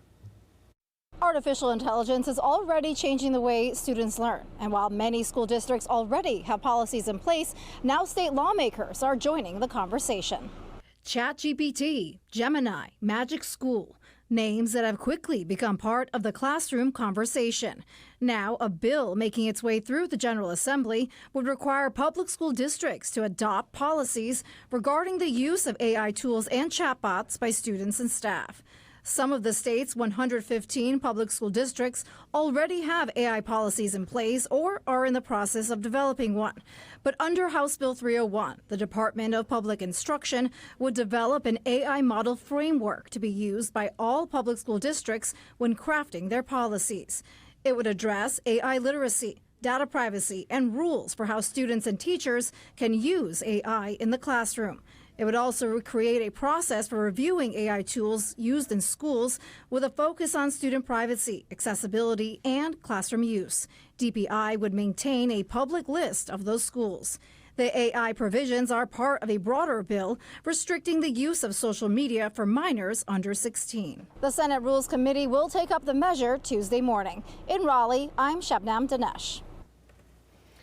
North Carolina State Superintendent is looking for parents and guardians to serve on a new advisory council. That council meant to bring together parents from across the state to strengthen the voice of families in public education. Members of the council will start meeting quarterly in November to provide some input on initiatives and strategic plans. Members are being expected to serve 2 years, and you can apply online through the Department of Public Instruction's website. To the White House, as you're looking live right now, this weekend, the presidential mansion is going to become a UFC venue. But 2 Virginia residents want to keep that from happening. The Public Integrity Project recently filed a lawsuit on their behalf seeking to stop that fight. The filing claims that the administration authorization of the June 14th event on the White House grounds was unlawful, and the event will fall on the president's 80th birthday as part of the celebration of America's 250th birthday. I spoke with Chief Legal Analyst Khalif Rhodes about if this lawsuit has a chance of being successful. I don't have a crystal ball. I mean, I tend to look at what past cases have done when attempting to find out the likelihood of success when you're looking at these types of cases. This is low, extremely low opportunity for them to be successful. They're going to have to prove that the government entirely failed to follow a process for permitting, for allowing events to be used on federal property. And the government, specifically this administration, has a wide use of using the White House for their discretion. So there is nothing that I can see in this lawsuit that allows it to make it out of the preliminary injunction phase. That full conversation with Khalif is on our website at qcnews.com. New ride coming to Carowinds. Park leaders today unveiled their plans for the Rip Roarin' Falls. Officials say the Super Flume attraction will be one of the tallest rides ever constructed, and it's expected to break 3 records. The ride is themed after an abandoned lumber mill that was rumored to be haunted. There was a need to have a water attraction return to Carowinds, and so we decided if we were going to do it, we're going to do it in a big way. Plus, there's, it's related to the Carowinds story and also to the North Carolina, South Carolina story. We are always looking for ways to connect the story of North and South Carolina to our park. Do it on the ride, right? It's currently under construction. The park hopes to have it ready for riders next year. Might want to cool off somehow this week as we take a live look at Freedom Boat Club on Lake Norman. Hot and muggy one for sure. And that rain, as you can see falling right there on Lake Norman, is going to bring those temperatures down just a little bit. Not much right now. We're still looking at about 90 degrees. Let's talk to Tara a little bit more about this rain and the heat. This is going to be pretty much, yes, a daily occurrence. We're going to be tracking some scattered downpours and storms each and every day. Hot weather is here to stay for the most part. Now, tomorrow may be a few degrees cooler, but we're still talking 80s. And yeah, summer. I mean, it's summertime. That's right. And the humidity, I mean, that's the change too from last week when it felt hotter, especially by Friday. The humidity wasn't so bad yet. Yeah, we're going to stick with that mugginess for a while. Definitely muggy. Yeah. So here we go. All right, we're stuck in that summertime pattern as we look live here from our West Charlotte Tower camera. We are actually dry here over, say, the southern half of Mecklenburg County and even a good part of areas of North Charlotte, too. Most of that rain staying over the far northern edge of Mecklenburg County. And as we saw there over Lake Norman, so we still have some breaks and peaks of sunshine, a little bit of a breeze from time to time, but not really doing a whole lot to cool things off out there. Still at 90 from outside of our studios, but yes, likely some rain-cooled air developing. That is for sure, with some downpours and storms anywhere from northwest Richmond County and trailing here on up into Cabarrus County at times. Rowan County still getting some of that heavy rain that's moved back over Salisbury, and still some occasional thunder and lightning up toward the Cleveland area in the northwestern corner of the county. And that stretches west up and down that part of I-77. Recent lightning strike there around the Troutman zone up towards Statesville. And all of these are moving basically from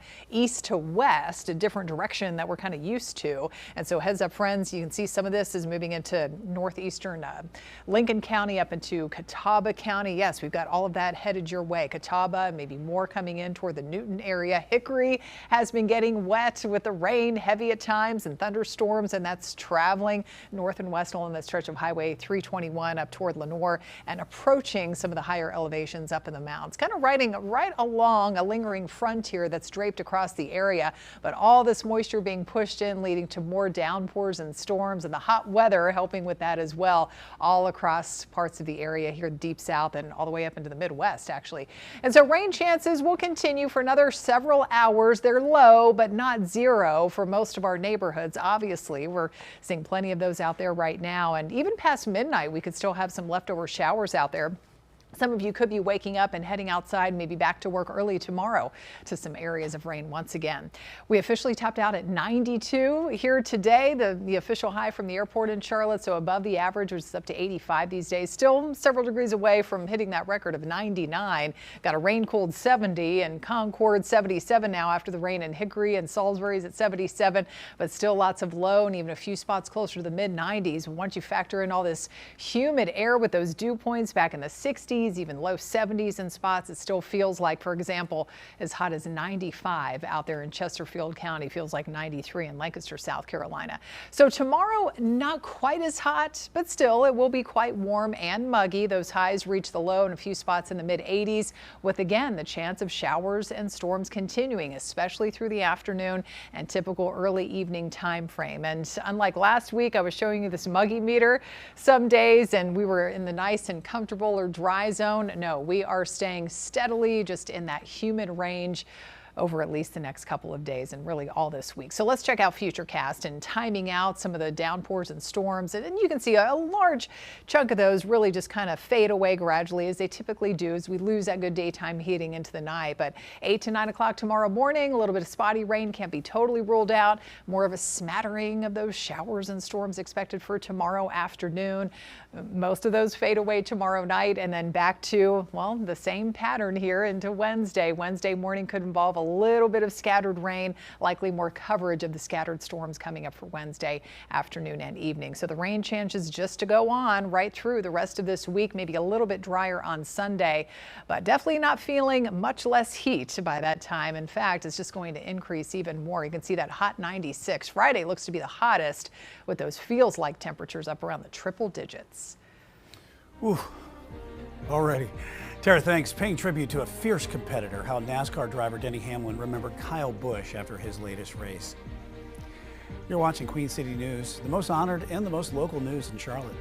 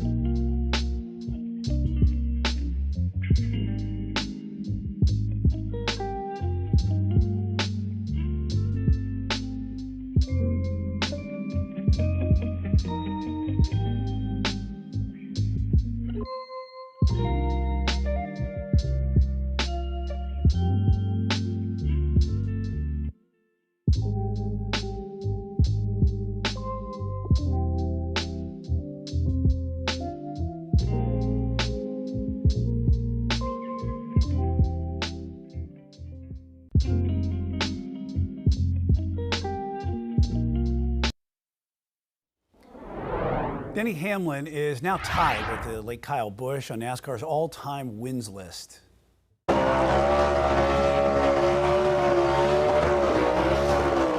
Hamlin celebrated his 63rd career victory at Michigan International Speedway over the weekend. He held a black number 18 flag out the window and smoked his tires down the straightaway in honor of Busch. After this weekend's win, Hamlin and Busch are now tied for 9th on the all-time win list in the NASCAR Cup Series. Hamlin said he had to outlive Busch to tie him. Hamlin radioed, "We love you, KB," during his victory lap. During the World Cup, with that World Cup just days away, teams are practicing at their home training bases, including right here in Charlotte. The Scotland men's national team is using Bank of America Stadium, home to the Charlotte FC, as their base camp, and they will commute from the Queen City to their locations for the upcoming World Cup matches. And this Thursday, the FIFA World Cup kicks off right here on Queen City News. For players at any level, coaching teaches both soccer and life skills. Here comes the through ball. Now you just turn. Good job. Coach Alex Kramer helps mold his 14 and under squad into great people and great players. He coaches the rail runners of the Waxhaw Soccer Club. National Youth Soccer Association named Kramer the outstanding recreational coach. I'm not doing it for the recognition, I'm doing it for the kids. And I think what you see is when you see them play with more confidence, that's where something unlocks in me to say we're doing a good job out here. At practice, the team gathers for what they call the circle of trust to give each other constructive criticism, and that's just one way Coach Alex fosters communication and respect. Watch Faces of the Carolinas on Queen City News tonight at 10. Coming up on the Queen City News at 5, Charlotte City Council members could approve a new budget tonight, how it could lead to fewer services for a local nonprofit. And a former Iredell County school coach found not guilty on child abuse charges, how he is fighting to get his job back. You're watching Queen City News, the most honored and the most local news in Charlotte.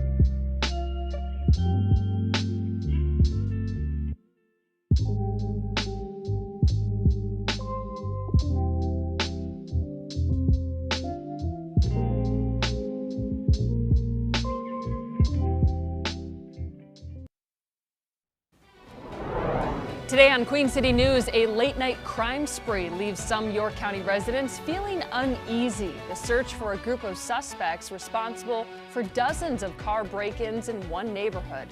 Well, we are feeling that summertime heat and definitely more humidity out there today, and that's coming with some good old summertime pop-up downpours and thunderstorms rolling through parts of our area. How many more days of this off and on stormy weather we have ahead, and just how much hotter it's getting by the end of the week. That's coming up. And a packed agenda for Charlotte City Council members tonight, the issues they're taking action on and why their finalized budget may force some local organizations back to the drawing board. Good afternoon to you. I'm Morgan Francis. Queen City News at 5 starts right now.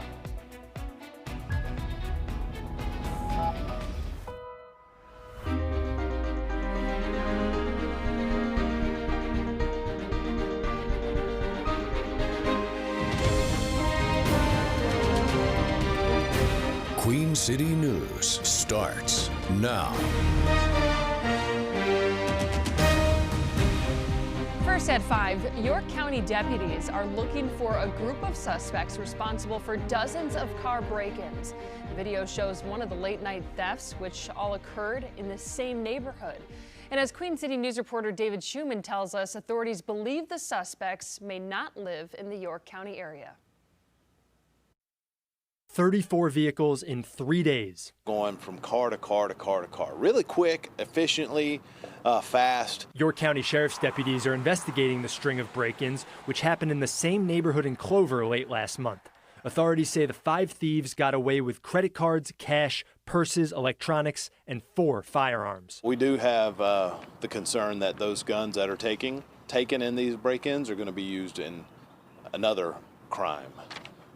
God forbid, something more violent. The common denominator in all of the break-ins is that the cars were unlocked. Right now, we're just asking folks to do us a favor. Lock your car doors and then take your valuables inside, especially your firearms. Sometimes that's what these folks are looking for, is just a quick grab firearm. Be a good gun owner. Responsible gun owner, and take your firearms inside. Sheriff's officials said in a video on social media the suspects are from Charlotte. In our interview Monday, a spokesperson told us he wasn't aware of there being specific suspects at this point. That's typically the people we find and catch are from the Charlotte area and the Clover and Fort Mill area, where we see the most of these car break-ins. It's easy. It's easy to come down from Charlotte on I-77. 4 more cars were broken into this weekend in Clover, but nothing was stolen. It's unclear if those cases are connected with the previous break-ins. David Schumann, Queen City News.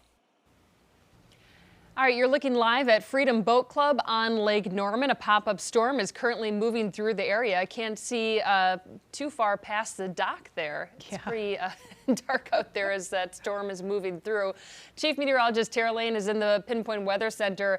Tara, it sounds like this is going to be kind of a pattern that we deal with, is these pop-up storms. Pretty much a daily occurrence. Yeah, I know. We were talking earlier during our 3 p.m. streaming show and just saying, here we go. Okay, we're back into that summertime pattern here, and type of situation where you know how it is. It's tough to pinpoint exactly where it's going to rain each and every day. Just know that the chance will continue most days as we head through the rest of this week. Oh, and it looks like we do have a new severe thunderstorm warning that is in effect now, including that area near Hickory and just to the north and west, and looks like it includes Lenore as well. So that just popped up. The storm is not severe over Lake Norman right now, but definitely putting out some torrential rain at times right over, say, on the west side of Cornelius, west side of I-77. Lots of lightning at times too, and this is drifting to the west. And so heads up, friends, and more of that eastern, again, part of Catawba County and eastern Lincoln County. Obviously that continues to move in from the east, so a little bit of a different motion with these storms here today. And again, there's that severe storm with the possibility of some damaging wind gusts along the way up toward Lenore and heading up toward the higher elevations as well. Then we look on off to the east, and heads up in Ansonville, up and down that stretch of Highway 52. We've got more downpours and storms heading in from parts of Montgomery County and heading into Stanley County too. So hot and humid otherwise. How much hotter it's getting by the end of the week, we'll check that out in my Pinpoint Weather forecast in a few. The man charged in Charlotte's deadly light rail stabbing is due in federal court tomorrow for a competency hearing. DeCarlos Brown Jr. is facing state and federal charges in connection with the 2025 stabbing of Irina Zarutska. Federal mental health evaluators previously determined Brown is not competent to stand trial, but they believe his competency can be restored through treatment and medication. Tomorrow's hearing is set for 9:30 a.m. Brown was found incapable to proceed in the state trial as well. A hearing in that case is scheduled in the fall. We're working to learn more information about a shooting on I-485 in West Charlotte. This happened yesterday afternoon near Arrowwood Road. Details are limited, but we do know one person was taken to the hospital with life-threatening injuries. It's unclear if a suspect has been charged at this time. Should data center construction be paused in the Queen City? It's a question before Charlotte City Council members tonight as they're set to vote on a 150-day moratorium. Chief Political Correspondent Andy Weber looks at the council's pending decision. The story of data centers in Charlotte is one we've heard in towns and cities, not just in the Carolinas, but across the country. With a new center being proposed seemingly every week, several council members have argued that a pause is the responsible move. Not because we're anti-development, not because we're anti-business, and certainly not because we're anti-technology, but because we owe it to our residents to pause and ask whether our policies are keeping up with reality. If there are enough votes, Charlotte's council would hold off on approving all new proposed data center projects for 150 days. Supporters have said that moratorium will allow the city to study the impact centers could have on Charlotte's environment, water, and energy. A data center developer had recently delayed their proposal to build a center near an East Charlotte neighborhood after strong pushback from neighbors and activists. The developer, for their part, had said the center would be small in scale and focus on supporting telecom systems. The council is set to meet tonight at 5. Also on the agenda this evening, a red light camera pilot program. Reporting in Uptown, I'm Andy Weber, Queen City News. Some area nonprofits may be forced to reevaluate their operations if city council members approve the $4.5 billion budget tonight. Queen City News anchor Will Lewis tells us why the organizations may have to reduce services. Since the pandemic, local nonprofit For the Struggle has been doing the work, mainly feeding senior citizens in Charlotte and the surrounding area and helping them stay in their homes as the Queen City grows. We do free home repairs, any major home repair you can think of, roof replacements, HVAC replacements. We got bathrooms to make them ADA accessible. We install ramps on homes. We also help seniors save on their property taxes so they're not taxed out of their home. The nonprofit also provides meals and a fresh bag of produce twice a week to 200 seniors in the community. Funds to keep the nonprofit going comes from a number of government agencies. For the last couple of years, we've received the financial partners funding from the city of Charlotte, and that has assisted me with paying my staff for the senior program that I mentioned, as well as for the youth program. The city of Charlotte has a process when organizations ask for funds. It is a scoring system, and the top 7 will receive money. But council members are rethinking the process. Certainly, while there's been great work done, we always have opportunity to make improvements. I don't have a relationship with For the Struggle. I know the young lady, she's very sharp. I clearly understand the impact. The West Charlotte nonprofit didn't get the funding, which may mean cuts to staff, but they may have started a conversation. Council members agreed to allow For the Struggle to apply for other grants. But in the meantime, figuring out how to continue operations may be tough. I'm gonna have to figure it out, but I always figure it out. And you know, the reality though is I shouldn't have to figure it out. Will Lewis, Queen City News. If you're interested in becoming Charlotte's interim mayor, time is running out to submit an application. The application window ends tomorrow. So far, 61 people have submitted applications, including former Charlotte Mayor Jennifer Roberts. Current Mayor Vi Lyles initially planned to step down June 30th, but says she will stay in office until her replacement is chosen. A vote for the new interim mayor will take place June 22nd. South Carolina voters will head to the polls tomorrow for primary day, and the race for governor is at the top of the ticket. The latest polling out from the Citadel shows the race is a very close one. Trump-backed Lieutenant Governor Pamela Abbott narrowly leads Attorney General Alan Wilson and Congresswoman Nancy Mace by a single percentage point. That lead is. Among 600 Republican voters surveyed, Yvette had the support of 17%. Wilson and Mace both came in at 16%. York County Congressman Ralph Norman and businessman Ron Reddy came in at 13% and 14%, respectively. State Senator Josh Kimbrell suspended his campaign last week. Experts say the big takeaway is many voters are still undecided, with 23% of respondents saying they hadn't landed on who they'll vote for just yet. A former Iredell County High School wrestling coach is fighting to get his job back. Stephen Boyle's attorney tells Queen City News the former coach will be at tonight's school board meeting to ask for his job back. He was accused of assault and child abuse last November and was suspended from Lake Norman High School until the district decided to not renew his contract. Boyle was found not guilty of the charges just last week. Queen City News will let you know what comes of his request tonight at 10. Carolina Hurricanes hope to even up the Stanley Cup Final Series tomorrow night in Game 4. The Canes lost to the Las Vegas Golden Knights in double overtime on Saturday. Carolina delivered a historic comeback, scoring 3 goals in just 39 seconds, the fastest 3-goal burst in Stanley Cup final history. But unfortunately, they lost 5-4. Vegas leads the series 2-1. Puck drops tomorrow night at 8 o'clock in Las Vegas. Tara? All right, go Canes. And you know what? We're seeing some Carolina Hurricanes red on the radar imagery here with some heavy rain and a severe thunderstorm that has popped up over parts of Caldwell County. Heads up, friends, in Lenore. We've got the threat of damaging wind gusts and maybe some at least small-sized hail headed your way. Severe thunderstorm warning until 6 p.m. More downpours and storms to track all across our area. Pinpoint weather forecast is next. The use of artificial intelligence in North Carolina schools, the policies and guidance lawmakers are hoping to establish through a new bill. Plus, the White House South Lawn is turning into a UFC ring this weekend. What's threatening to bring the event to a halt with construction already underway? And Carowinds is helping riders cool off with a new record-breaking attraction. We'll give you a sneak peek of Rip-Roaring Falls. You're watching Queen City News, the most honored and most local news in Charlotte.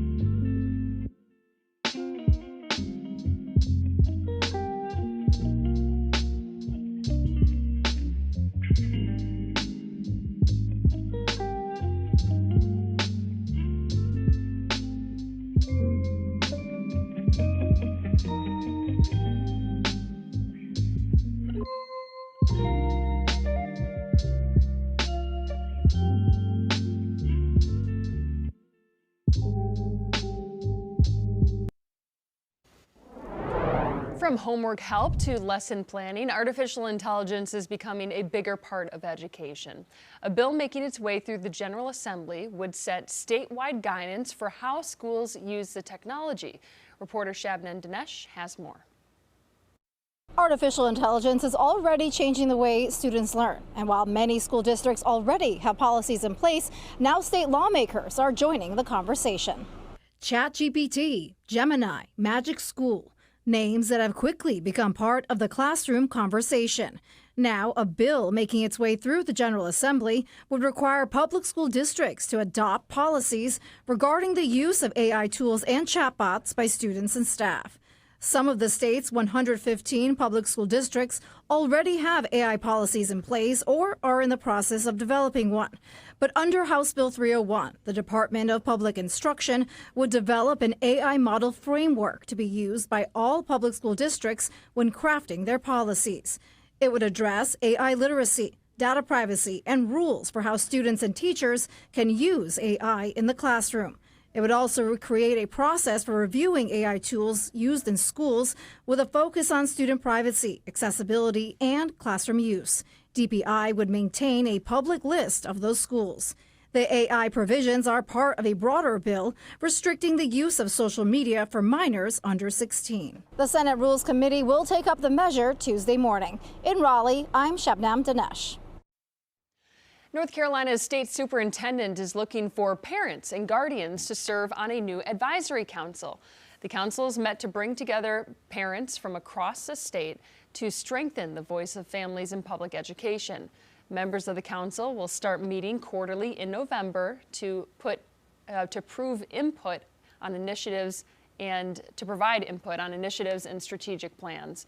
Members will be expected to serve for 2 years. You can apply online through the Department of Public Instruction's website. You're looking live at the White House this weekend. The official residence of the president will transform into a UFC ring. That's if 2 Virginia residents don't get their way.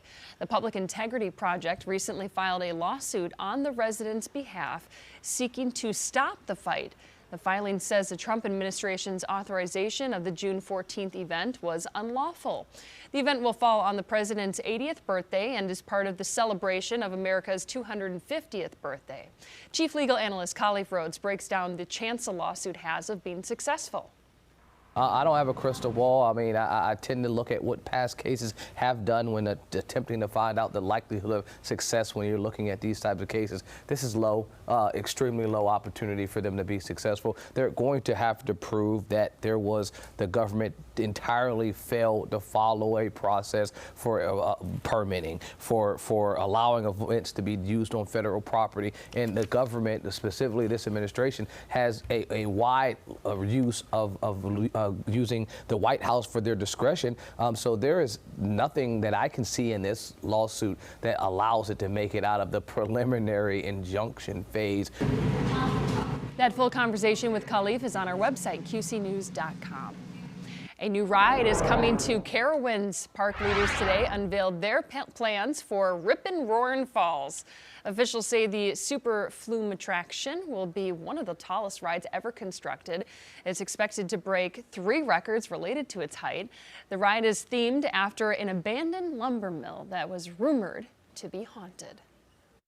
There was a need to have a water attraction return to Carowinds, and so we decided if we were going to do it, we're going to do it in a big way. Plus, there's, it's related to the Carowinds story and also to the North Carolina, South Carolina story. We are always looking for ways to connect the story of North and South Carolina to our park.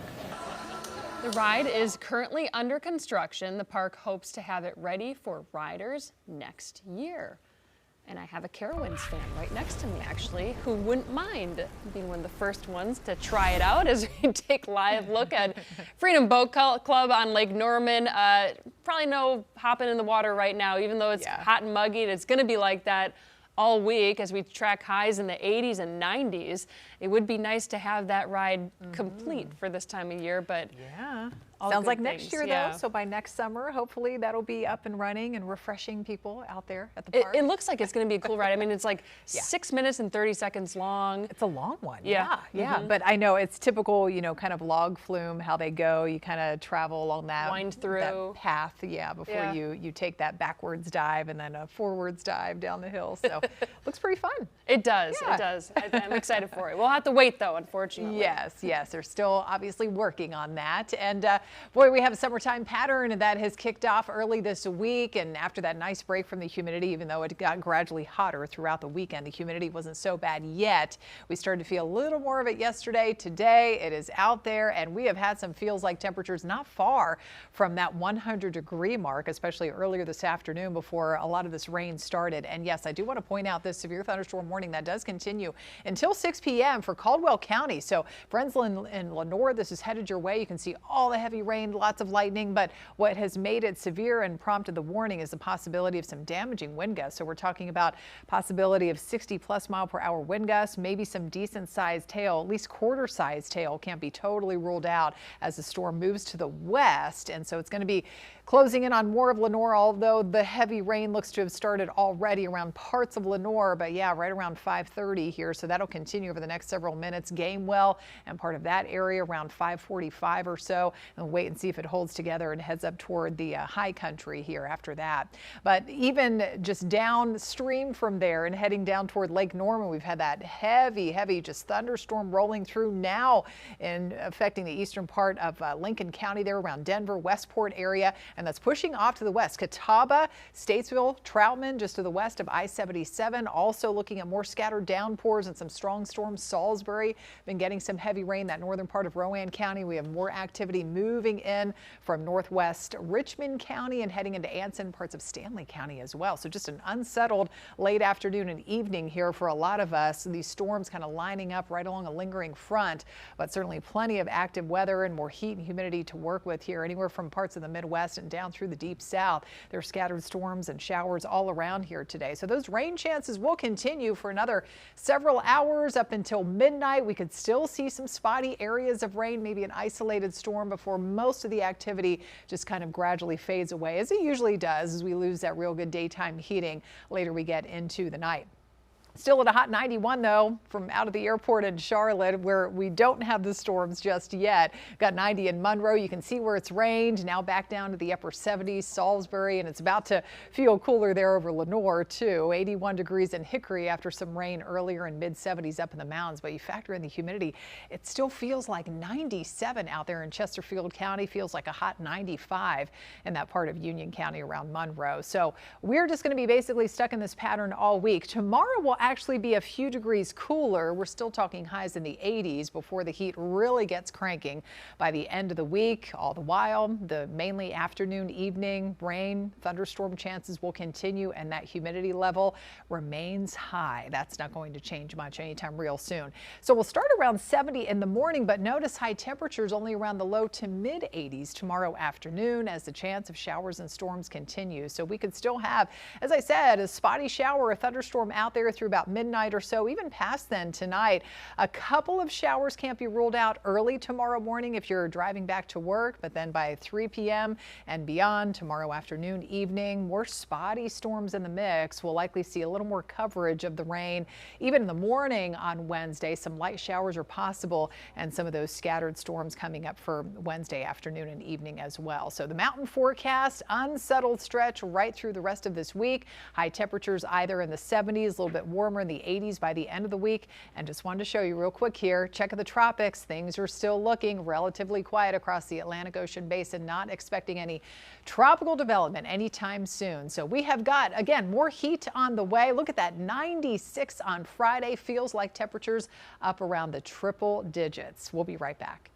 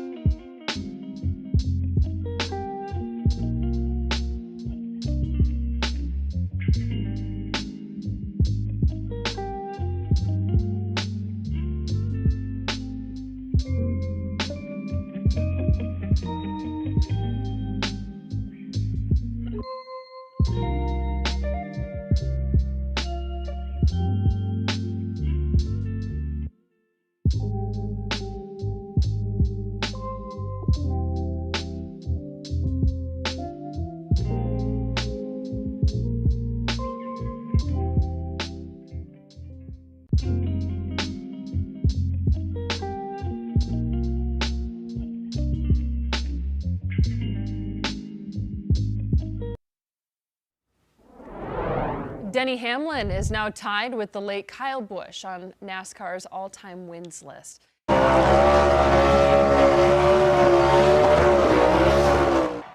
Hamlin celebrated his 63rd career victory at Michigan International Speedway over the weekend. He held a black number 18 flag out the window and smoked his tires down the straightaway stretch in honor of Busch. After this weekend's win, Hamlin and Busch are now tied for 9th on the all-time wins list in the NASCAR Cup Series. Hamlin said he had to outlive Busch to tie him. Hamlin radioed, "We love you, KB," during his victory lap. With the World Cup just days away, teams are practicing at their home training bases, including in Charlotte. The Scotland men's national team is using Atrium Health Performance Park as their base camp. They'll commute from the Queen City to the locations of their upcoming World Cup matches. The FIFA World Cup kicks off Thursday right here on Queen City News. For players at any level, coaching teaches both soccer and life skills. Here comes the through ball. Now you just turn. Good job. Coach Alex Kramer helps mold his 14 and under squad into great people and great players. He coaches the rail runners of the Waxhaw Soccer Club. The North Carolina Youth Soccer Association named Kramer the outstanding recreational coach. I'm not doing it for the recognition, I'm doing it for the kids. And I think what you see is when you see them play with more confidence, that's where something unlocks in me to say, we're doing a good job out here. At practice, the team gathers for what they call the circle of trust to give each other constructive criticism. That's just one way Coach Kramer fosters communication and respect. Watch Faces of the Carolinas on Queen City News tonight at 10. Charlotte City Council members could approve a new budget tonight, how it could lead to fewer services from a local nonprofit. And a former Iredell County school coach found not guilty on child abuse charges, how he's fighting to get his job back. You're watching Queen City News, the most honored and most local news in Charlotte.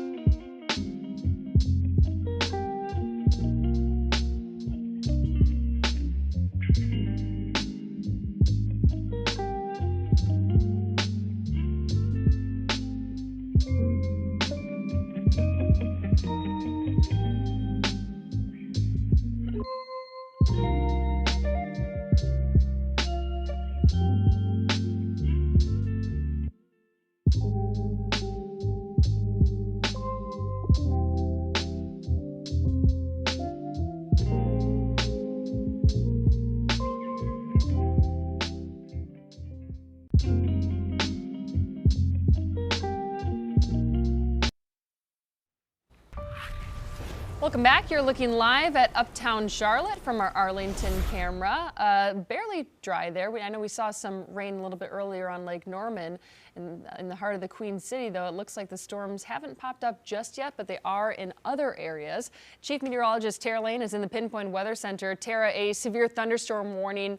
Is it still in effect for Caldwell County? It actually was just allowed to be canceled early, so the storm has weakened just below severe limits here. So we're talking about the threat earlier of the wind gusts 60+ miles per hour and maybe some hail, but the storm has come down just a little bit here. Obviously still putting out some areas of heavy rain right along that stretch of road from Lenore and down through the Gamewell area. The lightning has settled a little bit. There's still some occasional lightning strikes, but heads up, friends, and up toward the higher elevations. So this is pushing west and heading up toward the high country right now. Also tracking some scattered storms moving back into Alexander County and approaching Taylorsville right now. We've got lots more lightning here over around Denver and Westport and moving away from Lake Norman in that eastern part of Lincoln County, and another kind of broken line of scattered storms here stretching from Catawba and Eastland, that stretch of I-40 there, part of I-77 being impacted Cleveland, and out toward Davie County and the northern part of Rowan County. More batches of heavy rain and stormy weather rolling through. And right here, Albemarle, Norwood, Highway 52, we've got some at times heavy rain rolling in from the east. And so, yes, these storms are moving in a little bit of a different direction from what we're used to. We're used to them moving from west to east. These are moving from east to west and right along this lingering boundary across the region here today. And of course, plenty of fuel to help get these storms going and moisture in the air to help develop some of these just torrential batches of rain. We've got plenty of heat still in place. Lots of spots around 90, 91 in the Queen City at last check, 93 hot degrees out toward Chesterfield County. But once you factor in the humidity, it feels like it's not far from 100. Feels like 97 in that part of Chesterfield County. Feels like 95 at last check in Lincolnton. And we're not stopping here. It's going to feel even a little bit hotter by the end of the week. Check that Pinpoint weather forecast in a few minutes. All right, Tara, thanks for that. York County deputies are looking for a group of suspects responsible for dozens of car break-ins. Take a look at this video. It shows one of the late-night thefts, which all occurred in the same neighborhood. And as Queen City News reporter David Schumann tells us, the authorities believe the suspects may not live in the York County area. 34 vehicles in 3 days. Going from car to car to car to car. Really quick, efficiently, fast. York County Sheriff's deputies are investigating the string of break-ins, which happened in the same neighborhood in Clover late last month. Authorities say the 5 thieves got away with credit cards, cash, purses, electronics, and 4 firearms. We do have the concern that those guns that are taken in these break-ins are going to be used in another crime. God forbid, something more violent. The common denominator in all of the break-ins is that the cars were unlocked. Right now, we're just asking folks to do us a favor. Lock your car doors and then take your valuables inside, especially your firearms. Sometimes that's what these folks are looking for, is just a quick grab firearm. Be a good gun owner, responsible gun owner, and take your firearms inside. Sheriff's officials said in a video on social media the suspects are from Charlotte. In our interview Monday, a spokesperson told us he wasn't aware of there being specific suspects at this point. That's typically the people we find and catch are from the Charlotte area and the Clover and Fort Mill area, where we see the most of these car break-ins. It's easy. It's easy to come down from Charlotte on I-77. 4 more cars were broken into this weekend in Clover, but nothing was stolen. It's unclear if those cases are connected with the previous break-ins. David Schumann, Queen City News. The man charged in Charlotte's deadly light rail stabbing is due in federal court tomorrow for a competency hearing. DeCarlos Brown Jr. is facing state and federal charges in connection with the 2025 stabbing of Irina Zarutska. Federal mental health evaluators previously determined Brown is not competent to stand trial, but they believe his competency can be restored through treatment and medication. Tomorrow's hearing is set for 9:30 a.m. Brown was found incapable to proceed in a state trial as well. A hearing in that case is scheduled in the fall. We are working to learn more information about a shooting on I-485 in West Charlotte. It happened yesterday afternoon near Airwood Road. Details are limited, but we do know one person was taken to the hospital with life-threatening injuries. It's unclear if a suspect has been charged at this time. Should data center construction be paused in the Queen City? It's a question before Charlotte City Council members tonight as they're set to vote on a 150-day moratorium. Chief Political Correspondent Andy Weber looks at the council's pending decision. The story of data centers in Charlotte is one we've heard in towns and cities, not just in the Carolinas, but across the country. With a new center being proposed seemingly every week, several council members have argued that a pause is the responsible move. Not because we're anti-development, not because we're anti-business, and certainly not because we're anti-technology, but because we owe it to our residents to pause and ask whether our policies are keeping up with reality. If there are enough votes, Charlotte's council would hold off on approving all new proposed data center projects for 150 days. Supporters have said that moratorium will allow the city to study the impact centers could have on Charlotte's environment, water, and energy. A data center developer had recently delayed their proposal to build a center near an East Charlotte neighborhood after strong pushback from neighbors and activists. The developer, for their part, had said the center would be small in scale and focus on supporting telecom systems. The council is set to meet tonight at 5. Also on the agenda this evening, a red light camera pilot program. Reporting in Uptown, I'm Andy Weber, Queen City News. Some area nonprofits may be forced to reevaluate their operations if city council members approve the $4.5 billion budget tonight. Queen City News anchor Will Lewis tells us why the organizations may have to reduce services.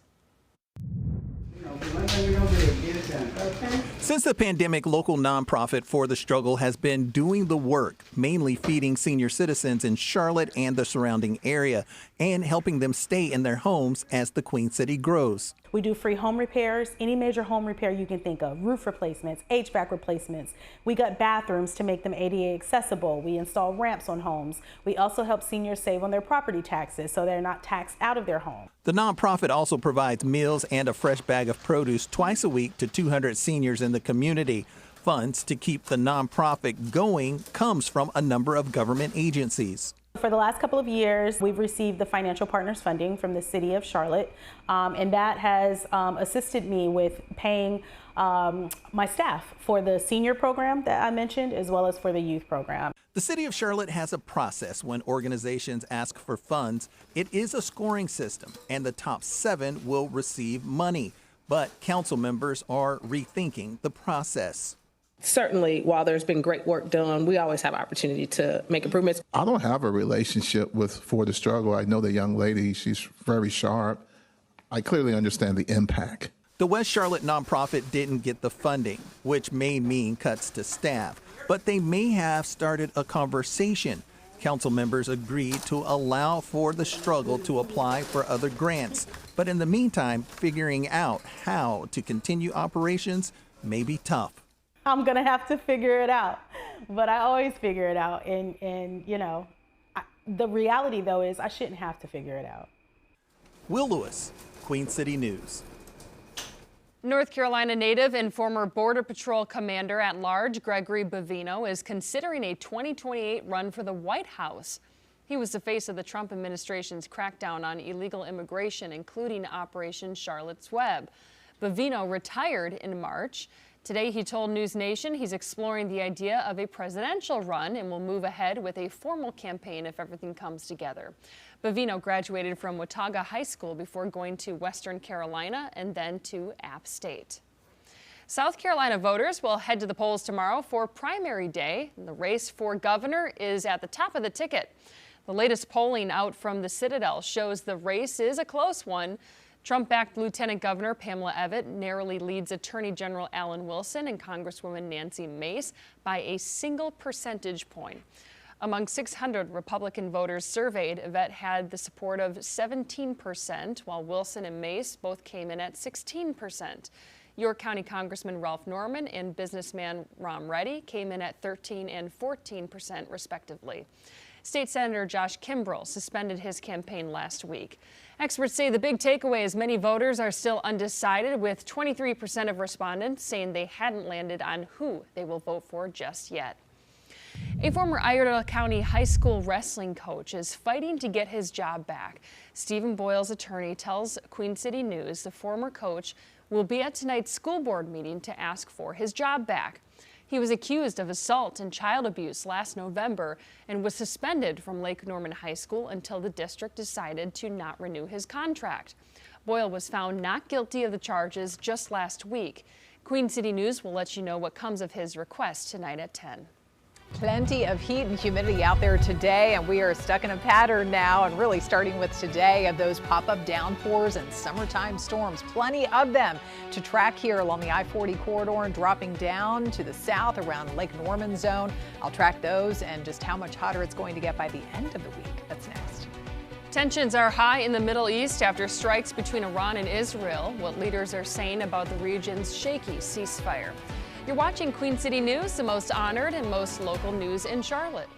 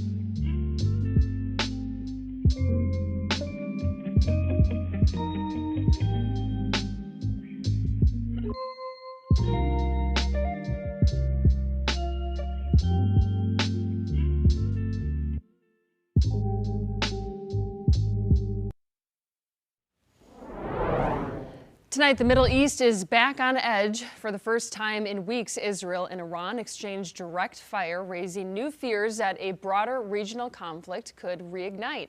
Raquel Martin reports on where things stand now. The fighting has stopped, but the ceasefire appears fragile. Israel, Iran, and Iranian-backed Houthis in Yemen were all a part of the latest round of attacks. Right now, President Trump is urging all sides to halt fire as he continues to push for a peace agreement. Sirens went off across Tel Aviv Monday as Israel and Iran exchanged a wave of attacks, breaking a delicate ceasefire that went into effect 2 months ago. Israeli Prime Minister Benjamin Netanyahu promised to hold off further attacks for now. The concession came only after President Trump pressured Netanyahu on the phone Monday. He also took to social media, demanding both sides immediately stop shooting, adding, quote, final negotiations on peace are proceeding, subject to ignorance or stupidity getting in its way. Iran's military also agreed to halt strikes, but warns they will retaliate if Israel continues military operations in southern Lebanon. For now, the White House says the ceasefire disruption should not interfere in peace talks.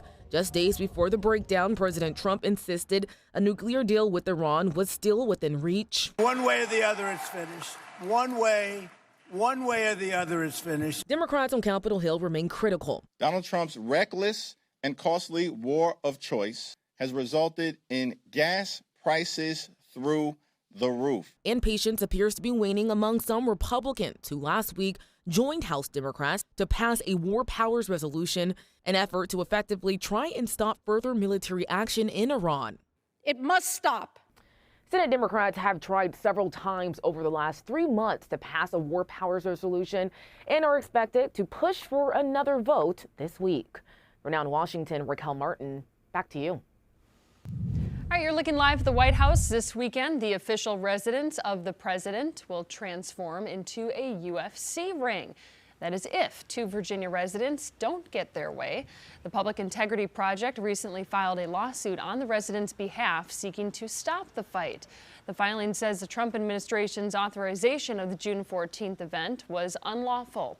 The event will fall on the president's 80th birthday and is part of the celebration of America's 250th birthday. Chief Legal Analyst Khalif Rhodes breaks down the chance the lawsuit has of being successful.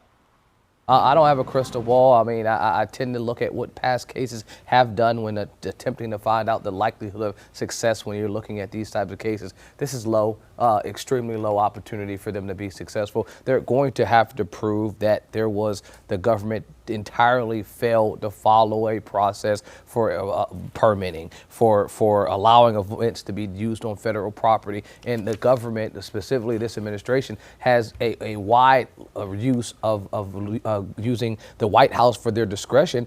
So there is nothing that I can see in this lawsuit that allows it to make it out of the preliminary injunction phase. That full conversation with Khalif is on our website, qcnews.com. A new ride is coming to Carowinds. Park leaders today unveiled their plans for Rippin' Roarin' Falls. Officials say the Super Flume attraction will be one of the tallest rides ever constructed. It is expected to break 3 records related to its height. The ride is themed after an abandoned lumber mill that was rumored to be haunted.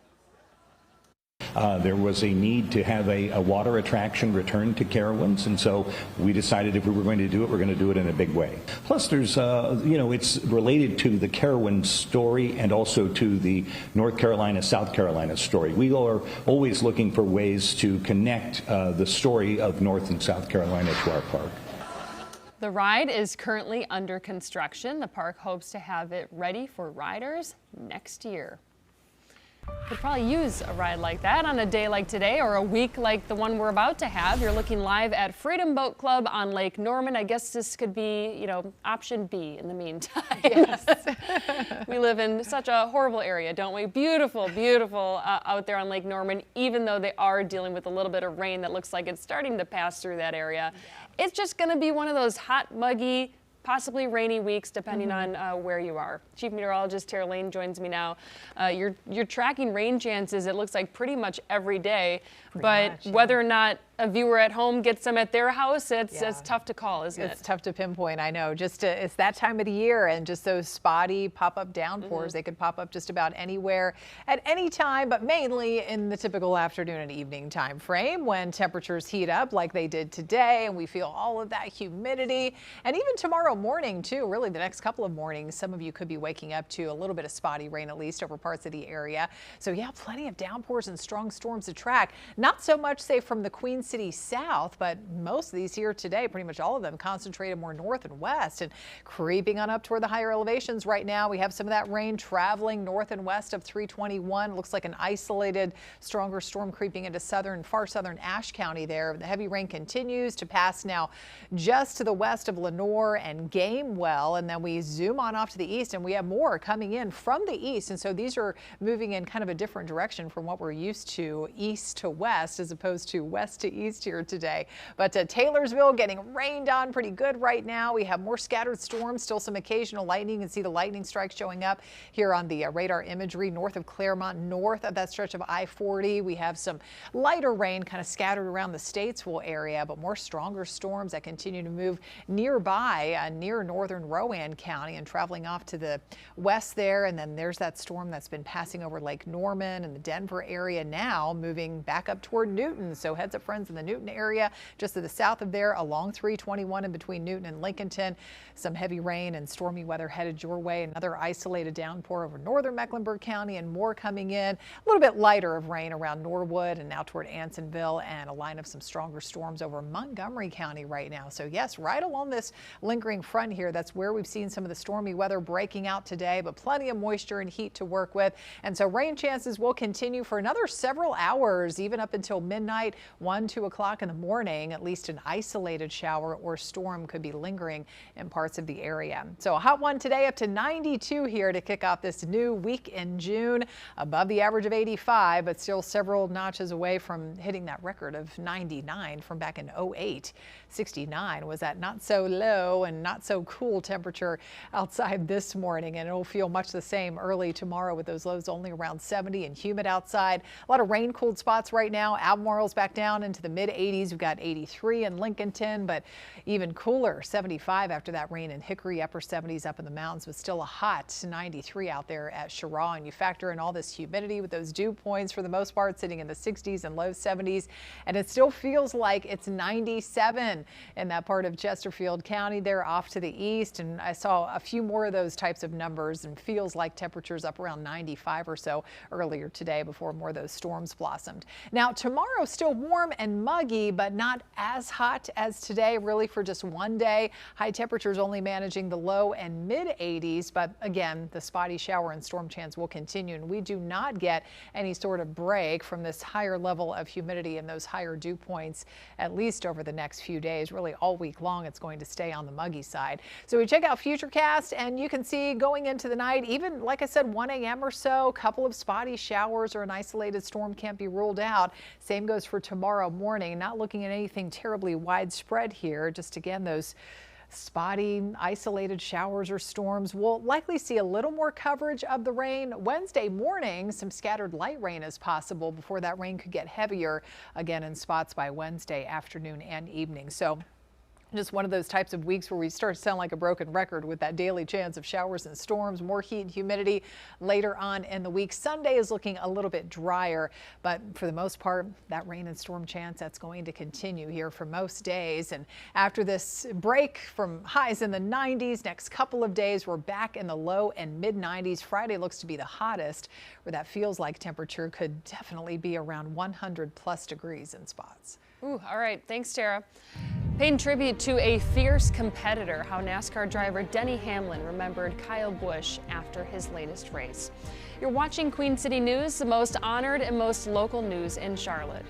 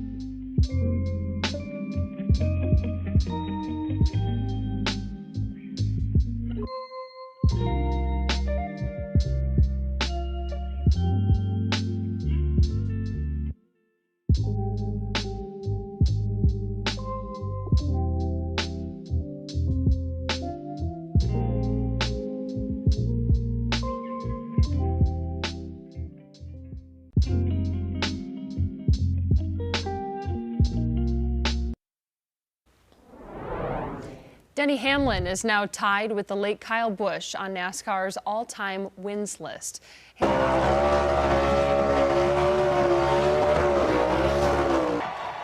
Hamlin celebrated his